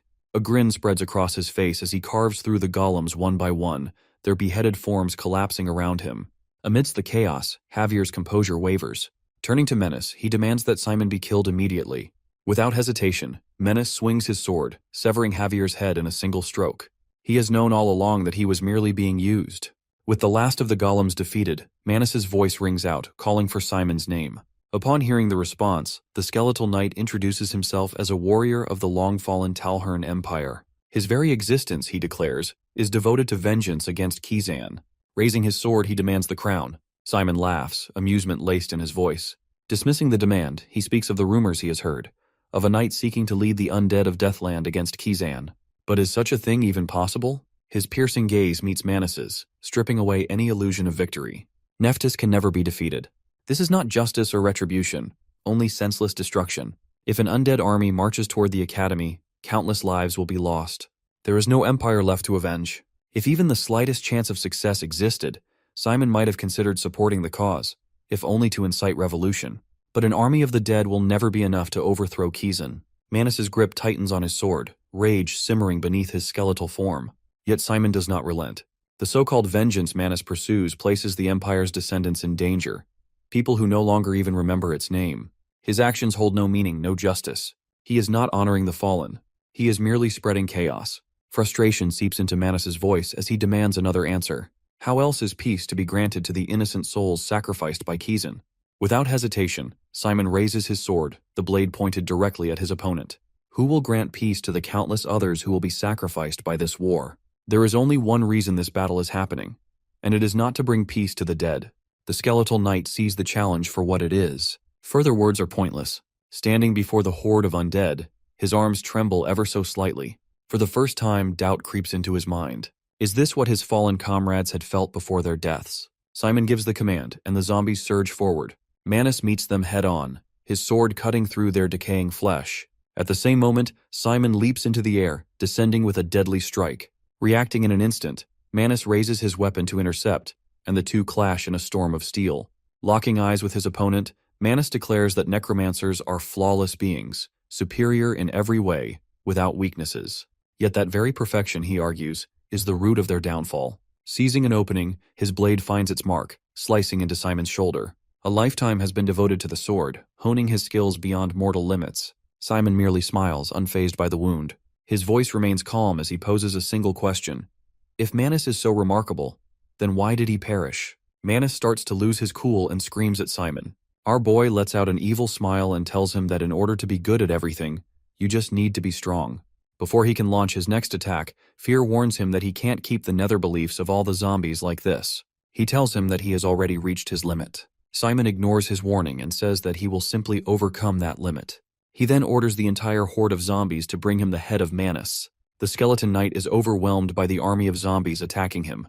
It almost feels like a huge wave drowning him underneath. Prince watches this and wonders how Simon is even doing all this. He can see that the zombies have become physically stronger after they have been incorporated into the battalion. The zombies even managed to kill the meat golems they were previously struggling with.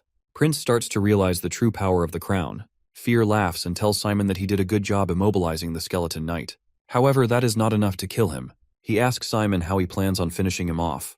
As Simon doesn't respond to him, Fear thinks that he might be experiencing a delayed reaction since he is processing too many nether beliefs at once. At this rate, there is a chance that his mind might disintegrate from the pressure. Fear gets out of his body and tries to take the crown away. However, Simon stops him from doing it. He realizes that Simon still hasn't lost his mind. At the same time, our boy raises his arm and creates a red magic circle. Even Fear is confused by this black magic. He wonders how Simon even learned that spell since he hasn't seen him ever coming across it. This spell is too familiar for him to forget, as this was the symbol of necromancers during the 100 Years of War. Fear thinks that this is the most frightening spell that involves controlling zombies. Simon suddenly clenches his fist and initiates a corpse explosion, which causes all of the zombie corpses to explode. Prince can't believe what he is seeing. Due to the intensity of the explosion, Fear has to stand in front of Simon to protect him from the blast. After the dust settles, all that remains of Manus is his skull. Fear thinks that he may have used darkness to protect it. However, it seems like his nether belief has vanished. Simon picks up the skull and says farewell to the skeleton knight. He gets a bit startled when Fear touches him and it drops the crown. Fear asks him if he is okay and how he was able to use the corpse explosion spell. Simon reveals that he doesn't know the answer himself. He slowly starts to lose consciousness and asks Fear if he did well. Fear calls him reckless but mentions that he did a good job. At the same time, the prince walks in. Simon looks at him with a smile and reminds him how he talked about showing him how he would win. The prince looks down as he starts having a flashback of his past. He sits alone in the cold as a man approaches him. This man is Simon's dad, and he asks the kid what he is doing. The prince stays quiet and doesn't respond. Richard moves his arm forward and asks him to come with him. He says that he can't make any promises, but if he joins him, he will definitely have fun. Richard then takes him back to meet Fear and Erza. The prince feels shy and hesitant when meeting them for the first time. Richard pats him on the head and smiles at him. The scene then changes to Richard looking ahead with a cold expression. He then walks away with his wife, leaving Prince behind. This memory makes him feel annoyed. Simon wakes up later to the sight of Fear and the prince. With his eyes still closed, he asks Fear what happened.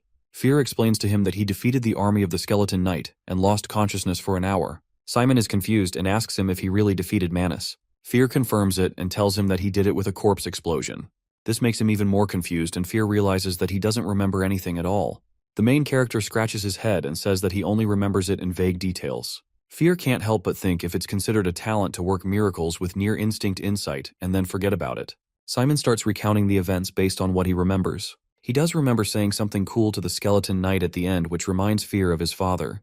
The prince grins and explains that after he loses consciousness, he drops the crown, and there is no one to control the zombies, so he has to use the crown again. He tells him that he is better at controlling zombies, so if he wants to use the crown for himself, he won't stop him. To his surprise, Simon rejects it and says that he will never use it again. Fear thinks that this is a good choice. Simon was able to maintain himself while wearing the crown, but that was only until a certain period. After that, he started to lose his mind to the crown's power. His mind was impossible to control towards the end of the battle. Simon agrees with Fear and says that no matter how good he is with the crown, he should not wear it anymore. Fear says that the crown is like an addiction, since the more someone wears it, the more they get captivated by its power. Simon stands up and says that he might reconsider using the crown again once he gets stronger. The prince is still shocked and asks him if he is seriously talking about not using the crown after he used the corpse explosion. He questions if he truly doesn't remember anything. Simon repeats himself and says that he only remembers that he did some things, but he doesn't remember how he did them exactly. The only thing he remembers clearly about the spells is the rune word Furious. Fear thinks this is great since he still remembers the most important thing. Simon tells him that he will think about it when he gets back to school. As he mentions school, he suddenly realizes that he is in an evaluation. He starts to freak out and screams that he needs to get back. He doesn't even have the materials for the zombie. Seeing him freaked out like that makes the prince smile since it reminds him of Richard. He wonders if he should follow him to Kizan since it would take him at least 2 years to move back to his main body. Simon calls out to him and mentions that he can stay here. This comes as a surprise to the prince since he wasn't expecting him to say that. Simon explains that he rules Deathland, and since he is his commander, it makes him the ruler of death too. He is simply asking him to stay here as his general. Fear thinks that this is a wise decision since they can store harmful or extra undead in Deathland instead of putting them in the ruins of his subspace. Moreover, the prince can take over the body of a zombie regardless of the distance between them, so they can always summon him to Kizan when needed. As Simon and Fear laugh at this plan, the prince asks Simon who is he to decide that. Our boy reminds him that he is still the commander, which leaves the prince with no answer. He then asks him about his remaining life. The kid tells him that he has 9 lives in total, but he has 5 left. However, it is no big deal since he can fill them back in a week. Simon gives him a thumbs up and says that he is counting on him to keep Deathland safe. The prince can't believe that he is leaving him alone and asks what he will do if he just decides to betray him. Simon tells him that it's not possible since he is already part of the battalion. The prince says that he can't believe Fear got into a contract with such a clumsy boy and asks them to wait. He rips an ear and a finger off his original body and uses a spell to make a golden ring. He hands the ring over to Simon and explains that he will be able to communicate with him by pouring darkness into the ring. Moreover, if he puts his hand on a zombie's body and touches him with the ring, he will take over that body. He asks him to use it whenever he needs his help. Simon puts the ring in his pocket and thanks the prince for his help. He pats him on the head and says that it's time for them to go back. As he is walking away, he turns back and asks the prince if he has any nice corpses in the mansion since he still has that evaluation to take care of. The prince looks at him with an annoyed expression and asks him if really thinks this place is a vault. Meanwhile, Malin and the others wonder why he is being so late. She says that Fionn told her that Simon had already escaped on his own. Hayward calls her out and mentions that she has been talking about this Fionn guy for a while now. He asks her if he can really be trusted. This makes her mad and she tells him that he saved her life. Moreover, he also told her to go back to where he and Kami were. She points her finger at him and says that there was no way for him to know their location, and he also saved them from the zombie kid. Malin thinks it is a bit weird since he is carrying the same sword as the skeleton. Hayward reminds her that the skeleton tried attacking them. She denies it and tells him that he might have made a mistake since he thought that they were the bad guys. As the two of them start arguing like usual, Kami raises her hand and asks for permission to say something. She tells them that Fionn might actually be Simon. Malin starts laughing and denies that possibility. Hayward, on the other hand, thinks it might be possible since the timing makes sense. Malin starts screaming and refuses to accept it. She tells them that Fionn's physique, height, and voice are different from Simon's. Moreover, he showed none of his characteristics. Kami begins listing a bunch of characteristics that she thinks he has but suddenly stops as she realizes what she is doing. She turns the conversation back to Malin and asks her what she is trying to say. Malin mentions that Fionn was totally intimidating and seemed more like a tyrant. Kami agrees with her since Simon doesn't seem like a tyrant at all. Hayward still thinks that it can be Simon since he can be intimidating from time to time. As they all talk, Simon finally shows up and apologizes for being late. They all are glad to find him well. He shows them a zombie and suggests submitting it as their project. The entire group is shocked to see the corpse of the white ghost. Malin is impressed and asks him where he found it. Simon claims that he found it in the cellar where he was trapped. Hayward thinks that he is incredible since he is still thinking about the project while being trapped. Simon tries acting humble and says that he just got lucky. The group decides to turn the corpse into a zombie and submit it as the project. Professor Aaron is also impressed that they managed to find a white ghost corpse. He asks them where they got it, and Simon explains that it was in a cellar on the outskirts of Deathland.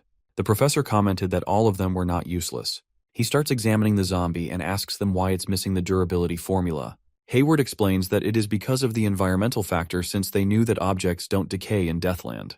He then asks the reason for omitting the Tomaine effect, to which Malin explains that the ghost corpse has a cold property, and they determined that the contagious effect of Tomaine wouldn't be very effective against it. Professor Aran asks them about the person who checked the actomyosin, and Kami raises her hand. He flips the page of his report and says that they could have done better given the characteristics of the corpse, but he can tell they did a good job with what they had.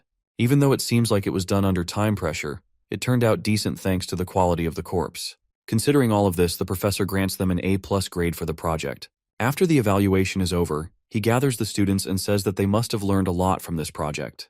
He knows that some of them will blame him for making them go through this experience, or some might even call his teaching methods old, since they can easily purchase zombies or skeletons as long as they have money. However they are at Kizan and as elites in the field, it is essential for them to learn the origin and basics of the field. Those who label the tradition and origins as outdated are fools. A tree can't survive with rotten roots even if it has lush leaves and branches. Similarly, they can't call themselves necromancers if they are not able to make corpses in the middle of a battle. The professor urges them to use any means necessary to win. If they run out of corpses, they should use the corpses in any nearby villages, or even their dead friends if that's what takes to win. This is how necromancers fight their battles. After this short speech, he asks the students to bring out the corpses that they brought back from Deathland, including those that failed to be submitted. After the TA finishes the quantity inspection, all the corpses are gathered in one place. The professor aggressively steps forward and commands the zombies to move away from the students.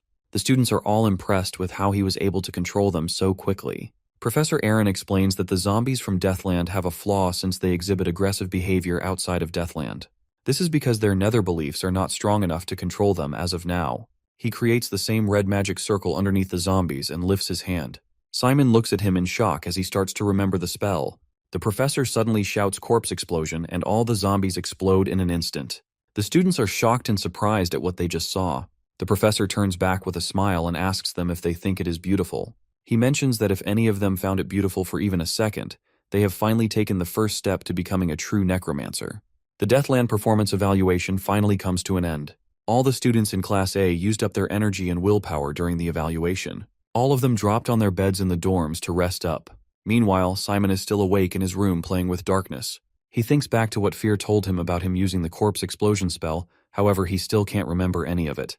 However, when he saw the professor using it, his whole body trembled and he knew that he wanted to reproduce it himself. Simon sighs as he realizes that he can't practice it since he has no zombies to work with. He talks to Hayward and asks him if he knows about their classes tomorrow. Hayward loses his mind as he finds out that they have a class of magical combat in the morning with Class C. He is too tired from the evaluation and thinks that he will fall off the hippo this time. Simon thinks to himself if he knows anyone from Class C since they have a joint class. The only name he can think of is Serna, and it makes him a bit worried. The next day their entire group sits by a tree trying to rest up. A couple of students from Class C walk by them and laugh at their situation since they can tell that they went to Deathland. This makes Malin mad, and she kicks Hayward since he is embarrassing them in front of the other class. My boy taking strays for no reason. She then turns to Simon and asks him if he didn't see Fionn at all. Simon almost chokes on his drink and nervously claims that he was in the mansion's cellar when he came to his senses. Cammy laughs and reveals that Fionn is the only thing that Malin had been talking about the day before. She teasingly asks her if he is handsome and Malin says yes. Meanwhile, our boy wonders how she was able to know since he had more than half of his face covered. Malin recounts the events of yesterday and tells him that he came to save her when she was being taken away in that carriage. He beat the hell out of her kidnapper and swept her off that carriage. She and Kami start clapping with excitement as she tells the story. Simon wonders why her memory has distorted this much. Fear tries to tease him and says that he is a popular boy. Malin suddenly flinches as she hears her sister calling out her name. The next moment, Serna tries to forcefully hug her, but she pushes her away. Cern claims that she couldn't sleep for a second knowing that she went to Deathland. Malin knows that she is lying, so she shoves her to the ground and walks away.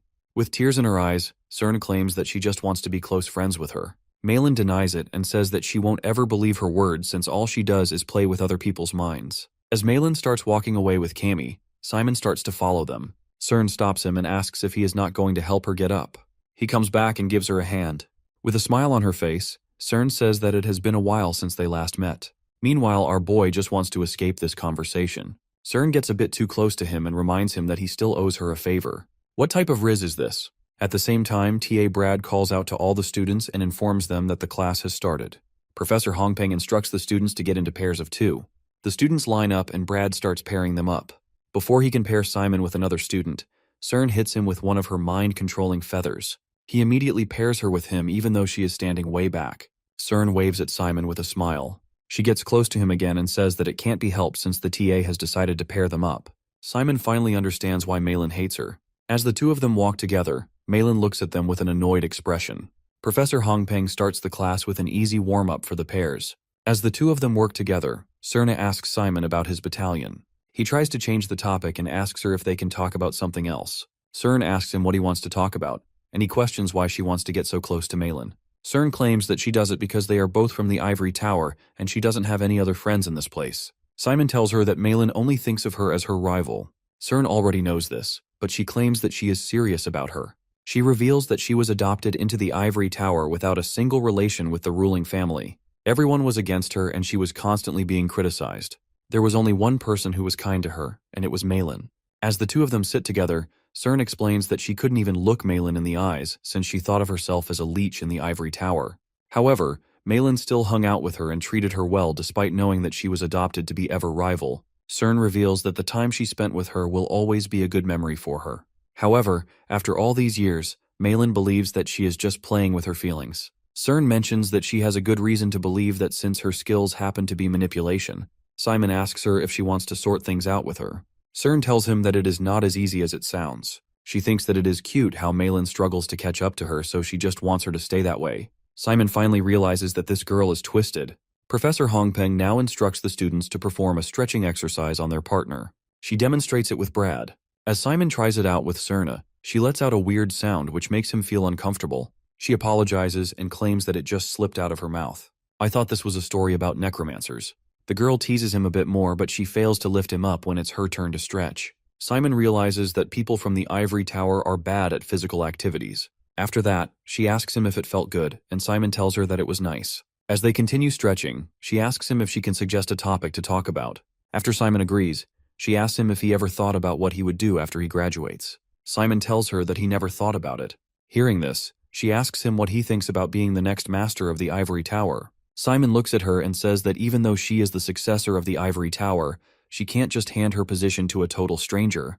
Cern changes her phrasing and asks him what he thinks about marrying the successor of the Ivory Tower. Once they are married, she can step down from the position, which will make him the master of the Ivory Tower. Simon rejects it and says that it would just mean that the title of the master would become meaningless, since he would just be a puppet. Cern smiles and tells him that she just mustered up the courage to propose to him, and he rejected her like it was nothing. She isn't concerned about the title of the master since she just wants him to have her. He thinks to herself how much lower she has to go in order to win his heart. She even considers using a few feathers to change his mind. Simon grabs her, and just as her mind starts making different scenarios, he tells her that the TA is watching them, so they need to keep stretching. The class continues as normal with the professor demonstrating the stretches and the students following behind her. As Cern sits down for their next stretch, Simon asks her to wait and takes off his jacket. He gives it to her to cover herself while they stretch. She smiles and thanks him for it. The two of them begin stretching, and she teases him a bit more. She then asks him if he ever tried doing anything weird with Erz's skill. Simon looks at her in confusion, and she asks if he ever ordered her to transform into one of his friends. This makes him a bit nervous, and he looks away without answering. Cern takes this as a yes and starts laughing. Simon tries to clarify and says that Erzi did it herself. However, Cern keeps laughing and ignores all his excuses. Professor Hongpeng finally asks the students to stop since it is enough for their warm-up. She tells them that they will be learning advanced applications of operating the darkness inside their body. The technique is called internal darkness division. As the professor raises her hand and gathers all the darkness, she tells the students that it's not that hard. They simply have to triple the speed at which they operate the darkness inside their body. However, doing this can cause their organs to explode, so they have to release that darkness out of their body too. Suddenly, all the darkness begins flowing out of the professor. She places her arm on the massive rock and demonstrates the use of this skill. As long as it's in effect, the user can win against any opponent who is bigger and stronger than them with their magical combat. She punches the rock and sends it flying in 1,000 pieces. All the students are impressed by her strength since she makes it look too easy. Since the students are still beginners, the professor groups them up and assigns their partner the role of activating the magic circle drawn on their back. The magic circle will only complete when they gather enough darkness to release it, however. Since it is their first day, the professor asks them to just focus on increasing the amount of darkness in their body. Simon tries it and starts to increase the darkness inside him. It feels painful, but he focuses and tries his best to maintain the darkness. Cern is holding the magic circle behind him, and he tells her that he is going to release the darkness. Cern is impressed to see the darkness flowing outside and laughs. Simon, on the other hand, feels tired, even though he could only double his core operation. Cern tells him that it's going to be hard until he can tame his darkness. Hector watches him from a distance and thinks to himself that there is no way Simon can complete the internal darkness division this easily, since it took him several years of training to learn it. Simon tries it again with Serna supporting him, but he falls down in exhaustion. It's hard for him to hold on even for 5 seconds while he is tripling the core operation. He looks back at Serna and asks her if she wants to try it now. She tells him that she has no use for such a barbaric skill, so she won't be learning it. She then glances back at Malin, who also seems to be struggling just like Simon. She smiles and asks Simon if he would like to try again in her own way. Simon is a bit confused to see her taking out her feathers. As she carefully picks between the feathers, Simon asks her if she is thinking about using her ability on him. Cern finally finds what she has been looking for. She picks up the feather and gets closer to Simon, which makes him even more nervous. As soon as she pokes him with the feather, he starts to feel numb. She tells him that it's a sedative, and it won't hurt him, so he should just try to use the skill as before. As Simon turns around, she hugs him from the back. He is confused and asks her what she is doing, but she simply tells him to look ahead. Simon looks forward to noticing complete silence and nothing in his surroundings. She tells him that he will be able to use the skill now. The only thing Simon can feel is his own body, and how the darkness flows inside. This feeling gives him goosebumps. He can also feel the faint presence of Serna, who asks him if they should begin. Simons immediately triples his core operation and starts to gather the darkness inside. Cern assures him that she will help him release the darkness until he meets the balance, so he shouldn't hold himself back. The darkness makes him feel hot, and every cell in his body almost feels like it's exploding. Cern keeps on holding him and tells him to continue. As the darkness keeps increasing, she slowly lets go and moves back. With a huge explosion, Simon successfully releases all of the darkness. He excitedly looks back to tell Serna that he notices that she is standing a bit far from him. He released all that energy by himself. Cern smiles at him and tells him that he has just successfully used the internal darkness division. Simon laughs as he realizes what he just did. Professor Hongpeng looks at him with a surprised expression and says that she knew he could do it. All the other students also start talking about how impressive he is, since he learned the skill so fast. Cern smiles again and tells him that he owes her another favor now. Simon agrees with her and thanks her for the help. She teases him and says that once her number reaches 10, she is going to ask him for a big wish. Simon reminds her that this is not a restaurant stamp card. As the two of them talk, Hector and Malin stare at them from a distance. Hector is mad at Simon for being too good. My man is just suffering from a massive skill issue.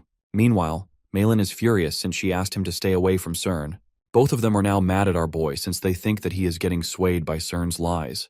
The two of them finally stare at each other and realize that they are standing too close, so they quickly turn around and walk their own ways. Later, Professor Hongpeng asks all the students to gather around. She tells them not to worry even if they fail to complete the internal darkness division since it takes practice. She asks Simon about his experience since it was his first time using the internal darkness division. Simon tells her that it felt great to have that power in such a short time, however, it takes a huge toll on the body and the darkness consumption. The professor agrees and tells him that it is a final skill that should only be used as a last resort. If one cannot finish off their opponent using this skill, then they are done for. Since this skill is so inefficient, only a few necromancers actually use it as their main technique. The professor then reveals that she has planned a fun surprise for both of the classes since they worked so hard today. As she signals the TAs to prepare for the surprise, Hayward almost faints as he thinks about the possibility of her asking them to ride a hippo on one foot. Cammy also tears up as she thinks that the professor might make them climb up a hill with sandbags around their ankles. TA Brad finally hands the ball to the professor. With the ball in hand, the professor asks the students if they are prepared for a dodgeball game between both classes. All the students suddenly get excited since this is exactly what they need after this tiring day. Hayward is also happy since he doesn't have to ride a hippo. The professor raises the ball and tells them that it won't be a lot of fun if it's just an ordinary game. She throws the ball away and reveals that it is cast with a black magic spell, so no matter where it is thrown, it will move towards the person with a core. The ball swings back in midair and flies straight towards TA Brad. The professor explains that they can't dodge the ball, and their only options are to either attack or defend. One of the students raises her hand and asks if they are allowed to use darkness, and the professor says yes. She tells them that they can enhance themselves or their teammates or the ball, but their spell can't affect the other team in any way. Moreover, they can't use spiritualization as it will result in their immediate disqualification. The red-haired girl can't believe this. The professor announces that there will be 10 players in a single court, and the rounds will be played as best of 3. The class that wins will get a delicious meal as a prize, and the losing class will have to survive on stamina drinks. All the students immediately start to assemble and strategize. They are taking this game too seriously, which Simon doesn't understand. Suddenly, Malin grabs him by the arm and tells him that the class president is looking for him, and they are strategizing. The match finally begins and the first team from Class A steps into the ground. The only players worth noting in the first team of Class A are Malin and Hayward, while from Class C it's Cern. The rest of them are side characters we don't care about. Hayward is excited to know that they are facing Cern. Malin looks at him and asks him what's wrong. He tells her that they only need to win 2 matches to win the game. Since they are the weakest team in their class, if they lose against Cern, who is the strongest player in the other class, their other 2 teams will be able to win 2 rounds. Malin gets mad at him for thinking of their team as weak. Hayward laughs and asks her if she knows any enchantment spells. He says that she won't be of any help to them unless she is burning all her teammates with flames. However, Malin isn't ready to hear any of it, and she believes that they are going to win. Hayward gives her a thumbs up and says that he admires her for trying her best, despite the outcome. At the same time, Cern calls out to her with a smile. Malin ignites her hate and clenches her fist as she decides to end her. TA Brad tosses a coin in the air to decide which team goes first. He asks them to pick their sides and Malin chooses heads. She wins the toss and Class A gets to attack. Seeing Malin acting so excited, Cern asks her if she wants to win this badly. She reminds him that it was just a coin flip. Malin tells her that she now has a legitimate excuse to beat her up. Brad blows the whistle and the match officially begins. Malin asks Hayward to enchant the ball and he obeys with a smile on his face. He asks her if she remembers that she will get disqualified if she tries attacking the opponents directly with magic. Malin assures him that she remembers. As he throws the enchanted ball into the air, she jumps up into the air and uses internal darkness division to enhance the darkness inside her. She then combines it with her flaming spell and smashes the ball. All of her power gets transferred into the ball, which is now flying straight towards Cerna. Instead of moving away, she stands still. However, before the ball can hit her, one of her teammates jumps in to take the hit for her. The ball was thrown with such force that it sent the guy back a few meters. Malin lands on the ground with a superhero pose and stares at CERN with a furious expression. Simon and the others start cheering for her after seeing that throw. She proudly laughs and asks them if they really thought she couldn't win without being able to use enchanting spells. Hayward rubs his hands and tries to butter her up, but she kicks him in the chest. As she hears Simon cheering for her from the crowd, she picks up Hayward and smiles. Now it is time for Team C to strike back. One of the girls from their team is assigned to attack. Malin sends some of the tough guys in front to take the blow. The girl completely misses the targets with her hit and the guys start laughing. However, the ball spins back and hits one of them in the head. Malin screams at him and asks if he didn't hear the professor telling them that the ball always flew towards a person with a core. CERN stands there as she looks at Malin with a smile. Without wasting another second or saying a word, Malin passes the ball over to Hayward for enchantment.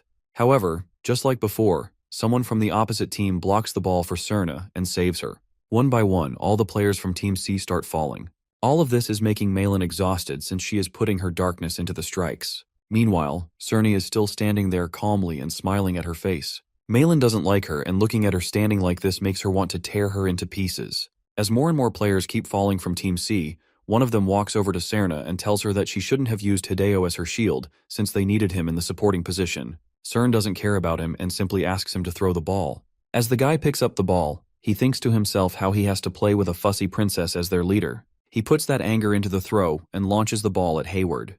My man gets thrown to the ground, and instead of helping him, Malin starts to blame him for not catching the ball. As the two of them continue arguing, the guy looks at Malin and thinks to himself that she is so different from Cerna despite being from the Ivory Tower. Even though she is arrogantly bossing people around, he thinks that it is much better than manipulating other people's minds. Malin smiles and claims that she must take revenge for her teammate. She points at CERN and asks her how long she is planning to sacrifice other players. CERN teases her and says that she doesn't want to come out since she is scared of getting hit. This makes Malin even more angry. The other students wonder what she is going to do since she doesn't have anyone to enchant the ball for her. Malin picks up the ball and uses her freezing spell. This makes CERN smile, and she mentions that she insisted on defeating her using flame spells. However, she has finally let go of that pride. Malin tells her to shut up and prepares to throw the ball again. She claims that she will be the strongest of all and beat her before she graduates from Kaizen. CERN finds this adorable and says that she needs to reward her now. Malin gets even more furious and throws the ball with everything she has. CERN stands in front of the ball with her feather ready, but before she can do anything, the ice spell causes her to lose her balance and fall down. The ball hits her straight in the face. All the students of Class A start cheering since the last member of the opponent's team is down. The students from Class C can't believe Cerna lost so easily. She suddenly gets back up and innocently says that they lost. The students want to hit her so badly, but they are powerless. In all of this, the TA announces that Malin has been disqualified since she directly used her spell on her opponent. As she cries about the decision, Simon and Cammy take her away. Class A still wins the round since all the opposing players are down. Hector laughs and says that he didn't expect the weakest team in their class to win. Now it is time for the second team from both classes to come into the ground. The only notable players from Class A are Cindy, who tried stealing Simon's wallet in the first few chapters, the green-haired girl Jaime, who asks too many questions, and Kami. Simon thinks that this combination of players is too good for their team, and they can't lose. The girls are also confident that they will win. TA Brad finally signals to start the match, and before anyone can even blink, Cindy gets shot and falls to the ground. On the other side of the team is the girl we all remember. She solo carries the entire Class C team and starts eliminating players one by one. Not one of them can hit her as she easily catches all the balls sent her way. During the match, she glances at Malin and wonders if she is seeing this. She thinks back to her battle evaluation against her, which she lost. She learned from that defeat, and it allowed her to become what she is today. She starts to get tired with each throw since she is using too much darkness. Hayward and Simon can't help but be impressed by how many players she has eliminated so far. However, Simon knows that her body won't be able to hold on for much longer. As another ball flies at her, she reaches her limit and falls down. Her team commends her for her effort and cheer her on. This makes her emotional and she starts tearing up. As she walks back with the sound of applause, she looks at Malin and asks her if she saw that. She tells her that she has also made it to the upper squad after her last battle evaluation, and she hopes that she is looking forward to their rematch. Malin looks at her with a confused expression and asks if she knows her. This makes her mad, and she reminds her that she was her opponent during her first battle evaluation. Malin apologizes and tells her that she doesn't remember all these details. This breaks the poor girl and all of her confidence. The green-haired girl tries to hype up her remaining teammates, and tells them that they shouldn't lose focus. A blonde girl from the other team throws the ball at Cammy, but before it can hit her, a guy jumps in front of the ball to save her. With the most innocent expression, Kami asks the guy if he is okay. Despite bleeding from his nose, the guy smiles and gives her a thumbs up. The blonde girl realizes that Kami is the weakest link, so she orders all the other teammates to aim for her. She throws another ball, but a different guy catches it before it hits Kami. This makes the girl mad, and she wonders if Kami is using the same black magic as Cerny to control all these guys. In reality, Kami is just too cute, and the guys in the opposing team also can't help but accept it. Kami screams and says that she will avenge her teammates. All her classmates start cheering for her. She throws the ball into the air and uses the pressure of the blood to throw it towards the girl. The blonde girl has no chance to defend herself and gets out. All of Kami's friends start cheering for her and commend her for the throw. The blonde girl can't believe that she got hit by the cute girl and feels defeated. On the other hand, one of her teammates feels rage. She throws the ball at an angle, allowing her to hit Kami and the green-haired girl at once. With this, Class C wins the second round. Kami starts tearing up and apologizes to her team for losing, but they assure her that it wasn't her fault since she played well. The girls from the enemy team still feel like they lost the round even though they have won. Now it is time for the last round, which is going to decide the winner among both teams. Simon and Hector from Class A step into the ground, which causes the other team to panic. Hector immediately tenses up as he makes eye contact with Simon. Our boy asks him to smile a bit since they are both on the same team, but it only makes him more angry. As the two of them come close to fighting, one of their teammates separates them and reminds them that they are on the same team. Meanwhile, Hayward, Malin, and Cami are worried as they wonder if the two of them can play as a team. T.A. Brad announces that Class C will get to throw the ball first. One blonde kid from the class hits the ball, but it is stopped by the fat kid named Miller. The other students from the class start cheering for him and wonder if he attached the ball to his stomach using an attaching spell. The guy then tosses the ball in the air and another teammate jumps up to hit the ball using a racket. This shot successfully takes out a player from Team C. Hayward and Kami both look impressed by their teamwork. However, Malin has her eyes on something else. She notices a bunch of players from the enemy team focusing their darkness on a single player. It is almost like they are buffing him up with their darkness. Malin wonders if they are gathering their darkness in one spot by linking black magic. The guy in the front starts to get tired as he loses his darkness. Hayward asks what would happen once the guy in the middle gets stronger. Malin thinks that the opposing team definitely has a trick up their sleeves. The white-haired girl hits the ball with her racket again and eliminates another player. One by one, all the players start going down, except the one who is storing all the darkness. Hayward realizes that Class C is using players who have depleted their darkness as a shield to waste their team's offense. Now the only player left standing in the opposing team is the guy who has been storing all the darkness. Malin wonders what the enemy team is going to do. The guy suddenly activates a magic circle and surrounds himself with a blue shield. The white-haired girl tries hitting him with the ball, but it simply bounces off the shield and hits her friend. Malin knows that this is not just simple black magic. Class C is putting all of their trust in this single guy, so they cheer him on to win for them. As the white-haired girl prepares to throw the ball again, Hector walks over to her and demands her to hand him the ball. As he grabs the ball, he squeezes it and uses darkness to throw the ball at immense speed. Despite the power behind the throw, the ball simply bounces off the shield and changes its target to the white-haired girl. Before the ball can hit her, the fat kid jumps in front of her and takes the hit. However, the force is so strong that even he gets thrown back. Malin and Hayward finally realize what the other team is thinking. This guy is now basically invincible for the remainder of the game. One player from Team A starts to get worried since even Hector couldn't get through the shield.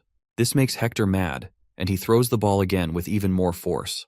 The outcome is the same, and the ball takes down the white-haired girl. The guy inside the shield is enjoying this, so he starts clapping for them. This successfully provokes Hector even more, who continues taking down his own teammates. Before long, only 2 players are left from Team A. One of them is Hector, and the other is our boy Simon.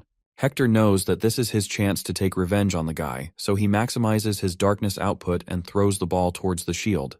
The ball flies towards Simon with incredible speed, but our boy is locked in. He uses his own darkness to stop the ball and catches it with one hand. Hector starts to get annoyed. Simon smiles at him and asks him if he can throw the ball this time. He uses the same trick as Hector and throws the ball with supersonic speed. The ball bounces off the shield and hits Hector in the face. Even though he manages to catch it, he still gets pushed back a little, which adds fuel to his anger. Hector realizes that Simon is using the internal darkness division technique, even though he just learned it today. He thinks that he has worked much harder than him, and he also began learning much earlier. Still, Simon is putting all of his hard work to waste just because of his talent. Hector can't accept this reality, so he throws the ball back at the shield with even more force. The guy inside starts to get a bit worried as he notices the power behind their attacks. Simon uses both hands this time and successfully catches the ball again. His friends cheer for him and motivate him to hang on. Meanwhile, Malin reminds them that the enemy team is on the other side of the court. As the two of them continue throwing the ball at each other, the guy inside starts to panic. He realizes that they are not even aiming for him anymore. Finally, Hector raises his hand and starts transforming into his dragon form. The golden scales start wrapping around his arm, and he uses all this strength to throw the ball forward.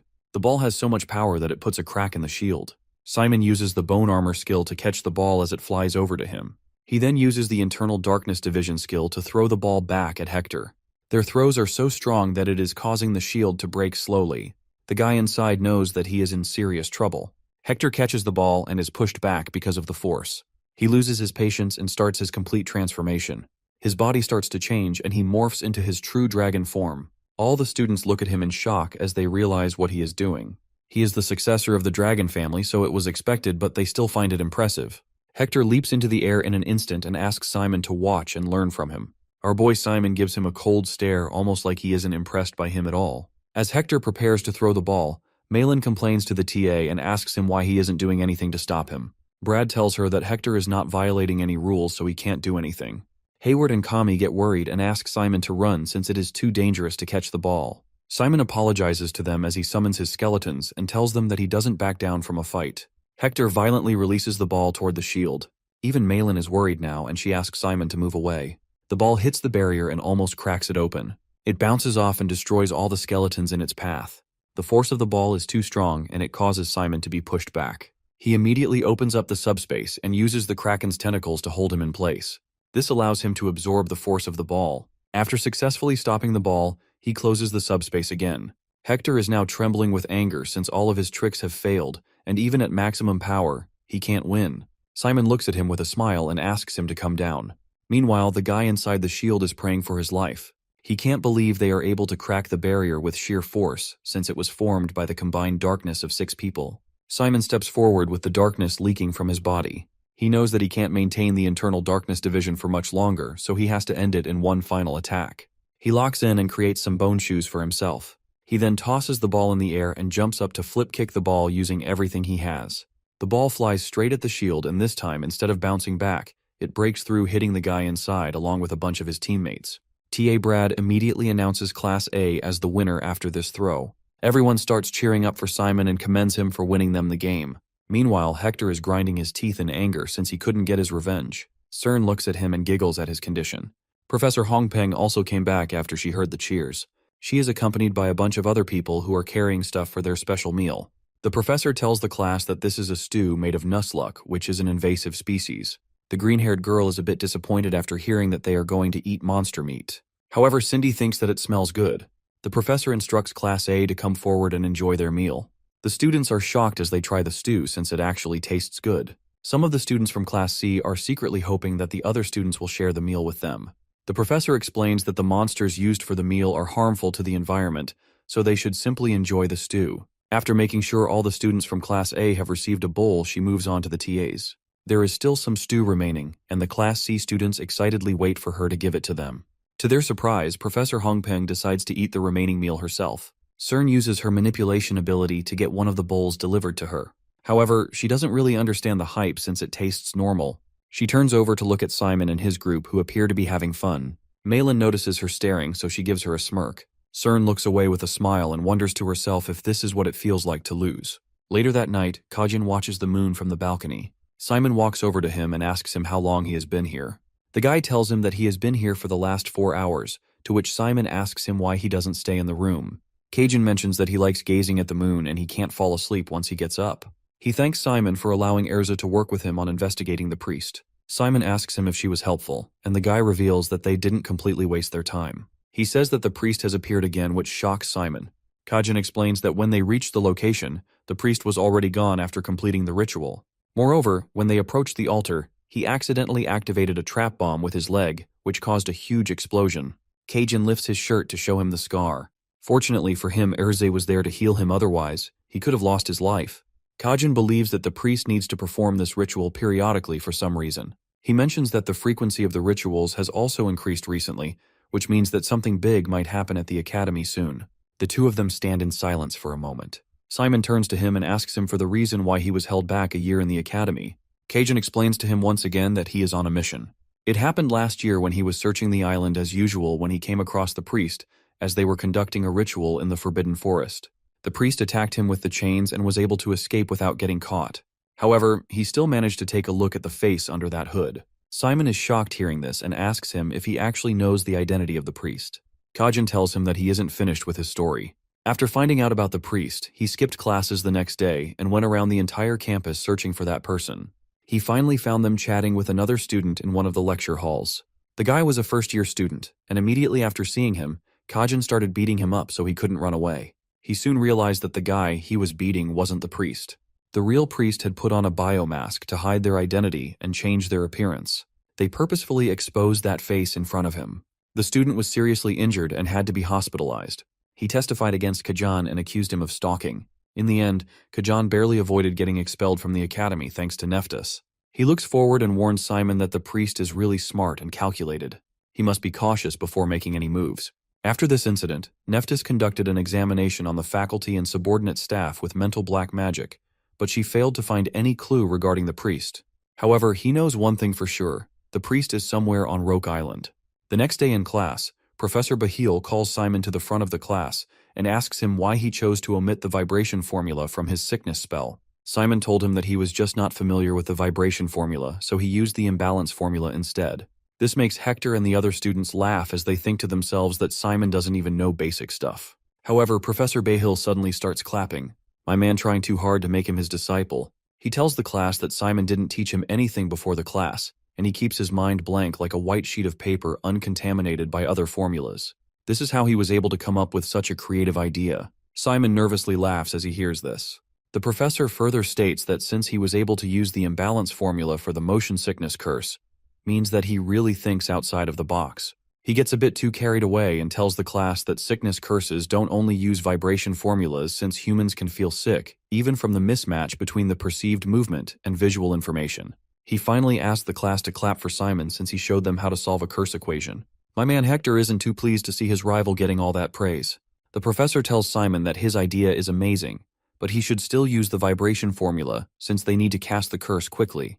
This annoyed all the students since he praised him for nothing. The professor watches him with great interest as Simon continues solving the equation with the vibration formula. His TA notices this and thinks to herself that his gaze is full of adoration. However, she is enjoying seeing him getting so desperate over a student. After Simon solves the equation, Professor Bahil turns to her and asks her to run a practice session for the rest of the class.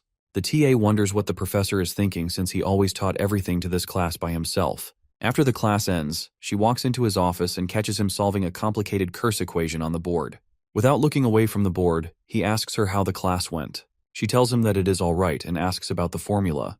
The professor explains that the Dresden Kingdom was recently having trouble with the wild harpies' attacks. Since the sickness curse which uses the vibration formula was devised for humans, it is often ineffective against flying-type monsters like the harpies. Therefore, he developed a new curse, which uses a different type of motion sickness. This surprises the TA and she asks him about the new version of the sickness spell.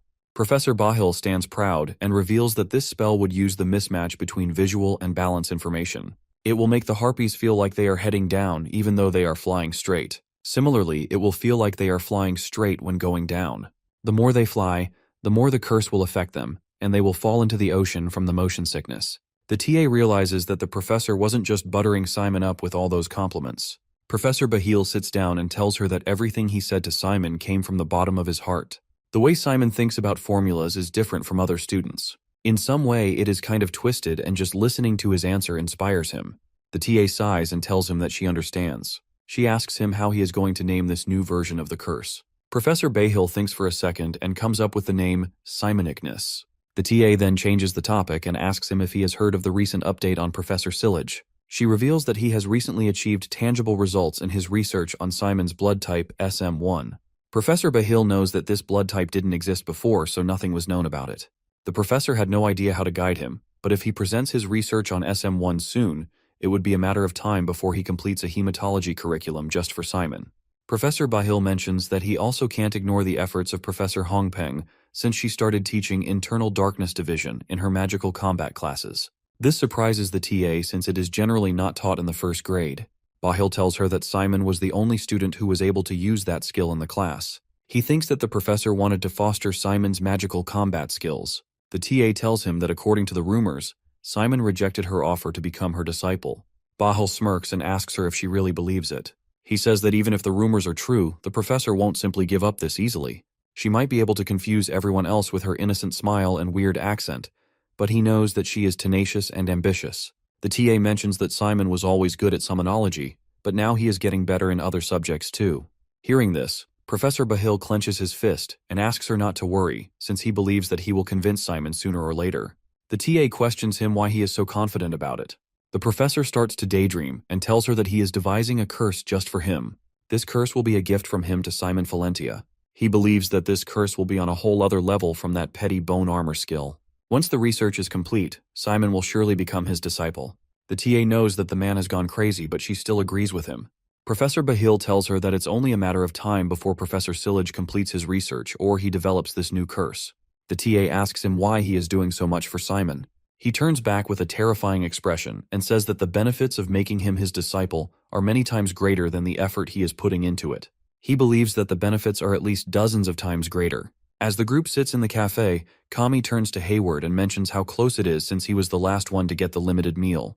Hayward seems concerned that the news about the limited meals is spreading faster day by day. He thinks that there is a new student community that he is not aware of. Malin is annoyed at him like usual as she thinks that he is making a big deal out of nothing. She suddenly takes a bite and gets blown away by the incredible taste. As they talk, Simon diverts their attention to the other students and asks them if something is going on. All the students seem to be talking about something. Even the TAs look worried. Malin guesses that it must have been an attack from the priests. Suddenly Hayward calls them out from the end of the table. He starts scratching his head and worriedly tells them that it is big news. Professor Lang of toxicology has passed away. The professor died at the age of 87 from his chronic illness. Yeah, I knew that guy was living on 1 HP. Everyone knew of his condition, and it became more and more common for his TA, Francesca, to take over the class for him. As his condition worsened further, he was unable to even go to class. Professor Lang also knew his time was close, so he left a will before passing. In his will, he wrote that it was not right to burden promising students over the death of an old man. He hoped that the class would still be held after his death, and even as his funeral was being held. He appointed his head assistant Francesca to be his successor. The professor claimed that she was a much better necromancer than him, and it would be a waste of her talent to always work under him. All the professors from Kizan, including the TAs and Nephits, went to hold the funeral. The professor demanded in his will that his funeral should be simple, and they should skip the bothersome customs. He also apologized to Nephthys for leaving her like this. He ended the will with the words, "The curse of time is sad, but don't be too sad." How did Bro get so poetic right before his death? Meanwhile, during the lecture, Francesca informed the students that the professors and TA were probably having a funeral. Nephthys had asked her to perform a funeral service for his ashes, but she refused. The professor put daily life above everything else, and this was the reason. He kept attending the class even while being sick. He used to tell her not to look back into the past or to look into the future, but only to stay true to the moment. She looks sad as she mentions that the professor was true to the moment until he passed away. Even though he has left, they all still need to stay in the present. Her speech starts making the students emotional. Even the TA starts tearing up and promises that she will teach them with all her energy and devotion. She believes that doing so will put a smile on the professor's face. As she ends the class, the green-haired girl gets up and gives a salute to Francesca, who is their new professor. She thanks her for her hard work. Francesca smiles and thanks her back, saying that they will meet next week. Before Simon and his group leave the room, they see a bunch of students discussing something with the professor with their heads down. As they walk out, Malin mentions how touching the professor's words were. Hayward tells her that he saw her crying, which makes her mad. Their next class is in 2 hours, so Hayward decides to go back to the dorm warehouse to help with the business supplies. Malin also leaves as she wants to stop by the Magic Technology Center with her club friends. Now the only ones standing are Kami and Simon. She looks at him, and before she can suggest something, he asks her if they should go and eat something. As the two of them sit together, Kami seems a bit nervous. She tells Simon that she has a question for him. She explains that she has been hanging out with one of the students from her club. They are already close, and they're all too happy to be in that group. She starts to stutter and asks him if the group can maintain the same atmosphere even if two of the members start liking each other. Simon thinks for a second and tells her that he isn't sure since he has never been in a relationship. He tells her that it would definitely change the atmosphere. When two people date each other, they are putting their partner above other people in the group, which might be noticed by others in the group. He mentions that it is a natural thing, and since they are humans, it is hard for them to control their emotions. This makes Kami excited, and she agrees with him. Simon tells her that it's time for the class, and the two decide to head back. Cammy checks her pockets to notice that she has left her notebook in the cafeteria. Simon offers to go with her to get the notebook, but she stops him and says that it's her mistake, so she will get it herself. As she walks away, she tells him that he can go to the class. Simon smiles as he watches her leave and thinks to himself how peaceful it is. It reminds him of his time in Lachille. However, when he looks out of the window, he notices a strange shield in the sky. He knows that Kizan has a protective shield around the academy, but he can't figure out why the shield is activated at this time. Suddenly, a loud explosion shakes the entire building. The glass on the window shatters, and it looks like the explosion hit the building in front of him. The shockwave throws Simon back, and before he can get up, he hears another explosion in a different building. He gets out at the sight of smoke coming out from different buildings. Simon realizes that the smoke is coming from the Magic Technology Center and immediately thinks about Malin.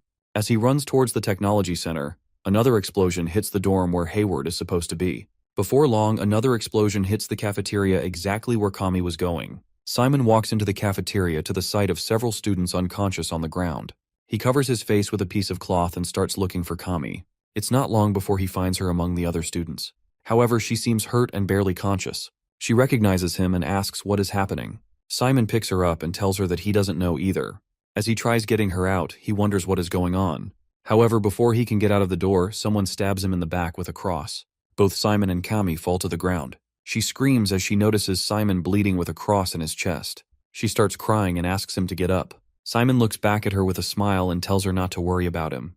Among the flames covering the cafeteria, Francesca walks in with a villainous smile and tells him that he should have left Kazan when he has the chance. Before losing consciousness, Simon finally finds out that Professor Francesca was the priest all along. As she stands there with her crosses, Simon urges Kami to escape. Instead of running away, she stays with him as he slowly closes his eyes. The clock necklace given to him by Nephthys suddenly activates, and before the priest can finish him and Kami off, they are surrounded by a bright yellow glow. Simon stands in an empty space with Nephthys in front of him. She calls her out looking for some answers, but instead of saying anything, she puts a spell on him, which reverses the flow of time. All the events that happened in the last few hours slowly start to rewind, and Simon wakes up in his class. Kami tells him that he will get into trouble if he doesn't wake up. Simon gets up with a shocked expression, which surprises the other students too. Kami stares at him with a worried expression as she wonders what is going on. Professor Francesca doesn't stop her lecture and continues teaching the class. Meanwhile, our boy is losing his mind. He doesn't understand how everyone is still alive. As the professor explains the lecture in the background, Simon wonders if he just saw a nightmare. He knows deep inside that it wasn't a dream. Looking at the clock, he notices that he has come back 3 hours in the past. Kami asks him if he is okay. Instead of answering her, he looks at the necklace given to him by Nephthys and notices the glass cracked. He remembers how Nephthys told him that it would protect him when he was in danger. He knows that he has to get out of here with Kami, but he can't do it just now. He knows that the professor standing in front of them is more dangerous than the explosions he saw. She is a ruthless priest who executed the plan to take out Kazan. However, he has no way to prove it. Moreover, the professor just inspired all the students with her words, so they probably won't listen to him.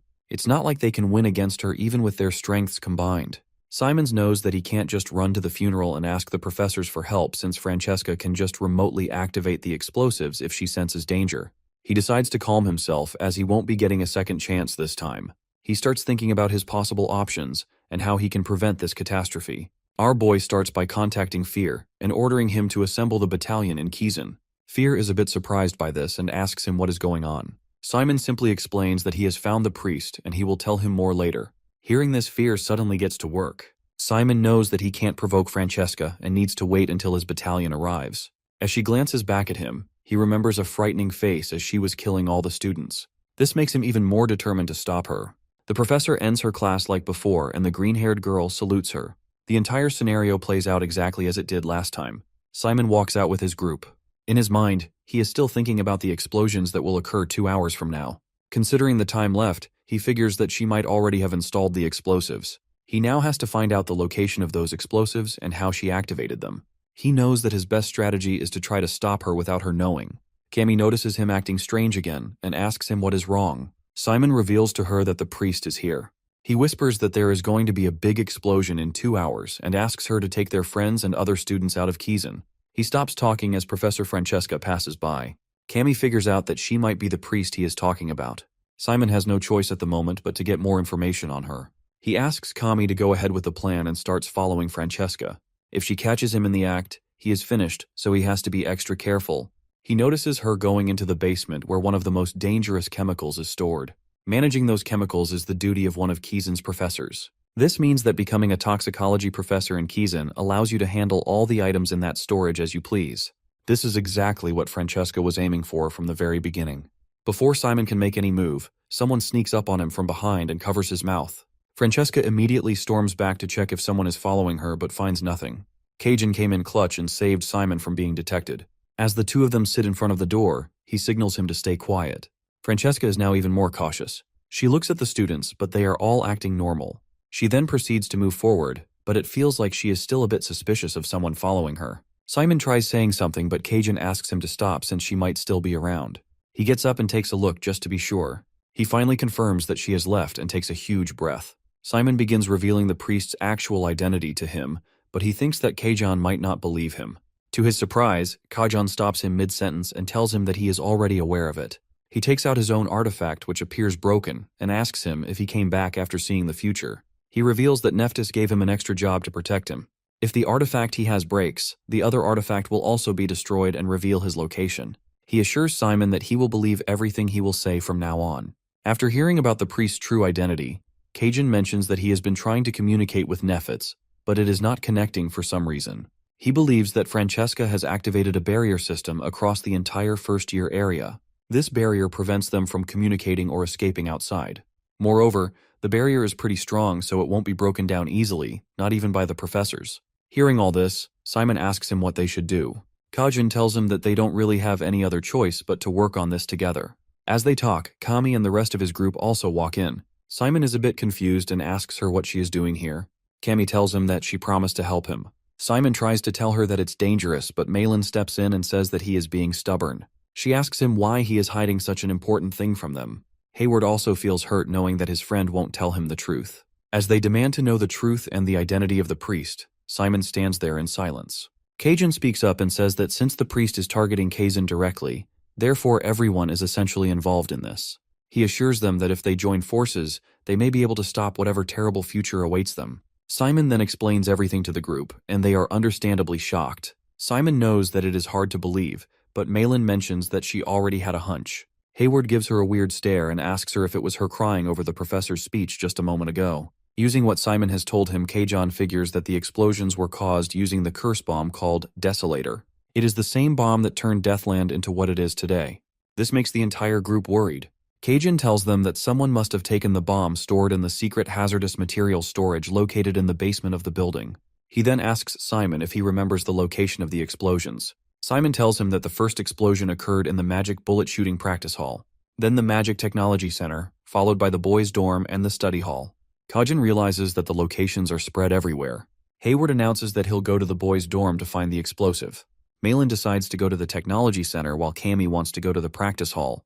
Cajun smiles as he appreciates what they are doing, but he tells them that dismantling the Desolator's magic circle will be a bit too much for them. Simon suggests putting the Desolator in a subspace, and Cajun likes this idea since it can neutralize the ignition magic circle. All of them immediately get to work since they don't have much time to waste.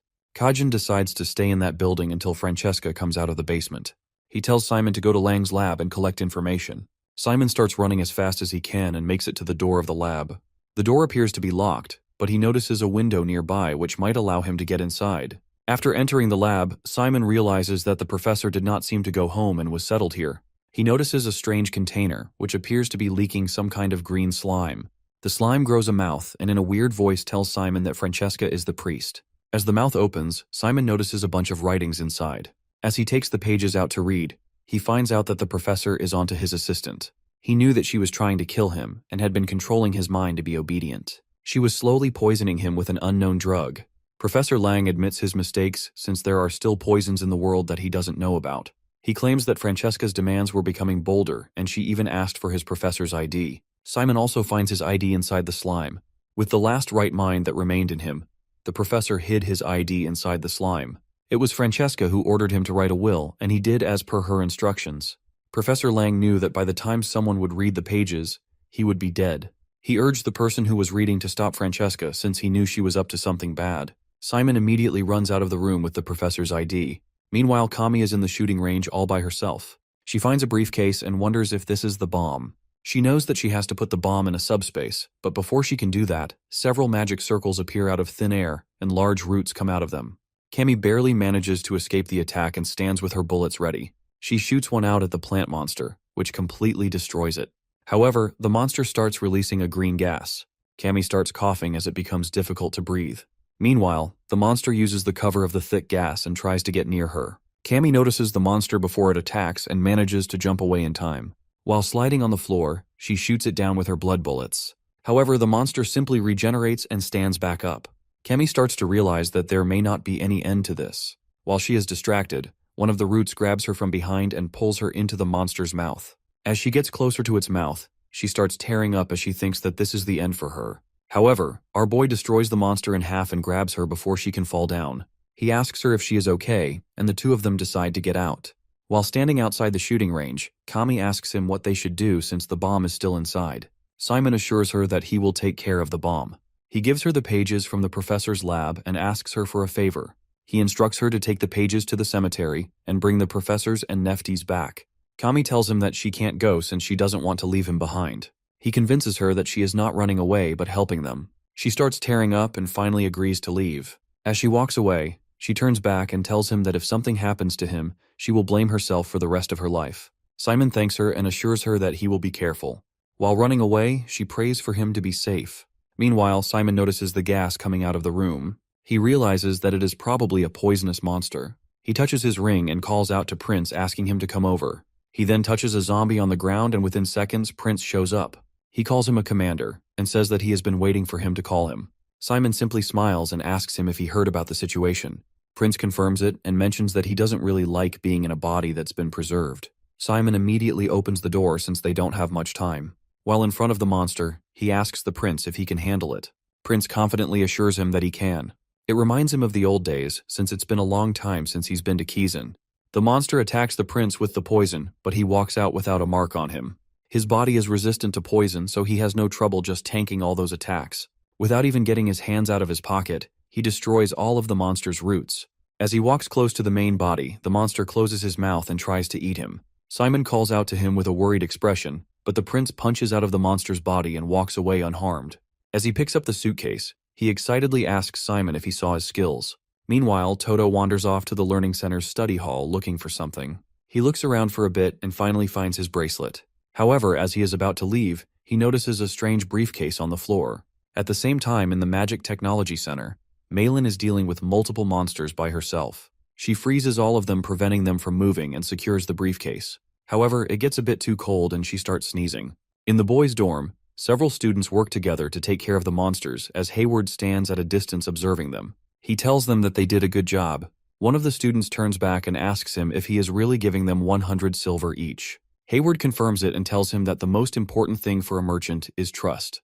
As the students continue fighting the monsters, he calmly walks over and picks up the briefcase. The students notice that the monster they were fighting was poisonous. While covering his face, Hayward tells them that it was a plant-type monster, so it was going to be poisonous. However, he has to antidote for the poison, so they have no need to worry. The students gladly take the antidote thinking that they are safe, but our boy reveals that one bottle of the antidote will cost them 200 silver, which is double the amount he was giving them.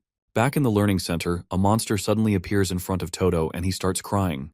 Before the monster can hit him, the prince arrives on the scene and kicks it away. He grabs the briefcase and mercilessly punches the monster into pieces. Toto is lost for words as he watches all this. The prince can't believe that Simon would ask him to do such a trivial task. He glances back at Toto and asks him if he has a subspace. Toto reveals that it is a bracelet and the prince asks him to hand it over. Toto denies it and says that it is precious to him. The prince takes the bracelet by force and puts the briefcase inside the subspace to neutralize the bomb. Toto starts crying for his bracelet, so the prince assures him that he will give it back. The two of them even do a pinky promise to seal the deal. Toto starts to realize that he is not a scary guy. The next moment, Prince tells him that his uniform looks nice and asks him to take it off. Simon stands at the edge of the barrier waiting for his battalion to arrive. It isn't long before Erza and Fear show up. He asks them why they are so late, and Fear explains that they had to get through a barrier. Erz explains that it was a large-scale barrier that covered the entire Kizan first-year campus, and she barely managed to get in before it completely closed. Hearing this, Simon gets a bit worried since he knows that they are the only ones who can resolve this situation. Fear starts laughing and tells him that he is right. As they walk inside, Simon looks back and wonders if Kami is all right. Meanwhile, we see her running away from the academy. She thinks to herself that she has been relying on Simon's help all this time, so she should be the one to save him now. As she continues running, she crashes into the barrier. She stands up and tries to hit the barrier with her hematic bullets, but it does no damage. Kami drops to her knees and starts crying, thinking how useless she is. She blames herself and wonders why she can't even do the one thing assigned to her. As she is crying, she remembers how Simon told her that she wasn't running away but saving them. This gives her the confidence she needs to get up and try again. Kami was born with the best blood possible, however. Her body was weak, just like her mother. People thought that it was a tragedy for such noble blood to flow through her imperfect body. They believed that she wouldn't be able to fight since her body couldn't handle the blood inside. Her mother told her that the blood she inherited from her would slowly kill her. In order to protect her, she sealed that blood with a magic circle. Her mother told her that this was the only way for her to survive. Kami gets up with a furious expression and starts to unseal the magic circle. Blood starts pouring out of the circle until it finally breaks down. A huge amount of blood erupts from the circle as it breaks, and Kami starts transforming into her actual form. Her eyes become dark red and she grows wings. In this form, she strikes the barrier once and rips it apart like a piece of paper. After making a hole in the barrier, she flies away towards the cemetery. Meanwhile, Simon and his battalion meet Kajan again. Urzi doesn't look too happy to see him. Simon asks him about Francesca, and Kajan reveals that she still hasn't left. Simon tells him that he found Professor Lang's ID and also proof of Francesca being a traitor. Since Kami took the proof to the professors, they can use this ID to get inside and arrest Francesca. Simon calls out to Erza and she immediately reinforces him with the spiderwebs. Fear also gives him his body and it seems like he is prepared for the battle against that priest. The three of them use the ID to get inside, but the place looks empty. Urz walks over to one of the glass displays and notices that it is empty. This worries Kajan, and he tells them that they were too late. He remembers the artifact being here when he last visited this place with Nephthys. Simon asks him what he is talking about, and he reveals that the object is called Prima Materia. It is an object that can create infinite monsters. Kajan immediately starts running and asks them to follow him since he has a hunch about Francesca's next plan. Meanwhile, Malin enters the shooting range to find all the monsters dead. Hayward also walks in and asks her if she was the one who took care of the monsters. Malin guesses that it must have been Kami. Hayward starts celebrating as he realizes that all of the bombs have been defused.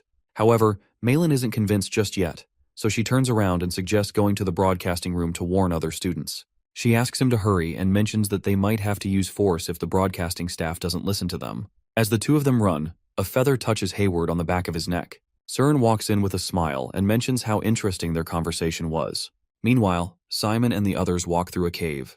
He asks where they are, and Kajan explains that it is a path to Kizan's control center. That's where you can monitor everything that is happening and also manage magical barriers and communications. He believes that they will find Francesca there. Urzi asks him why he is so sure, and he reveals that it is probably the best place to use Prima Materia. By using the barrier system in the command center, she can spread the monsters all over Kizan at once. Their suspicions turn true a few moments later when they encounter a bunch of those plant monsters. However, they don't really have time to deal with them, so Kajan simply dodges all of their attacks as he moves forward. He turns back and asks the two of them to hurry. Simon can't help but find his moves impressive. He can't really dodge all of their attacks like him, so he knows he has to use the internal darkness division to pass through. Before he can do anything, Urzi calls him out and assures him that she can take care of these monsters. She suggests saving up his strength for his fight with the priest. Simon thanks her and asks her not to push herself too much. As Urzi attacks the monsters using her spiderwebs, she thinks about how kind Simon is. The monsters are no match for her, and she easily takes them out. Simon and Kajan continue moving deeper into the cave. Simon notices a light in front of them and alerts Kajan. Both of them run straight towards the light, but as they enter the command center, they see Francesca sitting on the table with all the staff unconscious on the ground. She lets out an evil smile and says that she has been waiting for them. She knows that Kajan is the guy who has been chasing her around for the past year. Francesca then looks at Simon and reveals how badly she wants to kill him. The three of them stand in an intense stare-down. Simon asks her why she killed all those students. Francesca mentions that she is from Efnel, and asks him if it's not natural to kill your enemies. This makes Simon mad as he believes that there is something else behind her actions. Even though she is from Efnel, she must have realized that thousands of innocent people also live in Kizan. Moreover, those were her own students. Simon mentions that they were the students who trusted and looked up to her from the bottom of their hearts. Francesca looks at the artifact and tells him that she was only pretending during her lectures in order to hide her true identity. In reality, she has no feelings toward those evil spawns of Satan. If he ever spotted any emotion from her during her period of teaching, it was all a lie. She smiles and tells him how satisfied she feels after her incredible acting. Without wasting another second, Simon attacks her with the sword and it barely misses.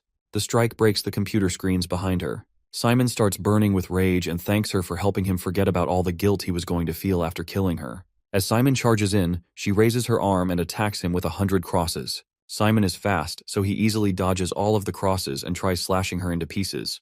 The priest reads his move and thinks that she can dodge it, but she is shocked to see Simon using his other arm to increase the speed of the blade. She barely manages to get out of the blade's range. This makes her smile and she tells him that he is being rude and ruthless in front of his professor. Simon stands there without saying a single word. Francesca reveals that she has something to show him since he has come all the way here. She mentions that it is almost time and snaps her finger. To her surprise, nothing happens, and this makes her confused as hell. Simon tells her that if she is waiting for the explosions, she should probably stop since they are not going to happen. He has already removed all of the desolators that she installed. Francesca can't believe he found all of the curse bombs since she installed them before the classes started.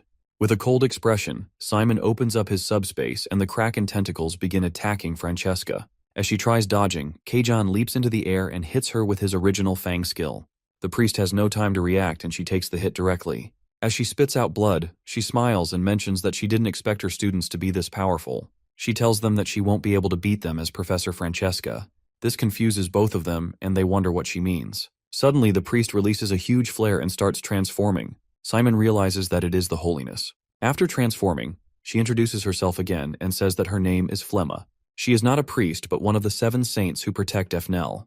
Flemma stares at Simon and reveals that she is the Saint of Purge. Saints sit at the top of the power hierarchy and serve as the pillars that support Efnel and the Holy Federation.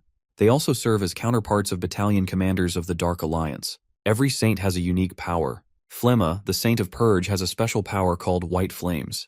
It allows her to heal, attack, and defend at the same time. She acts as a spirit medium that transcends physical matter. In other words, she can take over someone else's body even after her own body breaks down. She took an oath to destroy Keijan from the inside. She chose Francesca, who had been growing tired of her life as a TA. Once she took over her body, she used her knowledge and darkness to slowly poison the professor. Her plan had been working perfectly until Simon and Keijan appeared. Flemma tells them that it doesn't matter anymore since everything will be over once she gets rid of them and activates Prima Materia. She releases her white flames and both of them jump to get out of the way. As Simon falls down, he notices that Keijan got caught in the flames. He gets in front of him to cover him, but as he touches the flame, hears a scream from Fear. He asks him if he is okay, and Fear tells him that he can't do anything against the holiness, since even a touch can kill him. Flemma is the type of saint who counters both undead and necromancers perfectly. Simon finally starts to realize how powerful she is. Flemma laughs and tells him that she truly knows who he is now. She was wondering how an ancient undead could appear in the Forbidden Forest, but she didn't expect him to be the commander. She mentions that he is still just a child. If they fought 10 years later, he might have had a chance, but this is too early for him. Simon clenches his sword and tells her that he will never know unless he tries. This makes Flemma laugh and she commends him for disarming the bombs. However, the only thing he achieved from that was buying some time. She opens up the barrier system and takes out the red core inside. With this, she truly believes that no one will be able to stop the Great Purge. While still burning from the flame, Keijan warns Simon that she is interfering with the barrier system. They need to stop her from adding Prima Materia into the system. Simon suddenly launches the Kraken arms, but they are no match against her red flare. She easily deflects the Overlord, leaving Simon shaken. Flemma then picks up the Prima Materia and explains that this artifact can create an endless stream of monsters based on the user's power. With the cube in hand, she tells them that they have been tormenting the Holy Federation for a long time using this artifact. Keijan slowly gets up, but he doesn't seem to be in a position to fight. Our boy Simon goes in to stop her, but he is too late. She simply laughs and adds the artifact into the barrier system. A bright flash blinds Simon, followed by the appearance of multiple red magic circles.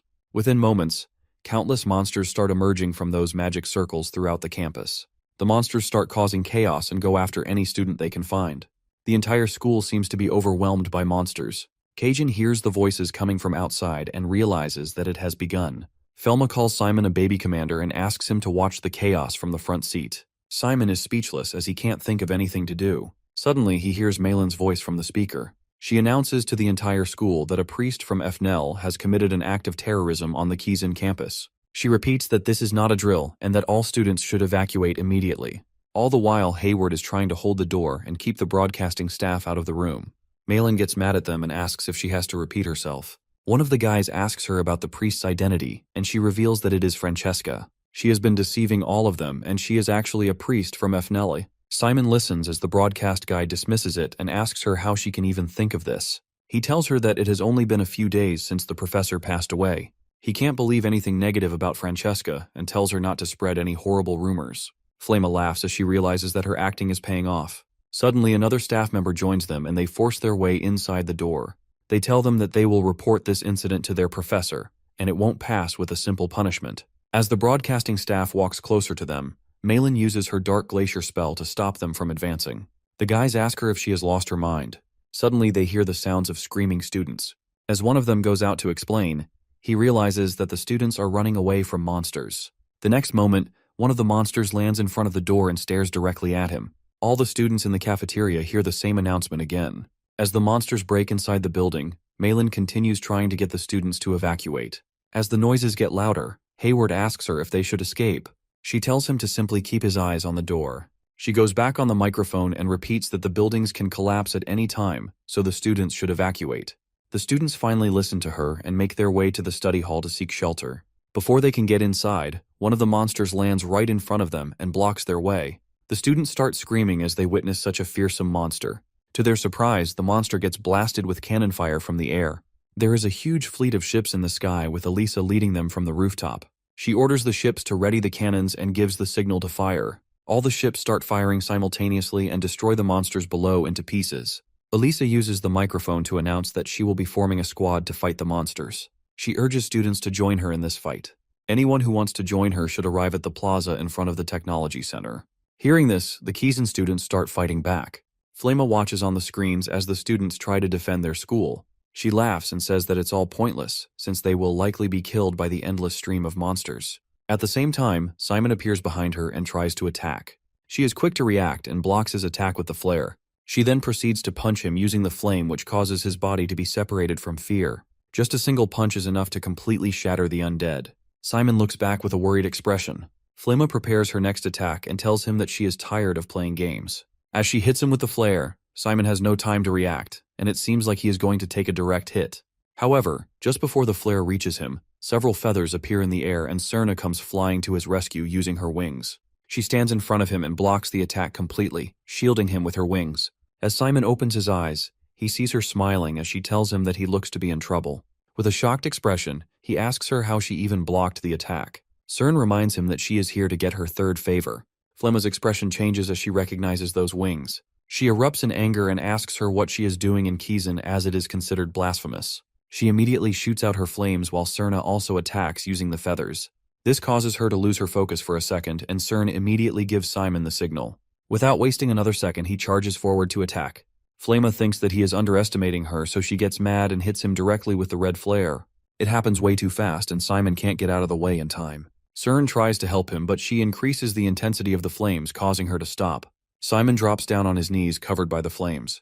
Flema is impressed that he is still holding. She tells him that his dark magic doesn't work on her, and claims that this is proof of the goddess's existence. She laughs and says that those who deny the goddess cannot stand against her power. As she yaps, Simon slowly starts getting back on his feet. Flema can't believe her eyes as she sees him unburnt in the flames. Meanwhile, the professors are performing a strange ceremonial dance in the cemetery. One of the professors is instructing them, and he asks them to put their hearts into the dance. The wolf-faced professor busts some moves and instructs them to replicate the same passion. The dance finally ends, and the professor announces that their ceremony has granted a peaceful afterlife to Professor Lang. He tells them that they are going to take a break before moving on to the next ceremony. While sweating, Professor Aaron says that he wants all these ceremonies to be skipped in his will instead of being simplified. Professor Hongpeng comes over to him and asks him how Simon is doing in his class. He thinks to himself that she is trying to know what he has achieved so far. He gives her a vague answer, and Professor Hongpeng sits down. She tells him that she wants to teach him magical combat intensively. Even though she has taught a lot of students in this academy, she hasn't seen a student like him. She is confident that he will become her best masterpiece if she does her best to nurture his talents. A few moments later, Professor Bayhill joins in since he heard Simon's name. He smiles and tells them that they can't leave him out when talking about him. Professor Hongpeng smiles and says that she didn't know he was also interested in Simon since she had never seen him using curses before. Bahil smiles and tells her that she has really hit the nail on the head, but it doesn't matter. The reason Simon doesn't use curses very often is because his interest in the subject hasn't matured yet. The professor is confident that once Simon gets a taste of the field, he won't even think of majoring in any other subject. He then turns to Aaron and tells him that he is surprised since he still hasn't retracted his earlier declaration of not taking in any disciples. Aaron gets a bit annoyed and tells him that they are still in the first semester. They shouldn't discuss his majors since they haven't even seen his true talent yet. Professor Bahil starts clapping and says that instead of fulfilling his own greed, he is thinking about his students' future. This makes Aaron mad and he asks Bahil to stop. He apologizes with the usual smile on his face. At the same time, Professor Sillage walks in. The professors tell him that they were just chatting about Simon. He asks if he meant Simon Fallentai. Professor Bahil tells him that everyone wants to make him their disciple. Since Professor Sillage is also here, Bahil asks everyone what they think is the real strength of Simon. Aaron thinks that it's his insight, while Hongping and Sillage think that it's his steadfastness and uniqueness. Professor Bahil smirks as he hears their answers and tells them that they all are wrong. He starts laughing out loud and says that they still haven't figured out his true value and they want to be a good mentor for him. Bahil reveals that Simon's true strength is his madness. He believes that he has a great potential to go absolutely crazy about one thing. Meanwhile, back in the academy, Flemma asks Simon how he did it with a shocked expression. Simon tells her that her attack has no effect on him anymore. She still can't understand it and asks him what he is. Our boy calls out to Fear and asks him how long he is planning to stay on the ground like that. He says that if he really is the master of his battalion, he should get up and follow him. After hearing this, Fear starts laughing and his bones snap back again. He says that he can't take any more insults. As the two of them combine again, Simon tells him that it isn't an insult, but an evolution. Instead of the usual black color, his armor now burns with the white flame. Fear thinks back to the time when Simon was pierced by the priest's spear. It seemed like it had no impact on him.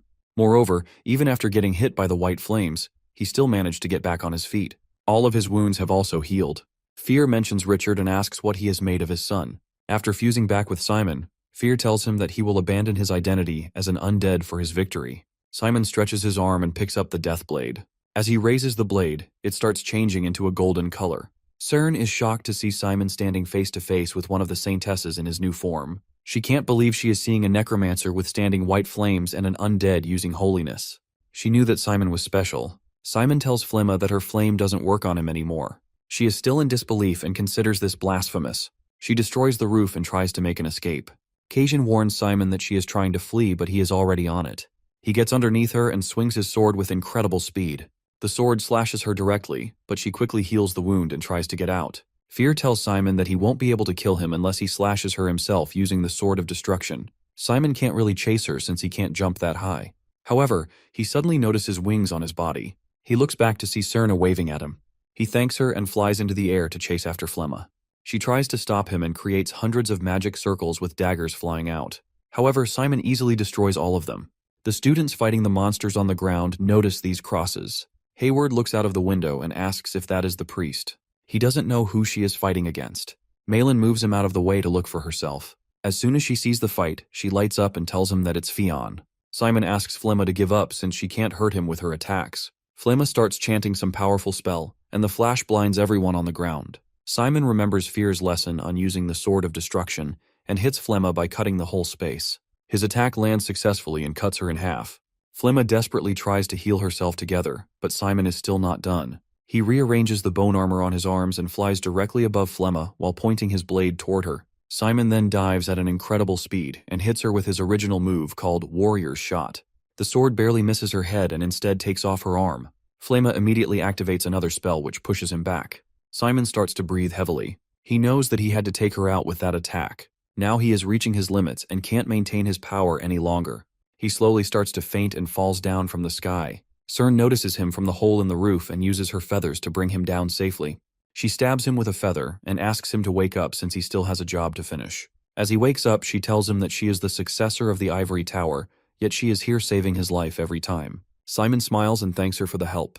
They start to hear a rumbling sound, and as they look up, they notice Flemma preparing her next attack. A huge explosion destroys the entire roof, but Cern protects both of them using her wings. Flemma descends down and tells them that this is what the goddess wanted to show her. Kazan was hiding a battalion commander who was immune to holiness. She knows that he will pose a serious threat to the Holy Federation in the near future. Flemma believes that the real reason the goddess sent her here wasn't to terrorize the place, but to eliminate him. With this, she starts praying to the goddess and the entire building starts shaking with the power of the flames. As she continues the chant, her body slowly starts to change and she transforms into an angel-like state. When the dust settles after the explosion, Simon and the others stare at her in confusion. Cern notices that she has also gotten bigger. She looks terrifying as she stands in front of them in her new form. She looks at Simon and announces that she will dedicate herself to ending his life. Instead of running away, Simon steps forward and welcomes her challenge. Before Flemma can launch her attack, a magic circle appears beneath her, followed by the sound of a clock. Simon's eyes open wide in shock as he hears this sound. A few moments later, Nephthys appears in front of the Saintess and says that it's been a long time. Back at the funeral, Professor Aaron tells Bahil that he is only saying all this because he is crazy.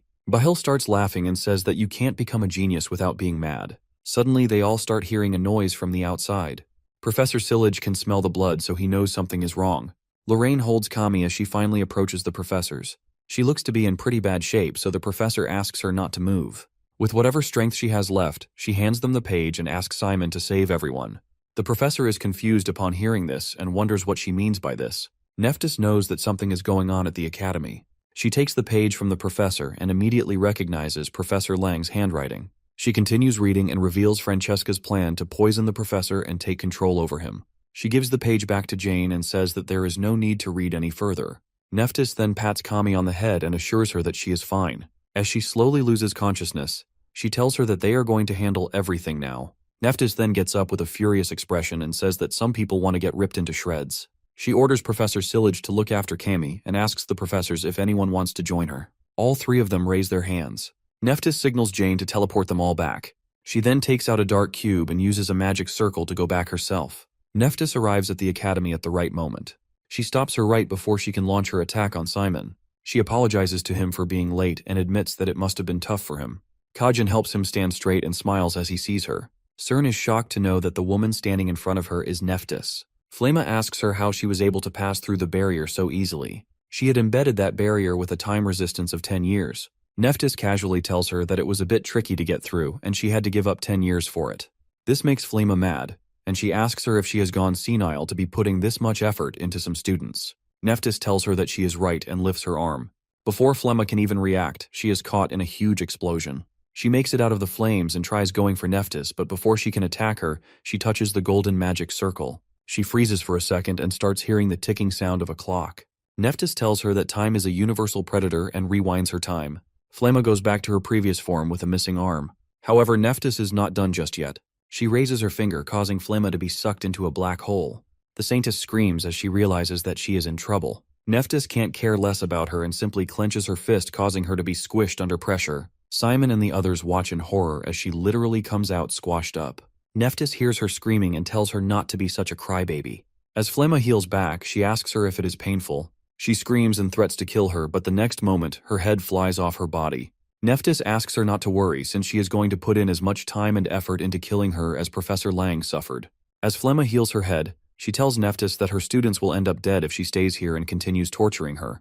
Hearing this, she smirks and asks her if she really thinks she came back alone. Outside, the students seem to be holding off against the monsters on their own. One of them mentions that they have already killed around a dozen of these monsters, so there shouldn't be any more left. However, soon after, several other monsters fly down. The students realize that the monsters just won't stop coming. They stand in front of the monsters in fear, thinking that they won't make it alive. Fortunately, for them, Professor Hung Peng descends from the sky and cuts the monsters in half with a single blow. She lands on the ground and asks the students to leave it to her. The students are relieved to see the professors. Professor Aaron and Bahil stand on top of a building watching all this. Aaron asks him why he is following him. Professor Bahil tells him that he can use his curse from anywhere since distance doesn't matter to him. Aaron still doesn't understand why he has to follow him, but Bahil asks him not to be too hard on him. He tells him that it's been a long time since they've worked as a team, and it reminds him of the good old days. Professor Aaron doesn't think of those days as good. Bahil mentions that they need to decide on who is going to attack or defend. Hearing this, Aaron immediately calls out that he will be attacking. Bahil tells him that he would also like to attack, so they should flip a coin to decide. As he flips the coin, he asks him for his choice and Aaron chooses tail. Bahil ends up winning the coin flip, which annoys Aaron even more. Meanwhile, Jane stands on a rooftop and stares down with a cold expression. Moments later, a magic circle appears under her feet and countless butterflies start flying out. She then takes out a strange doll and mentions how wicked it was for Flemma to use prima materia and terrorize the entire school. Jane cuts off the doll's head and it causes all the monsters to lose their heads too. All the students are amazed and wonder what kind of black magic she is using. They suddenly notice bones falling from the sky. As they look up, they see a huge undead ship flying above. The bones turn into advanced bone armor to protect the students. Seeing all this, Professor Bahil tells Aaron that he is still not rusty, since he is controlling so much bone armor at once. He tells him that he would have gone even further if he majored in catarology. As expected, Aaron tells him to shut up. Bahil smiles and says that he will show him the true value of catarology. The students look up again and notice a spherical object. At first, they think it's the moon, but it turns out to be a massive magic circle. This circle is the result of Bahil's signature spell called Medusa's Eye. As soon as he snaps his finger, all the monsters turn into stone and crumble. Bahil turns to Aaron and asks him if he likes the curse. Aaron gets mad and tells him to remove the petrification on his shoulder, otherwise, he would get smacked. Back in the actual battle, Nephitz has trapped Flemma in a statue-like artifact. As she hears the screams coming from inside, she smiles and asks her how it feels to be burnt alive in oil. Her body is being rotten by a curse and she is getting torn apart by blood magic. Nephthys asks her which one is the most bearable for her. Suddenly she notices the magic circle disappearing. In FNL headquarters, Flemma wakes up badly injured. She looks around and notices that she is back. This makes her a bit relieved as she realizes that the torture has finally ended. Moments later, a man and a woman start running towards her. The woman asks her what is going on since she returned without notice. Flemma orders her to contact the Pope immediately since the Witch of Death is coming. The woman notices a rope around Flemma's neck and asks her what it is. The next moment she gets pulled by the rope. As she struggles, the wall collapses and Flemma is pulled back by Nephthys. She screams for her to stop, but it is no use. Nephthys asks her if she really thought she could escape using teleportation magic. She tells her that she is just wasting her time by trying to run. Flemma knows that she doesn't have a choice left. She decides to let go of her body and escape in spirit form. As she flies away, she thinks to herself that she will never forget this humiliation and definitely bring Kazan down after finding a new body. To her surprise, she gets trapped in a cage. She looks around in confusion and wonders how she was trapped since she is in her spiritual state. Suddenly she hears Nephthys' voice telling her that the form they call the embodiment of God has the same principle as soul purification in Kazan. This is why she knows how to neutralize and destroy it. She tells her that she had been waiting for her to fly away in her spiritual state so that she could actually kill her. As Flemma begs for her life, the Grim Reaper himself appears behind her and takes her soul with his scythe. Simon wakes up in the medical room to the sight of Lorraine slicing some apples for him. He asks her about Flemma, and she tells him that she has already been taken care of by Nephthys. Simon then asks her about the other students. Lorraine tells him not to worry since they are all fine. Their initial response was so good that there were only some injuries among students. She tells him that she heard he fought the Purification Saintess. Simon reveals that he didn't fight her alone. Lorraine is a bit angry that she wasn't there to help him. She looks at him with a smile and tells him that he did a really good job. He is the hero who protected the academy. Nephthys barges into the room without warning and bites off the slice of apple Lorraine just peeled for Simon. As she starts eating the rest of the apple, Simon asks her if the attack was a declaration of war. She reveals that Efnele cut off all association with Flemma and claimed that she was responsible for her own actions. Simons asks her if this means that they won't go to war. She tells him that it is still not clear, but she knows for sure that Efnele will pay the price. They are trying to say that they lost a divine messenger as a result of this attack, but that alone isn't enough to satisfy her. A new purification saintess will appear in Efnele soon. When a saint dies, they release the saint's essence. The essence can attach itself to someone who is highly compatible. This means that a new saint will soon be born in the Holy Federation. So it doesn't matter how many times you kill them, they just keep being reborn. Nephthys tells him that this isn't really important, and informs him that the summer break has been pushed forward. Simon asks her if this is because of the incident, and she confirms it. The attack caused huge damage to buildings, and even injured many students, so it is better for them to start the vacation early. She tells him not to be too excited since the second semester is going to be a lot harder than before. Nephthys then says her goodbyes. Simon asks her where she is going, and she reveals that she is going to visit the Holy Federation. As he asks her for the reason, she turns back and reminds him that Efnele needs to pay the price. Lorraine and Simon sit there with worried expressions as they hear this. Meanwhile, there is a huge storm in the Holy Federation. The woman looks at the sky and wonders if the goddess is angry with them. A professor tells her that it seems like a bad omen.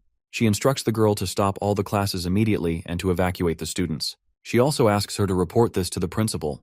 Before any of them can move, they notice an intense yellow glow. From the light appears the Pontifex Heracillia, who is the principal of Efnele. She looks down at the professor and asks if Flemma caused a big incident.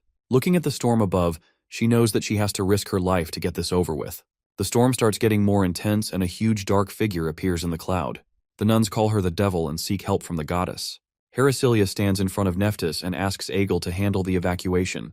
The girl prays for her safety and leaves to evacuate the students. Nephthys stares down at Heracilla from above. As she prepares to take down the gates of heaven, Heracilla asks her if she really needs to do this to relieve her anger. Back in Kizan, Malin asks the others about the rumor of Professor Nephthys attacking Fnel. Hayward confirms that it's true and tells her that the heavens were completely turned upside down. Fnela got scared and backed down. Cammy can't believe that Nephthys did all of that by herself. Malin agrees that the professor did an amazing job, but she has a hard time believing that Fnel actually backed down from a fight. Due to her actions, the public opinion in favor of war has subsided, and it seems like things are starting to calm down a bit. Simon turns to Cammy and asks her if she is feeling better. She mentions that she is sturdier than others since she is a vampire hybrid. It would have been dangerous if Professor Sillage hadn't sealed her ability. Simon smiles at her and he hears that she is doing fine, which makes her blush. At the same time, Professor Jane enters the class and makes an announcement. She informs them that their summer break will be moved forward, and all of their remaining semesters will be included in an integrated second semester. The green-haired girl raises her hand and asks how this semester would be different from a regular second semester. Jane explains that this semester will prioritize real-life combat and practical training compared to theory. In other words, they will train as if they are in a wartime situation. She starts writing on the board and tells them that the most important task of their vacation is to work on their strength in the Great Priest War. Their future lessons would be focused on training practical-type necromancers. They all know that the battle against the priests is inevitable. Therefore, they should reflect on their strengths and weaknesses during this break. Hearing this, Simon notices a strange glow on his hand and wonders what his strength is. As it gets a bit brighter, he immediately hides his hand in his pocket. While freaking out, Simon thinks to himself if he is really using divinity. Malin and Cammy notice him acting strange and ask what is going on. Simon tells them that the classroom just feels a bit hot. He can't figure out what is wrong with him, and wonders if this is happening because he was exposed to divinity in his fight against Flema. He knows that if he is caught using divinity in such a chaotic time, they will take him away as a spy from Fnel. His battalion might also get investigated, and they will call his parents. This can also lead to them figuring out the identity of his mother. He still remembers when his dad told him that he couldn't step foot in Dresden. It must mean that he is in some kind of trouble. As he thinks of a way to stop it, Hector stares at him from the back of the lecture hall. Suddenly, Simon takes his hand out and realizes that the glow is gone. He knows that he has to learn how to control divinity from his mother before he gets caught. He needs to return to his hometown as soon as possible. Later that day, he calls out to Kajan as he is preparing to leave. As he thanks him for the semester, Kajan shakes his hand and tells him that he was lucky to fight with him on this mission. He assures him that he will keep quiet about everything. The two of them finally say goodbye and he leaves. Before making his way back, Simon stops by the ruins to talk to his battalion. Fear told him that he was going to seek information about the next ancient undead in the jungle of screams located in the southwest of Dresden. Also told him that she is looking for a way to increase the number of corpse spiders in the spider's heaven, tomb of insects. On the other hand, the prince decided to focus on stabilizing Deathland, which had become unstable after the Manus incident. Simon believes that they all had their own reasons, but none of them wanted to meet his parents. Before he leaves, he meets with the rest of the group. Hayward mentions that he will stay here for a while due to business reasons, and then go to meet his father. Malin wants to visit the Ivory Tower to clear out the monster lair during their off-season. She also wants to train her physical strength since she is so weak. Cammy plans to visit a graduate senior with Professor Sillage's recommendation. She will find a way to suppress and control her vampire blood. Malin then asks Simon about his plans. He tells them that he will just stay at his house and help his dad with his work. He knows that the most important thing for him right now is to learn to control the divinity. If he can do it successfully, he might get some hints about his strength in the Great Priest War. Finally, the staff calls announces Simon's name and informs him that the teleportation circle is ready. As he leaves, all his friends bid him farewell. Our boy finally enters his home, but there is no one inside. As he wonders where they are, he sees his dad coming out of the room. He asks him about his mom, and his dad simply looks back at his mom laying on the bed. She doesn't look to be in good condition, so Simon walks over to her and asks what happened. She smiles as she sees him and tells him that he has grown a lot. He asks her if she is okay. The mom assures him that it is nothing, and it's just the chronic illness she has been suffering from for a long time. Simon is still confused, so his dad explains that he was receiving medicine for his mother from the Sacred Foundation through a broker. However, due to the recent attack by Nephthys, the Holy Federation has issued a high alert in the entire region. The mom asks him not to be worried and reveals that her acquaintance will be bringing her the medicine tomorrow. Later, Simon talks to his dad and asks him about his mom's illness. The dad says that it's time for him to know, and explains that his mom is not just an ordinary priest, but the saint of miracles. Simon is shocked to hear that his mom is a saintess. The dad explains that her mother risked her life to forcibly remove the saint's essence. Even though she succeeded, it caused her to become ill. There is no way to cure her completely, but she can still endure it thanks to the medicine made by the Holy Federation. After a short silence, Simon asks his dad if he is the commander of the battalion. This shocks his dad, and he asks him if Nephthys told him about it. Simon tells him that he is right and that he is now the commander of his battalion. Hearing this, his dad asks him about fear. Simon tells him that he freed him from his confinement, and he is now part of the battalion. Even Erzi and Prince have joined him. The father looks at him and says that it's enough for him that he doesn't regret his decision. The next morning, Simon ventures into the forest like the old days. His dad asked him to guide the subordinate who was going to bring them the medicine. Simon wonders what kind of person she is since she is from the Holy Federation. Suddenly, he notices someone walking with a white robe and backpack. He immediately recognizes that she is the priest. Before he can greet her, she turns around and tries kicking him in the face. Simon blocks her attack and tries to tell her that it's a misunderstanding. She tells him that he is a necromancer, and before Simon can even reply, she kicks him away. He is shocked to realize how much power was behind that attack. She is a priest, but she can also use close combat techniques. He knows that he has to step back and try to talk it out. The girl uses her divinity and shoots golden flares at Simon. As he dodges the attack, he realizes that there is no room to talk to her. Without wasting another second, the girl prepares her next attack and hits him with an exorcism. A huge explosion rocks the entire place, and it seems like it directly hit Simon. The priest smiles, thinking that she has taken care of the problem. To her surprise, Simon uses a curse on her from the smoke, which stops her from moving. She can't believe that he can still use a curse after being hit by the explosion and asks him who he is. Simon reveals that he is the son of Anna Falentia. Hearing that name, the girl takes off her robe and asks him if he is the teacher's son. Simon takes her back to his house and invites her in. She is annoyed at him since he is a necromancer and asks him to maintain a distance of at least 3 meters from her. Simon complies with her demand and moves away. As she walks in, she is greeted by Richard, who thanks her for coming all this way and tries to shake her hand. She looks at his hand in disgust and gives a forced introduction. He tells her that Anna is waiting for her inside the room, and the girl immediately runs inside. She starts tearing up as she sees her and calls her teacher.